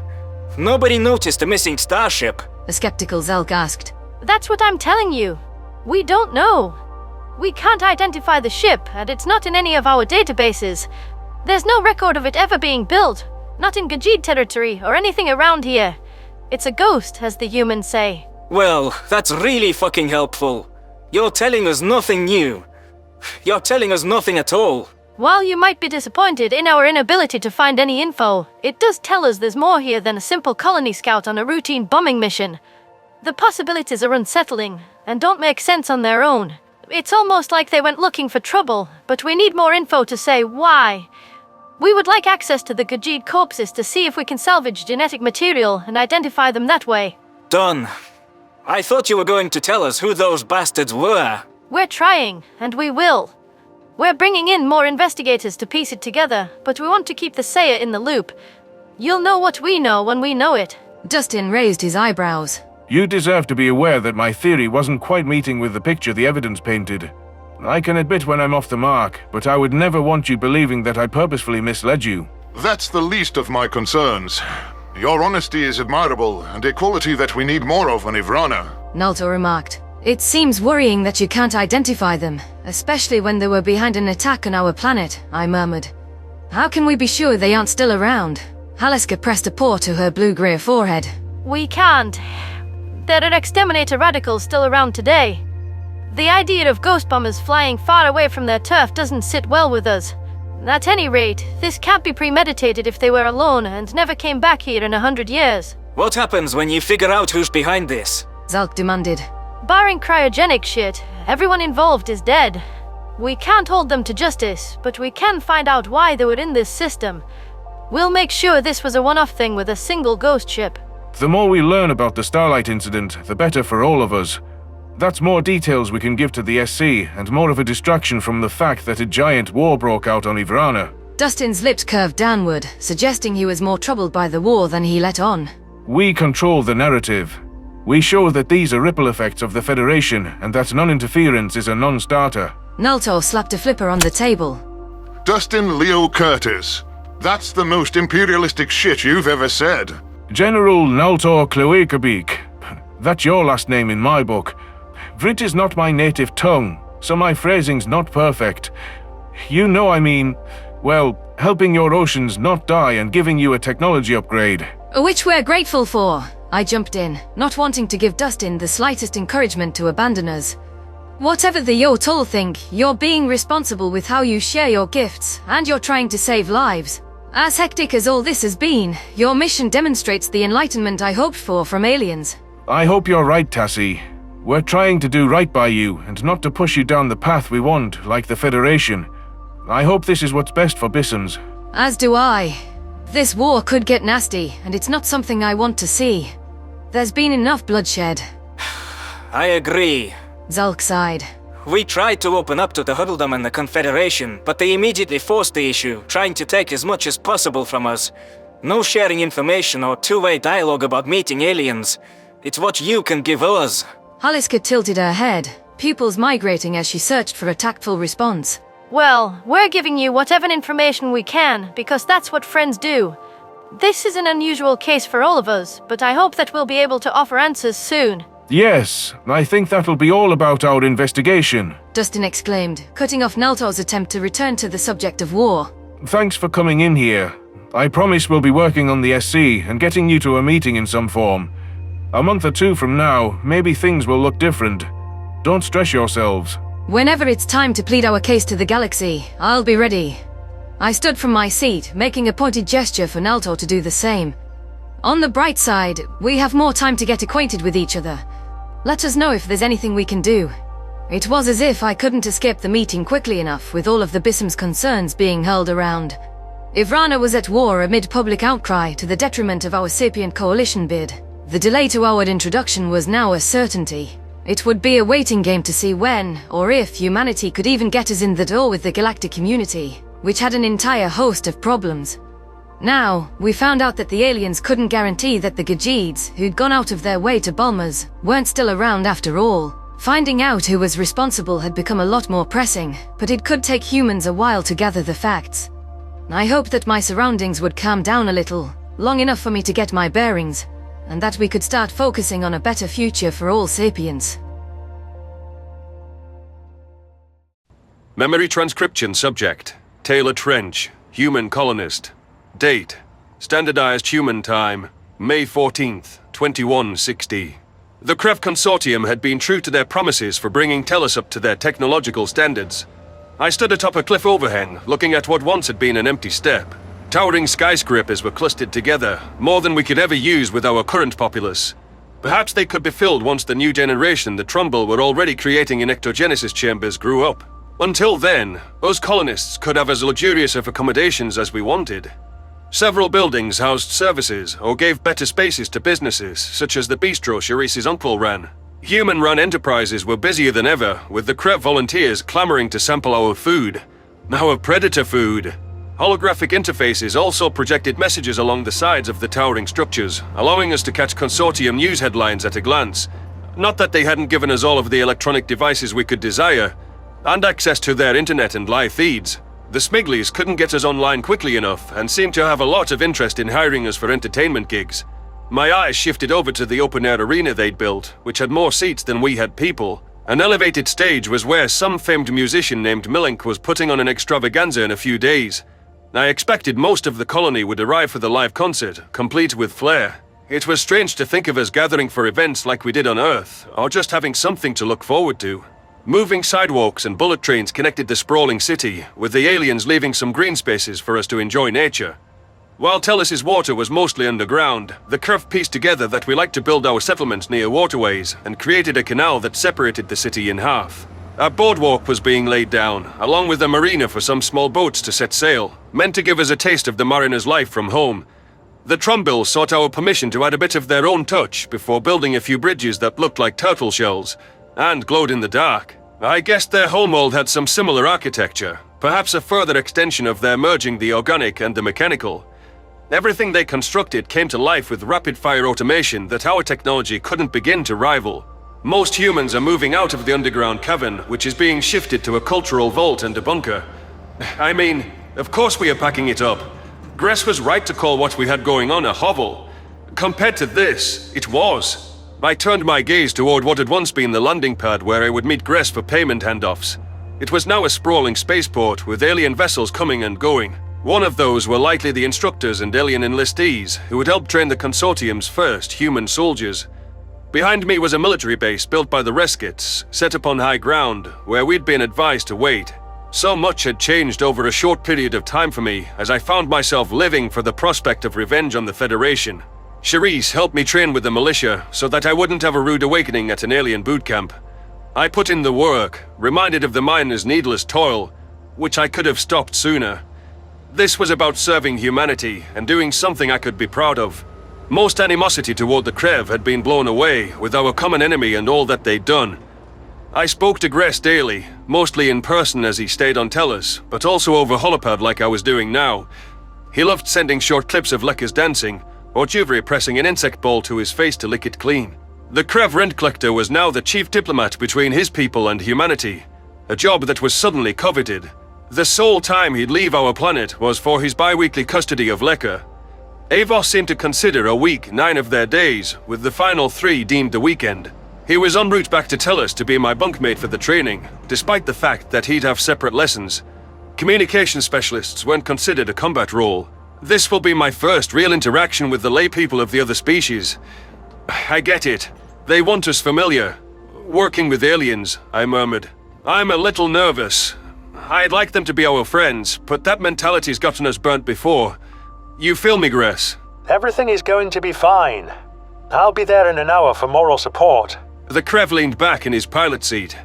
Just like the Ulchids promised, the Consortium had set up comms that somehow worked faster than light. You heard straight from their leaders how they want to help you, and those leaders governed by the people's will. They're all choosing to come way out here instead of a normal camp on their planet, for you. Yeah, it's just anxiety talking. I wondered if General Radai is really coming here in person. That would be a lot of pressure on me. I've put in the work at the gym, but I'm still not keeping up with Charisse or any other guards. What I want is to turn my life around, for all the people I've let down. You'll be fine. You're one enlistee. You're not expected to blow Radai's feathers off or to excel at everything out of the gate. Having instruction from the best will only set you up for success. I scratched my hair, which I'd let grow out a few inches. I hear you. I'm just looking out over the whole city now, watching their convoy draw closer. It's all become real. And shit, nobody's as mellow and unassuming as you. Me personally, or all Krev? Well, both. You're hard to take seriously sometimes. Gress snorted. Have you seen what you look like? Taking humans seriously requires a lot of effort. Gee, thanks. That's the perfect thing to say to someone with deep-rooted insecurities about their appearance. It's a compliment. It means you're the opposite of scary. I assure you, we feel anything but hatred toward humans. A smirk crossed my face, amused at the irony of the situation. While it meant we'd have to roll our intimidation checks at a disadvantage, it was a net positive to be considered the cute things for once. To get showered with gifts and not be treated like abominations. I'd grown accustomed to Gress finding us adorable.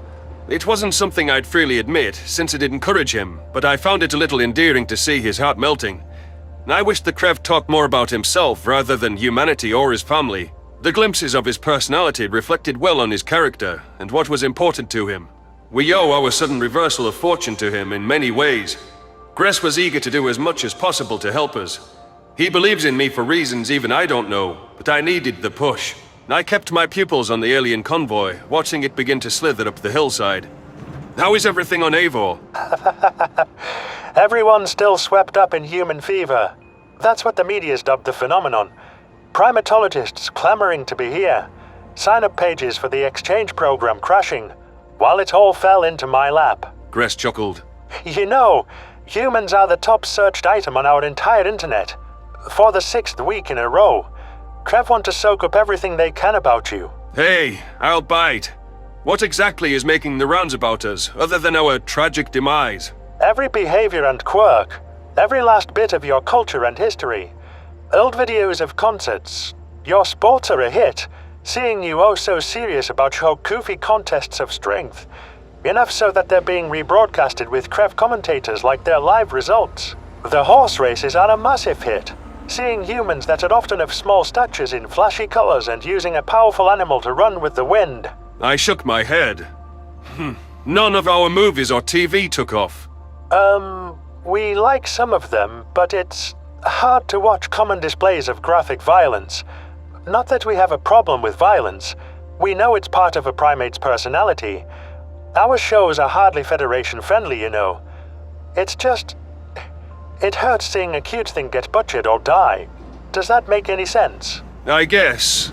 In human terms, it's like watching a puppy get killed while pitifully whimpering. From what little I've learned about dogs, I believe so.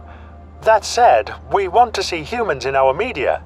Part of why the Smiglies are pouncing on any human actors or musicians. Anyone with the slightest talent could take off.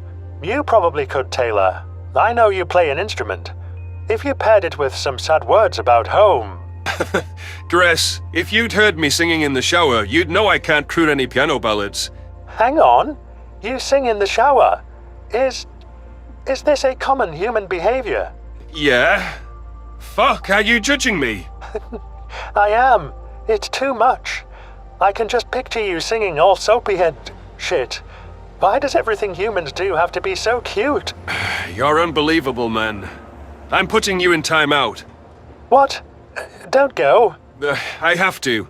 The alien mobile made it here, and I'm gonna see if Red-Eye came.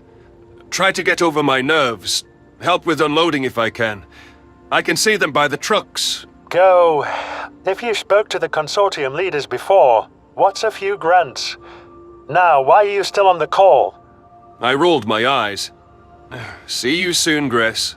Disconnecting from the call, I clipped my holopad back to my belt. The athletic wear I was sporting was Krev made, a sort of thin armor blended with forest pattern fabrics. Some humans still opted to wear our more traditional camouflage and combat attire, but I found the lightweight gear much more to my liking. Hopefully the practice I'd done at the range with Charisse would mean I wouldn't put on a complete clown show with the guns. Taking calm strides back toward the convoy, I saw dozens of aliens scurrying belongings out of the vehicles. Some beelined to reserve a bunk straight away, while others were scoping out the area before deciding.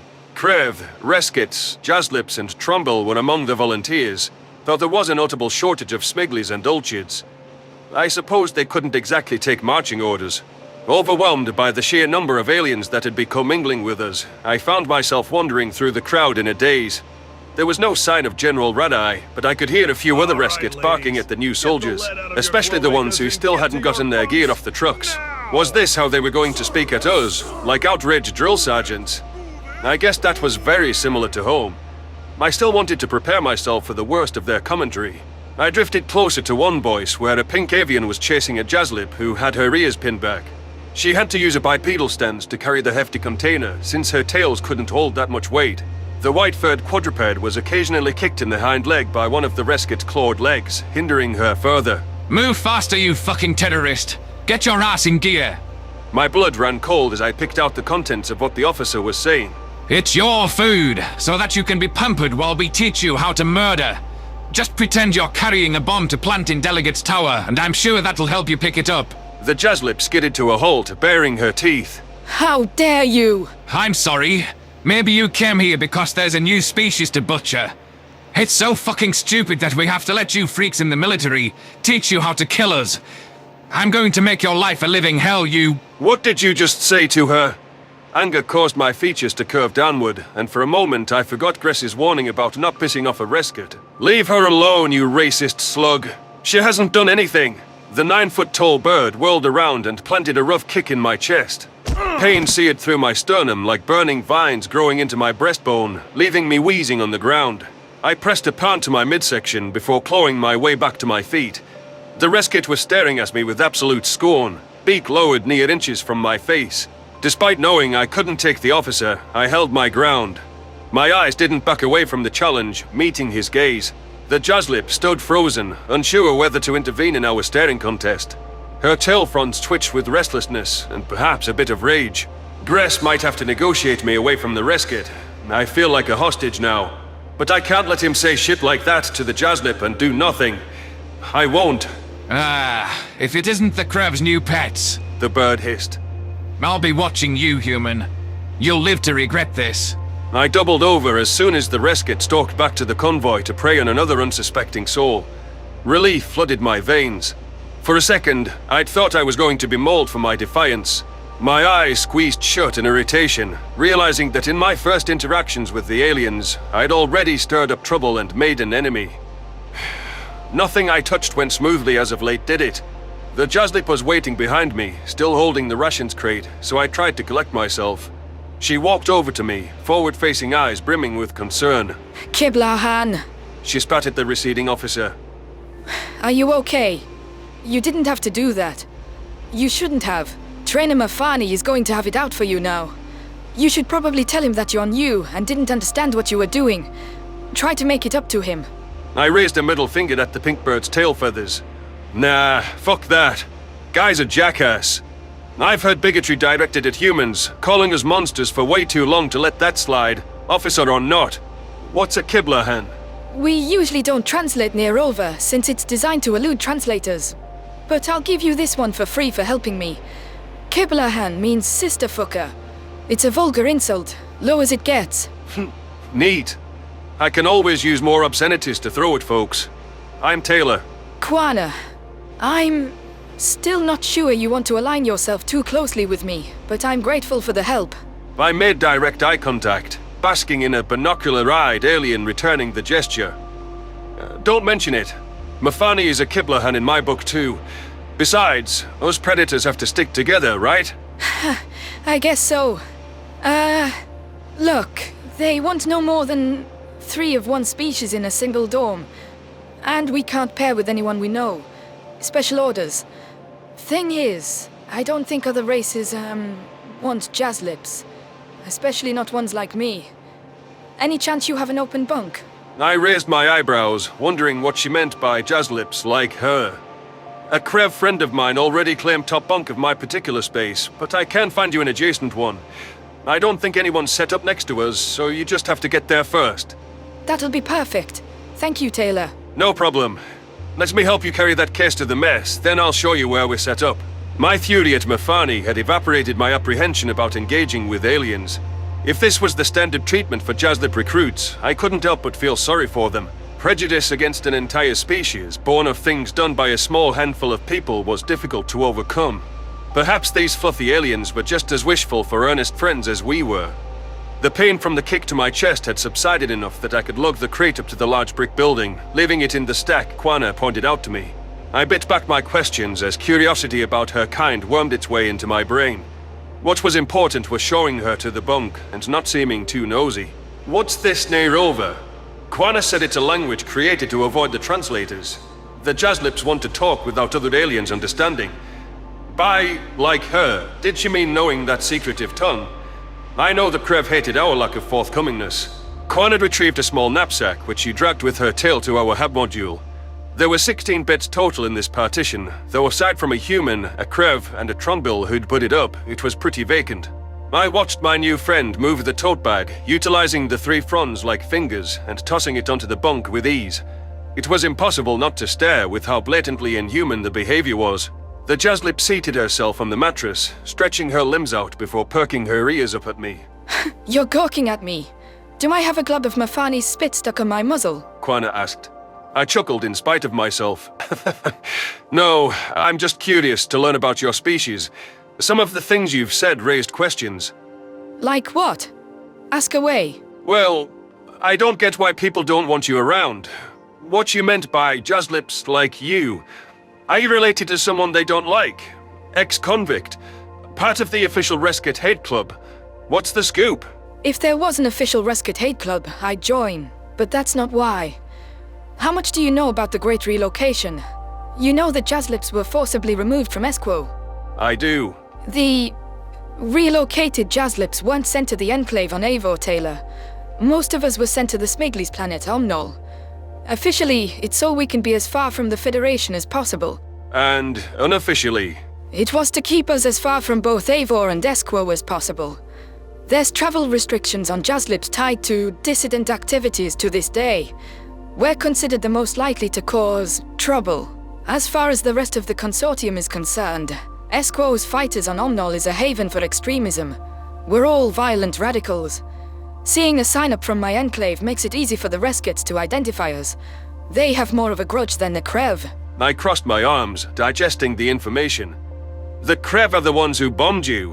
Why would the Reskits have it out for you more? If you think the Krev bombed us without at least tacit support from their allies, you're wrong. At any rate, the Reskits were the soldiers sent in to remove us. Thanks to Esquo's extreme weather, they struggled and couldn't quite round up everyone. It embarrassed them when losses piled up over the years and forced them to retreat. Well, invasions thwarted by a hellish winter are a story we've seen on Earth too. If they're that openly salty about it, I have to wonder why they'll even train Jazlips. Quana's whiskers twitched. There's no greater combat specialist in cold or snowy conditions. We're useful, and that's without mentioning that we're good trackers. No one better to defend the poles. No one better to go on a lengthy journey, given that we can hibernate naturally. That would have been real nice on the Ark ship. What's it like to hibernate? Imagine sleep if you felt as cold and unbreathing as death, didn't feel rested at all when you woke up, and it wrecked your sense of time. So it's like getting shit-faced. The Jazlips snickered. Not at all. You're a tailful, aren't you? That's right. Next to the word tailful in your dictionary, you'll see a picture of my grinning face. I'll have to fact-check that one. Smiling from ear to ear, I flopped back in the bunk, keeping an eye on the time so I'd be punctual for roll call.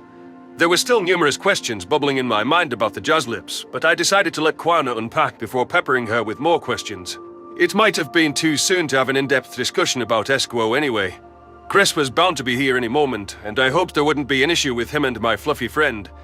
The Krev should definitely refrain from mentioning his belief that killing the strugglers was the right choice. Knowing what the Federation would have done to a predator race, I wasn't sure I disagreed with the Jazlip debacle being a necessary evil.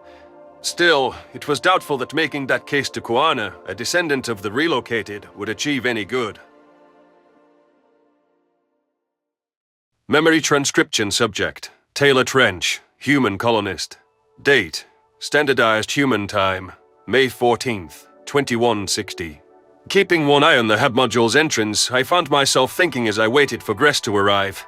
The sudden change of our circumstances wasn't lost on me. I never would have dreamed 2 months ago that I'd be chatting it up with an alien I barely knew, who had binocular eyes and a carnivorous palate.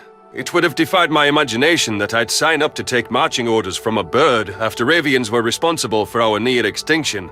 That was without mention that the rent collector I once loathed was now someone I talked with daily, who wrangled up help building this entire city from the cyborg turtles. It was shocking that Gress had tolerated my unmasked face, let alone deemed me cute. The Krev can hardly look at us without getting melty-eyed, but I haven't seen that from the Jazlips or the Reskits. Where does Quana find humans on a scale of monstrosity to precious petable monkeys? So, I ventured, unsure how to broach the subject. You, know how the Krev find us? Quana's laughter was a light rumble. Cute? Yeah, I was sort of wondering what the other species thought about that, and, how we look to you. I don't mind primates, but you're nothing special to me. No offense. Honestly, while there's the oddball Oberoner outside of the Krev species, that never took off on other planets. We domesticate animals, just not in that way. It must be weird for you, I take it. I raised my eyebrows. The way they treat us like little cuddle bunnies is the weird part. The Obos are a breath of fresh air, and we're cool with it. We were the weirdos that would try to keep anything as a pet. Hell, I've had people on Earth tried keeping pet monkeys, but that wasn't so successful.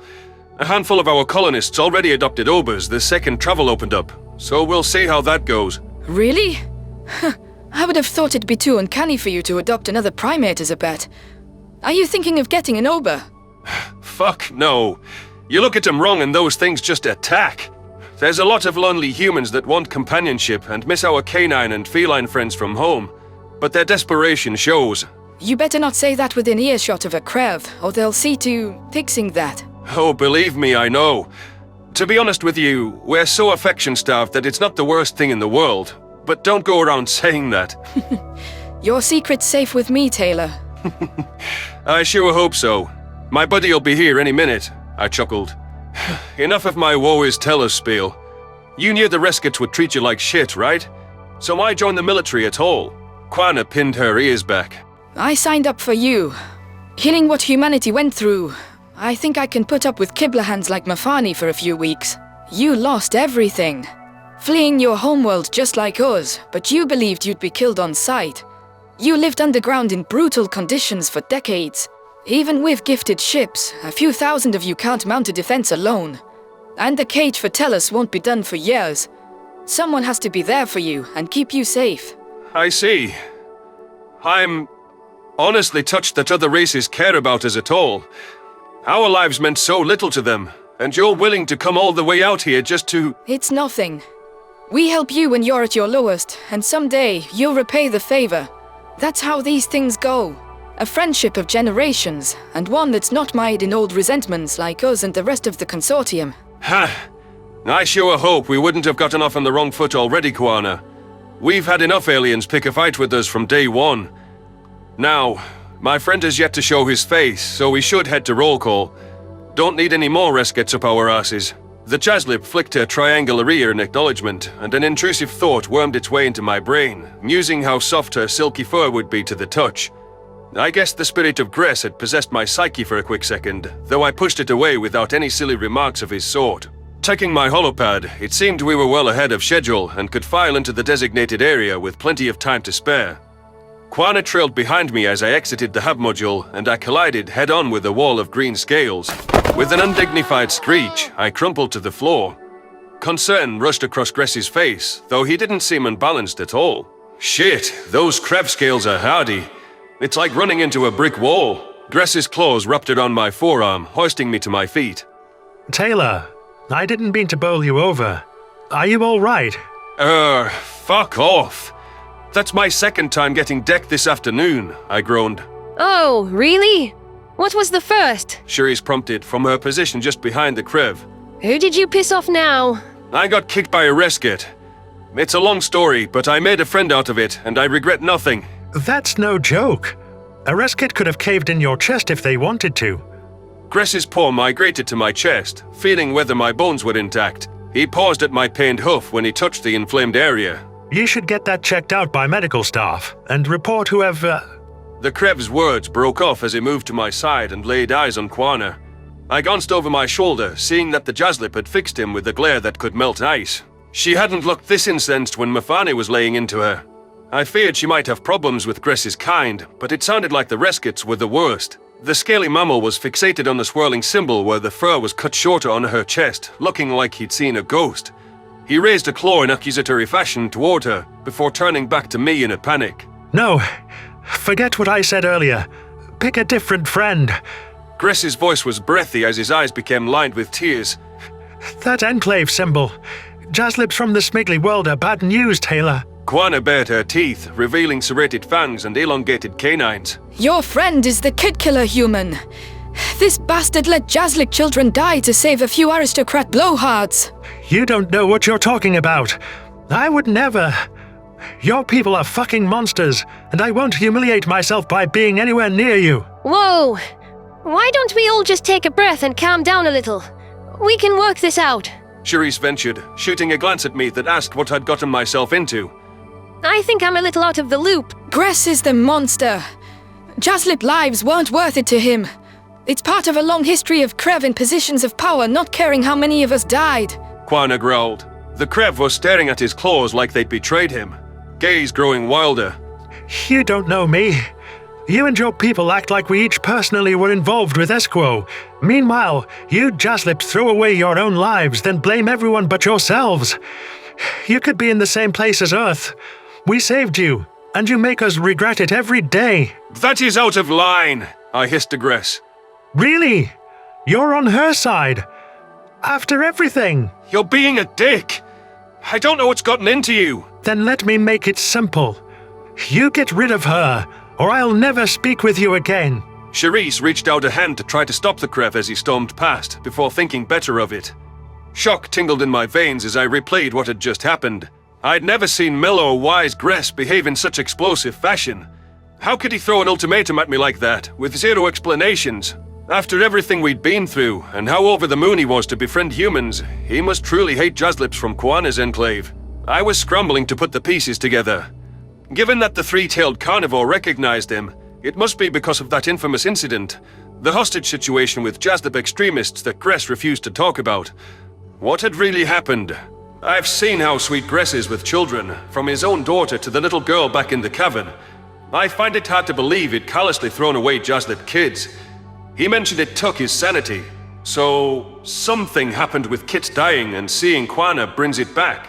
I raised a finger at Quana, deciding it was time to stop respecting his privacy. Forgive me for spending the last 20 years in a hole, but I spent the last 20 years in a hole. What do you mean that Gress let Jaslip kids die? That rotten prick was given a choice to save 5 of the captives held by the admittedly crazed fighters trying to make a point. I don't agree with what they did, but this is about Gress. The Jaslip hissed. There were 5 kits, and 5 of the who's of Tonbos, including Delegate Rickon and the Master of the Treasury. That man picked the 5 Krev without hesitating, or even trying to bargain. Cherise shook her head. That can't be right. I haven't known Gress that long, but I know he cares about life. He didn't want anyone to die here, even when he hated us. For all the Krev care about life, they still pulled off the Esquo massacre. They slaughtered people indiscriminately for going against them, then act like they've done the Consortium a favor. That tells you they're quite capable of trading lives. You heard Gress call it our salvation. That's what he thinks of Jaslip deaths. Quana, massacre is a bit dramatic. Jeez. Gress has a point that your world could have turned out like Earth. The words slipped out of my mouth before I could stop them, and the Jaslip's withering glare fell on me. You act like you know what it's like. Talk like it's equivalent to our situation. It's not. Cherise hesitated. Nobody wants to genocide the Jaslips for their eyes, but still, their government didn't give permission for the Krev to finish off the remainder. It was a violation of autonomy, regardless of how much worse it was on Earth. It sucks that the Krev did it during hibernation, but it's blown out of proportion. They spent 30 years evacuating billions of Jaslips, and Quana is alive because they moved some of the holdouts. They tried. They at least cared more than the feds. A few stragglers died on Esquo compared to all 10 billion of us. A few stragglers? Quana laughed bitterly, lips curling back in a sneer. Is that how your Krev friend put it? Tell me your definition of a few. How many Jaslips were killed or relocated during the Esquo massacre? A couple million. Not that that's small, but compared to the total... Higher. 50 million?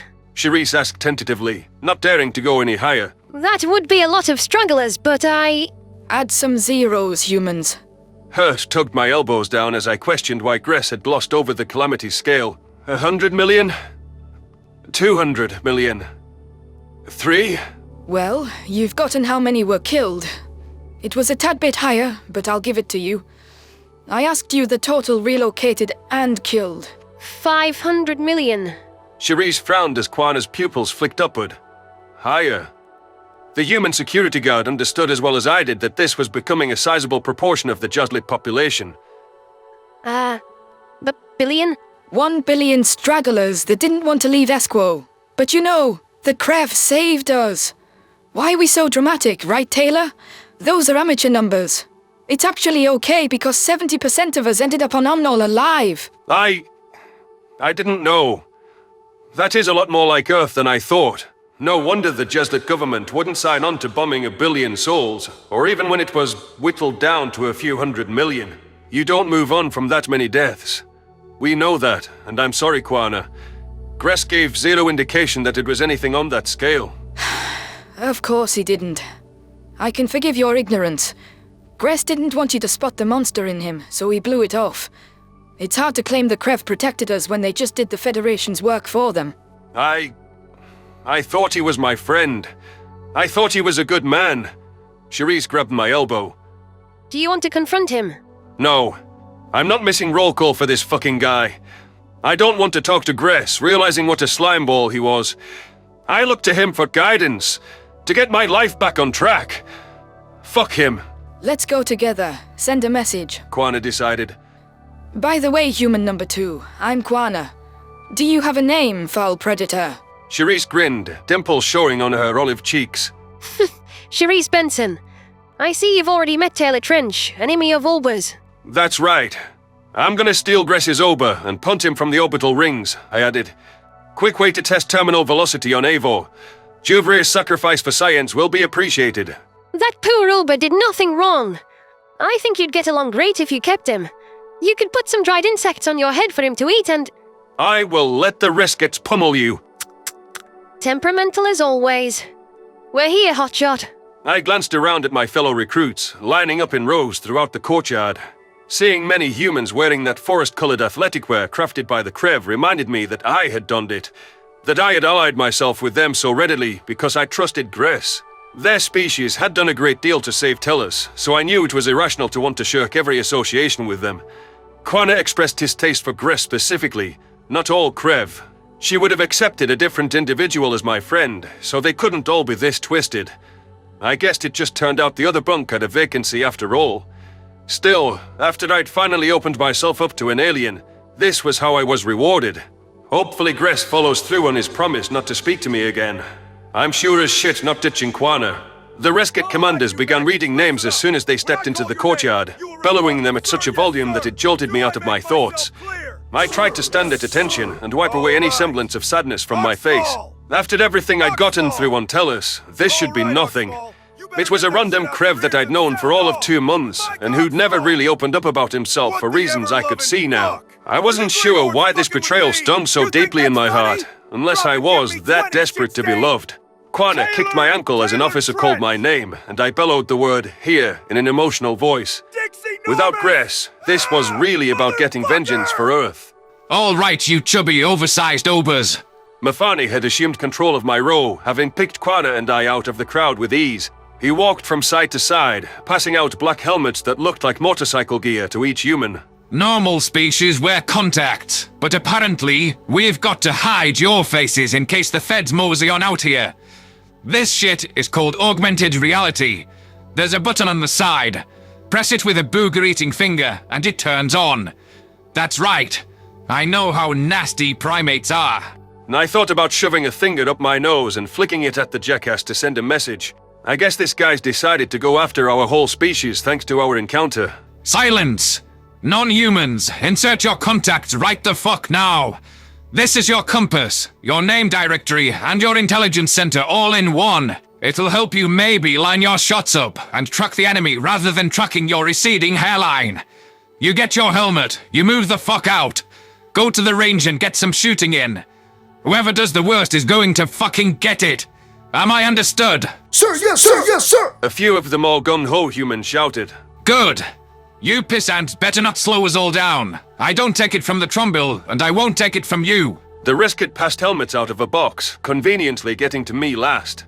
He made a show of turning the empty box upside down before crushing the cardboard in a dramatic display. Oh, that's a shame.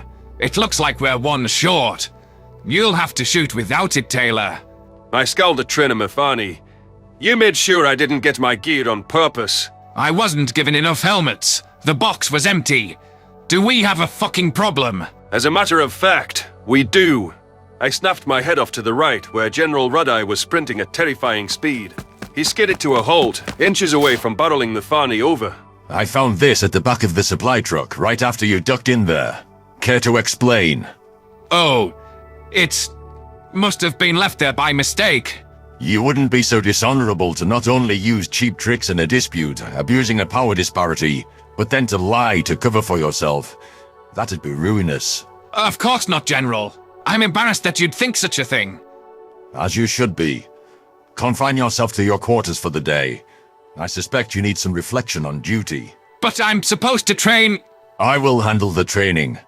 You won't go near Taylor Trench again. If you do, there'll be real fucking consequences. Now get lost! Mafani slunk away, shooting me a look of absolute loathing.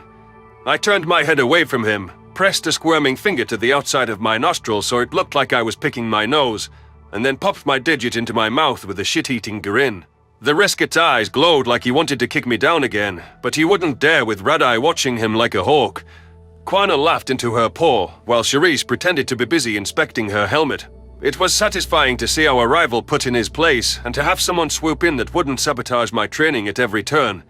I extended my hands. The Riskit General transferred the helmet to my custody. Red-Eye promised to oversee our training, but I wasn't sure he actually would. I mean, he's the leader of the Consortium military.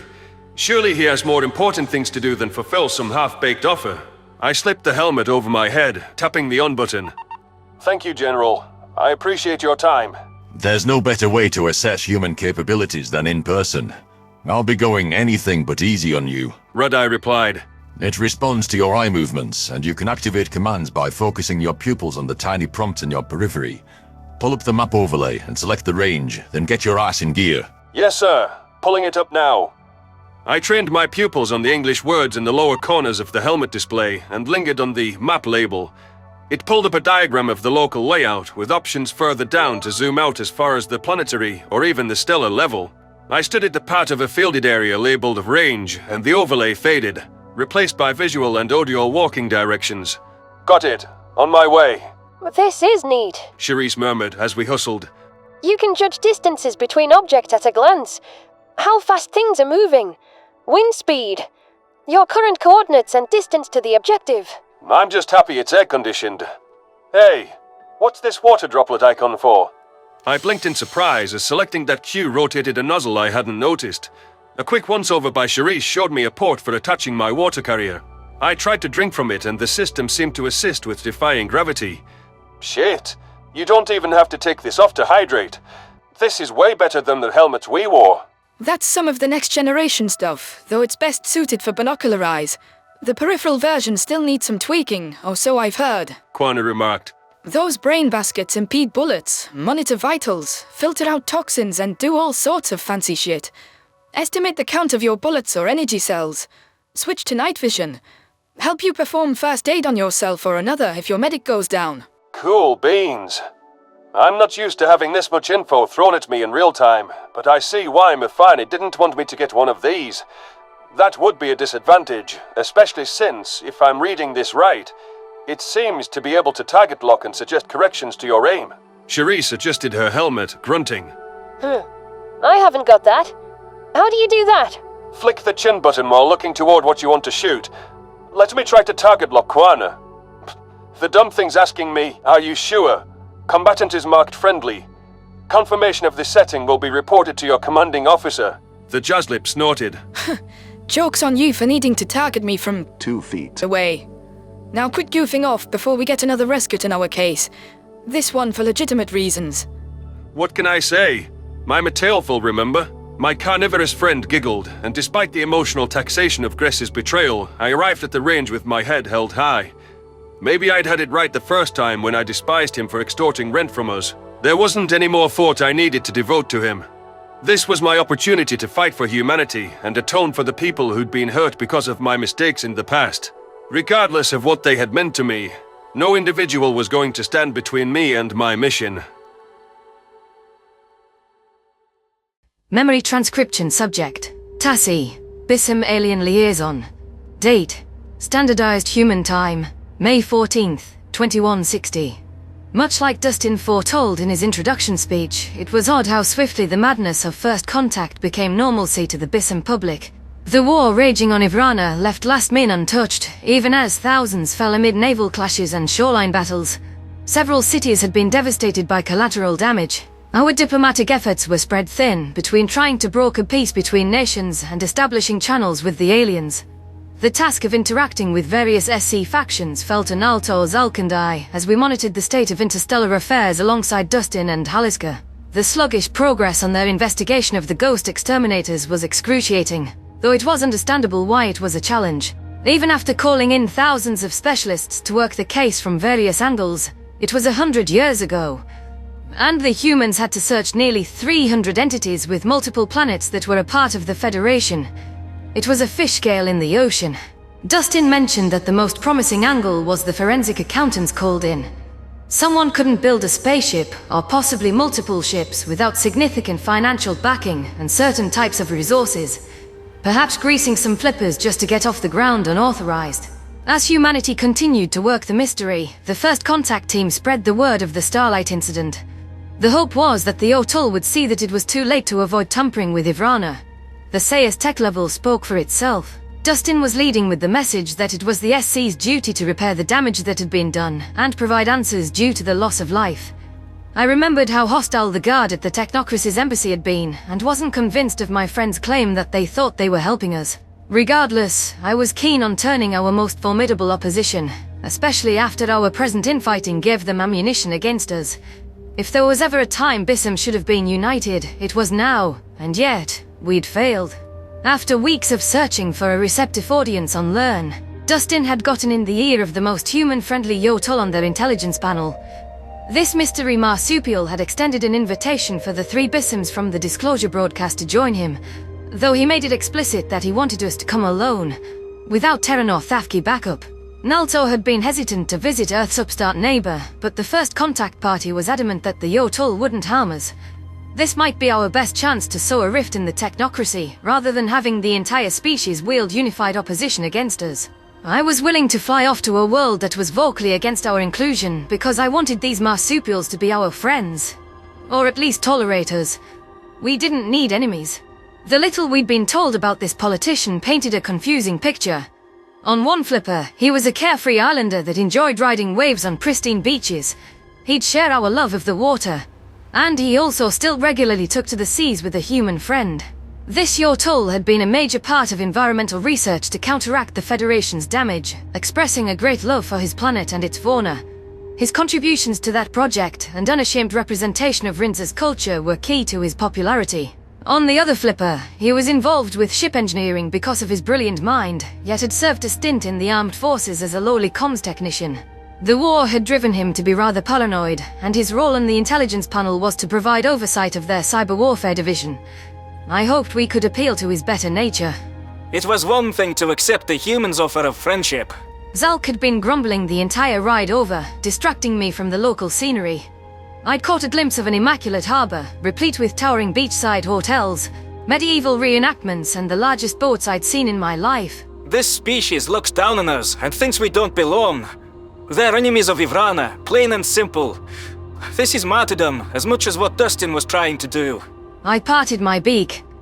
Then why did you come, Zalk? It's not the same. The Yotol are unpleasant, but never threaten to kill us. They're rallying the anti-carnivores. Isn't that the same? For the record, I didn't want to come, but to say I don't want to be excluded from whatever last min tried to get us into next. Nulia told us the Yotol were bullied, and now they're paranoid, Zalk. I figured you'd hit it off with the Sayer, with your own delusions about outsiders. Neltor helped me out of the car as it rolled to a halt next to a quaint beach shack. Long, oval-shaped boards were propped up against the walls. While it was a pristine location, it didn't look like the well-to-do abode I'd expect for a top politician. They think Bissem's never should have been contacted. That ship has sailed. I appreciate a good sailing metaphor, a voice said from the porch. The Yotol government couldn't give a shite what you eat. We were the first to open diplomacy with the Arxur. We're using their bigotry for practical reasons, so that they'll vote with us. I swiveled around, eyeing the Yotol lurking in a rocking chair. You must be Onzo. And you're Dr Tassi. Please, sit with me. It's a beautiful day. I ambled up the stairs to the porch, getting a look at the Yotol obscured by the corner. His fur was a deep red, aside from the silver creeping into his muzzle's coloration. Onzo's body was impressively toned for someone who was getting up there in age, a result of staying active and outdoorsy for decades. There was a shrewdness in his eyes as he stood in me in his periphery, while pretending to fixate solely on the mossy green sands and crashing waves. There was a single rocking chair, as well as a bench swing meant to fit two. Thinking it would be amusing to force Zalk and Neltor to settle side by side, I took the solo seat. The Salma shot me a disdainful look as I feigned ignorance. At least this will make Zalk and Neltor direct their dislike at each other, not this Yotol. Maybe Onzo will be able to give us an ally inside the technocracy government, and argue to his peers for us. We should see why he asked us here. The Yotol politician took a sip of a dark brown drink, ears perking up. It's called cold brew. I'd offer you some, but apparently caffeine is literal poison to you. What I can offer you is a chance to admire the gorgeous view. I've spent my life in a small lighthouse tower overlooking the ocean. Didn't work my way off the Coast Guard by not camping by the seas day and night. Zalk grunted. At home, the water's orange and the sands are grey, but a beach is just a beach. It can't compare to actually being out on a boat. Simple shores to protect, that's all. You might be the most unimpressed person I've heard for their first visit to alien shores. I was under the belief that Bissem's loved the water and everything about it. This beach isn't just a beach though. It's where I sailed with my mother, back before the Federation set out on a mission to exterminate sailboats. Before they took everything that made us happy. That made us Yotol. I'm sorry, what? I demanded. I know the Federation exterminated predators, but... What the fuck do sailboats have to do with that? Neltor finished. Were they meat-eating sailboats? Onzo issued a bitter laugh. To my knowledge, no. It was about taking what was ours and destroying it. Replacing it with their better tech, since it's not like we had a prayer to Ralchi of resisting. If we built nothing ourselves, we're dependent on them. The imperialist fucks in the Federation wanted to control you. And they believed that they were superior to medieval primitives like us. I want to tell you about our uplifting. Something from a mere 46 years ago. I brought you here to explain why the Yotol are so closed off to the idea of doing that with you. Consider it a cautionary tale. The familiar sensation of my heart sinking played out within my chest. You went from a medieval era straight to... Yeah. You can imagine how that might have played out from your own history. You were advanced enough to grasp the idea of alien intelligence in common culture, whereas our astronomers barely grasped the heavens enough to even toss out the idea. We had no comparable tech to the Feddies, aside from a few steam trains. Simplistic vehicles. Kind of like my people acquiring a spaceship before inventing computers or space rockets of our own. The technology was like magic. Zalk noted. Any sufficiently advanced technology is indistinguishable from magic. The humans say something like that. So when the Federation showed up, promising they could do things that were impossible, they were welcomed. Then, they began their rampage of destruction, and we had to watch. Their exterminator started by burning the animals. Naltor's eyes reflected a troubled light. You said that's what they started with. What else did they burn, Onzo? They progressed to boats. And many other things. Fuck, the animal part alone has been something I've worked decades trying to salvage. There's a reason we devoted an entire colony as an animal reserve. The cultural losses are something you can't just bring back. They torched anything outdated. Trains, scribe houses, fire brigades. And once they modernized our identity, you know what they did next? Try to convince you of their predators are scary, even though we have guns, lunacy. Onzo snickered. Yeah, they did do that. Started conditioning the next generation. But that's not the punchline. The worst part was that anyone who fought back, or showed a spark of defiance, they'd pump you full of meds that turned you into a walking husk that couldn't speak up. I'd know. I lived, unable to even feel anger from their pills for years. Do you know what the anger toward them felt like when I came off that? Maddening. You had to want blood. Zal kissed, a sadistic glint flashing in his eyes, suggesting his revenge fantasies against the aliens who hurt the Sayer. You wanted them to pay for what they did. Of course. We also have a mandate to ensure that other species like yours don't endure the horror that we did. The Federation mocked us, spit in our faces, and demeaned us as stupid primitives just because we evolved a little behind them. You don't want to be involved with species that look down on you. The three of us were silent, absorbing Onzo's explanation. As disastrous as our first contact had been, I could understand how the Yotuls had been 10 times worse. The Federation had come to belittle, convert, and control the natives. It would have been like if aliens contacted us back during our colonial wars, when the Vitrala were a fiefdom and their rivals, the Selma, were dominated by priests and royalty. We wouldn't have the means to relate to aliens if we had no prior concepts of every technology they possessed. I saw what Dustin meant about the technocracy believing they were doing us a favor, though I thought it was a misguided notion. The Coalition was nothing like their predecessors, and was open about trying to be responsible with their role since their initial address. The circumstances necessitated their invention, even though Dustin admitted neither Ivrana nor his side were ready. Ivrana is in a precarious position, where our entire biosphere could collapse. By our own doing, not by invading exterminators. I'm sorry that the Federation tried to brainwash you and destroy your home. I respect that you don't want us to go through that.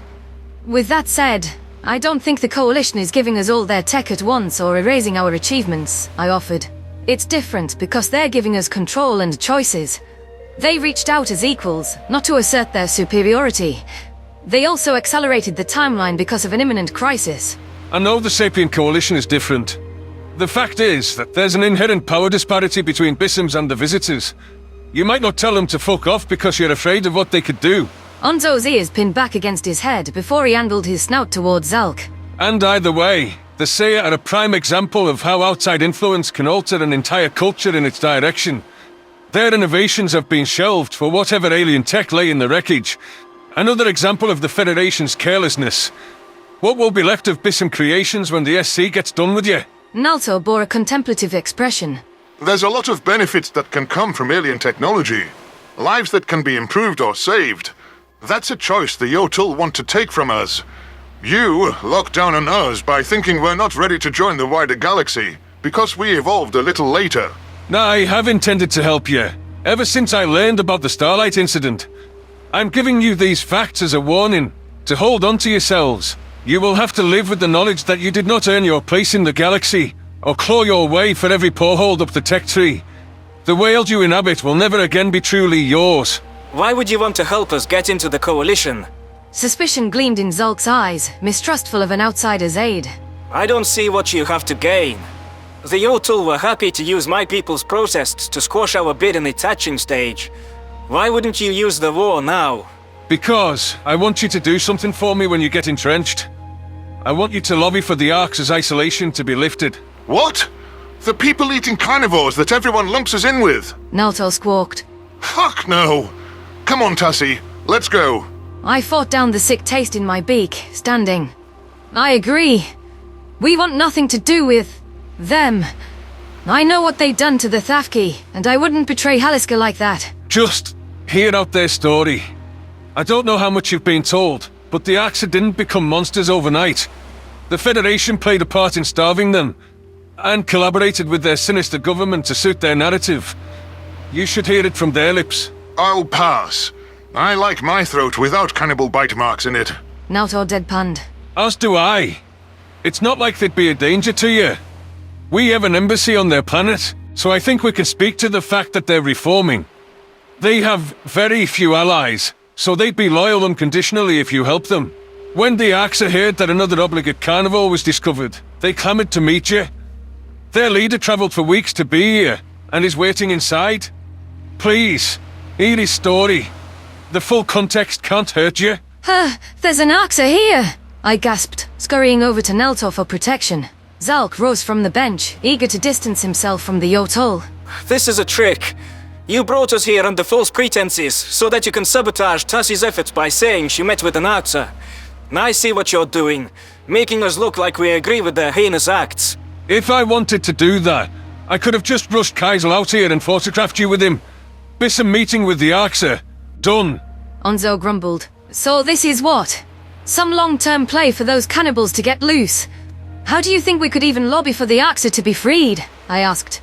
We aren't being welcomed into the coalition with open flippers. No, but I can change that. If you want my help, you need to at least have a sit-down with Kaisel. Let him explain the damage the Federation did, and how the Arxur Collective is working to undo Betterman's legacy. I won't force you to do anything more. Frustration was evident on Nalto's features, and I'm sure it was plastered across mine. We didn't have much of a choice. With the war blemishing our optics even further, a change of heart from an influential entity such as the technocracy was the only way. This individual was high-ranking enough that he might be able to sway some votes, but I didn't like the idea of sitting across from sadistic monsters.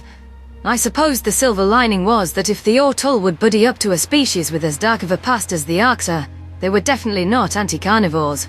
All I could think about in my mind was how they'd see Haliska and her entire species as food, and how they dusted Nulia's homeworld in brutal fashion. Zalk seemed to pick up on our resolve waning, though he fixed Onzo with a piercing stare. You didn't answer my question. What do you gain from this? Isn't it obvious? Right now, only diplomatic ships are allowed in and out of Riss's little bubble. The untapped trade market, exclusivity over an entire planet's manufacturing power and resources.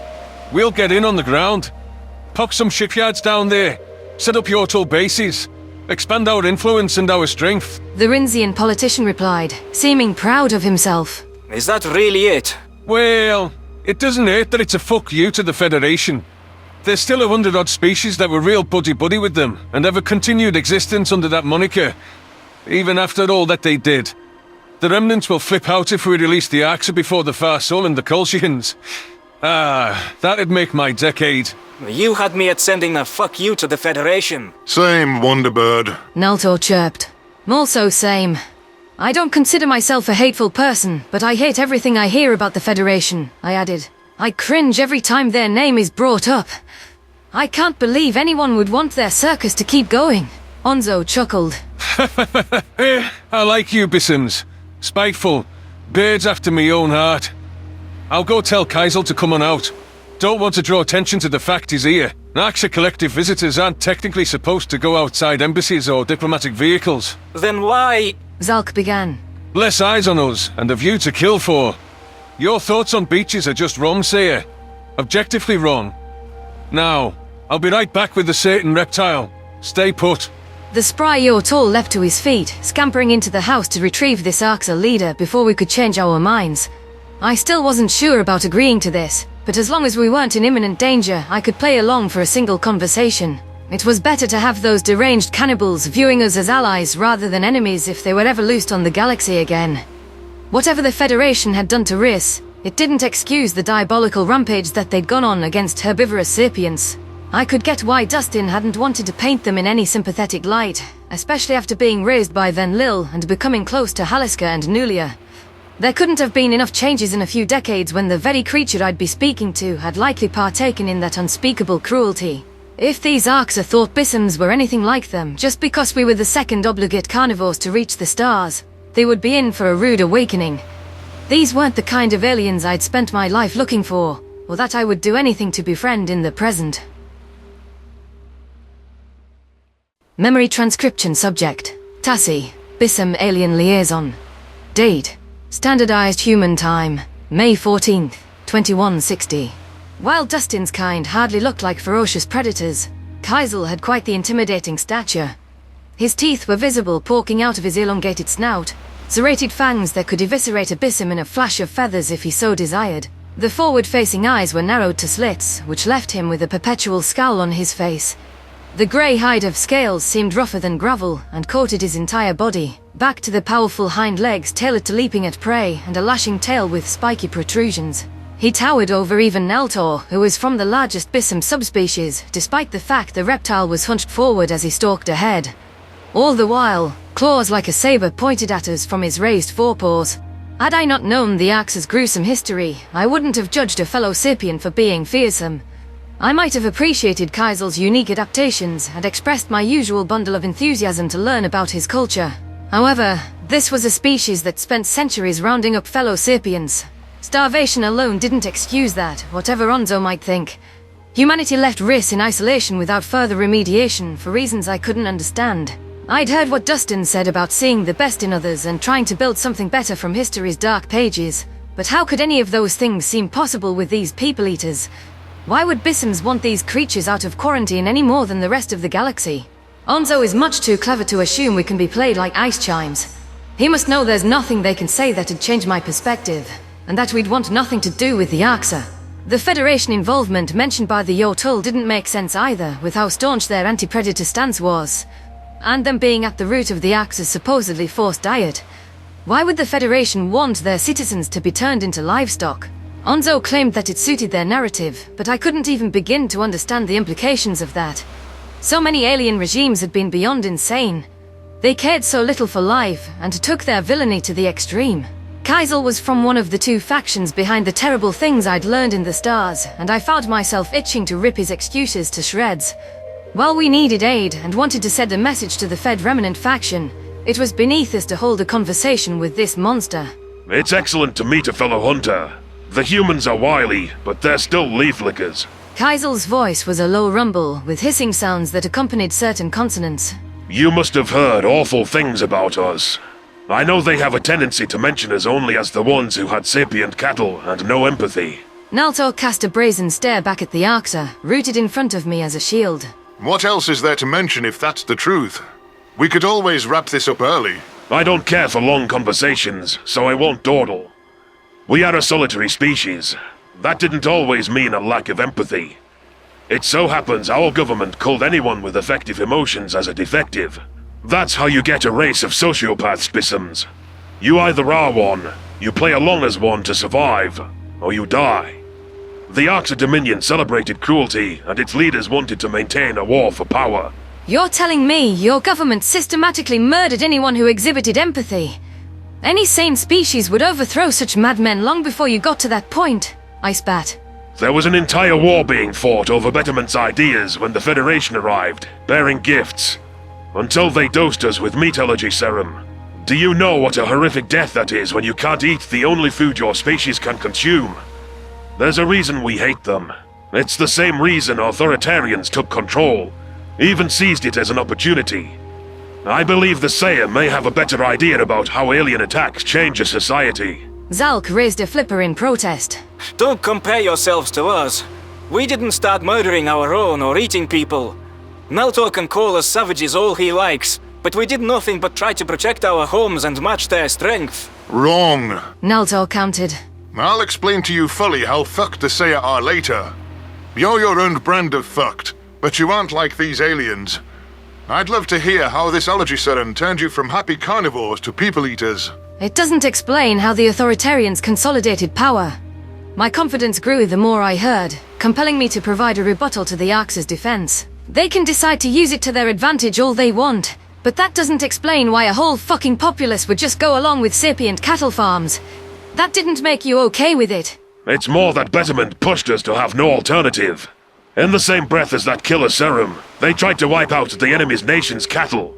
Between the two attacks, it could have starved them out. Kaisel growled. That bioweapon took out theirs too, and that opened the door to a desperate solution, which only they'd be willing to carry out. They blamed the Federation for the cattle virus, bringing a level of hatred that left us to ensure they reaped the consequences. You talk so callously about what you've done. What kind of species would even think of eating food that talks, capturing them from their homes and shoving them in farms? When you're hungry enough, true thinking stops. Late-stage starvation makes anything food. That's why they kept us that way. It was only with both the Federation and the Dominion gone that we could change. It's difficult to beat a system. It's near impossible to beat one that you were born into. Onzo spoke up from where he'd been quietly observing us. The Arxur became a shell of their former selves because they made all the worst choices. Yet they did a lot of good in the war that gets overlooked. Species like the Dwerten and the Dosser exist because the rebels stepped in alongside our efforts. They proved they could work with the Otol ships. When they're deprived of food, they become animals without higher thought. You heard that admission, and you want them serving alongside us, I demanded. Tassi, those are extreme cases of starvation. Anyone can be driven mad without their basic needs met. I'll let you in on a secret. However intelligent we might become, we're all animals. Predator, prey. Two sides of the same coin. Sapiens can be better than that. We always have control and agency. Kaisel smacked his tail on the porch. Whatever you might think of us, the Arxur saved Earth. If you like the humans, you can thank us for their planet not being a ball of rubble. Wait, what? The humans staved off total extinction by... with help from the loathed carnivores. Why would the Dominion protect Earth? And how did their allies not turn on them when we get slammed for being linked to the Greys in any capacity? While I was still trying to be resistant to any sympathetic thoughts out of basic courtesy for Haliska, I was shaken that Dustin left out some important context about the Arxur.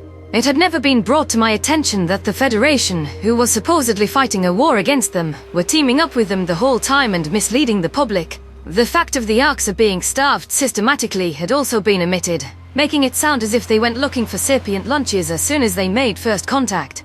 Humanity was also happy to construct the tale like Earth's survival was a miracle, rather than owing their existence to nightmarish carnivores. I couldn't imagine what state the galaxy would be in without the Terrans, so I could feel a little gratitude if Kaisel's kind saved them. Dustin failed to mention that. Naltor sighed. The Arxur leader's nostrils flared with annoyance. The humans don't like to admit that they needed help from an unsavory fleet such as ours, but it's true. We have always been willing to come to the defense of non-herbivores, something that'd make us a good ally to you, from a pragmatic standpoint. We wouldn't turn away aid from any source if Elsh is attacked by exterminator loons again. Zalk responded. I'm not ready to bring trouble down on our heads by signing a pact with the galaxy's most hated faction. We mistrust outsiders to begin with, so I'm not sure how we trust anyone with your checkered past. Any historian worth their meat salts will also tell you how important the rebellion fighting back against that betterment regime is. There were people who hated what we'd become, and I'm proud to say I joined their cause as soon as possible. I fight for peace and a better galaxy that you will not find so repugnant. The Collective strives to end a culture of cruelty and bring satiety to all. Part of our ideal future is making alien friends. You want to be our friends just because we're obligate carnivores, I accused. That is a primary reason, Tassi. There has never been another species like us. Who would we have more in common with on a biological level? Whose world and culture could we perhaps find a place in? Besides, you'll be an eye-opening test of the SC. If they cannot accept you, then I know they'll never accept us. That's part of why I want to help the Bissems. Onzo pinned his ears back, bushy tail stiffening as he spoke. I'm not convinced that the Coalition members have shaken off their Federation roots altogether. There's many that just make a mental exception for humans. I think the technocracy would be foolish to make an alliance of convenience with anti-carnivores. My cooperation with you should be proof for the Bissems that I care much more for fighting spirit than diet. The Yotol are anything but weak, so we've gotten along well. You didn't care that the wider SC won't even speak to us. The wider SC called us primitives and looked down on us. They laughed as the Federation wrecked our home. I wonder why we don't give a fuck what they think. Nelto gave me a look. This is the same SC Tassi wants to join for some reason. Why do we care what they think of our war? Because we need them. Humanity is trying to pull the galaxy forward. As impossible as that appears, I retorted. A hiss emanated from Kaisel's chest. We've done everything they asked of us, but my people are starting to feel abandoned.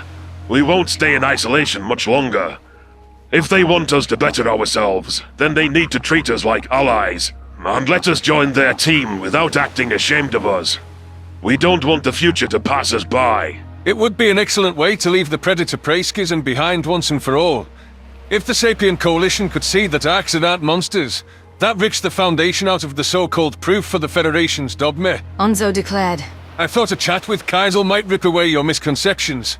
Bissems have the chance to be the catalyst for true unity, leaving the war and its divisions behind. That's a nice ideal, but you can't be sure it'll be that simple. Zalk tilted his head, a skeptical glimmer in his eyes. Let's say we got into the Coalition. What happens if they don't listen to us with our newness and distinct lack of credibility? I've taken the liberty of strengthening our military to a respectable fleet size once more. We don't want trouble, but let's just say we're done with quarantine. It'd be better for everyone if that was as friends. Let us go about our business with those who are ready to move on. I shifted on my feet. It's only been a few decades since the last war, and you're willing to go back to battle. We will not fire the first shots. That's not my wish. I'd rather you convince the SC that we deserve a second chance. It'd be worth your while, and you'd have an ally that you don't have to worry about scaring. I will accept gradual concessions from the leaflickers, but we've been left out of everything for far too long. Define worth our while. Will you give us military technology? Naltor squawked. That's what we need, Kaisel. To increase Ivrana's standing so we aren't entirely at their mercy. The Collective would happily provide ships and weapon blueprints in return. As Onzo could tell you, that's the only way they won't view you as primitives. Strength. Your own ships will mean they can't dismiss you or bar you from the stars on a whim. Interest shone in Zalk's eyes. Having our own starship fleet would be a game changer. If those ghost exterminators return, we can rise to meet them. However, there's no way to know you're good for it before we uphold our part of the deal. We'll earn your trust, Sayer. We're not the self-serving species we were 20 years ago. We can work with others as a civilized force. Give us a chance to prove it. Let us bury what the Dominion did and make a new name for ourselves. Do they even deserve a second chance after what they've done? Whatever Kaisel says about fighting back, it was their whole society. They're willing to get their way by force, so they can't have changed that much. We'll consider it, I said. I can't pretend your history didn't exist, but I know I don't want any more death and war.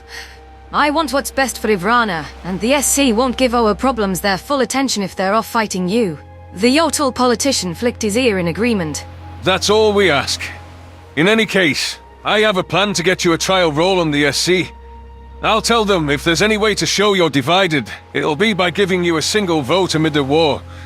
It's up to you to prove them wrong, so I even have a chance to get you a permanent spot.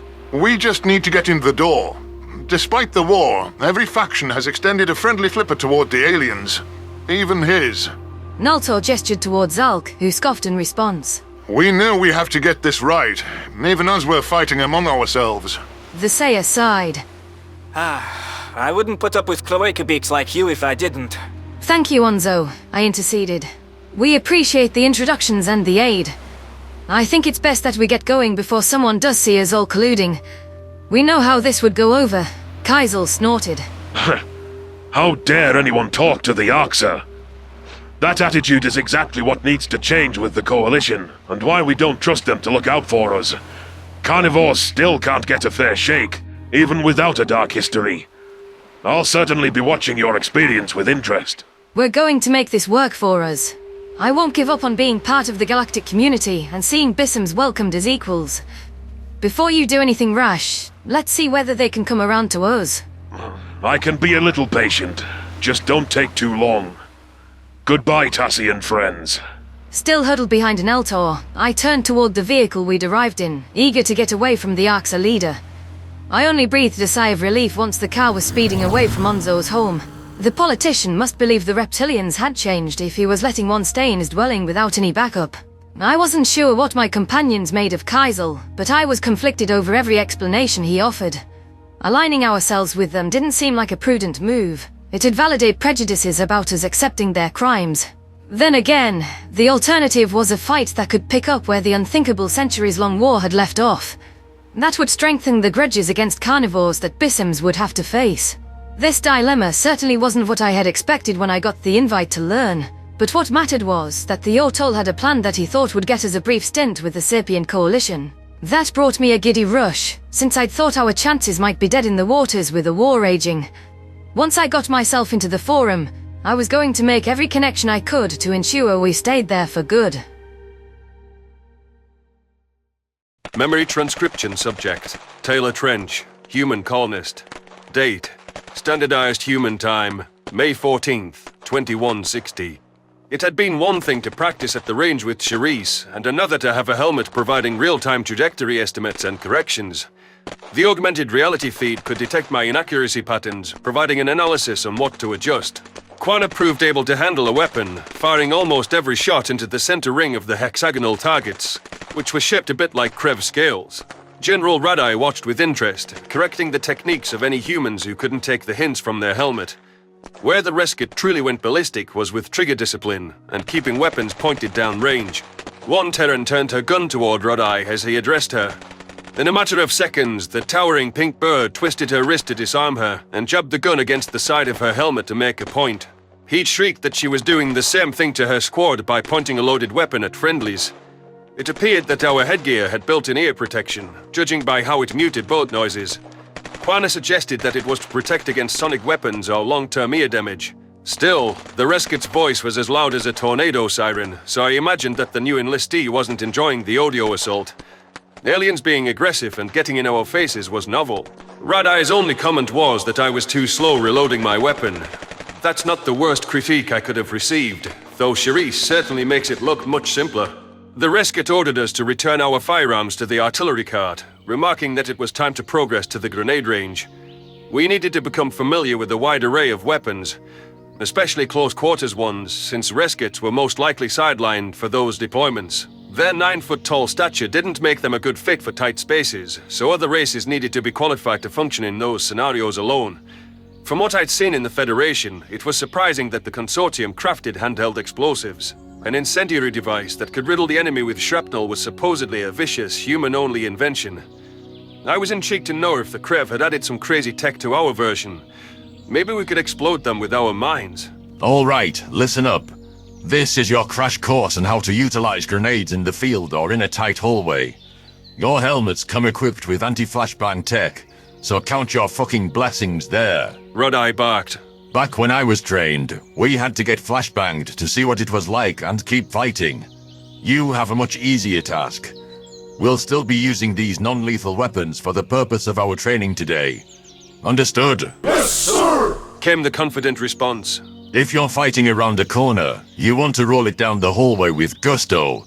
Otherwise, for further distances, we have grenade launchers right here to guide them. They probably developed anti-flashbang tech for your helmets because of us. Quana whispered to me. We'd throw them when we ambushed them in the snow. They were already blind between the envirosuits and constant blizzards. Our white fur already might have been invisible. I shrugged. You talk like you were there. My relatives were. They passed on their stories to me. How the fuck did they get captured? Radai scowled. Taylor Trench, I thought you came here to join the military. It seemed you're more interested in trading gossip. Ooh, now you're in trouble. Charisse snickered. I straightened, embarrassed to be called out. No, sir. I didn't mean to be disruptive. Well, it's too fucking late for that. Radai stalked closer, angling his beak toward the top of my skull. Tell us what you were talking about. We're all waiting. It really wasn't anything important. I can't tell him that we were reminiscing on the Rescue's great embarrassment. It'll be bad news for Quana. Just about how we don't have anti-flashbang helmets on Earth. And that I'm glad we, don't have to take one to the face like you did, sir. I should fucking make you get on the ground and take one. Maybe Mafani was right about you not needing a helmet. Sir, this will not happen again. I did not mean to disrespect you. I'm sure you didn't. Did you hear any of what I said? Roll grenades in hallways, grenade launchers in open spots, and, yeah. Good. You just volunteered yourself to go first. I didn't think you heard any of my instructions on how to load the weapon, so figure it the fuck out on your own. Stand at the red line and put a fucking grenade on the nearest burlap sack over the wall. Go on. Rudai maneuvered behind me, shoving me forward before I could respond to his instructions. I swallowed as I picked up a grenade launcher that I had no idea how to use. My fingers curled around a flashbang shell, and I stared down range at the puffy sacks Rudai had mentioned. My feed displayed the distance to the target as 20 meters away. There were stacks much further down the range that would actually require the launcher, though the Rescue General was easing us into the training with a closer target. Was this a test to see if I would fall back into using tools as a crutch? The avian looked amused as I reared back, like he thought I was throwing in the towel, but his expression morphed into shock as the grenade left my grip. I watched my throw arc through the air, landing directly atop the aforementioned target. Rudai's beak was parted with disbelief. His neck bent forward like he wanted to be sure he'd seen the past scene correctly. I was confused about what was so remarkable. Shit, would he view this as further defiance, since he'd clearly intended for me to use the launcher? I thought I was taking initiative using a more efficient delivery method. My head swiveled back toward Quana with nervousness. The Jaslip's binocular eyes had gone wide with awe. Every alien in our training group appeared stunned by my most recent action. Taylor, was that dumb look, or did you really throw that with that much power and precision? First try, too. Rudai asked. I pressed a palm to the back of my helmet. It wasn't that impressive. The throw wasn't, that far, sir. We saw your sports, like baseball and whatnot, but frankly, we lumped that in with your other staged entertainment. Like your superhero movies. We thought it'd be physically impossible for any species to be a natural at projectile physics. I don't know what to say, other than please don't start calling us scary predators or some shit. Trench, that's the first time today I've been impressed with humans. Fuck it. You're all going to be grenadiers. Rudai chuckled. I need to notify the other trainers and rework the grenade regimen to fit your natural abilities. We'll put our crowns together and think of ways to use this. Unit, you're dismissed. Charisse and Quana walked up to meet me as I turned away from the resket. He'd dropped his eye toward my chattiness after my throwing demonstration. Rudai didn't take any shit, but he seemed fair enough. The way he cemented his authority was forceful and sometimes violent, but not mean-spirited. He hadn't seemed to target my Jaslip friend, unlike our previous trainer. With Mafani ordered to stay away from us, I hoped that was the last we'd seen of the racist avian. I slunk off to rejoin my group, but stiffened as the general piped up. Taylor, Trench, and friends, stay behind one moment. Rudai called after us. Fuck. Is he going to punt me on latrine duty? I deserve it, but damn it. I don't want to be cleaning up alien shit. I turned on my heel, removing my helmet so he could see my regretful expression. I apologize again for the disruption, General Rudai. Sir, it was my fault. Quana chimed in, surprising me. I would have never snitched on her involvement, especially since Reskets might be looking for any excuse to single out a Jaslip. I made a comment to him about why I thought anti-flashbangs might have been invented. I'm aware, but thank you for doing the honorable thing, Quana. Rudai sighed. I let it slide only because Mafani had been antagonizing you. I'd prefer if we didn't rehash a 30-year-old skirmish, especially when there's talk about going after our real enemy. After what they did to Earth, I'd love for us to take those fuckers down. I'm here to do right by the humans. In my opinion, it's time we stopped hiding and stopped accepting that good people have to die to them. Charisse cracked her knuckles. Much like Quana, I'd love a chance to make their Cocottle and all their pals pay. How well your army functions compared to theirs? Pfft, night and day. Add in your tech, and I think we could take them. I do too, for what it's worth. Your information shines a new light on the threat. It could be the catalyst we need to prove beyond a shadow of a doubt that we can win. That the shame of our cowardice is no longer a necessity. The Resket commented. Going after the feds? Fuck yeah! I'm totally in! I cheered. Oops. Too much? Sorry again, sir. Rudai narrowed his large eyes. You need to learn discipline, Trench. You do not come from a military background, but your inattention could cost lives in the field. That said, I didn't keep you to punish you for your outburst. Though if you don't pull it together, you'll wish Mafani was still here. Sir, with all due respect, I don't think I'll ever wish Mafani was still here. I'm all ears for why you wish to speak with me. Very well. It's about your friend from the Eivor visit, Gress, the famous negotiator. The Ilchid teaching his comms course messaged me that he never showed up to her class. It's unlike him or his reputation. I was wondering if you had a better idea where he was. That Krev! Quana pinned her ears back with distaste. Her hackle fur was up. We don't know, and we don't care, sir. We saw him back at the hub module. He was on the base at some point. Charisse volunteered. Perhaps it'd be worth looking there. Radai shot a glare at Quana before turning to my human ally. Do that. Assuming Gress is all right, tell him to report to his superiors for disciplinary action. I don't want to deal... I began. Charisse stepped on my foot, breaking off my sentence.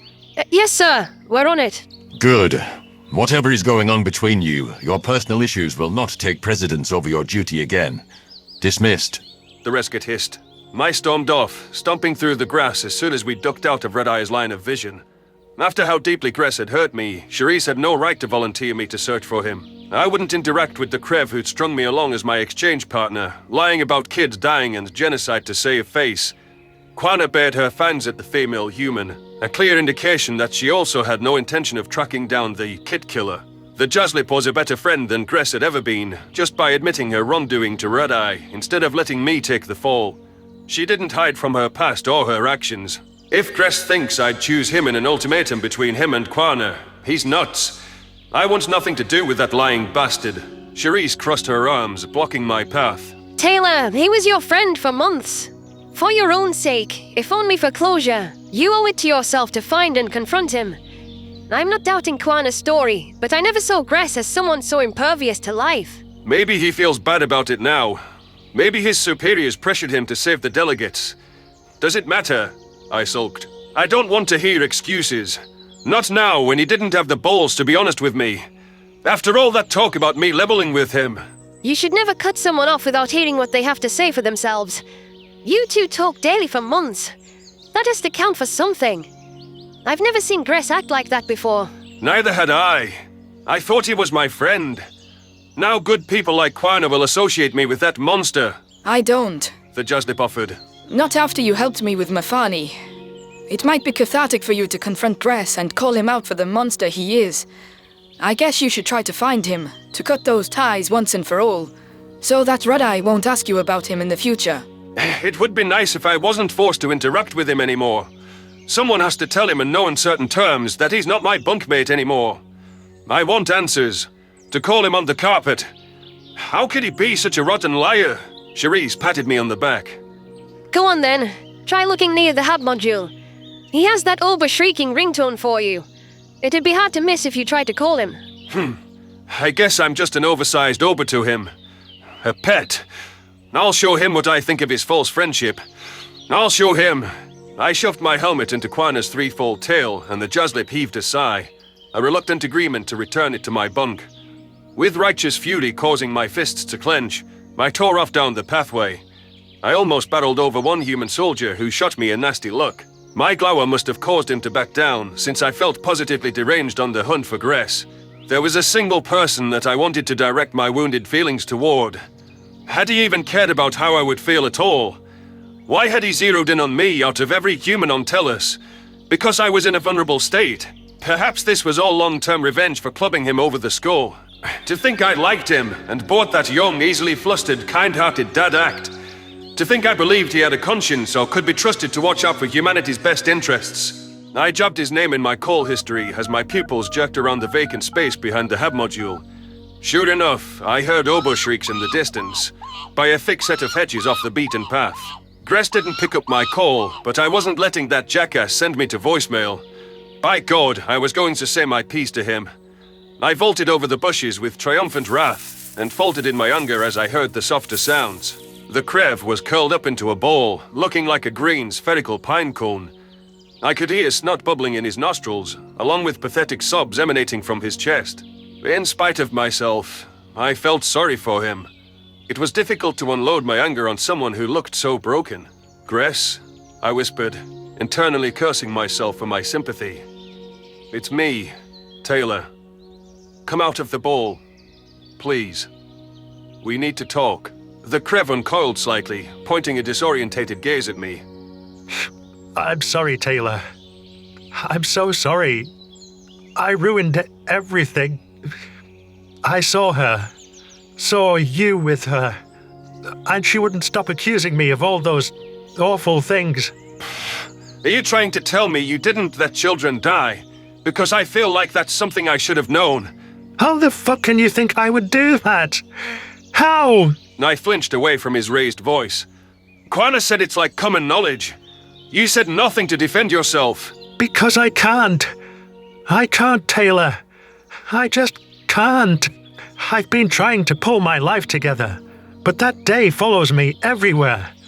You know what it's like to see something whenever you close your eyes. I watch you flinch each time you see a miner's helmet or hear anything that sounds like drilling. I snapped my head back even further, gritting my teeth. Don't you fucking mention that accident. Use that against me. I'm trying to make up for it. And I'm trying to wake up from a nightmare that never ends. I'm just in a good enough spot mentally to be able to tell you that those kids dying wasn't my fault. Do you want to know what happened? Or have you already condemned me like I meant nothing to you? You were the closest person in my life since the day I took that mask off. But you let me down. I know how many strugglers stayed on Esquo. You didn't tell me. The Krev sighed. You're right. It was awful, and I never said it was okay. It really didn't make a difference whether it was 100 Jazlips or 1 billion. Murder is murder. They have a point, regardless of whether it had to be done. You downplayed it, Gress. Don't you fucking lie. I didn't want you to be afraid of us after what happened to Earth. You're completely right. My word choice misled you on the scale, and I can't imagine how you feel when you have trust issues with aliens to start with. I'm sorry. What do you expect me to do with a months-late apology? You had every opportunity to come clean, or open up at all about yourself. Let me tell you now what really fucking happened. You can choose to forgive me or not, but I don't want you thinking I'd sacrifice children. Whatever. I can't wait to hear this festival of excuses. The Krev drew a shuddering breath, trying to give the impression that he was struggling to continue. My impatience simmered, though I held back any scathing remarks. This attempt to manipulate me through empathy wasn't going to work. There was no way that Gress and Quana could have such disparate stories about the same event. The Jazlip had no reason to lie, while this guy had every reason to. Tears streamed down his scaly face, and he stared into the binocular eyes that I'd hidden from him for years. I wished I had my helmet to obscure them again, so he couldn't see that I still felt for him. Look, Taylor. They nabbed 5 important individuals at a convention center. Holed up there for days. Gress sniffled. I knew there were kids in there, but I thought that was the parents bringing them along as some fucked up way to drag them into this hostage mess. Those Esquo's fighters, radicals, that's how they raise their children. I scowled at him. How is that the kids' fault? You— Let me finish. It's sad, but it's not their fault. At any rate, listen. We thought they were roped in because why the fuck would you think that parents would blow their own children's brains out? I didn't know what they were intending, and that's how they set us up. The Ivorian police force walked right into that propaganda victory. The Jazlips told us exactly who they had held hostage, and days later, they called me to request 5 hostages to leave by name. You know what I said? No. This isn't going anywhere. How could Quana blame you for what was done so blatantly, and I should believe you didn't know? Because the Jazlips filmed it all, and lined the kids up to look like the call to me was video streamed. It wasn't. I couldn't see that they had their own offspring, mewling, crying through a gag and with guns pointed at them. When they asked for 5 hostages to let go, I was exhausted. I didn't know what to think, if it was a test or something, but I didn't want to give them time to change their mind. I asked for all 5, thanked them for doing the right thing. Out come the aristocrats. We saved the day. Time to go in and round up the criminals, right? I was quiet for a long moment. You're saying they staged it to look like you chose to let the kids die? It makes for good propaganda. They wanted them and their children to be martyrs. And because I didn't catch on, it worked. The Krev's claws twitched as his voice was choked up with grief. That's when we heard gunshots. I'll never forget it. My supervisor tells me not to go in there, but I just have this sinking feeling in my chest. And I know why, once I hear more gunshots than there are adults. The hostage takers have killed the kids, and then themselves. My God. That's awful. My mind was reeling, but his despondent tone had the ring of sincerity. I could see the haunted, vacant look in his pupils, just like when I slipped back to Kabir's death. When you said you can't talk about it, you mean... I mean that I don't want to, because it drives me mad. It hurts. The worst part is, when I get in there, one kid is still alive, shot in the throat, fluffy white fur just oozing violet blood. I have some medical training. Everyone in the hostage negotiator team does. I stick my claws into the little guy's throat and try to pinch the artery shut while we wait for paramedics. I try to push the blood back inside while his breaths get weaker. But there is so much. Not knowing what I could possibly say, I pressed a hand against his shoulder to comfort him. How could anyone do that to their own child? And for what? To make me look like a monster. I would try anything to save him, but the fragile thing dies right as the medics arrive, with my claws in his throat. I feel the way the pulse stops beating against my claws as the blood keeps coating them. I could see the way the medics look at me when I pull them out and hold them in front of my face. All the dead bodies around me, wondering if I could have stopped it. Gress spewed. My eyebrows slanted downward. That's not fair to yourself. What I did was reckless, endangering people. You didn't know what these extremists were going to do. I can see it now. Of course not. I had nightmares about it all. Became this irritable mess that everyone had to steer clear of. I couldn't predict what I'd react poorly to. When I began to lash out at Liquor, my light, just because she was a child, I was a danger to her. My wife was right to leave me. The Jaslips say I'm a monster. The Krev think I'm a hero. You can decide what you believe, Taylor. I believe you did the best you could. That's more than I can say for myself. You needed help, not abandonment. I, if anyone, get PTSD, and if Quana triggers it, I understand. I shouldn't have blamed you for how you reacted.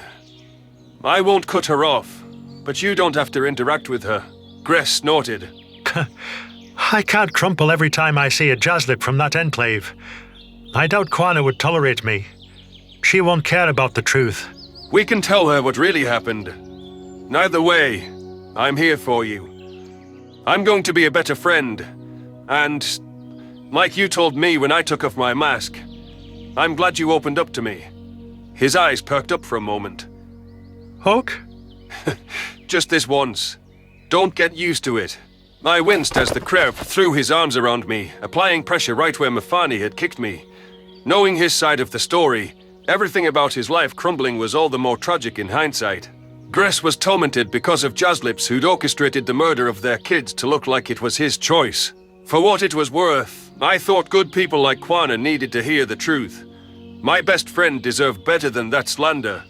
He'd suffered more than enough already. Memory transcription subject. Taylor Trench, human colonist. Date. Standardized human time. June 9th, 2160. Quana and Gress didn't mesh, even after I tried to share his story with the Jaslip.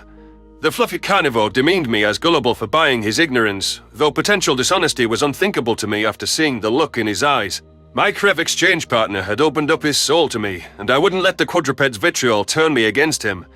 She still spoke to me, perhaps out of gratitude for my earlier aid, but turned cold when Gress was around, offering only vicious growls when spoken to. It was probably for the best that the two rarely interacted for the first few weeks, as General Radai set out to run us ragged. I was pushed to my breaking point physically, and grew accustomed to hurting all over after a day's training. The former hostage negotiator, meanwhile, was enjoying a more tranquil regimen in comms training. However, when it came to start ship exercises, gathering experience on patrols and boarding scenarios, the Jaslip and the Krev would have to work together. Gress was thrust into a role on the comm station, while Kwana, Charisse and I were simple bridge security. Our job was to monitor the situation, escort crewmates off the deck under circumstances of disobedience, and to jump in as assistance if needed. We could be ready to board a vessel in a flash.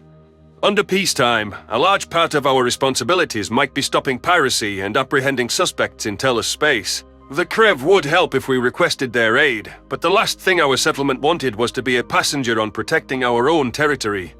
Watching Earth fall had been punishment enough. If you want to capture assets for intelligence, you know what that requires. Physical people on board to retrieve them. Red-Eye squawked. This crew isn't smooth enough to progress to ship insertions yet. We're starting simple. Maintain your patrol route while looking for jettisoned cargo. It's too small to show up on sensors. So what are we looking for? Subspace trail, sir, I bellowed, along with the majority of the crew. Good. Stay alert and vigilant. You need to keep your patrol course while doing that. Comms. Query for the local ship traffic logs and forward it to sensors so they can cross-reference it. Gress's eyes flitted over to his Arxur partner, who was already firing off the communique. On it, sir. Good.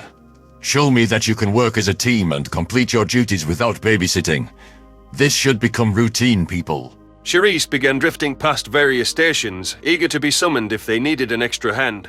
Kwana occupied herself by checking the armory cart's readiness, and while that was a one-person job, I wandered up behind the Jaslip.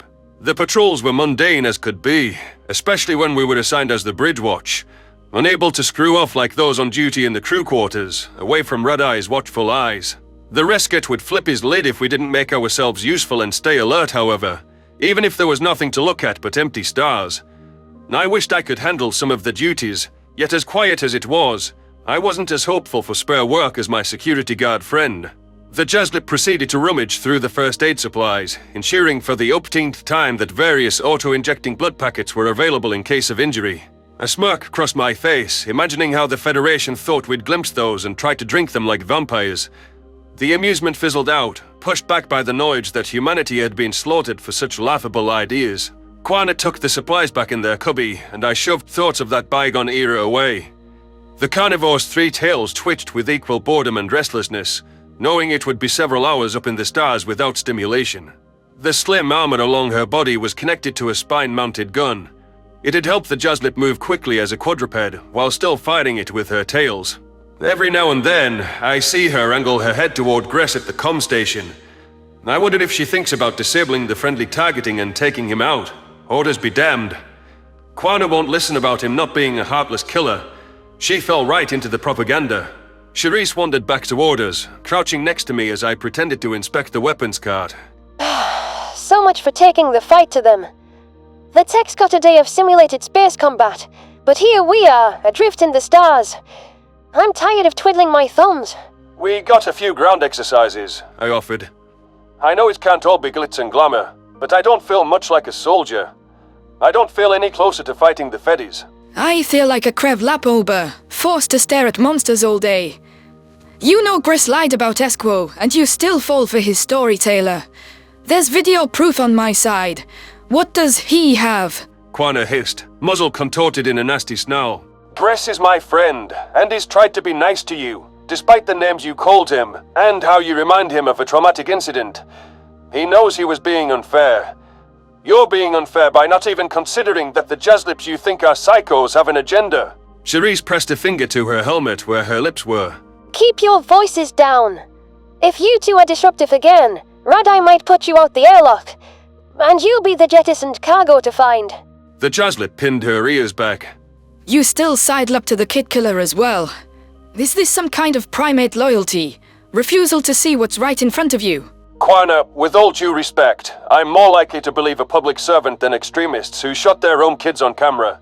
That's not a reliable source. I also don't think that letting children die messed with any of Gress's behavior with us. He couldn't help but pity us after the accident, despite who he thought we were. Gress caused that drill explosion, working you to literal death without a shred of compassion, driving you out of your home for rent they didn't even need.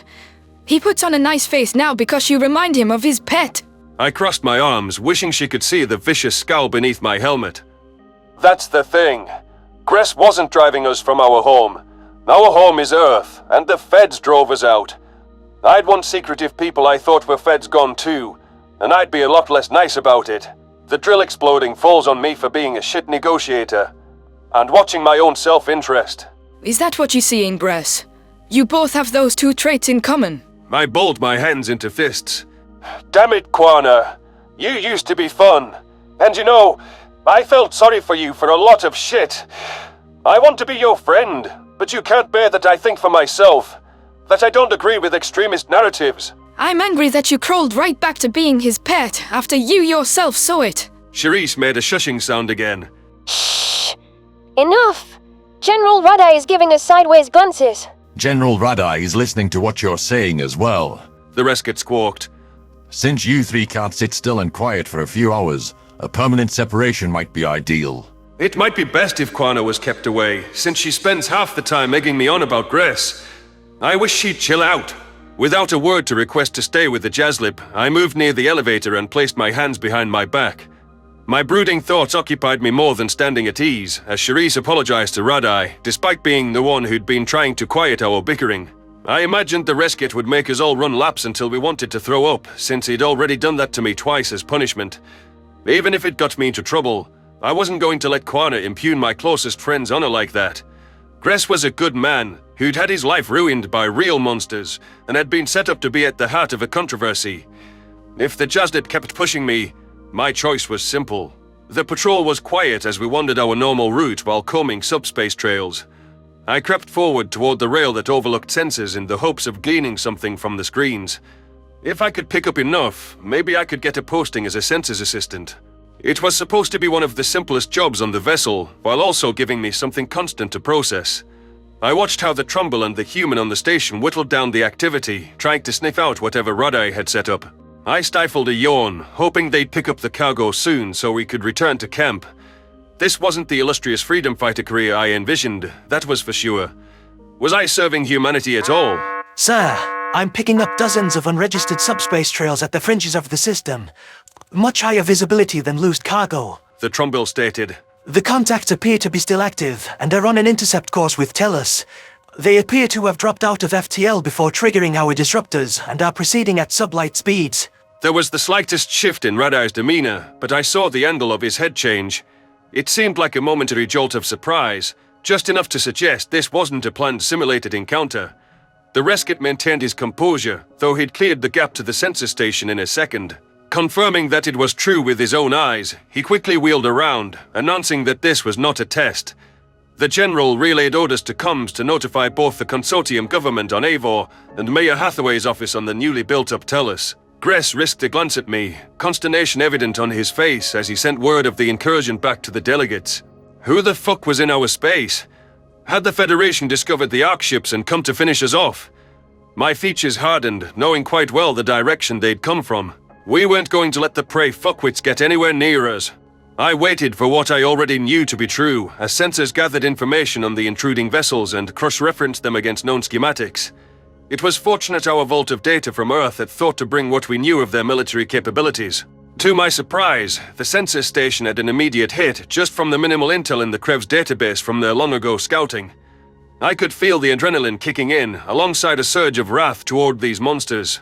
This patrol had become quite real in an instant. Even with faces obscured, I could see fear in the human crew's breathing and stiff postures. Gress cleared his throat. Groom, we have permission from Eivor to engage the vessels, sir. I'm linked in with the other training ships and we're scrambling drone reinforcements. Also, my Ulchid comrade is telling me that the human government is demanding that we fire on the targets. The decision, however, remains yours. Very well. Advance toward the contacts and ready weapons. Has sensors identified the ships? Radai prompted. Sifkit makes large vessels utilized on their nomadic expeditions as they move from world to world, devouring them. A human census tech answered, a frazzled edge to their voice. My Krev friend cleared his throat. Ahem. We've definitely been spotted by the Sifkits. We're being hailed on multiple frequencies. Don't answer that, I piped up before I could stop myself. Forgive my intrusion, sir, but what happens if they see a human? hear our voices or someone gives up a little too much? What happens if they get close enough to glimpse our settlements or tap into our feed? Tellus has no fucking cage to protect it or to hide the activity on the ground. Red-Eye's eyes widened with irritation. Is that all, Trench? Please go on. We're all dying for your tactical input. It's not like I can weigh the possibilities on my own. You do know we don't have to show the humans on screen, and we can try to turn them back. Sir, may I have a word? Cherise ducked her head sheepishly as an unamused Red-Eye gave a snide go-on wave of his wing. I think most humans on this ship agree that we can't let the Sifkits leave or glimpse any intel. Every second they're left alive. You have FTL comms, so how do we know they haven't invented them in the past 2.5 decades? They could be reporting this live. As the head of comm station, my advice is also not to contact them. Crescent ejected. It could expose the whole consortium. For all we know, word's already gotten back to them. Letting them leave would guarantee that they know we're here, and they come back with friends. Red-Eye's eyes smoldered with fury, displeased with the unsolicited input. If I wanted your advice, I would have fucking asked for it. You are a training crew, and I am the military leader.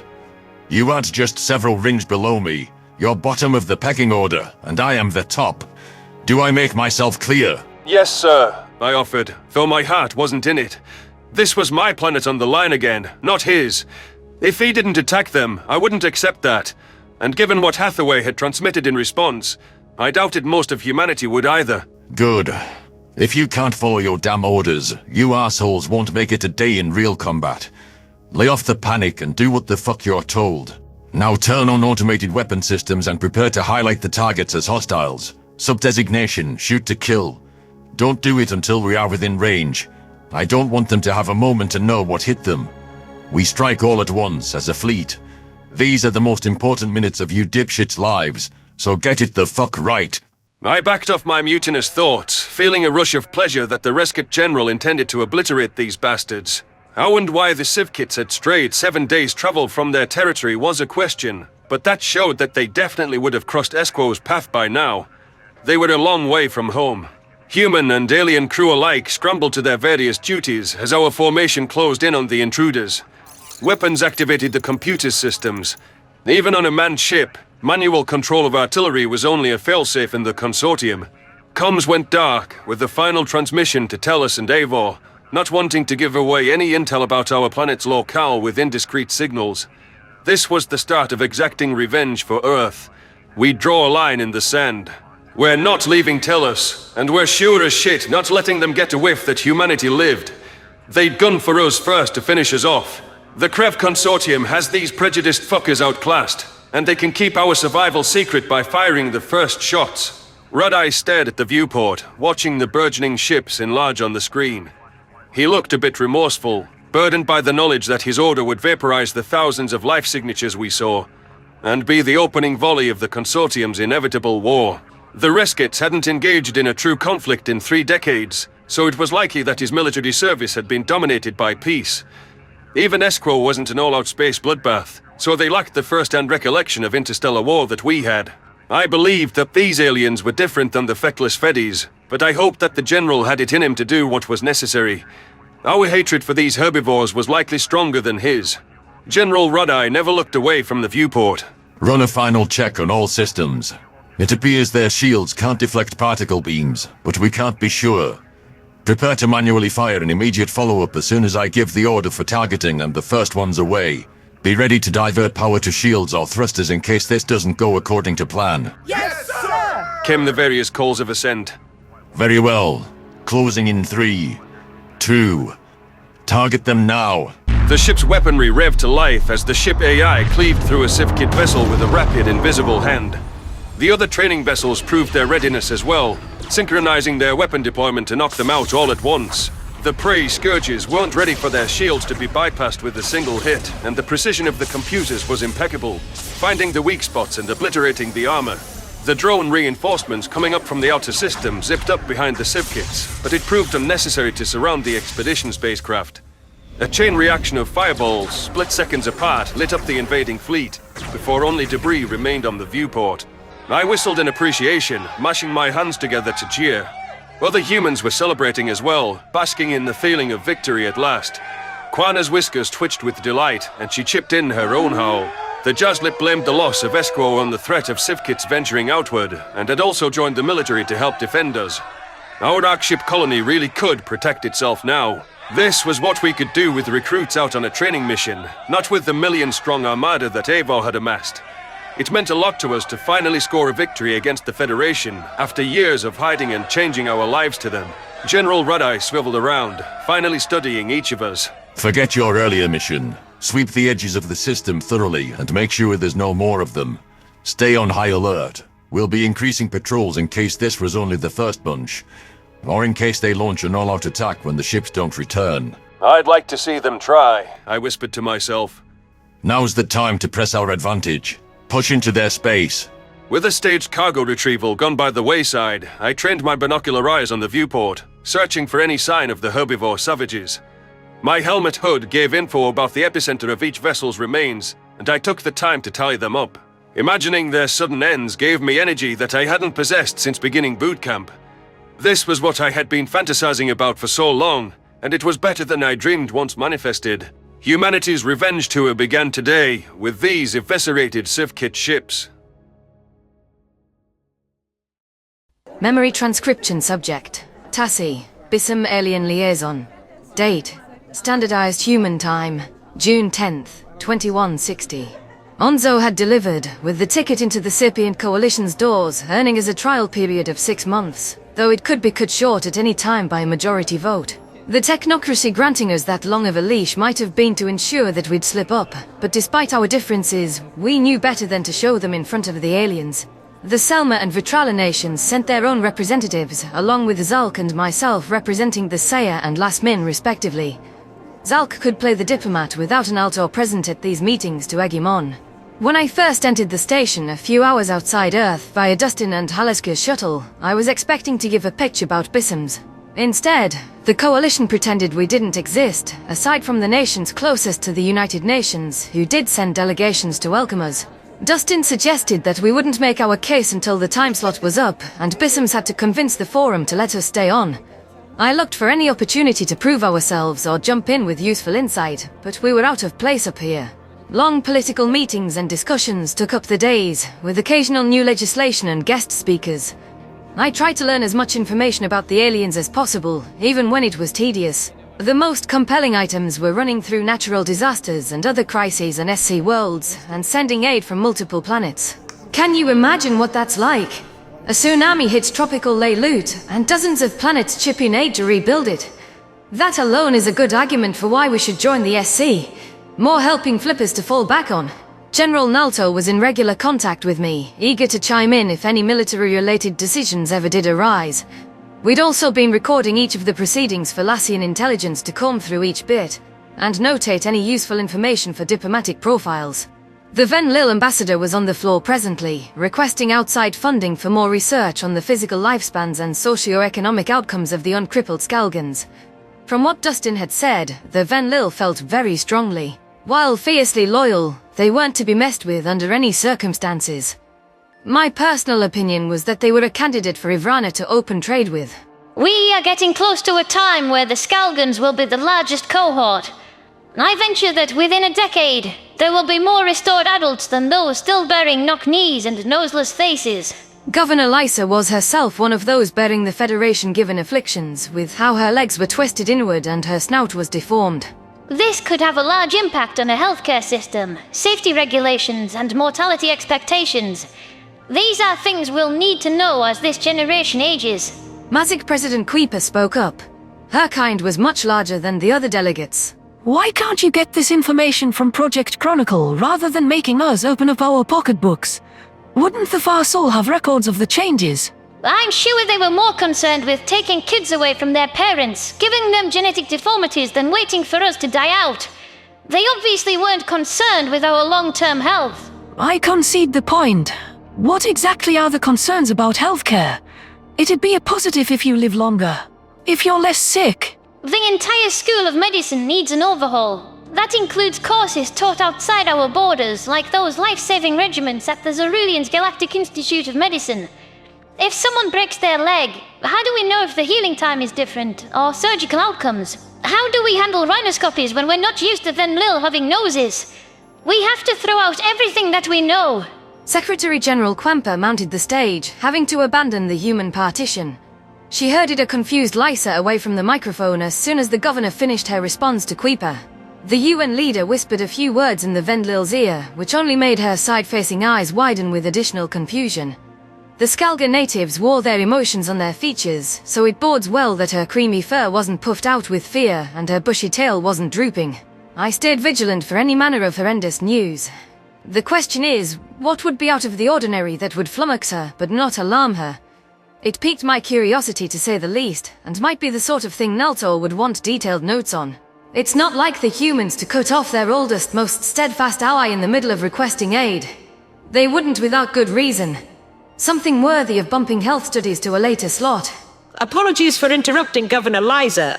The SC will always stand behind the Venlil, or any other species as they seek to move past the Federation.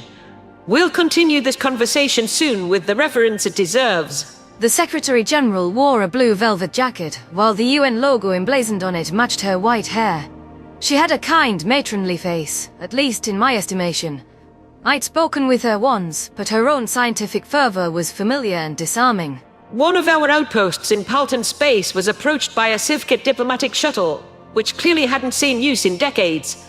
They were hailing us on their distress frequency. The human went silent, anticipating the wave of chatter that swept across the delegation. I wondered what was so evocative about the Sivkits to generate such a stir at a diplomatic ship, one that apparently had fallen into disuse. Was there bad blood toward the Coalition from the war? Perhaps they were a part of the Federation remnants who I knew couldn't stand us, or some kind of enemy to predators. It hadn't taken long before I was warned about religions tailored to abhorring our kind. The gears began to turn in my head that whatever the case, the Sivkits didn't want to approach the SC. But unless it was a mere equipment failure, something had forced them to. Sivkits? Zalk whispered to Dustin. I don't know those ones. How do you remember all these fucking names? The human leaned closer from the row behind us. Practice makes perfect. The Sivkit Grand Herd are an isolationist faction. They're migratory like you, but on a planetary scale. They've been known to devour an entire world's vegetation like locusts. They swore off contact with all aliens when they found out what the Federation did to them, and generally want nothing to do with their space neighbors. For them to approach us... I'm sure I'll regret asking, but what did the Federation inflict on them? I murmured, pressing a flipper to my beak. In short, the Far Soul modified their spines so that they couldn't walk bipedally, and purposefully tanked their education system to give the perception that Sivkits were dumb. This was all to hide that the Federation destroyed their homeworld, since they were new to sending exterminators as a first contact party. Why admit you ruined an entire world when you can pretend these idiots lost their planet? But that doesn't even make sense. You don't lose planets. You write them down on detailed star maps. Wouldn't the Federation, by their own story, have marked the Sivkits' location when they made first contact? Tassi, your mistake was expecting logic from Federation brain rot.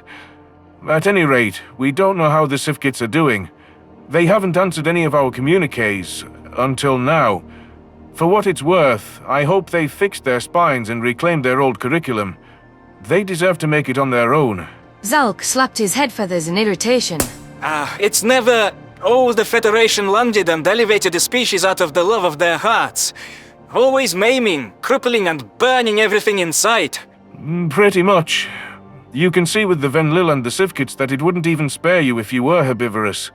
The Dusser are the only species I can think of that the Feds genuinely helped, and that's probably because they welcomed them with song and worship. Textbook narcissism. I don't blame the Sivkits for fucking off. The Vitrala representative Chaladi leaned closer. I know the Sayer's not a diplomat, but we had a conversation about not being so vulgar. We're supposed to be making a good impression, and Zalk is the wrong candidate to be here. I think we can stomach a little cursing among ourselves. He's not wrong about how lovely it'd be to run away from this whole mess, I answered. Why don't we settle down and listen to what Quemper has to say? If these Sivkits want to join the SC at last, we can learn something from how it's handled. For what it's worth, I hope the Sivkits have managed to turn their lives around too. Knowledge is one of the few things that give us power and independence, and the Federation tried to take their very intelligence, their minds. The initial buzz at the news of the Civkits was dying down, and Secretary General raised a hand to quell the last chatter. I'm told by my generals that a lot of what the diplomat said while shaking in his metaphorical boot was nonsensical. However, what we know is that Loxel, that's his name, was begging for an audience with the Sapient Coalition. He said it was urgent. Kept repeating that there were monsters out there. Do you think they found another predator race? The elderly Zerulean ambassador Chosen piped up. I always enjoyed seeing him bubble with excitement over his own areas of interest. The Civkits tend to hide in terror at binocular-eyed creatures. I can't imagine if they saw something like your world wars live. If that's how they're talking about a new species, we need to intervene. Ambassador Chosen, I don't see why they'd come to us if that was the case. As you mentioned, they didn't enjoy their brief dealings with us. Their ambassador famously hid in a trash can. Has our government been notified about the Civkits entering our space? They are our neighbors. The Pelton representative, Tlev, raised an amber paw and widened his already massive eyes. In my sole interaction with him, he'd claimed to have been born centuries ago. I wasn't sure if he was right in the head, but I went along with it to avoid creating new enemies for Bissems. Any threats or activities along our borders would affect us disproportionately. Earth and most of this forum are a long way from home. I assure you, with the amount of war refugees that fled to your space, it's in all of our interests to protect Pelton territory. We've been keeping your government in the loop, Tlev, and will continue to do so. With your reputation, this could be an attempt to seek refuge if there is a threat. Though it'd be strange to put you on the spot before the whole SC. It'd be forcing our paw, Madam Secretary General. The Civkits didn't pull their weight when refugees were overwhelming our system and refused to take any. They care only for themselves. It'd be bold to expect us to open our doors. The Nivok representative cleared her throat. We could negotiate terms for taking them instead. Migrant workers who are happy to move from job to job could have a wonderful economic impact. Let's see what Loxel asks of us and what kind of aid or favors, if any, are requested before we decide anything. Humanity, for one, would be delighted if the Civkits are ready to open diplomatic relations with us. Quemper said. It'd be wonderful to leave the past and its grievances behind us.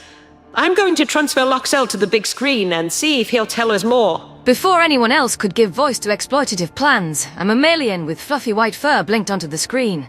Loxel was seated on all fours, refuting the notion that they'd switched back to bipedal mannerisms. His tail was visible swaying behind him, with a large plume at the end that twitched with his evident anxiety. The Civkit's floppy ears were pinned back against his head, while his side-facing eyes watered as if he wanted to cry. This gave me a glimpse of what humanity experienced, trying to make nice with aliens who melted at the thought of a conversation. Was Loxel really this afraid of the Terrans still? Or was his manic energy about something else? The Secretary General cleared her throat. Greetings, Ambassador Loxel. It's an honor to have you speaking with us. Loxel's triangular nose twitched, moisture coating the black skin. Hello, human. I need to tell you something. We're under attack. All of us. We need you and your viciousness. A few snickers passed through the auditorium as the assemblage was clearly unimpressed with the so-called human viciousness. Zalk gestured with a flipper at Dustin as if to say, him? I could imagine Naltor doing the same if he were present, especially since the Selma loved to call the primate a harmless nerd. The Terran xenobiologist crunched his nose, huffing with indignation, and I thought I heard a near inaudible "Wonderbird" slip from his lips. I personally couldn't be less afraid of a kindred spirit like my earthling friend, but I was concerned that teasing him too much might draw attention.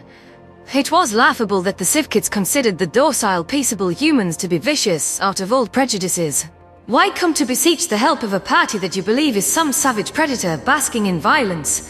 What did Loxel mean by his claim that we were under attack?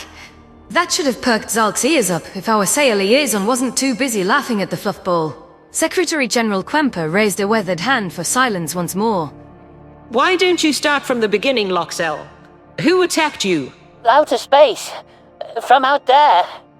We tried to go as far away from you.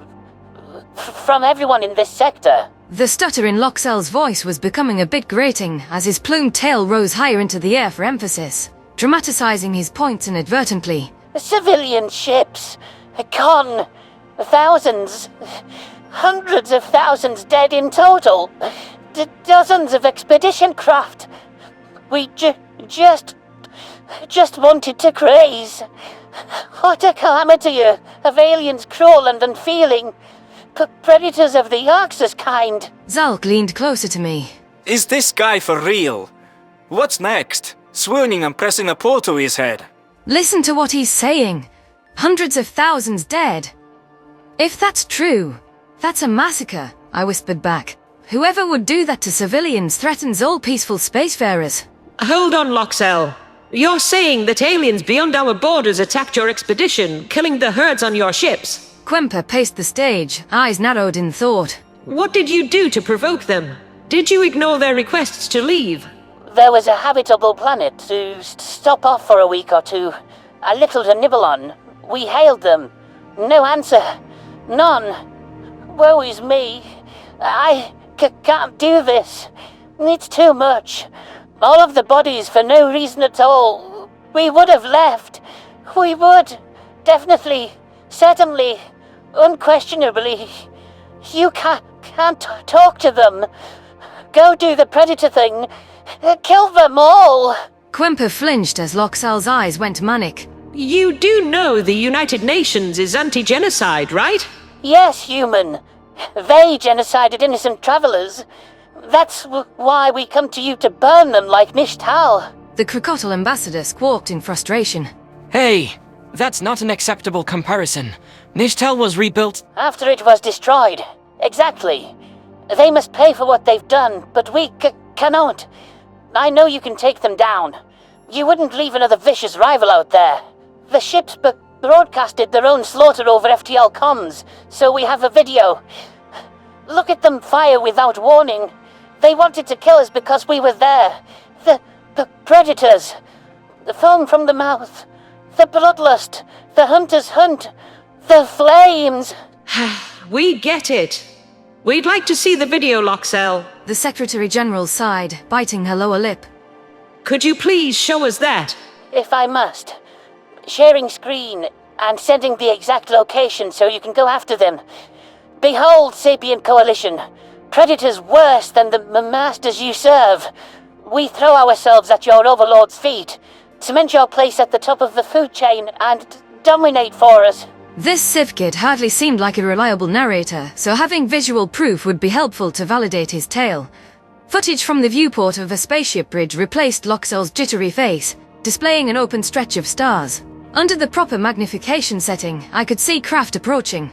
In the background, a hail ping was faintly heard from the comm station, suggesting it had gone unanswered. The data stream HUD proclaimed that shields were raised and at 100% capacity before a flash in the screen's periphery showed an adjacent ship erupting in flames.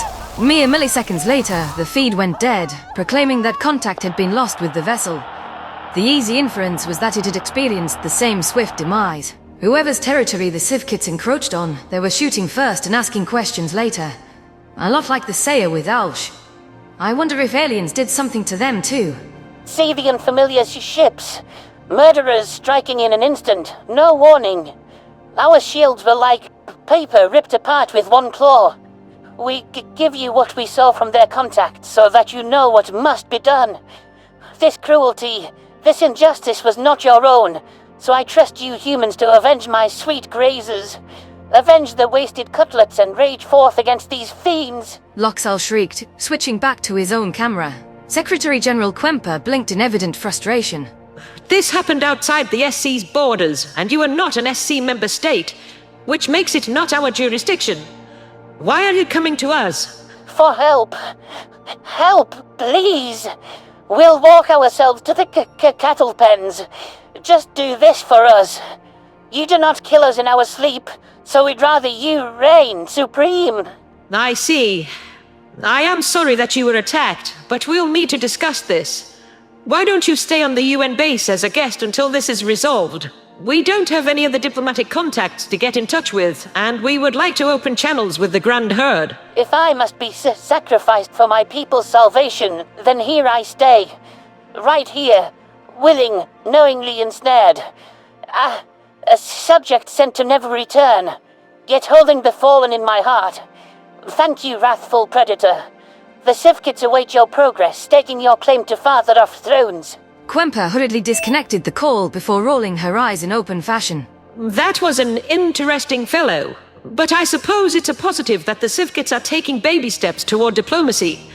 I welcome discussion about whether SC intervention is warranted in light of these developments. If I may, anyone who comes after the Sivkits would be up against our borders. Krev ventured. Anyone who would attack defenseless ships without provocation could be a threat to peacetime, or even send unknown refugees fleeing our way.